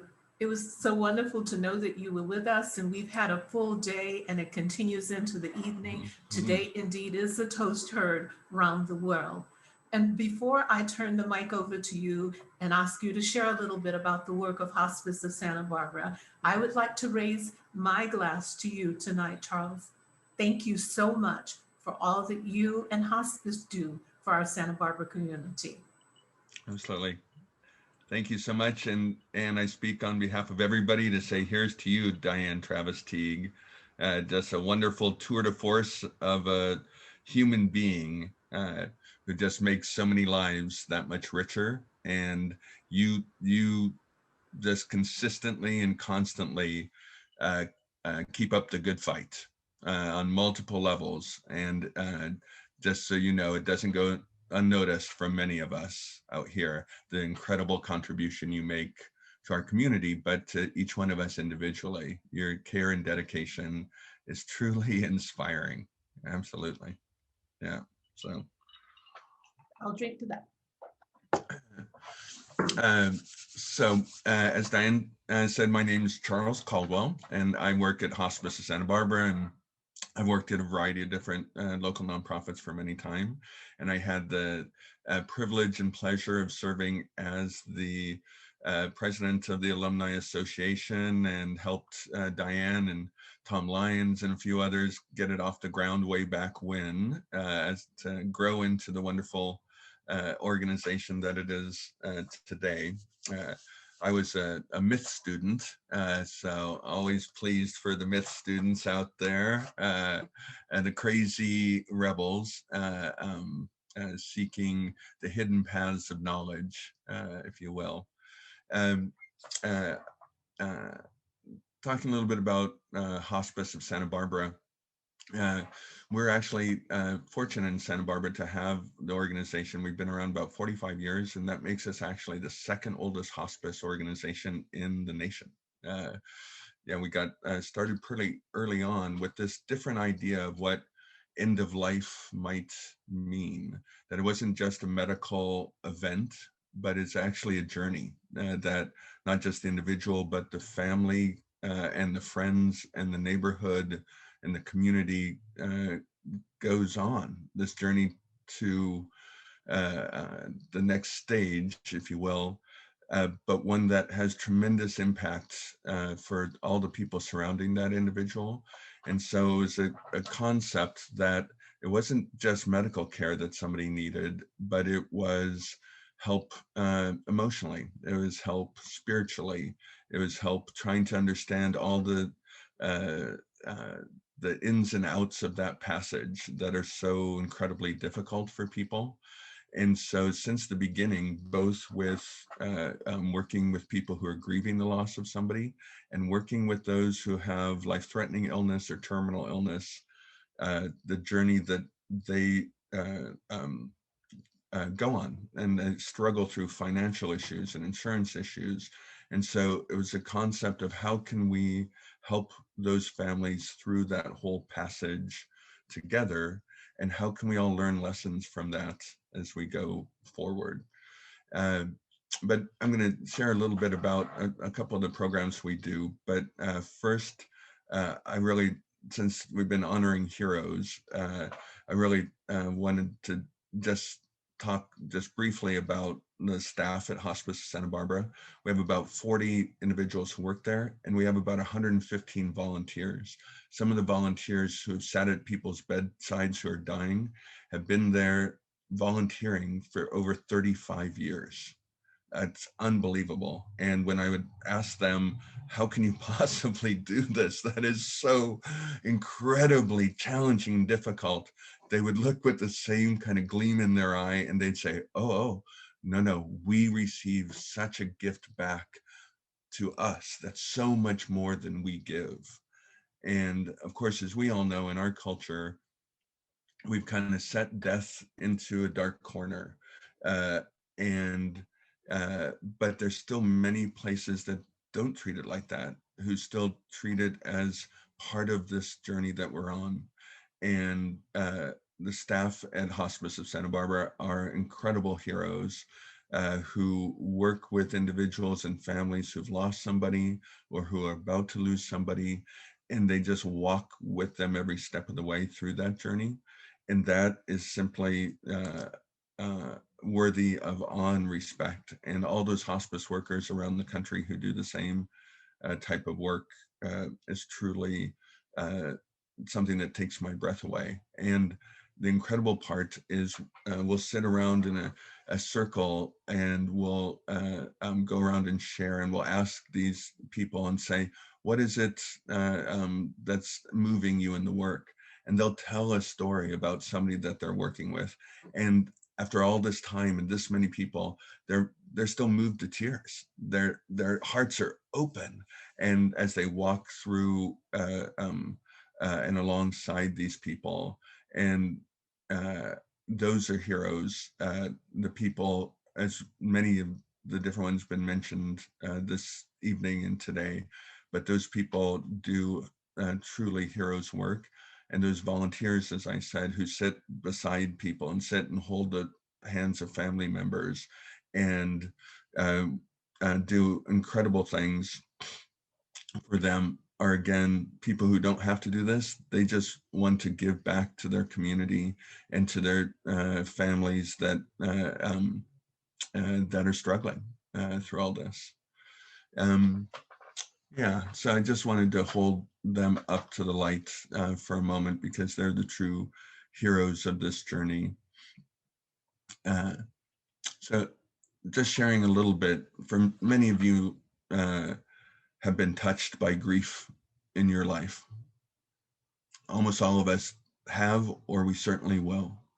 And we know that it is a rite of passage like none other.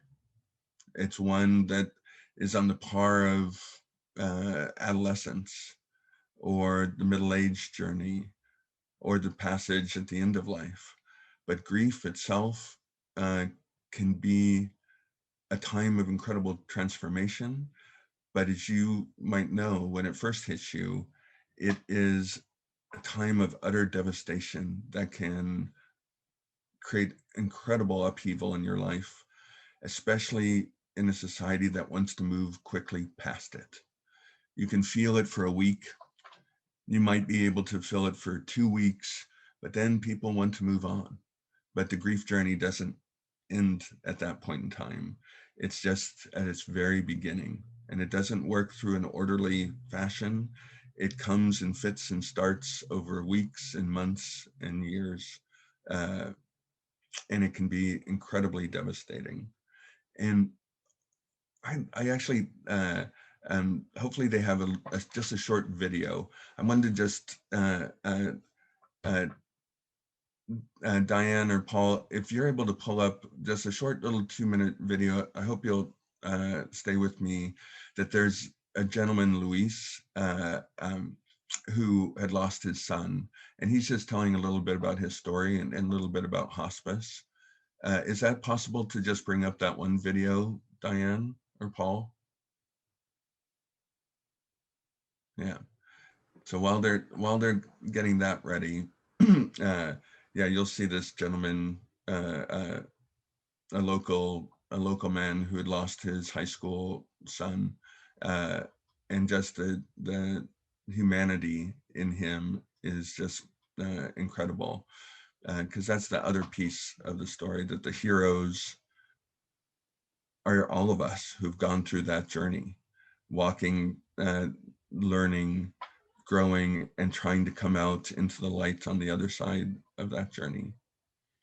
So I think there it is right there. My biggest fear living with a terminal disease, and this may surprise people, is not dying. But at the time of my death, I will be free from any pain, any discomfort, any issues really dealing with the disease.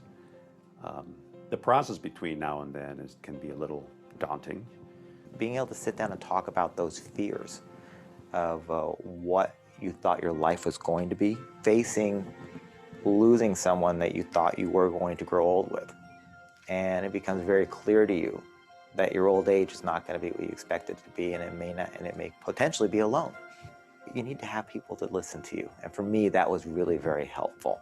Currently at Hospice Santa Barbara, I'm getting a variety of services, support from many friends. One is I have a volunteer who comes to the house and takes me to physical therapy, for example. ALS is a disease that has no cure. In fact, it has no treatment. It can be seen as a death sentence. I think both of us are at peace with the fact that he's going to pass away from ALS. We've had the discussion. The biggest fear is the process. That's why you need support.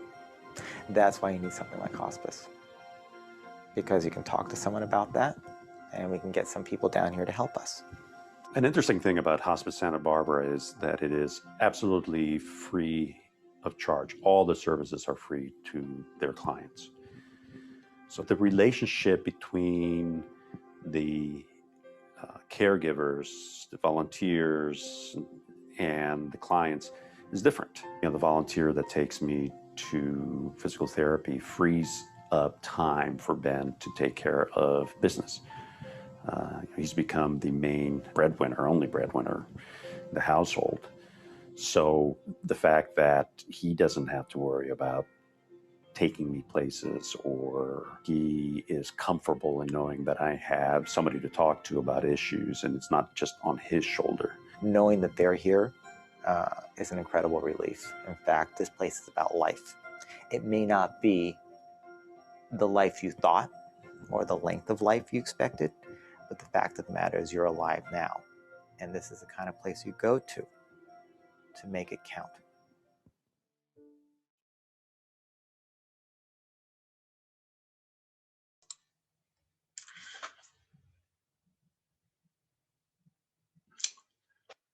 Thank you so much for that. I'd actually given them a couple different videos, and this actually is a second video that I played, but you can see these gentlemen, one of whom has now passed away, just how intense that journey can be and how needful people are of assistance during that journey. So one of the core programs at Hospice of Santa Barbara is our grief therapy process. And we work with seniors, family members, and we work with children. We actually serve over 400 children who are grieving the loss of a relative or a friend or somebody each year as well. And so typically this happens in a series of one-on-one therapy sessions, but also in support groups of different types for parents who've lost a child, for widows or widowers, or for people who have lost a parent in their journey. And so our counselors work with them kind of week in and week out we're completely supported by the community, so we have no timeline. There's no number of visits, there's no reimbursement, there's no insurance. So family members are just able to come and be themselves. So we'll end up seeing people at different time for years, because that's the journey that their grief is taking them on. And that's the kind of help that they need, just to have somebody hand in hand with them. Another a key program was that video that you just saw. That was with Ben and Jose. And that's a program called Patient Care Services. And Patient Care Services works with individuals and families of somebody who has a life-threatening illness. And so they might not be terminal. And so typical hospice services require somebody to have a terminal illness with a 6-month prognosis to live. But because we're completely supported by the community, we don't have to follow those guidelines. So it's really nice for us. So as soon as somebody's diagnosed with breast cancer or with ALS or with a variety of different items, we can start walking through that journey with the family, helping them navigate the incredible medical maze that they find themselves in. We drive them to appointments. If they are Spanish speaking only, we translate for them. Our volunteers will go shopping for them. We'll clean their house. We'll walk their dog if they're going through chemotherapy and they can't get out of bed and they live alone and their only companion is their beloved dog. So our family will, our staff will go and walk with them. Our volunteers will walk that dog to make sure that everything that family can need to help support them, so they can focus on what is the most important thing to them, which is their relationships, and making sure that every moment of their life is as rich and as blessed as it can be, and that they can find meaning in that journey. So we have a team of people, a spiritual care counselor, social workers, and care coordinators who help just kind of understand, counsel, support that family as they go on that journey. A third key area is community education. And so we do a lot of different education and work throughout the community. A new project we have is working with advanced care planning. So one of the things we all know we need to do is have our advanced healthcare directive done. I encourage you all to do it and do it today, or maybe not on New Year's Eve. You can wait for a couple days, but pretty soon. It's time to have that tough conversation with your family, the fact that we're all going to die, and so that you can be in control over the decisions that are made. Because without that healthcare directive, things can get chancy, and families can really go through tough time with different perspectives of what should happen in care for the other one. Along with that advanced care planning work is a variety of different workshops and public presentations that we do. The latest one is called the Illuminate Speaker Series, and it's free. And what we've done is we've gotten some nationally known incredible speakers. Roshi Joan Halifax recently spoke with us, incredible Zen Buddhist priestess. We have Sharon Salzberg, a New York Times bestselling author, Katie Butler, BJ Miller, coming up once a month. You can go to hospiceofsantabarbara.org and just sign up for it. It's completely free, and they speak for about an hour. And it's incredibly uplifting. And basically what they're doing is they're taking the lessons from the journey that they've been on and the journeys around death, and helping us to understand how we can learn and use that during this time that we're all going through with COVID and quarantine. So I just want to thank you all so much, and for all the alums out there and the incredible work that you're doing and all the inspiration we've received. And once again, I want to just lift my glass to both Pacifica Graduate Institute, PGIAA, and my beloved Diane Travis Teague. Thank you all very much. Thank you, Charles. Happy New Year. Yeah, Happy New Year. Jack says hi. Give Jack my love. I will.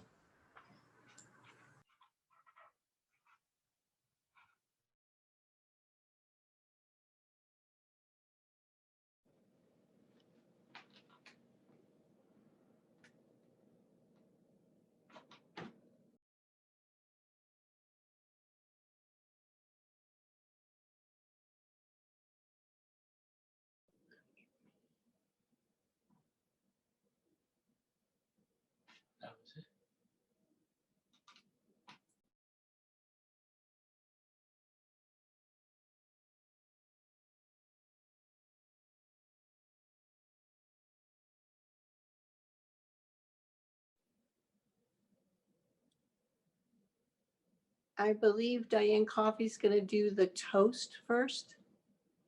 It's midnight on the East Coast.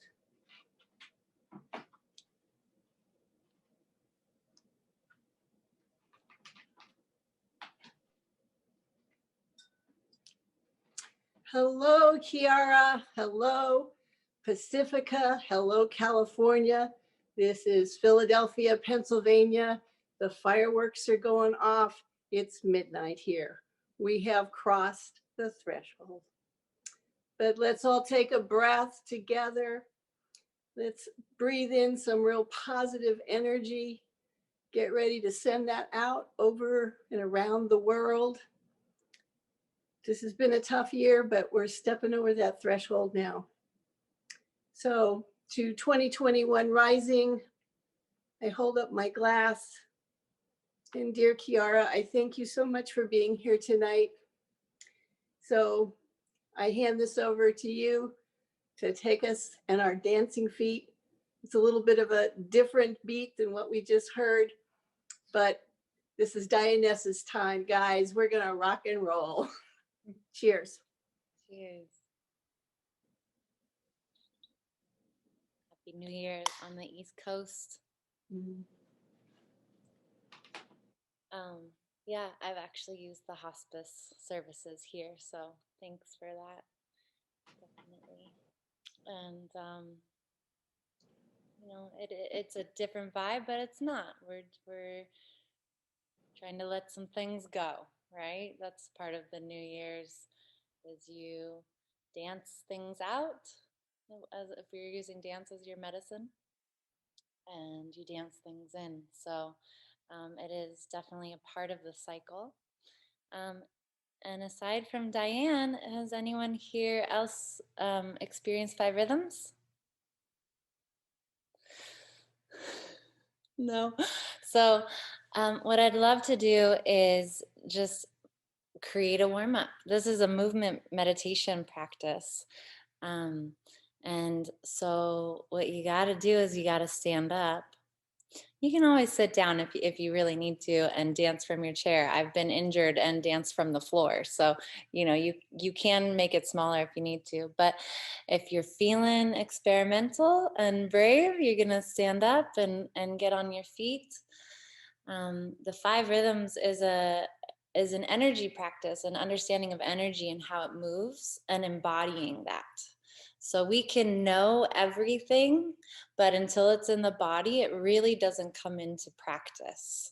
So there's this way of how Gabrielle Roth kind of came upon the natural rhythms in the universe. And that if you're able to embody each of those rhythms in its purity, you're going to have a better time with what life brings you. Usually we have a flow of like, hey, this rhythm is really normal to me, and maybe this rhythm I have fun with, and then, you know, these other rhythms, I just don't even want to deal with it. And then if you're pushing something away like that, chances are you're going to have resistance and discomfort and just a harder time in life. So part of this embodiment practice is, you know, getting out of your movement patterns and experimenting with, you know, what's your edge? So the first wave we'll do a short wave together as a warm-up, and I'll describe those to you, and then I'll play you some of Gabrielle's music, and we'll do a wave. We call a wave all 5 rhythms. We'll do a wave to her music. So the map of the rhythms is a circle. We always end and begin in stillness. But the first movement from pure stillness is into the rhythm of flowing. So as we begin to flow, we begin with our inhale. And flowing really is a part of the earth energy. So this is where we get to really connect to gravity. And You know, gravity, the shadow side of gravity is inertia, you know, being super heavy and like, ugh, I just don't feel like it. But if you start to swing that weight and release your center to that weight. And I like to talk about, you know, getting the cowboy stance where your legs are super far apart. You can have a little bit more swing that way. And this part of the practice, no matter how you identify, we explore the feminine energies, which we all have in flowing. So what's the round? What's the curves, the intuition?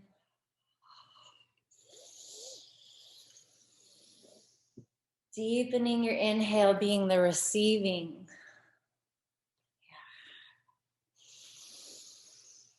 And if you're moving in your flow, starting with that, with the feet, you're kind of moving around yourself without a real sense of direction. Just trusting.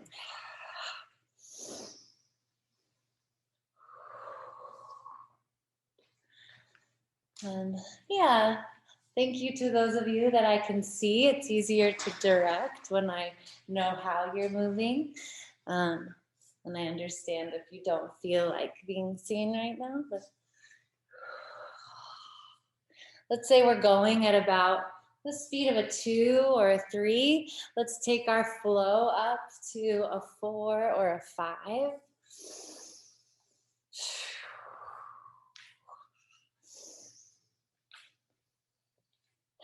And as the meditation is about the breath in the body, just let the inhale come in even stronger and see how that affects your movement.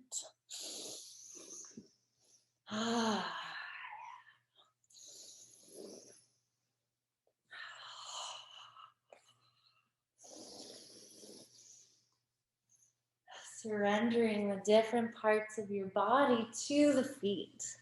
The feet are feeling and sensing the ground, the floor. Letting the sensations come alive in the feet, in the skin, the hairs along the body.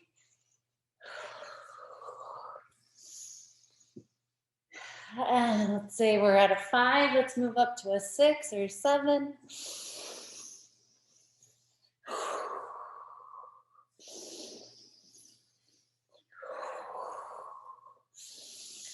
Letting go of all your thoughts, moving a little faster than you can think.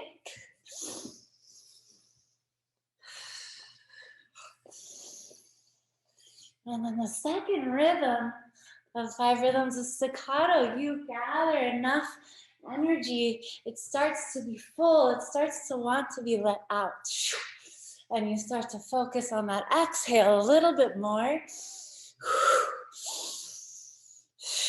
How do you give out? And this is where we come into exploring our masculine strengths. And as I said before, with the flowing, the element is earth. Here it is fire. So the fire is in the belly, in the hips, in the heart. Starting to explore how those parts start to move more, that power. Still connecting those to the feet, but moving up and out. This is the place of clarity, clear boundaries. Finding your warrior.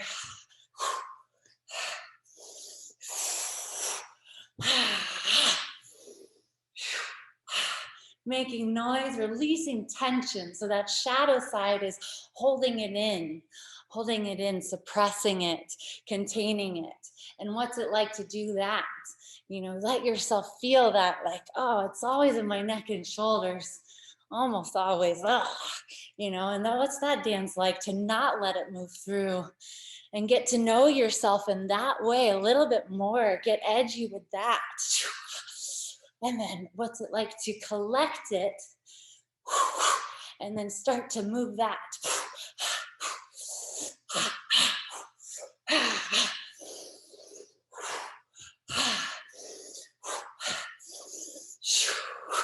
Going a little faster to the third rhythm of chaos, where we put flowing and staccato together, okay? Where we let the two, the masculine and the feminine, come together inside of us and become the creator artist. So we have the fluid, the round, and the release, the gathering, and the letting go, not knowing how you're going to move.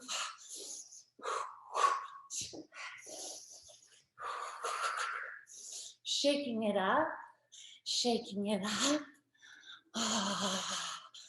And we can get into small bounces. I've had the deepest trances and you're just here. You know, it's not about your performance. In fact, it's the opposite. So yeah.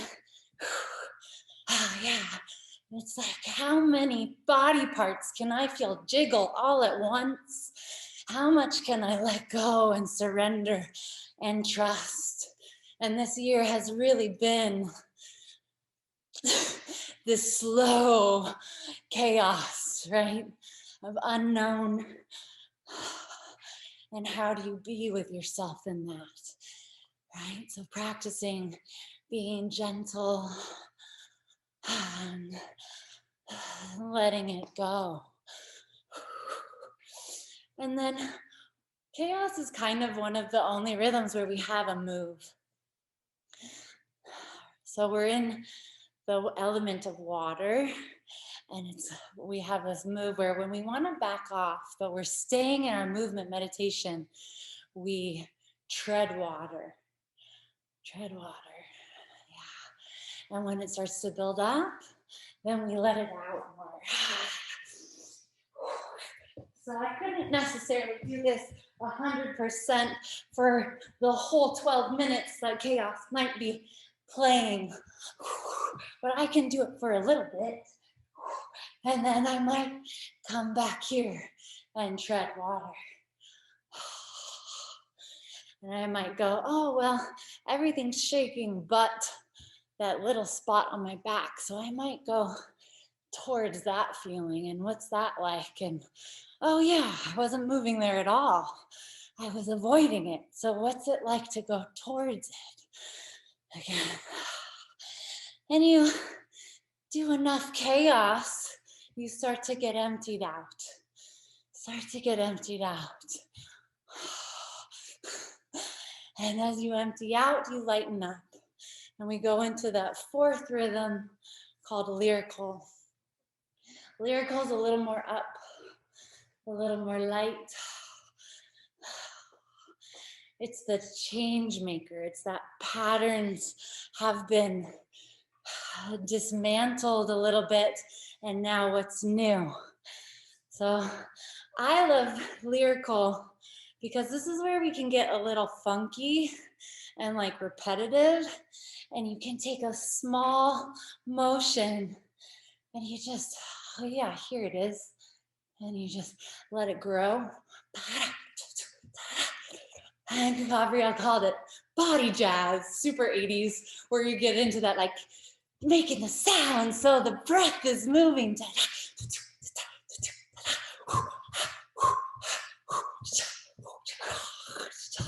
Yeah, letting that pattern just fully take over until it's completely different. And then you go into the next. So there's this way of moving into trance and undoing. I'm becoming something new, something you didn't know. That's the lightening up. Gabrielle called it delightment. Yeah, that shapeshifter. It's the air element.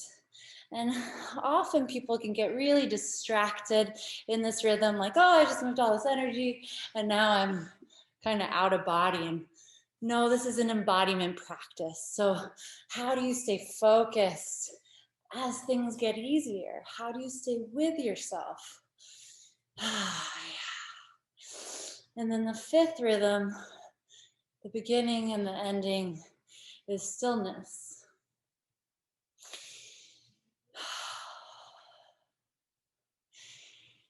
But it is a movement practice. So how do you move in stillness? So we could talk about our own personal Tai Chi,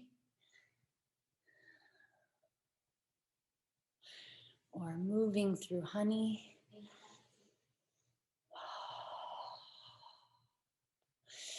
And lots of people can go really numb here, kind of check out like, oh, it's stillness and now I'm done. It's not. This is, you're the most warm.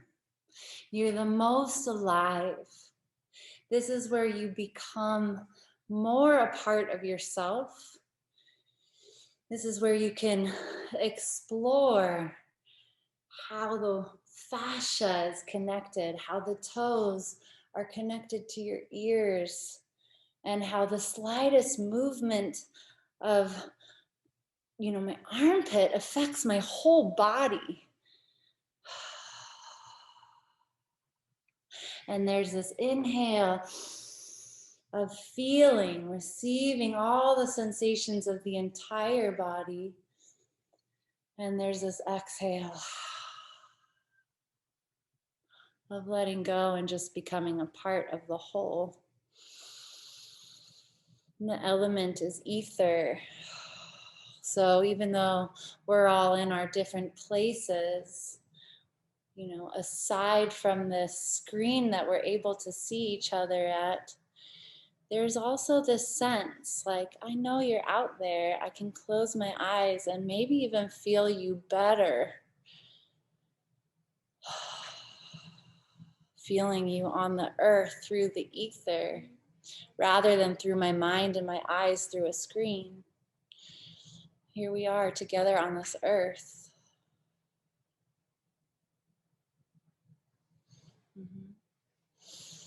And coming all the way to whole stillness, full stillness. Taking a breath and feeling that.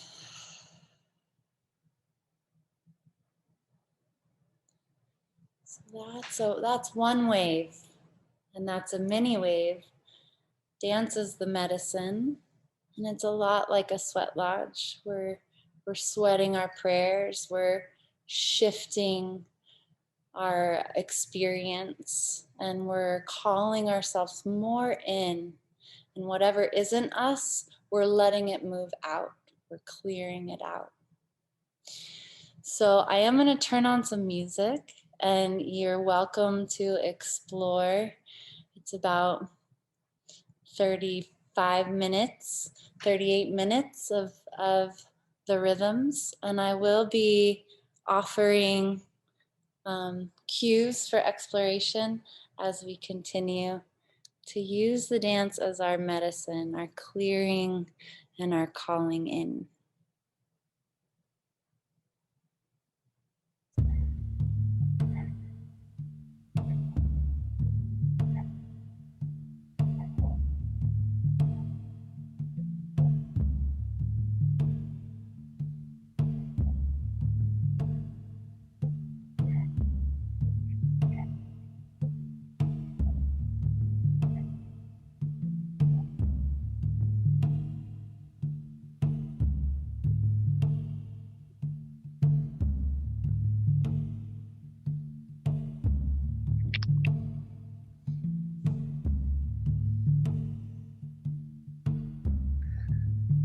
Starting with your inhale.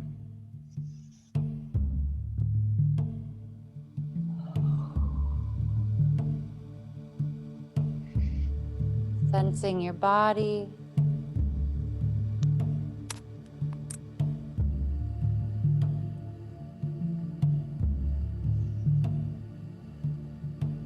And feeling your feet on the ground.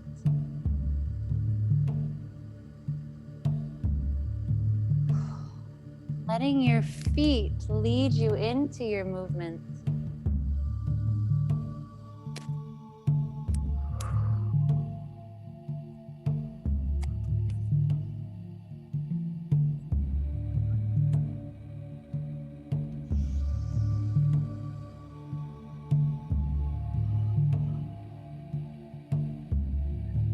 Exploring your curves.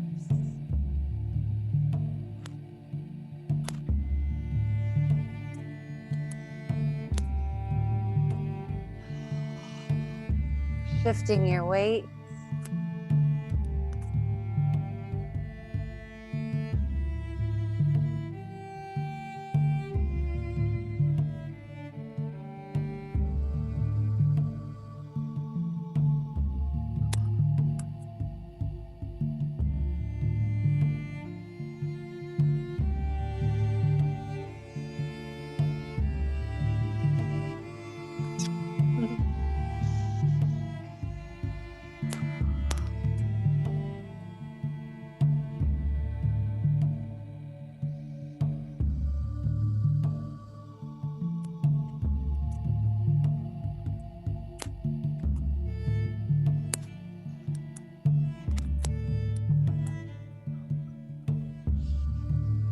In this state of reception, what are you feeling?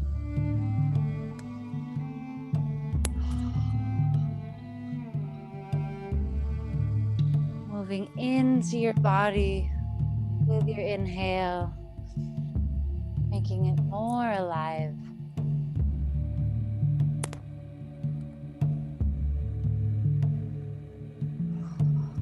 More here.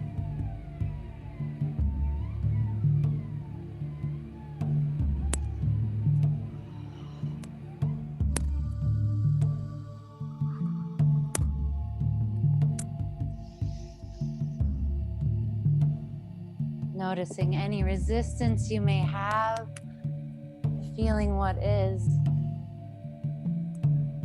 and let yourself explore that. How does resistance move or not move in your body?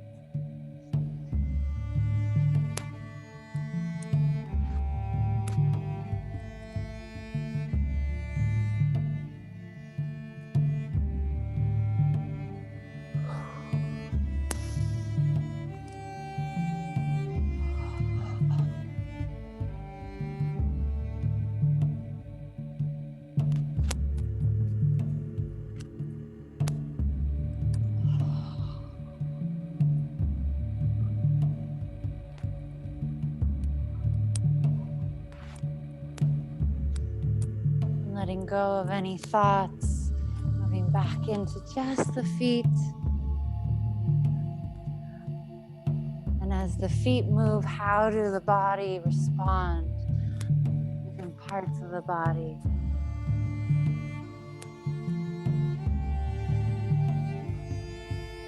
How do you give your knees to your feet?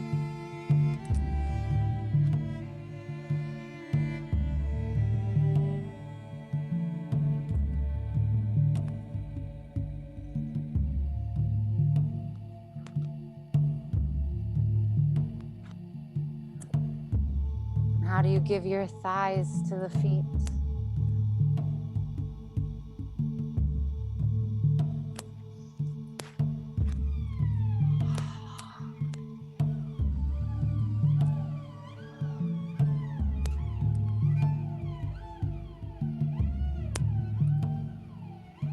How do you give your hips to your feet?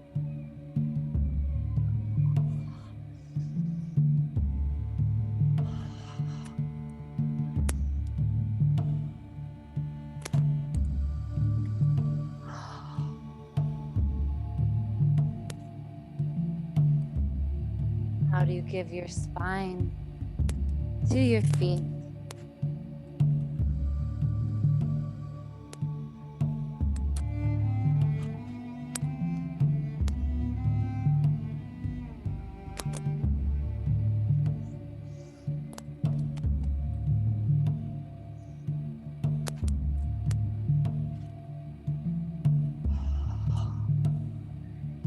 shoulders, dancing with your feet.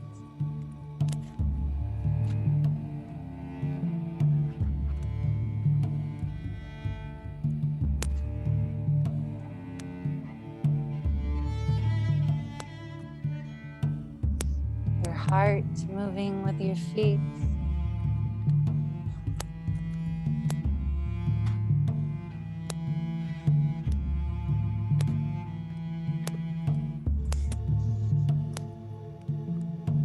Giving your head to your feet.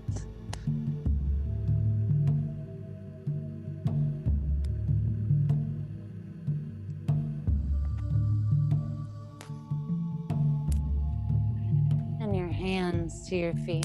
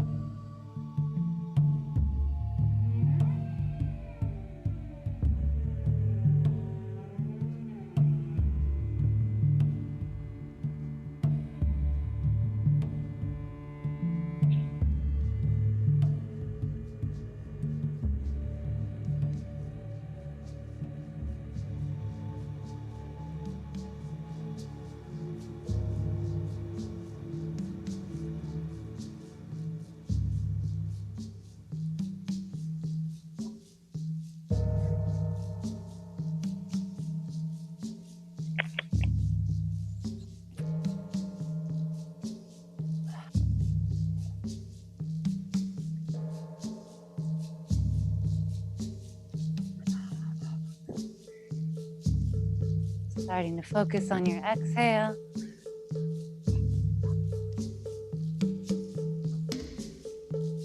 Your angles. Letting your knees and your elbows have a dance.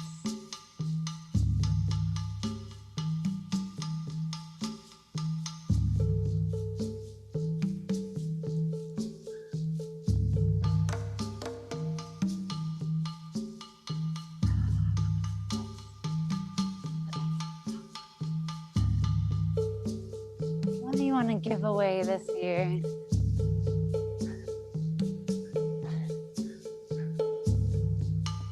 Making a movement of giving, of releasing.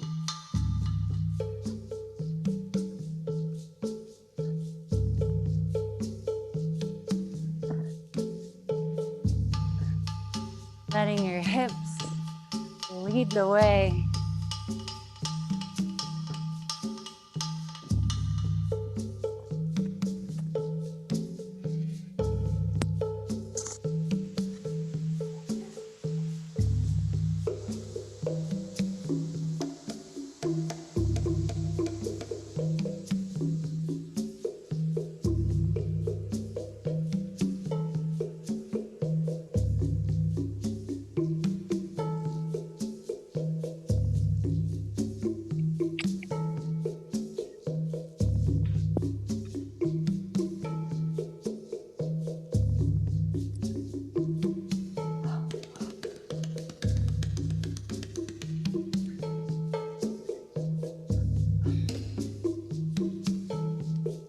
Hearing your breath and feeling your breath moving in and out of your body.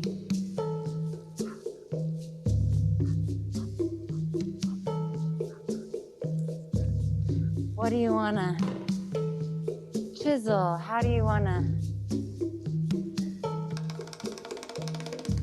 change? Maybe there's a reaction, survival skill you're ready to be done with. Chisel that with your movement. Use your spine to chisel it.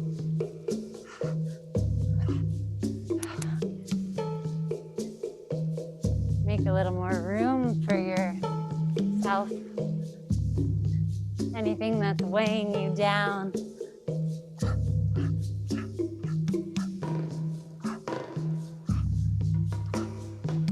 Just dance it off your shoulder,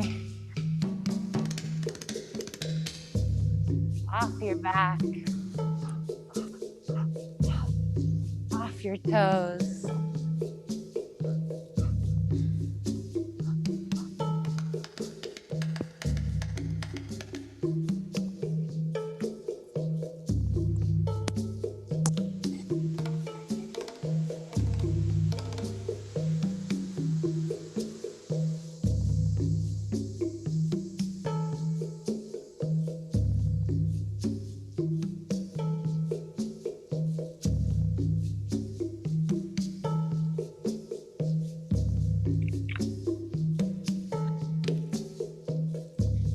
You happen to be in a room with someone, say hello with your feet.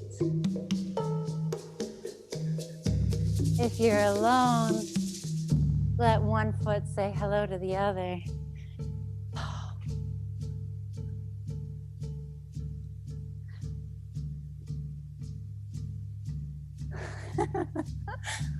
Yes. And say hello with your knees.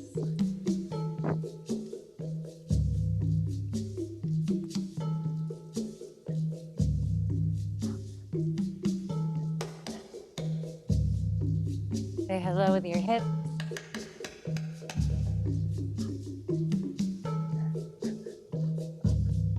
Really welcoming yourself and your friend with your body, with your dance, with your breath.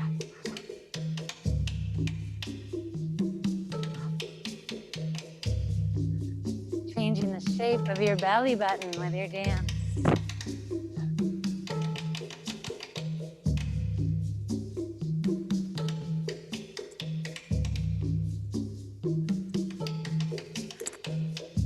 Saying hello with your heart.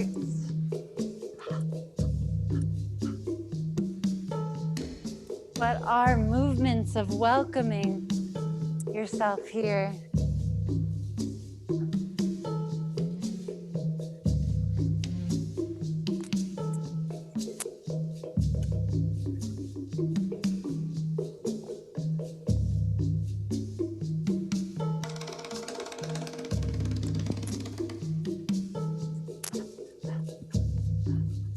Feeling and hearing your breath.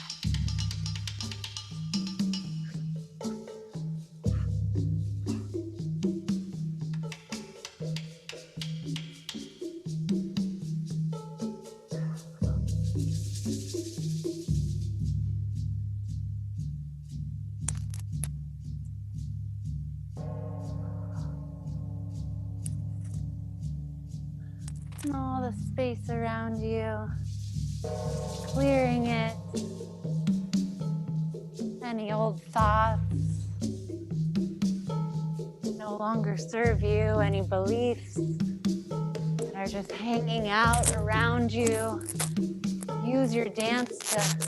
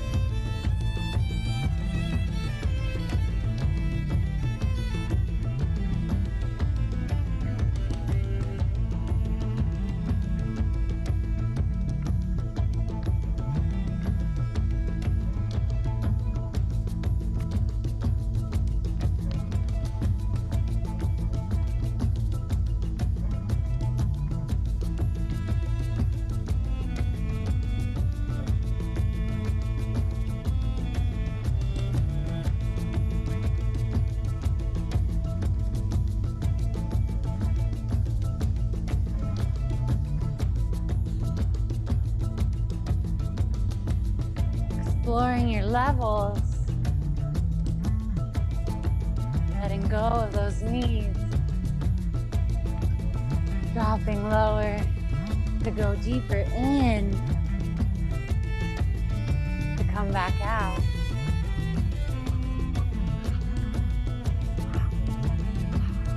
How's the breath? You're gritting your teeth. If you're holding your breath, back off.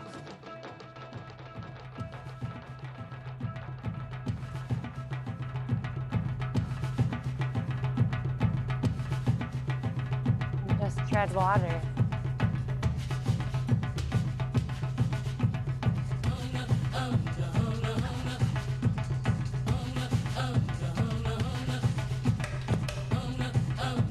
Chaos, we usually come together as a group.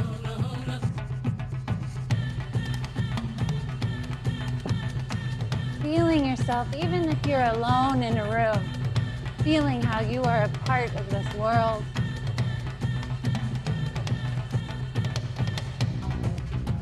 You are part of a group, part of the human race.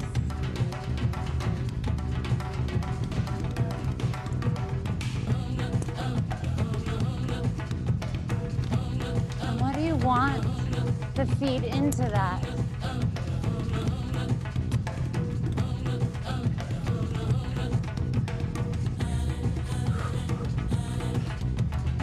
Hearing your breath, feeling your breath.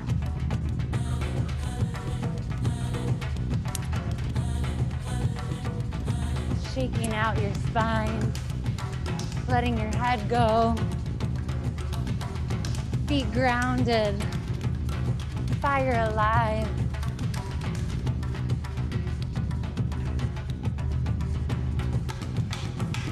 Letting the blood waters of your body flow faster.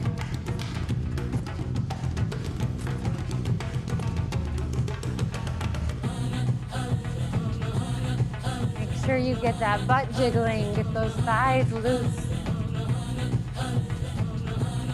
Soften the jaw.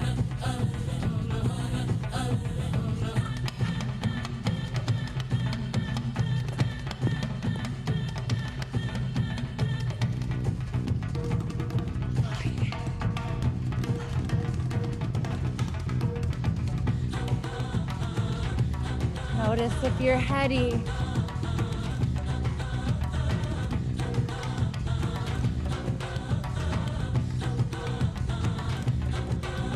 Your head is moving. If you're thinking about it, there's more to let go. Surrendering your head lower down.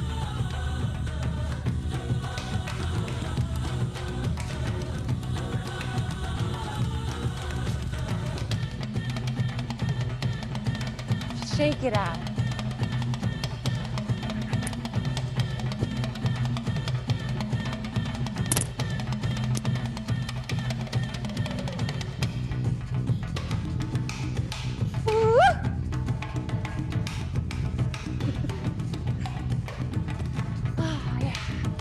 Set yourself free. Free to be you. Free to let go.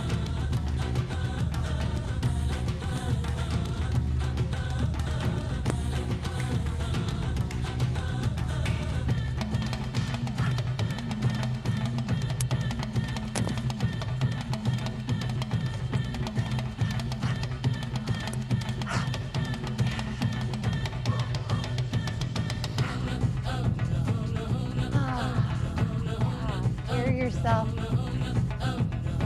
Make noise. You need help letting the energy keep moving. Let yourself make noise.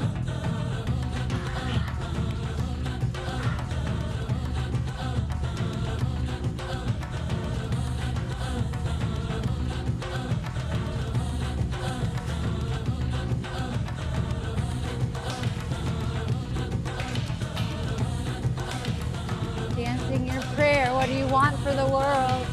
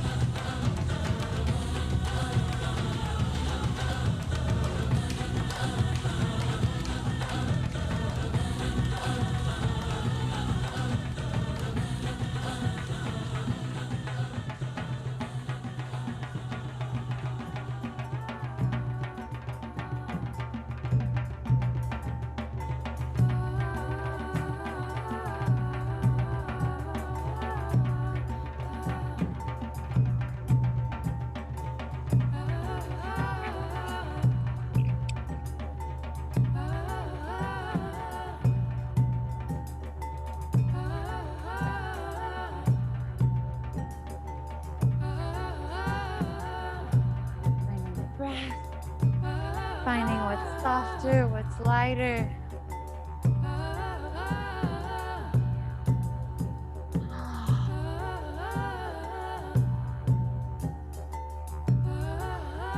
Letting the breath feed your movement.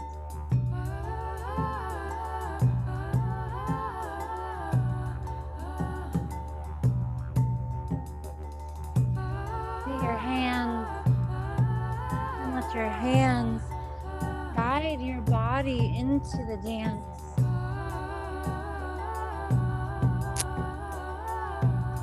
Not just letting your head move to follow your hands, but also your eyes, activating more of your brain's integration by allowing the eyes to move in their sockets.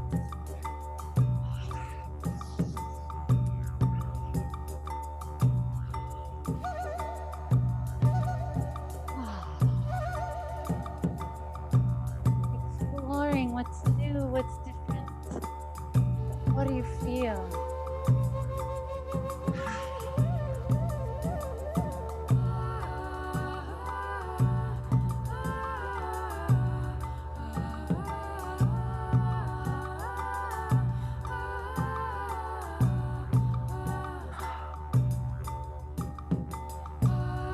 What are you welcoming in for the coming year?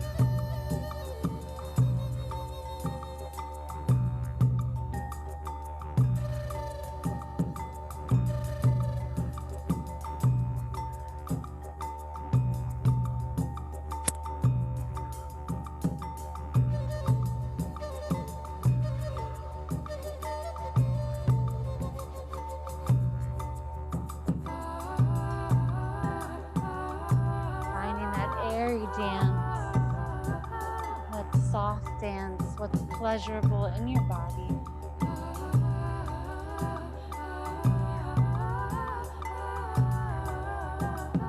Allows you to be more here in the body, encourages you to be here now.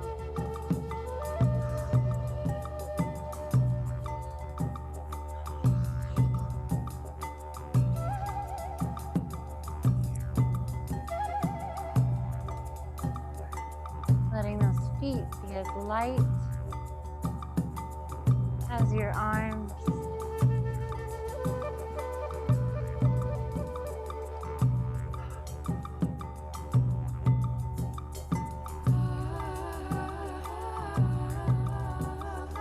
Hearing and feeling your breath.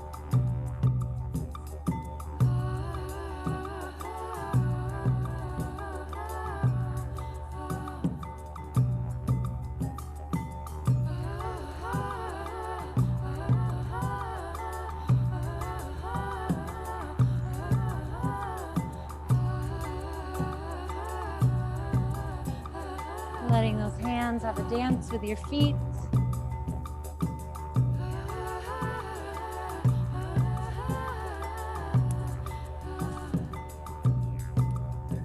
Letting those hands have a dance with your hips. All around them, 3D. That tailbone, pubic bone.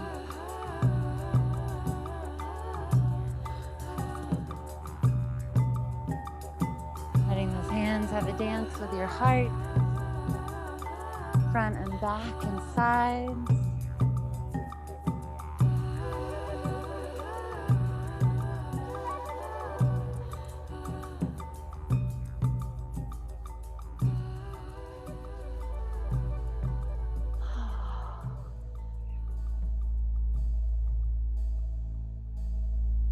There is a place I know. Only I can go.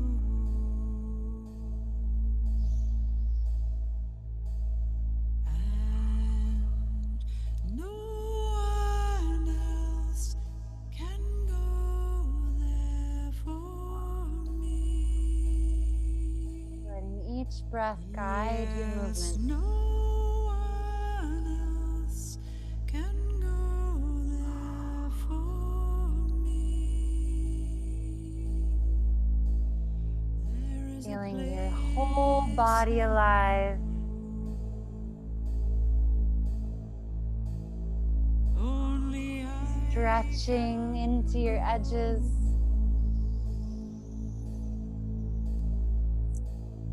Fascia. Connecting your whole body.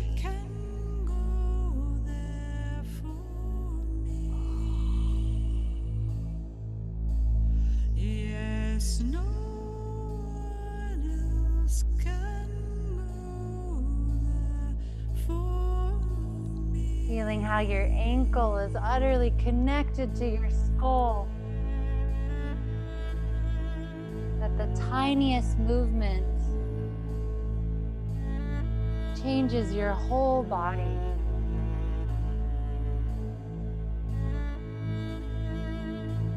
Lengthening your inhales and lengthening your exhales. Seeing how that changes the shapes.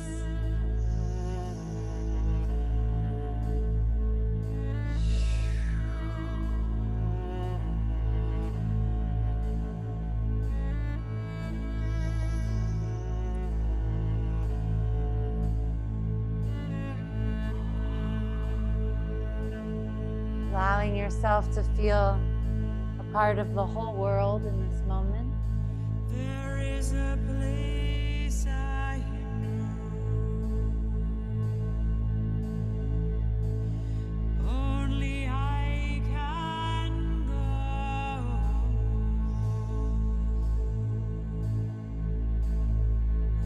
And no one else can go there for me.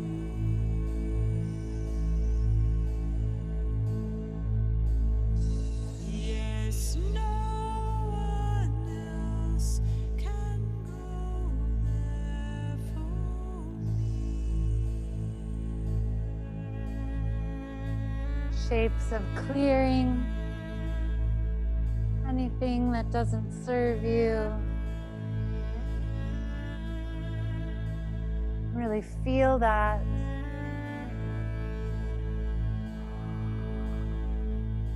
And then into a shape of welcoming.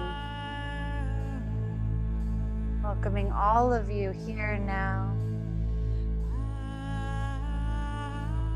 Clearing.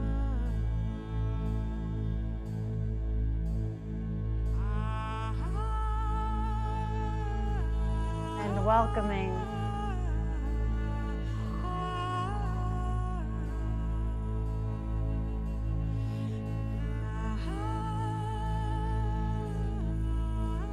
Clearing.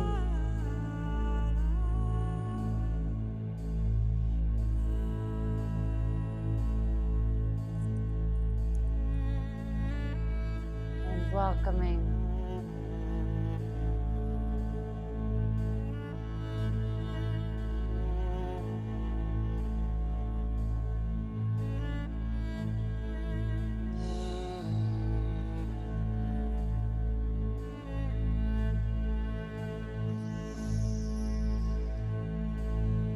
Honoring the dance, your own dance is your own medicine. And you can offer that medicine, you can dance for others as well. Dance for the world, dance for yourself. Whatever helps you be more here now. More a part of this life that you're living.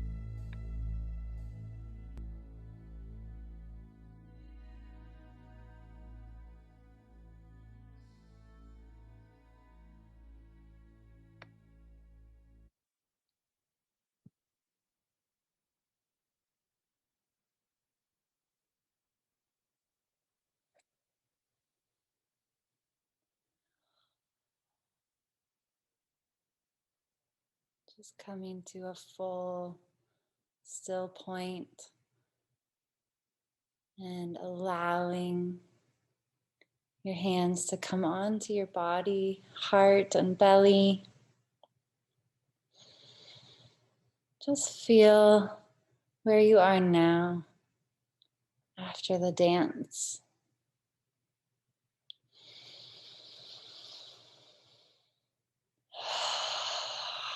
Take a few breaths together. You can let out a sigh as you exhale.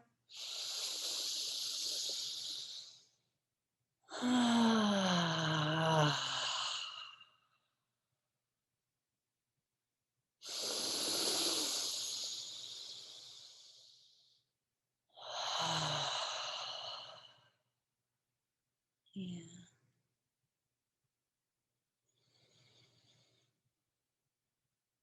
So dance is the medicine, the metaphor. And as per our warm-up, it can be as quick as 5 minutes. You can just turn on a song, or you can do a silent wave out in nature, whatever gets you moving and shedding and allowing yourself to be more here. Encourage you to keep exploring your own movement. And there's 5 rhythms teachers all over the world. And in some ways it's more accessible now because of all the Zoom dances. Yeah, so keep exploring your dance, and thank you for inviting me here tonight, Diane. Happy New Year, everyone. And if you would like to see more of me, my name's Kiora Fox, and I'd love to keep dancing with you.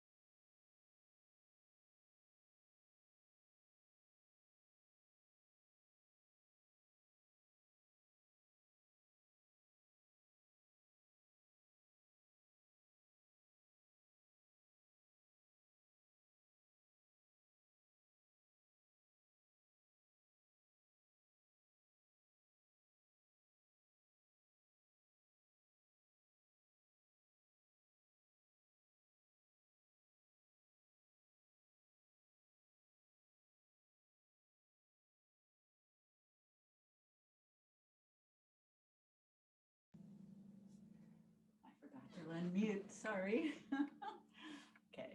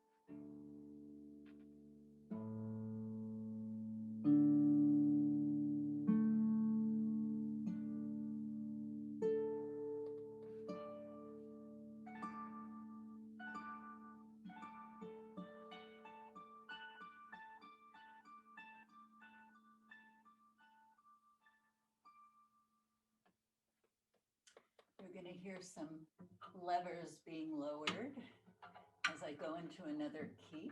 This is a lever harp, so it uses levers instead of pedals.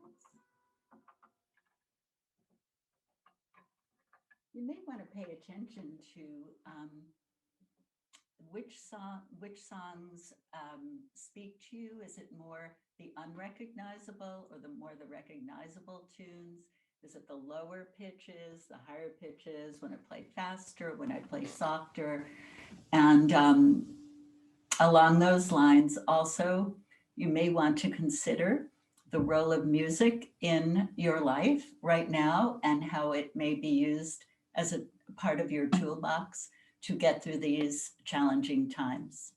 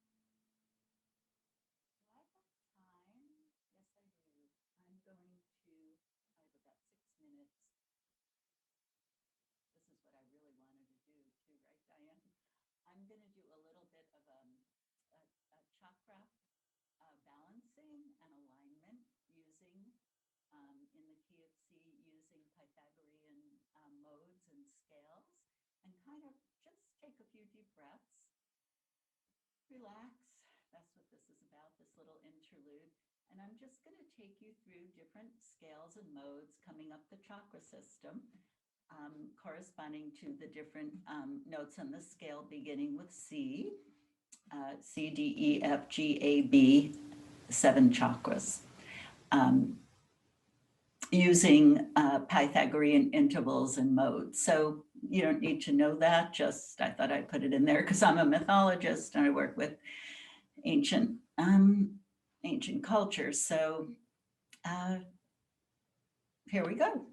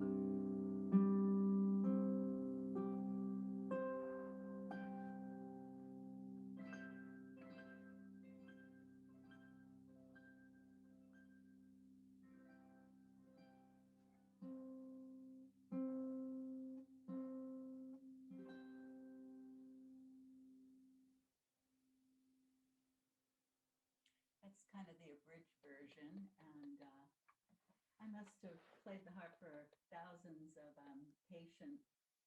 hospice patient visits over the last 10 years or so, and I don't tell the patients or the families about Pythagorean modes or scales or what I'm doing with the chakras, but I just do it, but it seems to have an appropriate effect, because when people are passing, you don't always want to play recognizable music to kind of bring them an emotionality, but sometimes to do either more ancient music or working with scales as I've done. Anyway, that's the abridged version, and I'm so glad I got to get that in there just to offer that right now for the new year. And thank you so much. And Diane, thank you so much for asking me to play. I loved my years at Pacifica, graduated in 2001 in Myth. And New Year's blessings to all of you.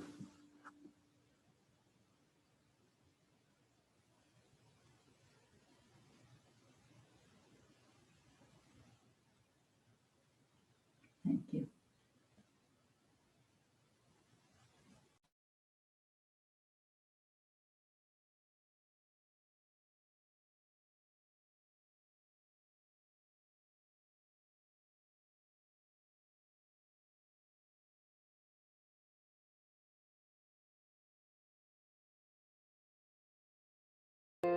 This is a place where you really contact the depths and the soul and the most tender, beautiful places of the human heart. There's a solitude, the trees and the ocean and the birds. It's a conducive place where you can pull away from the world. You can retreat from the world in order to put things together that the world needs. I think everybody who goes to Pacifica has a great indebtedness to what they learned here. So when we all get together, I think we talk a common language, and the Alumni Association makes that possible. The Alumni Association is important to me because it keeps a network of individuals that can dialogue together about this language that we speak here. They feel that they are being energized, that they are coming back and refueling themselves. They love their time here. They love the grounds. They honor their teachers. And it's so important for them to come home. We communicate together in a sacred way across the miles, where we can let each other know about conferences and papers or things that we've done or share discoveries that we've made. I became very close to my classmates and still am close to them. We were a bunch of people who came from all over the country, and it was like these reunions of people who had common thinking and common ideas. I have run into a couple of my professors today, and we've talked about the old times, and that it means a lot to me to come back to the spirit of what I had here.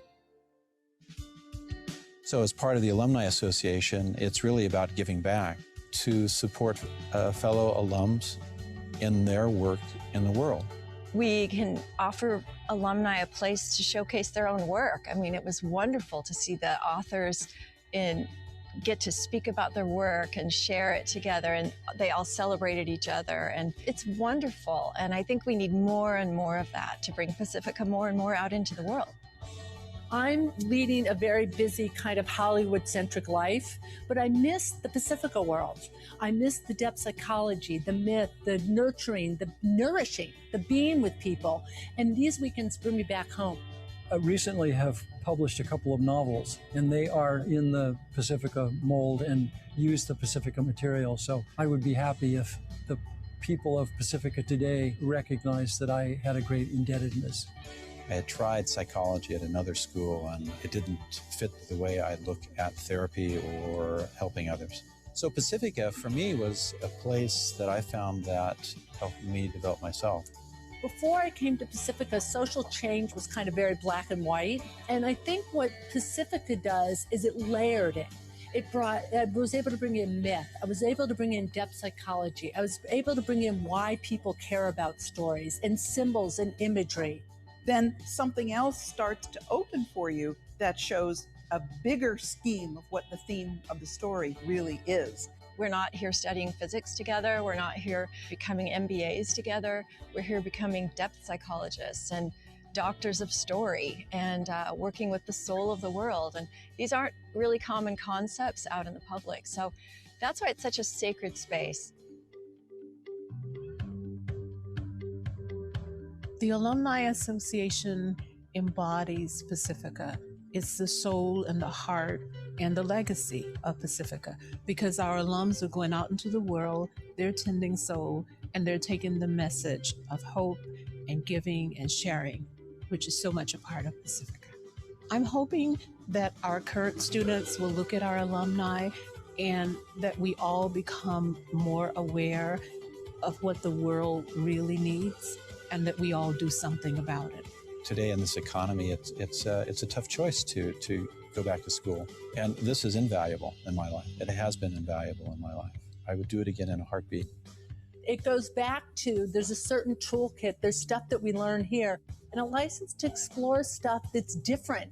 It's really a therapy to the world, which is very much needed right now. And who are the voices, who are the people who are going to help make these changes? It's the place where you are able to contact your new ideas and bring them out into a welcoming environment. Coming here to Pacifica has helped me become my truest self.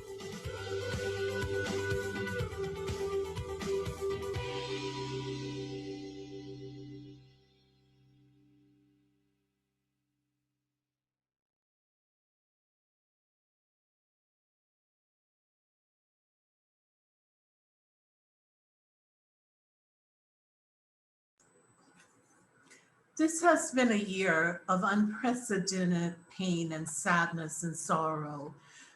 As we stand on the threshold of another year, we wanted to pause right now and share with you some thoughts about the essential workers and what's been going on in our community and communities around the world. First, I'd like to tell you about Darlene Frazier. Darlene is a doctor of nursing practice, RN, clinical research specialist, and has been working through the pandemic at the Veterans Hospital of Pittsburgh. She has been a nurse for over 40 years, previously working for the University of Pittsburgh and the National Institute of Health, earned a Nursing Magazine and the American Red Cross Hero Award of the Year for saving a man's life when he was hit by lightning. The conditions she is working under are very hard. Many times she works long hours with patients who are dying. Last week, when friends and her family were telling her that they were worried about her because she's almost 70 and still working, she told them, "We are in history, and I plan to be a positive role model for nursing." She is teaching everyone around her every minute and has educated her whole floor about how to safely navigate the virus. Everyone who knows her is incredibly proud. PGIAA and Alumni Relations feels privileged and honored to raise our glass this evening, and we would ask that you join us and raise your glass in thanking Darlene Frazier, who is the mother of our alumni, Christina Frazier, who you probably saw earlier this evening. Darlene, thank you for your service to the Pittsburgh community, and thank you for being a role model to all of us.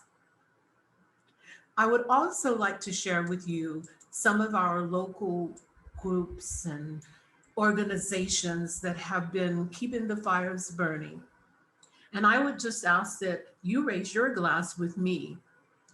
The Unity Shop of Santa Barbara. It was founded over 100 years ago. This year, Barbara Tellefson, who was the founding director, died. And the Unity Shop persevered, and we, Pacifica Alumni Association, participated in their Christmas Unity Telethon. We ask that you consider a donation to the Unity Shop. It is a very worthwhile organization. We raise our glass and a toast to the Unity Shop and hope that they will continue to prosper and continue to serve our community. The Food Bank of Santa Barbara, more challenged than ever. Their needs are great. So many people are out of work, so many children at home and not going to school, and yet the food bank has consistently carried on and continues to offer food to all of those in need. A toast to the Food Bank of Santa Barbara. Direct Relief International. You may know this international organization. Possibly you didn't know that they were headquartered here in Santa Barbara.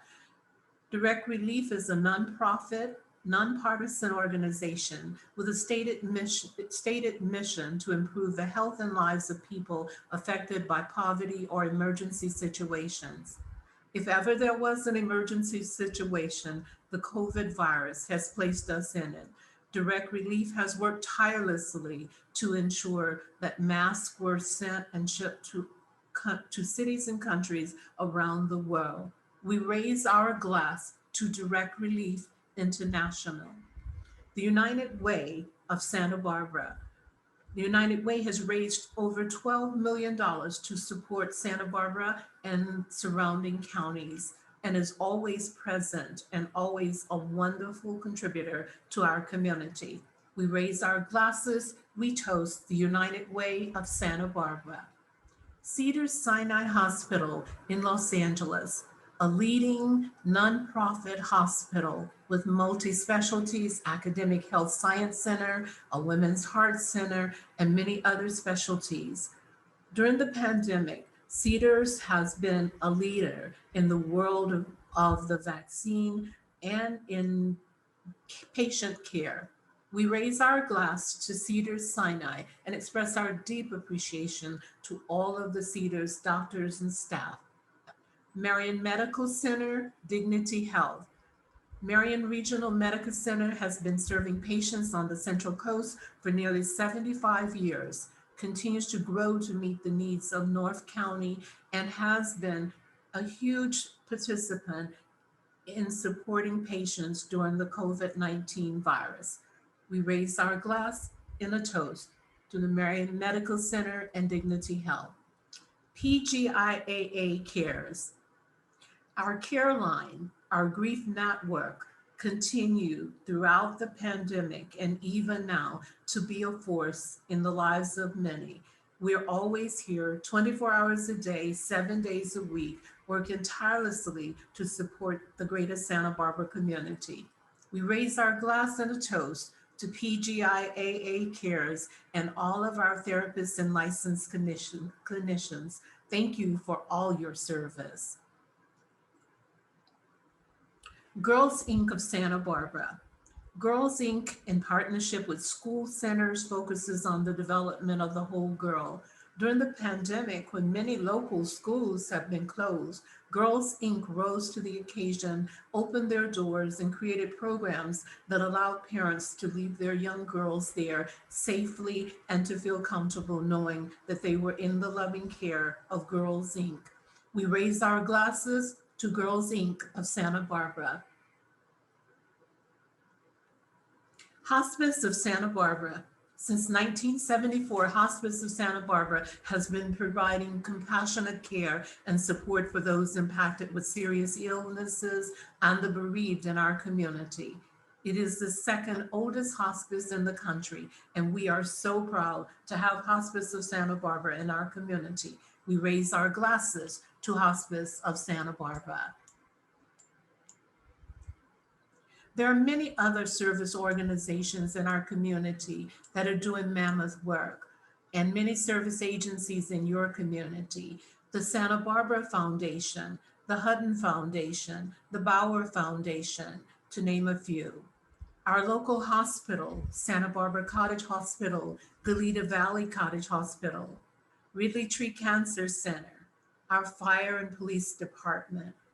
All of these essential workers have gone out of their way and have put themselves at risk to ensure that you and our community would be safe. Tonight, as we near 2021, we hope for a cure for the virus. We encourage you to accept the vaccines when they become available in your area. And we further encourage you to take a few moments to thank the essential workers, both locally, nationally, and around the world. The work that they have done, the time, the energy, the courage, deserves our gratitude. Please join me in a final glass and a final toast.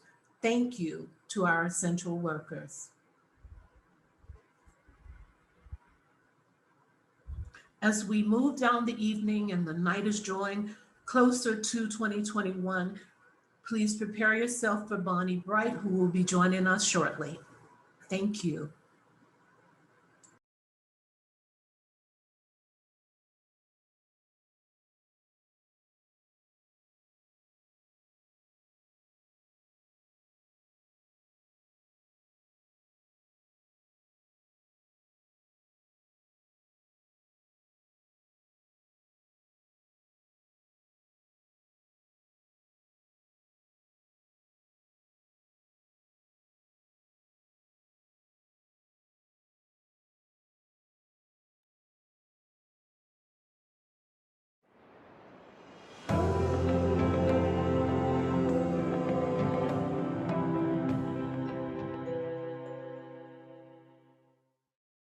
I pledge allegiance to the flag of the United States of America and to the republic for which it stands, one nation, under God. Funny how hand positions change over time when saying those lines.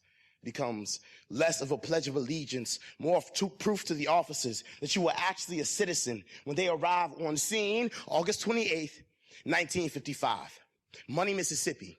A little boy with a cannon for a heart is ejected from the barrel of a bridge. Bullets made confetti out of his face. They even tied an elephant-shaped cotton gin to his torso to sink him to the bottom. He had an entire circus act in the bottom of the river, but no one clapped when he emerged dead. I guess death wasn't a part of the act. Emmett Till was not a victim.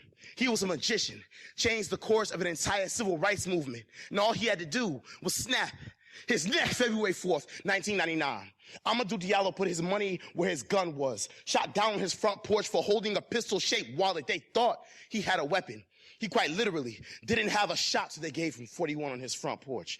He only caught 19 bullets. He was 22. 2 times 2 is 4. He was shot down by 4 officers who fired a little over 40 shots on the 4th of February at 12:44 a.m. The 4th Amendment states. No illegal searches, nor seizures. He was not a victim.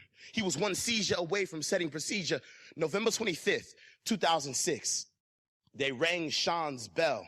The kind of bell that rings, the kind of ring you wear to a wedding, the kind of wedding he was on his way to. He's got a gun. They fired 50 shots into the car, killing Sean and wounding the other 2 passengers. One of the officers even stopped to reload the way an artist stops in the middle of painting to admire his work. He fired 31 pastels into the car. Sean Bell was not a victim.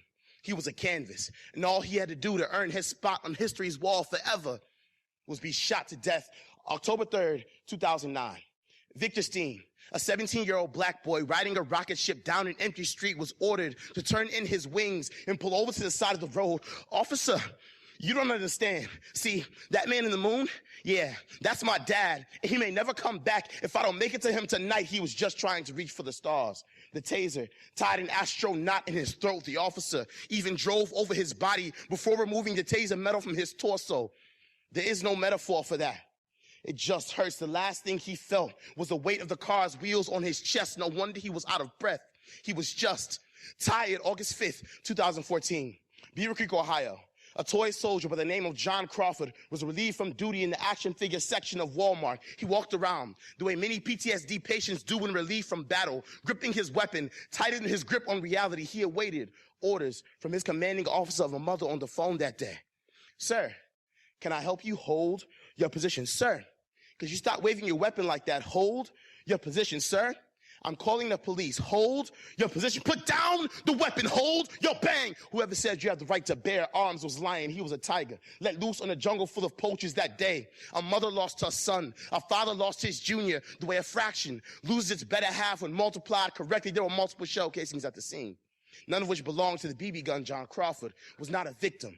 He was a war hero with a gold star on his straitjacket. September 10th, 2014. Saratoga Springs, Utah. Police received a call of suspicious behavior and almost immediately went on a Darien hunt. A young black male in a 93% white community wielding a samurai sword, it is believed.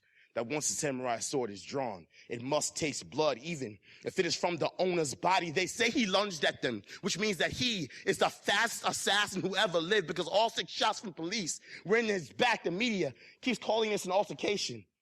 I don't understand why they're spelling execution like that. I've never heard slaughter pronounced that way. September 18th, 2014. A Houdini by the name of Charles Smith was found in Savannah, Georgia. They locked him in a cage shaped like a police car. He took this as a test of his magician skill. It's not his fault. See, as black men, we tend to have an unearthly desire to escape. He was still learning new tricks. See, what he meant to do was reappear outside the car, uncuffed. Instead, he accidentally made a gun appear in his possession. Good thing the police are used to magic tricks. It was nothing for them to make his life disappear. January 24th, 2004. Brooklyn, New York. Timothy Stansbury, January 1st, 2009. Oakland, California. Oscar Grant, January 29th, 2010. Portland, Oregon. Aaron Campbell, March 7th, 2012. New Orleans, Louisiana. Wendell Allen, March 13th, 2014. Lawton, Oklahoma. Daniel Martin, August 9th, 2014. Ferguson, Missouri. Michael Brown, August 12th, 2014. Los Angeles, California. Ezell Ford, October 8th, 2014. St. Louis, Missouri. Von Derek Myers, Raphael Thomas, Tamir Rice, Tanisha Anderson, Aura Rosser. I apologize if I have trouble pledging allegiance to a flag that has been determined to do us part and leave our black bodies dangling at the altar with liberty and justice for all.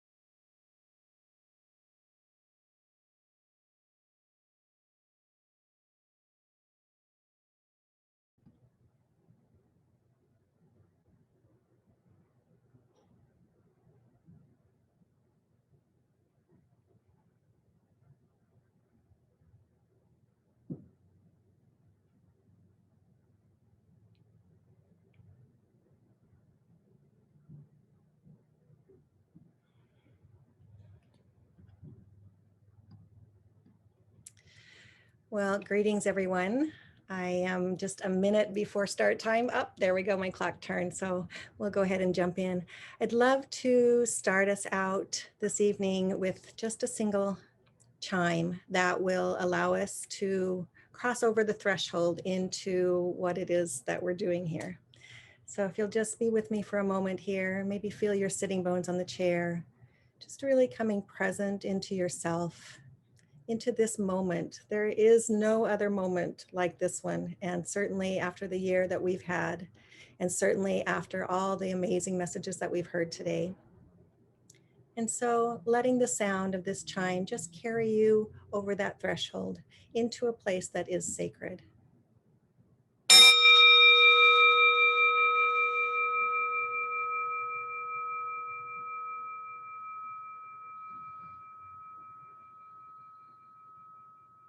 And if you're able to feel into yourself in this moment, you'll notice perhaps a slight shift from what was happening before to now as we come together in this place. And I gave a lot of thought to what I wanted to do this evening. First of all, I'm so grateful and honored to be able to be here, and so thankful for Diane and all of her work. She truly is the heart and soul of what's happening here, and she's just tireless and she's amazing. So huge thanks and deep honor really for me to be part of this. And particularly at this hour, I realized that a lot of people will be watching this at a later date. We'll be watching the recording. Some people are already in bed. It's quite late in many places in the country, if not the world right now. But I wanted to really give us an opportunity to drop into something that might not be what we are witnessing in the outer world right now. And that is a place where we can make some meaning of what's happening here. And Jung always, one of my favorite quotes from Jung is when he said, the decisive question for man is he related to something infinite or not? And Jung said, that is the telling question of his life. And so for me, as we begin our journey this evening into the soul place, I want to ask you to begin to consider that question for yourself. What is your relationship to something infinite? Do you have one? I guess if you think that you don't have one, that is also a relationship. And so there's a way in which we want to begin to contemplate, how are we related to soul? And soul for me is what gives our lives meaning. So when I first heard maybe the term soul's calling, I always thought, oh, that must be, you know, what I'm going to do with my life, or that's going to be my career, or that's going to be my gifts. And yes, it is all of those things, but it's also so much more, because as we begin to turn our attention to what it is that we're really doing here in our lives and on this planet, there's so much that is required of us to really undertake that journey. And part of that is, of course, listening to our soul self. And Plato, who was a Greek philosopher, of course, who lived about 430 BC, he spoke of a Greek myth, and he says, we were original beings with 4 arms and 4 legs who were split in two by the gods, and we're thereafter always doomed to be searching for our beloved, the missing aspect of ourselves. So this is an idea of us being separated from that something larger, that something infinite. And of course, this also ties into the shamanic perspective of soul loss and the idea that we have lost bits of our souls over the course of our lives that have either fled to the underworld when we were faced with a trauma or a difficult situation that we just didn't know how to handle. And that those pieces now are no longer integrated with us. And so the work that we turn ourselves to in this moment is to be able to begin to call back those lost pieces of ourselves home to ourselves so that we can become more whole. And by the way, this separation is part of the human journey. This is what we're doing here. From the moment that we were born, it began, probably even before. There are a lot of people that have theories around perinatal birth, Stan Groff, who was one of my mentors, being one of those. And that idea that the moment we're born, somebody gives us a name that we didn't necessarily ask for. We're born into a family or a place that we didn't necessarily asked for. We are sent to schools that we didn't have any decision in choosing, and so on and so on. And as we are faced with new situations in our lives that are very difficult, we don't have the opportunity really to do anything except try to survive. And as we develop coping mechanisms that will help us to feel either safe or seen, then those coping mechanisms begin to just pile on top of what our essential, exuberant, innocent, beautiful, precious selves were. And then it is our work to begin to dig out from that for the rest of our lives.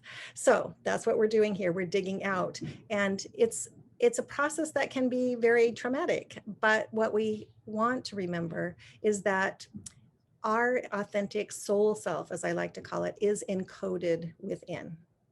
There's no getting away from it. We're not separate from it. In fact, we could not be separate from it because it is part of who we already are all the time. And so when I think about leaning into our soul's calling, it's so much about listening so that we can know what we need to do in order to make ourselves more whole. And of course, this is Jung's idea of individuation, right? So, and in fact, by the way, our culture is also based on this whole idea, because if you look at the biblical story of the fall from paradise, you have Adam and Eve who were kicked out of the Garden of Eden, basically, and were no longer in contact with that paradisical being. So here we are. That's such a beautiful illustration of how we have become separated from ourselves. And also it accounts for that longing that we have within to find out who we really are and to be able to be who we really are on this planet. So mythologist Michael Meade, many of you will know him. He talks about separation from our instinctual way of being. And he alludes to the fact that we consider ourselves or feel ourselves sometimes to be exiles. And he says, the soul's way of being is unique to each person. It was seeded and sown within us, within each of us, from before the beginning, and it tries to ripen throughout our lives. What exiles us more than anything is the separation from our own instinctive, intuitive way of being. We are most lost and truly in exile when we have lost touch with our own soul, with our unique inward style and way of being in this world. So all we have to do, and I say that lightly, is we have to come into that knowing that we are part of something so much bigger. We're part of a much, much bigger story. And there's a beautiful myth about the god Indra. And Indra has a net, and that net has all of these nodes. And at each node, you can see all of the other nodes in the net reflected in that one particular node. And so we are all connected and interconnected, woven into the fabric of being. But how do we know this? I kind of find it ironic because a few years ago, I would have been the last person offering a talk on this subject. And yet here I am. And it's I know now that it was my own soul's calling and my own soul's journey to put me in exactly this chair at exactly this spot in exactly this moment. And also I would suggest that perhaps if you're listening to this, wherever and whenever you are hearing it, that there might also be a reason for that for you too. So I hope that there is a nugget here for you somewhere in it. I wanted to share a little bit about my experience of writing my master's thesis. I did my first master's in depth psychology at Sonoma State University in Northern California. And at the time that I was choosing this subject, there was a new phenomenon that was going on that was quite shocking and alarming, actually. And this was the vanishing of the honeybees by the billions. And it started being reported at the end of 2006. And what was happening was when the beekeepers were lifting the lids on the hives to check on the hives or do routine maintenance, they were discovering that the hives were completely empty, with the exception of the queen and a few of her attendants, and all of the unhatched brood was left behind, but none of the other bees were there. And this was just so shocking. It was not something that anybody could really comprehend. Nobody knew what was happening. And this grabbed my attention to such an extreme degree that I ended up doing a lot of research on it and ended up writing my thesis on it. And what I found from that is that symbolically, it makes so much sense to illustrate what's happening for us here on this planet as human beings on this human journey that we're on. And I know some of you will argue we are actually spiritual beings on that human journey. And of course, I do believe that too. But basically, when the bees were not coming back to the hive, what we understand now is that they were getting lost. They were unable to navigate back home to the hive.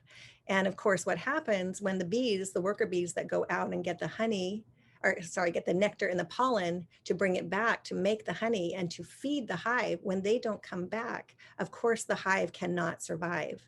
And so the hive ends up collapsing. And it's very interesting because as I started looking into the symbolism of bees, there was so much there. One is that bees are the messengers between realms. So they can fly, in mythology, they are said to be able to fly between heaven and earth. They are the ones that navigate or negotiate between the divine or the sacred or the soul self and the ordinary or the human realm, the realm of the material world. And so already just learning that, I began to make this correlation between what is it that we're doing here? And if the bees aren't coming home, what's happening? What is the metaphor or the archetypal pattern that's at work here? And of course, what we can begin to realize from that is that if we go out from the soul self or our source or that original oneness that existed for all of us, that consciousness before we came into this world of form, as we came into our lives and started separating and going out into the world, we began to feel very alone. We began to forget what it was like to be in the hive. And of course, the hive, you can't get more symbolic than it being the womb. It's the darkness and the life force that's buzzing within that hive. Even the shape of traditional hives is the womb shape, right? So related to the sacred feminine. And what is happening is we have abandoned the sacred feminine largely in our culture. We have forgotten what it means to come back home to the hive and to be consciously bringing back what it is that we are learning and experiencing in our everyday lives as we go out about our daily work. And so for me, the takeaway from all of that was that we absolutely need to be intentionally and consciously connecting with that infinite, with that larger whole. We need to come home to ourselves. And the way that we do that is to be conscious. The way that we do that is to notice, what have I done with my day? What am I doing right now? How am I experiencing what's going on here? And how can I bring that consciousness, that knowledge, that learning back and offer it to the community? Because again, if the bees are caught out alone at night, they cannot return. As night falls, their wings usually get too cold to be able to fly back home. And so we find ourselves lost and we find ourselves suffering. And of course, we all know there's been a lot of suffering going on in the world, particularly this year, but there's always that suffering that's going on. And if you're not suffering, I would say two things. Maybe one is just to feel the gratitude, that your life seems to be going along the way that it is, but also to be able to hold that consciousness for others. And I wanted to share a story about the myth of Inanna. Some of you may have heard of that, but this was the story of a Sumerian goddess who lived about 5,000 years ago. And this myth is one of the first written, if not the first written myth that we have. And in the myth, Inanna, who was called the queen of heaven and earth, she hears something and she's not quite sure what it is. And so she puts her ear to the ground. And when she puts her ear to the ground and really listens, she hears a calling. And that calling is for her to go into the underworld where her dark sister, Ereshkigal, lives. And Inanna agrees to go. So this is the first step, right? It's listening, and then it's hearing the call. What is being asked of us in this moment? And if we refuse the call or resist the call, of course, there are consequences to that. And many of you know that in shamanic traditions, the shamanic initiate who is called to become a shaman has to actually go to the underworld to be dismembered before being reconstituted so that he can come back with the medicine that he or she needs to be able to serve the community. And so this is basically what happened to Inanna, much to her surprise, as she approached the gates to the underworld and knocked on the gates. What happened was the gates were open to her, but there were 7 gates as she descended down into the underworld. And at each gate, she was asked to give something up. She had to relinquish a piece of jewelry or a piece of clothing, even the crown on her head as the queen of heaven and earth. And she did it, only to find when she reached the underworld itself that she was struck dead and hung on a meat hook. And she was there for 3 days. And I know that some of us can relate to this kind of a descent.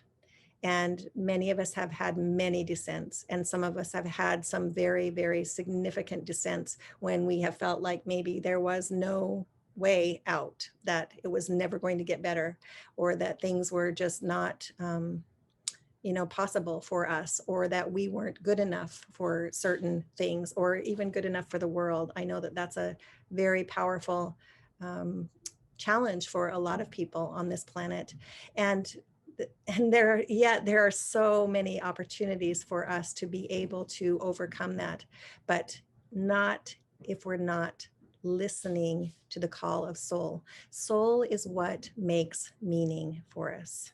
It doesn't mean that we're not going to suffer, but what it does is it makes meaning. And I always tell clients that I work with that, my belief, and you don't have to believe it, but my belief is that we maybe had some say in what we wanted to work on when we came into this world of form. That consciousness, that infinite consciousness that we all are as our true soul selves.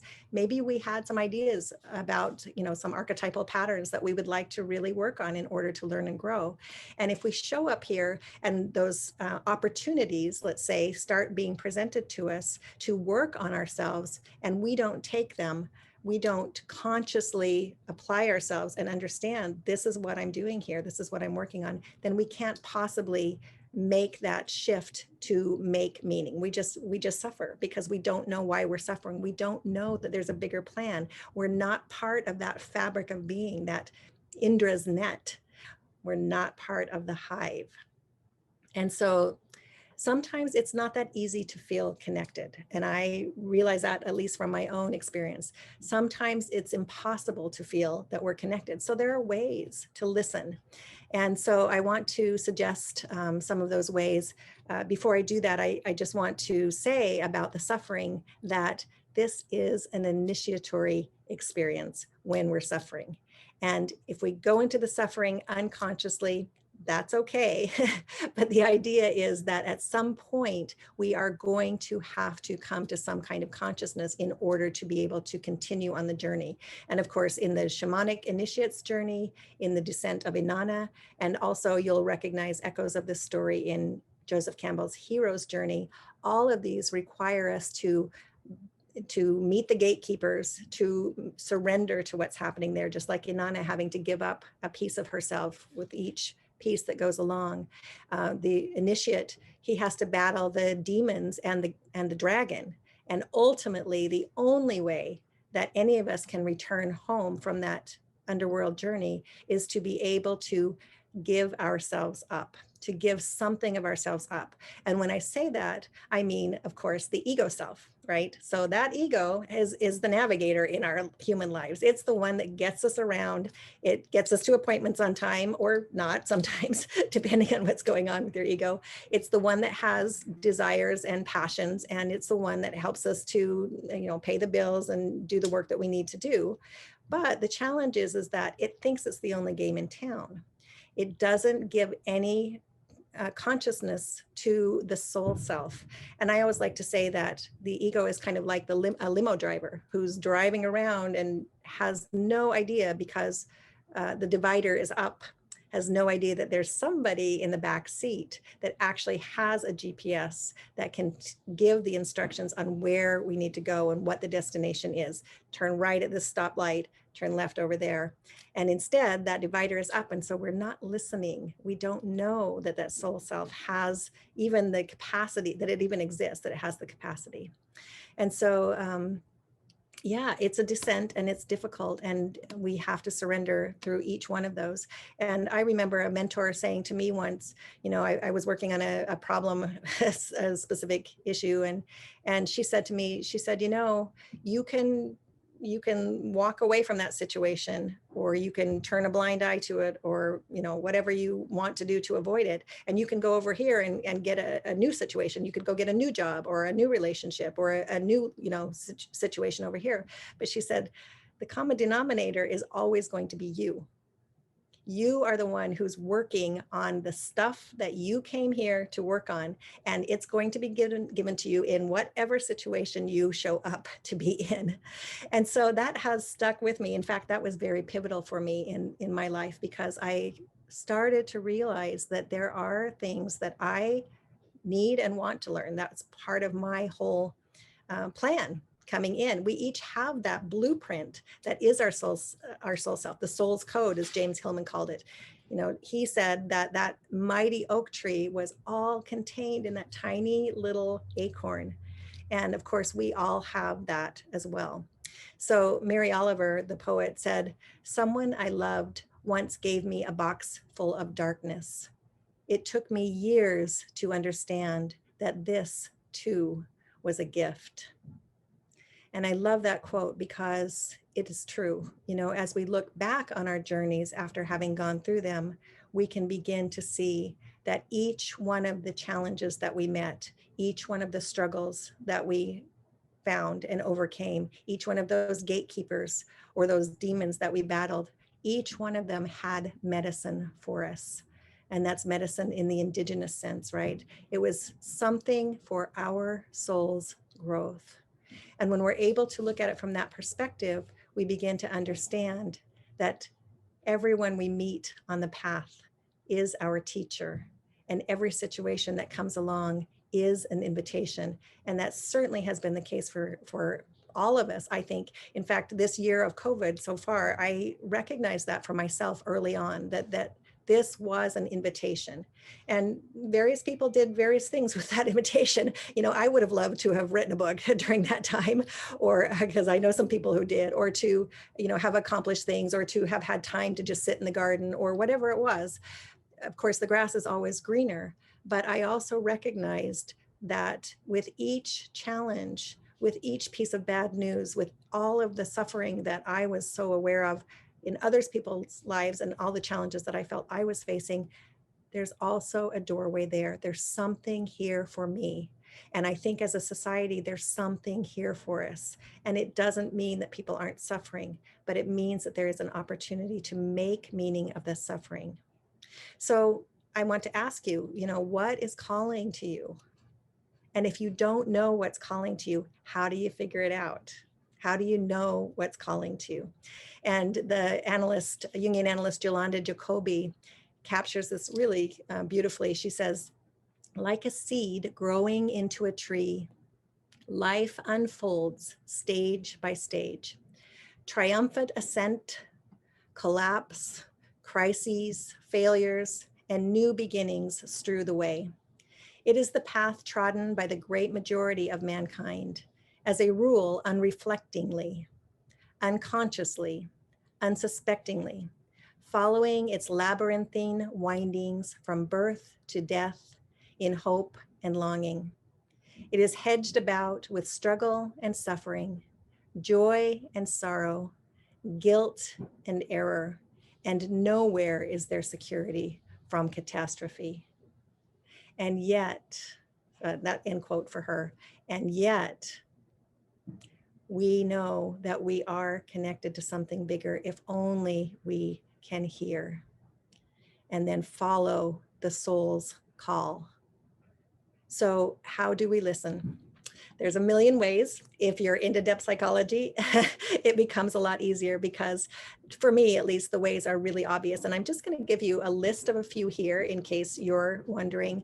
And if you already do some of these things, it might be really beautiful for you to just ponder and feel into yourself what it feels like when you do any one of these things. And the first one that absolutely has to happen is you have to make space in life to slow down. You have to make the space to be able to hear the soul's calling with all the chaos and noise that's in the world and in our lives, and with us doing and doing and doing, because that's what our culture asks of us. There is not enough space for us to slow down. And Jung tells a great story. I love the story and I tell it all the time. And that is that when he was traveling in Africa, cars were still fairly new at the time. And not very many villagers in Africa had seen a car. And Jung was traveling with some other people and going from one village to the next. And they invited a villager to go with them in the car for the very first time. And so they started driving. And as they got about 30 minutes down the road, the villager suddenly said, "Stop the car, stop the car." And they said, why, what's wrong? And they stopped the car, and the villager jumped out and laid down on the ground, and they said, "Are you feeling okay?" And he said, yes, I'm okay. The car was going so fast, I had to wait for my soul to catch up. So let that sit with you for just a moment.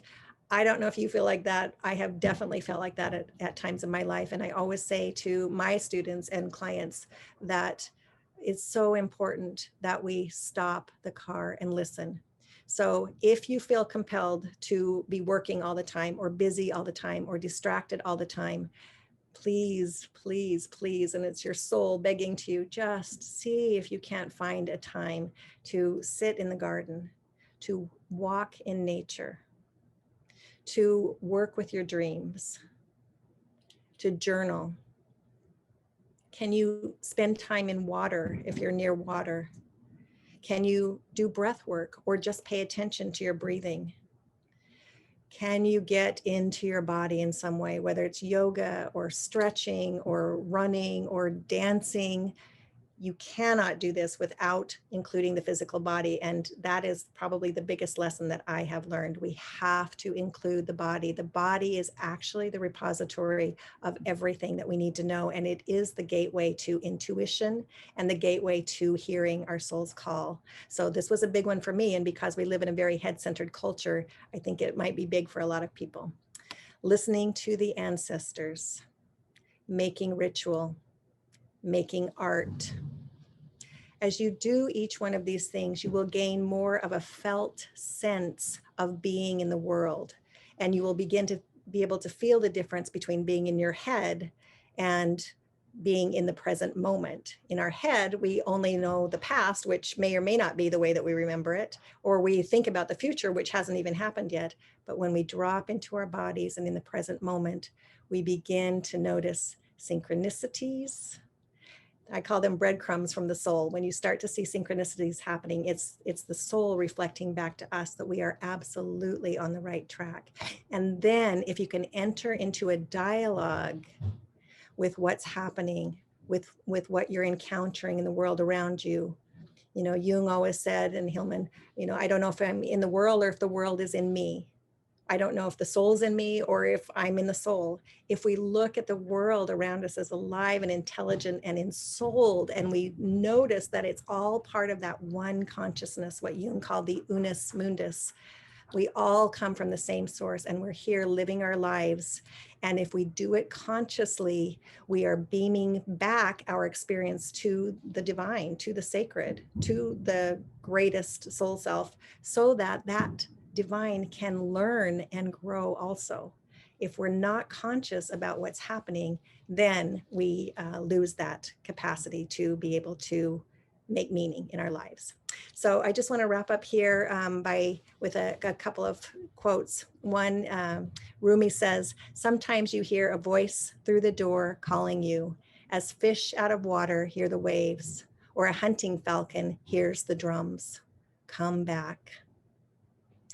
And Frederick Buechner, who was an American poet and theologian, says, listen to your life. See it for the fathomless mystery it is, in the boredom and pain of it, no less than in the excitement and gladness. Touch, taste, smell your way to the holy and hidden heart of it, because in the last analysis, all moments are key moments, and life itself is grace.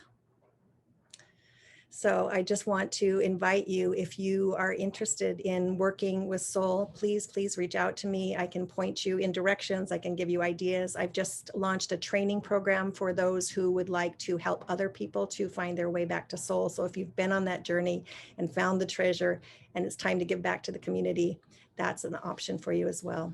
Thank you, everybody. I wish you the most amazing new year with lots of love and light and consciousness.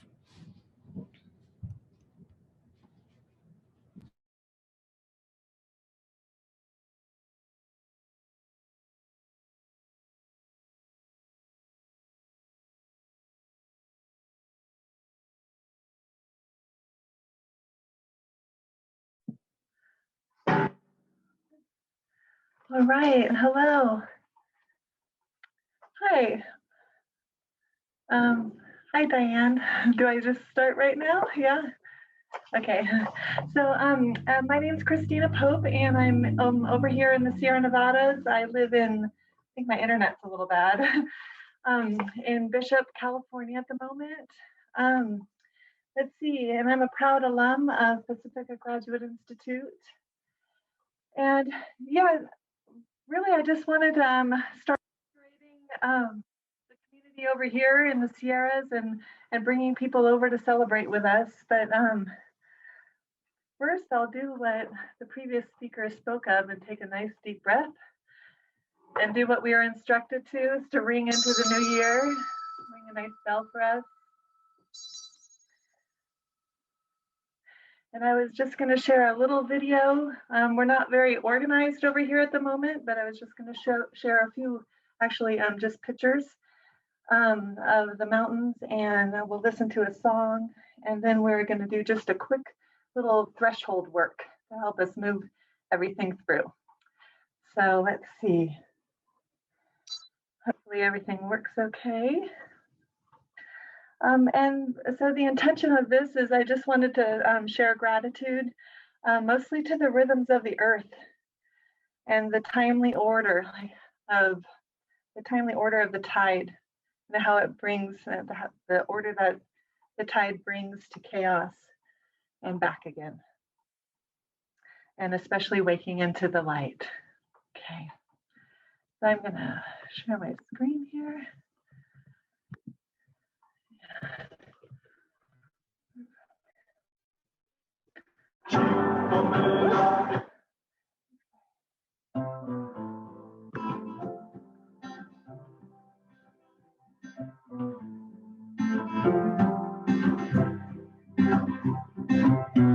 I'll be the earth that ground you, all the chaos all around. I'll be the home you return to. I can be your leader,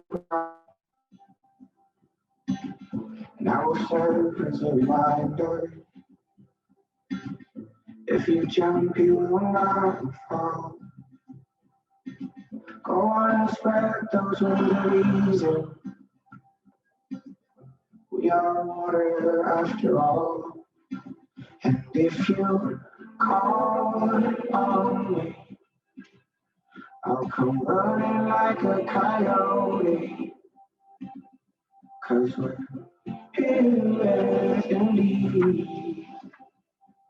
A lighthouse when you're out to sea.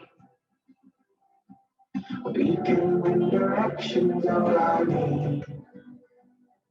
A compass if you know what I mean. Drunk on that nectar of all that you are to me.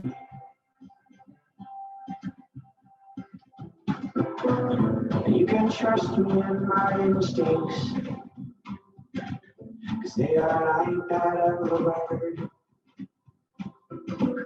I am loyal, I will feed you. Sing songs you never heard. Washed away the hat this morning. I reckon I those cares.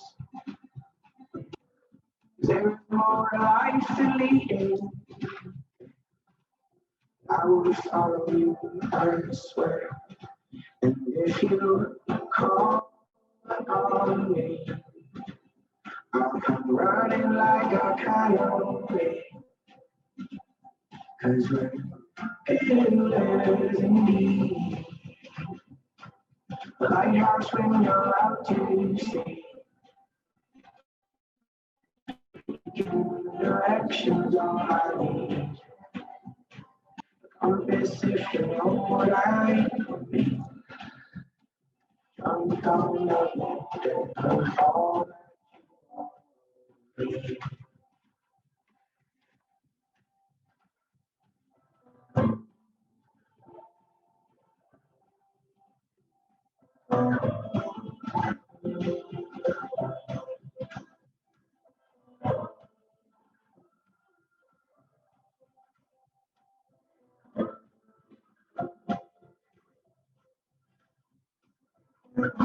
I will always share my fire. Operate to pay respects. Lay tobacco down, gratitude. One thing I cannot do. And their eyes, they watch us closely. It's a story they will tell. Between fact and fiction, we have no time to dispel. So familiar yet so foreign. It says so much. Bring me ceremony.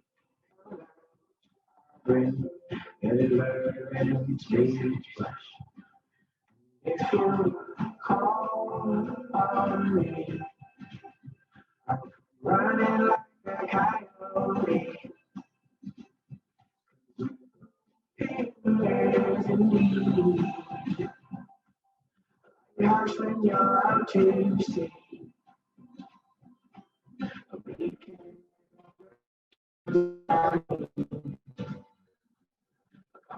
If you know what I would be.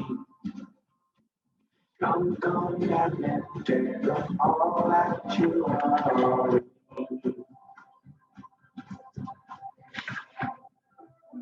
I love your feet for how they found me. How they walked upon four winds. Be my deer, I'll be your meadow. Calm, graze upon their skin.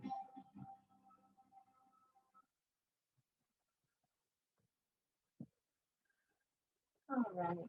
I just thought I would share with a little bit of music and some images.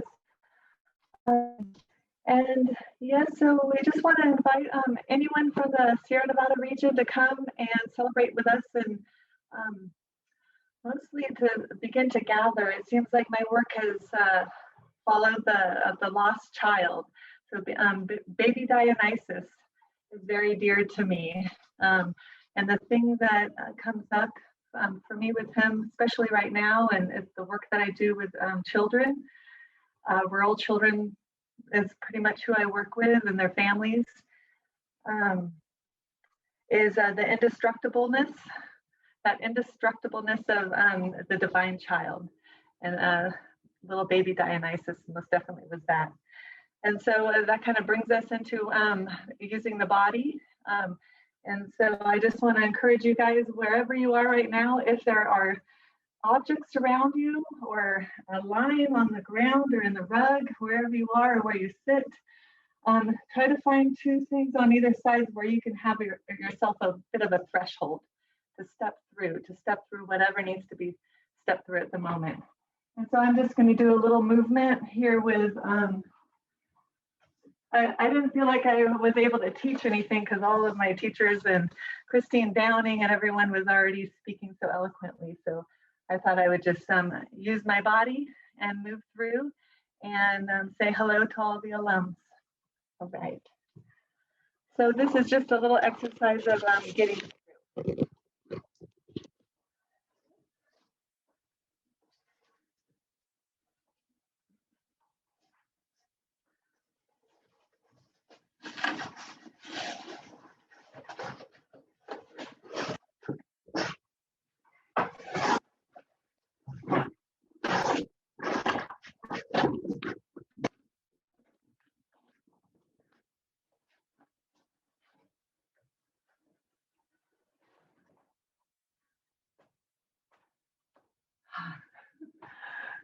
So I'm just going to say thank you and ring the bell and ring in the new year. Thanks.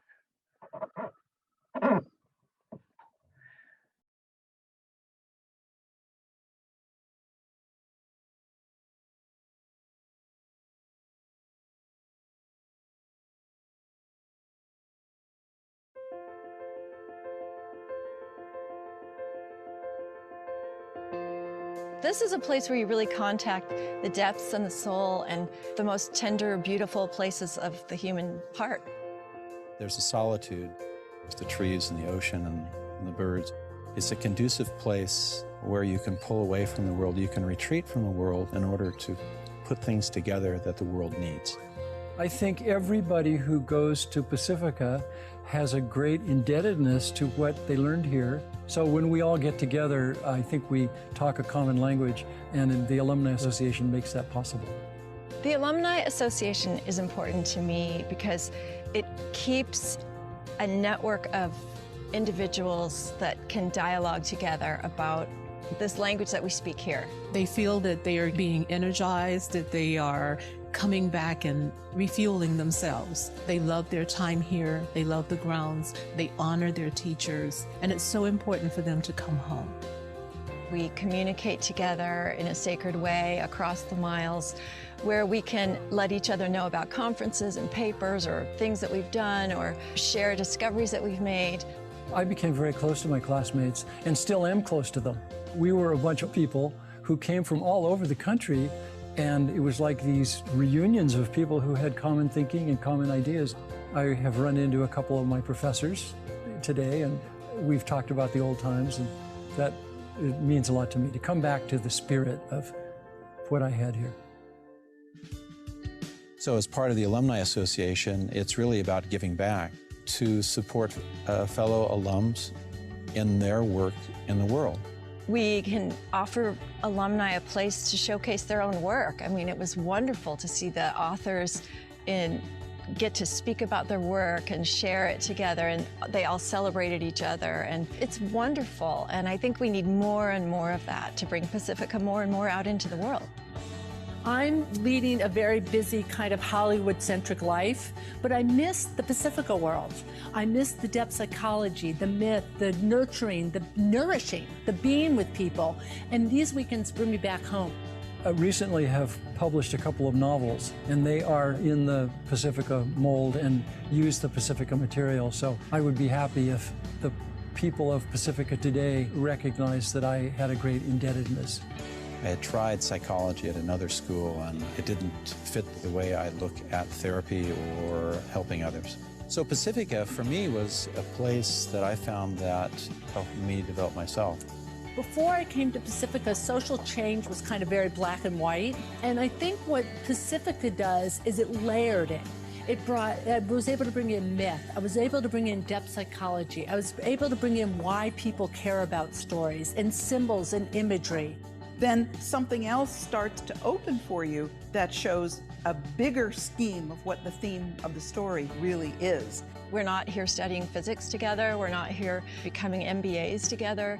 We're here becoming depth psychologists. And doctors of story and working with the soul of the world. And these aren't really common concepts out in the public. So that's why it's such a sacred space. The Alumni Association embodies Pacifica. It's the soul and the heart and the legacy of Pacifica, because our alums are going out into the world, they're tending soul, and they're taking the message of hope and giving and sharing, which is so much a part of Pacifica. I'm hoping that our current students will look at our alumni and that we all become more aware of what the world really needs and that we all do something about it. Today in this economy, it's a tough choice to go back to school. And this is invaluable in my life. It has been invaluable in my life. I would do it again in a heartbeat. It goes back to, there's a certain toolkit, there's stuff that we learn here, and a license to explore stuff that's different. It's really a therapy to the world, which is very much needed right now. And who are the voices, who are the people who are going to help make these changes? It's the place where you are able to contact your new ideas and bring them out into a welcoming environment. Coming here to Pacifica has helped me become my truest self.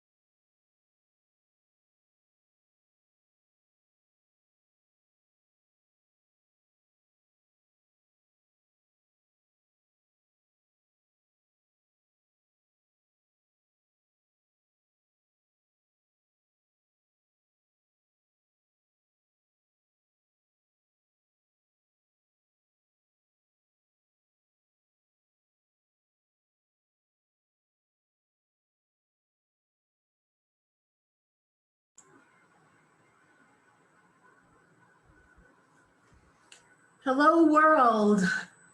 We're coming into the final stretch, and what a day we've had. We have laughed and cried and shouted, and now I'm here with my good friend Beth Boardman, Tom Lyon, Karen Zirk, and we're just gonna chat for a bit as we prepare to cross that threshold with all of you. And for all of you who have stayed the course and stayed with us, we are forever grateful. The toast around the world this year has taken on a different meaning. There has been so much going on in our world. Both of our campuses here in Santa Barbara are closed. Our classes are online. The animals here at Ladera have gone someplace they don't even come out.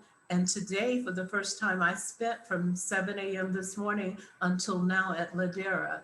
And I am here in the building with a couple of production people, and we're the only people on this campus. So as you can imagine, it's been a day of reminiscing, kind of roaming the halls a little bit, and just being grateful that we were able to spend this time with you. So I'm going to ask our people to unmute Tom and Beth and Karen, and we're just going to chat a bit and share a little bit with you about how the toast came about and where we are today and where we hope to go. And so I think I'll kick off with Karen Zirk because she's the regional coordinator from San Diego, California. And Karen was kind enough to stay up and join us tonight. So Karen, share a little bit about what you want to have in the new year or to hold close, and where you hope that San Diego can go. I just hope that sooner rather than later, we can be physically present. I mean, the Zooms are great and we're staying connected, but there's a level of conversation that I think we only really engage in when we're physically present, because when we communicate, when we're physically next to each other, we're communicating via our breath, our body energy, all these levels are going on. And so I'm so missing that. And I know the San Diego folks are missing that as well. I've heard from a couple people who said, yeah, I'm not doing Zoom, but when we start getting together in person again, let me know.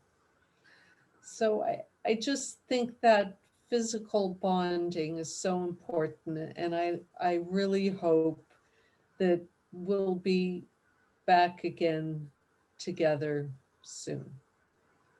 We hope so too, because these campuses are pretty lonely without our alumni and our students and our faculty. And if you'd like to give a shout out to San Diego for 2021, and do you have anything special planned in January that you'd like to share tonight, or? I'm hoping that towards the end of January, we'll try and do another Zoom call and see if we could round up some people to just check in. Nothing fancy, not a long thing, maybe an hour, just to kind of say, hey, how are you doing, and check in with each other. Okay. So if you're in San Diego and you're not getting the emails that go out monthly, please make sure to reach out to me, LinkedIn, Facebook, karenzirk.com. If you can't find me online, you don't know how to Google anything, because my online history goes back to the 1980s. And you have a new book as well. Let us not forget that 2020 was your year of publication. Is that correct? It is. It is. My novel, Falling from the Moon, came out in January last year and made its debut at Coming Home last year, which was such a fabulous weekend. And thank you, Diane, for that beautiful few days there on campus and all the hard work you've been doing this whole year to keep us connected.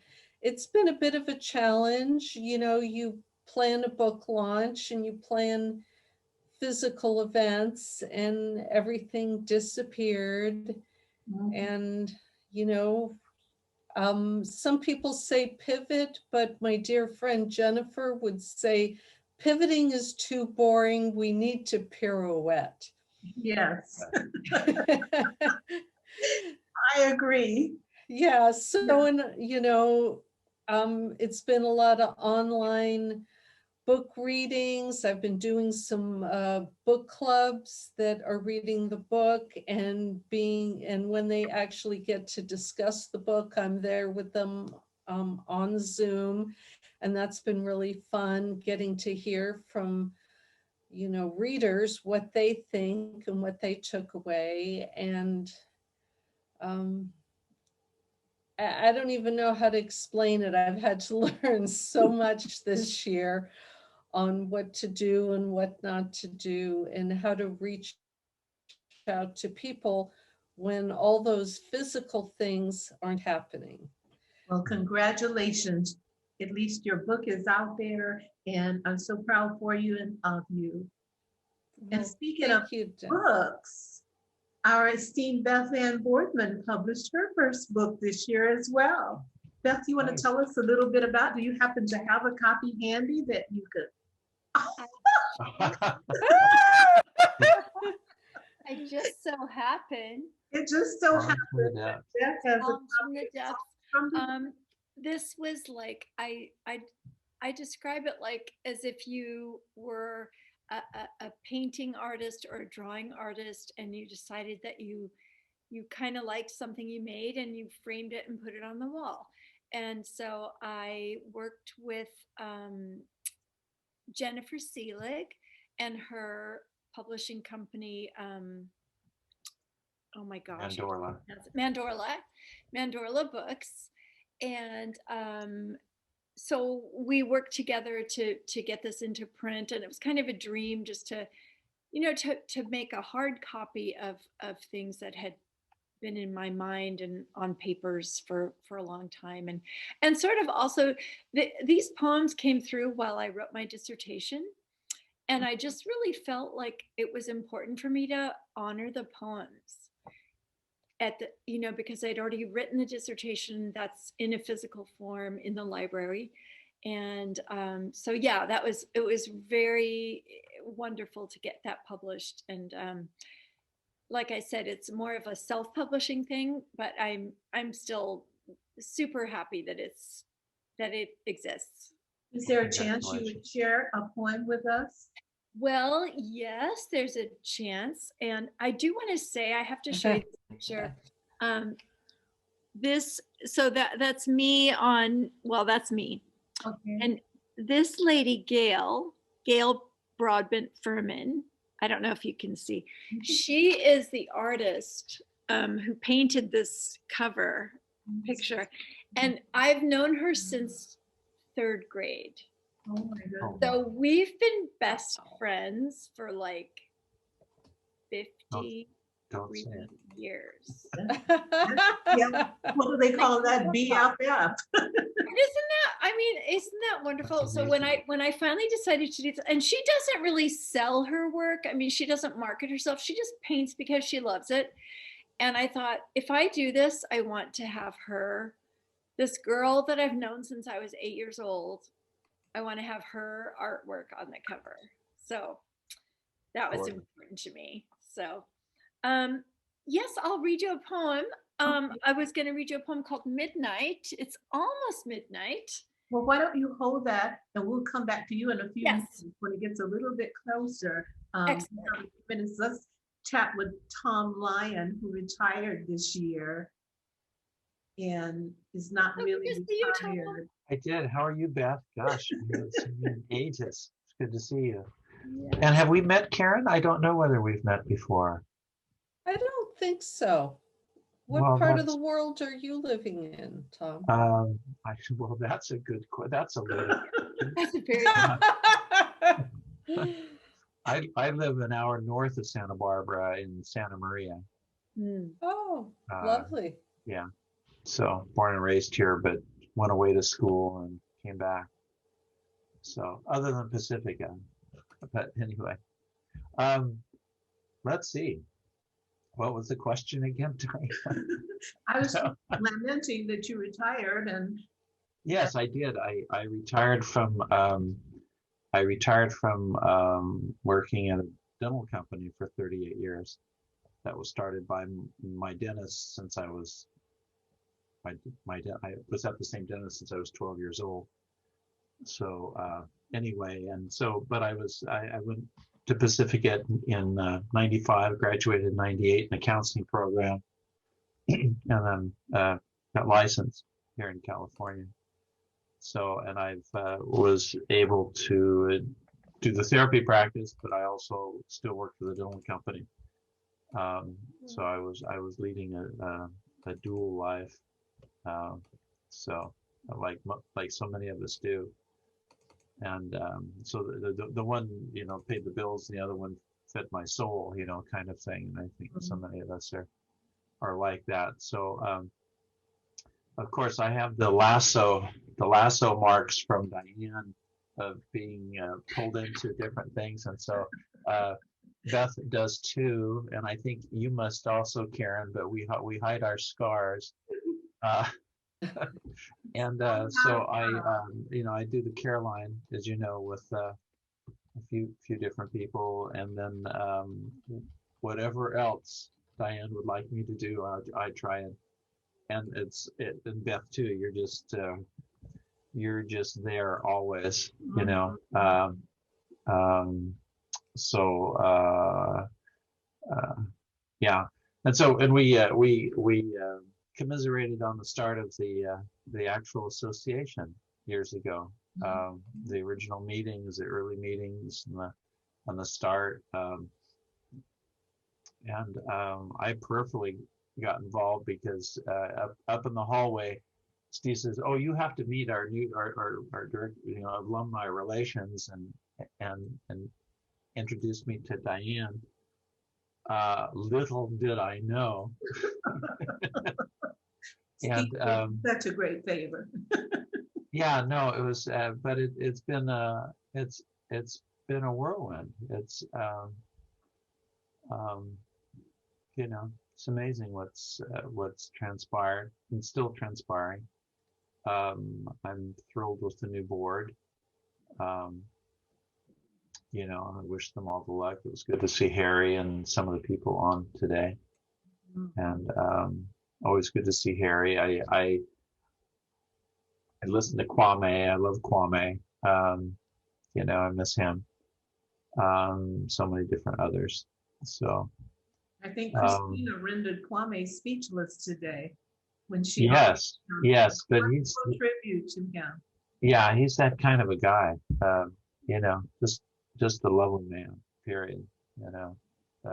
This is our 9th annual Toast Heard Around the World, and we think back. Karen, I don't know if you weren't with us then, but Beth and Tom, and we think back to how we did the toast before the original steering committee ever met to form the Alumni Association. We did a toast to alert people that the association was coming, and that was the first thing that we did. And it was particularly, I guess, exciting because we were all working to have this big event called a steering committee and invite people to come here. And can you believe that was 9 years ago? 9 years ago, yeah.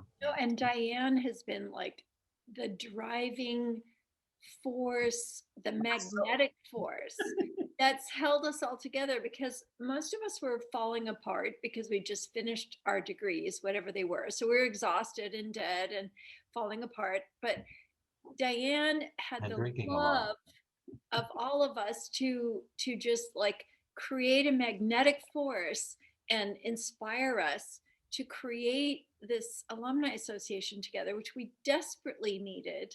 And I really can't say enough about, your drive, Diane, and your creativity and your love that you've just lavished on the alumni. And I feel like we don't deserve you, but we're so grateful. So grateful for you. Well, thank you. I am grateful for all of you, and we are evolving and moving into, next year will be 10 years, and we're moving into the next iteration of what PGIAA may become. And Karen, I know that you and some of the regional coordinators are working and trying to revitalize that group. Do you want to say something about that or share a little bit? Or Yeah, no, I'd love to.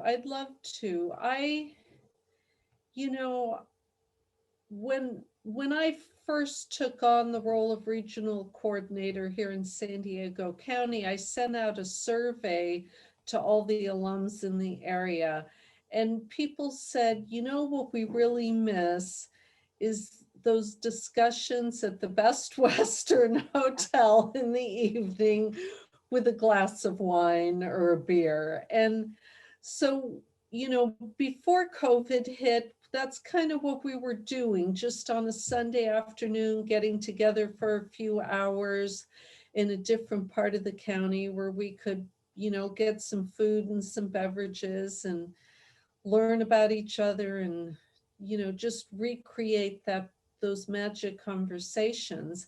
And it's been so hard since COVID started to get that. And I admit that I lose motivation too, because I'm sending the email newsletter out and trying to get things together online, but nobody ever shows up. And, so then I kind of lose momentum, and you know, I really want to connect with everybody and have those great discussions and process what we're going through with COVID with people who understand my language, you know, and I think that's so important. So if any San Diego folks are out there, please, please, please, when I put together something for January, it'll be towards the end of the month. Please just come in and say hi and say how you're doing. You know, it doesn't have to be a big thing, no big pressure, just let's get to know each other. Okay, well, if today's any indication, our Facebook chat has been, and all the messages and everything that we've received have said how grateful and how wonderful everybody felt about being together today and celebrating Christine Downing and hearing from the Fates and Graces and the presentation from the Deaf Psychology Alliance and Bonnie Bright's presentation and everything. So we've had a full day and seeing the grounds and that wonderful video that Beth narrated and Tom was a part of it. And we all have such fond memories of coming home and different things. So we here at Pacifica are looking forward to 2021, although the campuses will not reopen until possibly spring. We don't know because the state of California is pretty hands-on as far as allowing the reopening of the campuses, which we appreciate because we all want to stay healthy and stay safe. And so I guess it's just really good to sit with you tonight, to have Tom, to have Karen, to have Beth here with me, and to really just know that we've come this far and that this is the 9th annual Toast Heard around the world. And we had our global partners from the Netherlands, I can't even talk, from South Africa, from the UK, and from Australia, and all these different places joining us, and to have the partnership with the Deaf Psychology Alliance and Deaf Insights and the Jung platform today, and to have that kind of support, and to have been broadcasting for 12 hours and only have Facebook sanction us one time is pretty feeling pretty excited. Yeah. Facebook sanctioned us for some music on our Toast page and shut us down. And so we're hoping that they'll listen to reason. But that's kind of huge to broadcast for 12 hours and have Facebook only, you know, slap you one time. So we're really grateful for that. And we want to leave time for, it's 11:52 and we're heading into midnight. Jeannie Martin is standing by to play us into the new year. Beth, I'm going to turn it over to you and let you read us a poem. Karen, thank you so much. Tom, always, thank you. Thank you all. All of you out there, thank you so much for doing all day long and for being here with us and standing by us for this 12-hour marathon. It was a gift that we wanted to give to all of you and to ourselves. It's thanks to Cordis and to Ivan. Yes. And to Paul. You haven't seen much. Paul, I haven't seen Paul. This is the mastermind behind this whole day. Thank you, Ivan Leon. Oh, it's been always wonderful. I think this is there's Paul and Cordis, both in the boardroom here on the Ladera campus as we bring in a new year with the hopes that next year all of us can be here. Thank you, Ivan Leon. I see you. And Beth, why don't you give us your New Year's poem, and then Jeannie will join us and we'll start our countdown for a new year. Okay, that sounds wonderful. And I would like to just read this from Rabbi Danya Rutenberg. She wrote this on Twitter. Honor the ways you've been resilient this year. Honor the ways you've been generous this year. Honor the ways you've been loving this year. Honor the ways you've fought for justice this year. Honor the ways you've cared for yourself through all the hard parts of this year. I just happened to come across that, and I thought that was a perfect blessing for the end of a year. And this is a poem that I wrote called Midnight. And so it goes, midnight has become my favorite time of night. Poised between days, between years, between waning and dawning, between loss and discovery. Once I knew a woman with teeth as bright as stars, a smile passionate as a desert sunrise. She lit up a room, drew the gazes of passers-by. Her skin, white as old porcelain, thin and fragile as tissue, carved and creased with story, belied a soul thriving in the between, even in broad daylight. Sometimes we must give up the present and even the hope of the future. We stand between time. We see no opposites. We are old and young, happy and sad, enlivened and entombed. We are midnight, stone and light, ending and beginning. Our own abysmal faults, our colossal miscalculations and oversights, our blatant humanity demand to be drawn into the circle of our love. Kindness is the gold within the gold.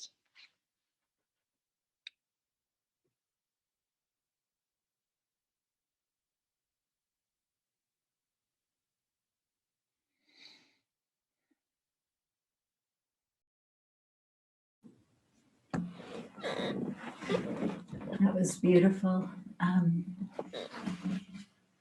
Diane asked me to play Auld Lang Syne, so how appropriate. And I remember growing up in New York City and the ball dropping and playing that, and then New York, which I'm not going to do, but you can keep it in mind. So blessings, everybody.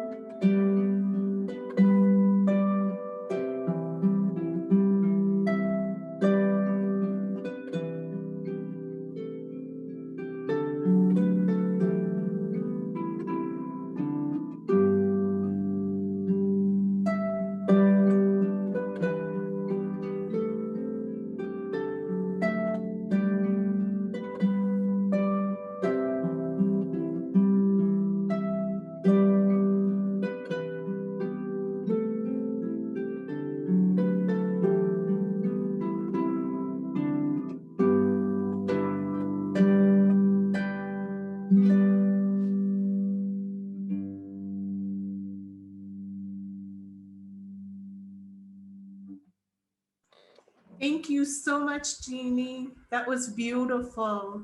Thank you. Just had a text from Rita Baisley from Los Angeles. She joins all of us in wishing all of our Pacifica alumni, students, staff, friends, families a truly wonderful new year. And according to one clock here, it is 11:59 p.m. And I believe that Paul is going to bring all of us back together so that we can be together on this New Year's Eve. The threshold of 2021. 31, 30, 29, 28, 27. Go, Tom. 20, what? 3, 22, 21, 10, 20, 19, join me at 10, 18, 17, 16, 15, 14, 13, 12, 11, 10, 9, 8, 7, 6, 5, 4, 3, 2, 1. Happy New Year. Happy New Year. Big hug. Yes. Big hugs. We made it. All the Pacifica family. And big hugs. Next year we'll all be able to hug again. And more Zooming. I mean, this has been a wonderful gathering for people that can't come to campus. I mean, what a wonderful thing. Thank you, Ivan. Thank you, Ivan. Wonderful. Thank you, Cordis. Thank you very much. Thank you. Good to see you. Paul and Cordis, I know you're still in the boardroom. You wouldn't leave me. Oh, hello there. Happy New Year. Happy New Year, everyone. Happy New Year, everybody. Eternal thanks to Diane. Amazing Always. energy. Yes, thanks so much. And to all the participants today that were just full of wonderful, wonderful contributions. Yes. Well, we're going to call it a wrap. And I wish you all the blessings and all the great things for 2021. Yes, you too. To all of you. Good night, everybody. Be safe. Thanks. Happy New Year. Thanks, Jeannie. Bye. Bye. Bye. Ivan. Happy 2021. Bev, Yes. Paul.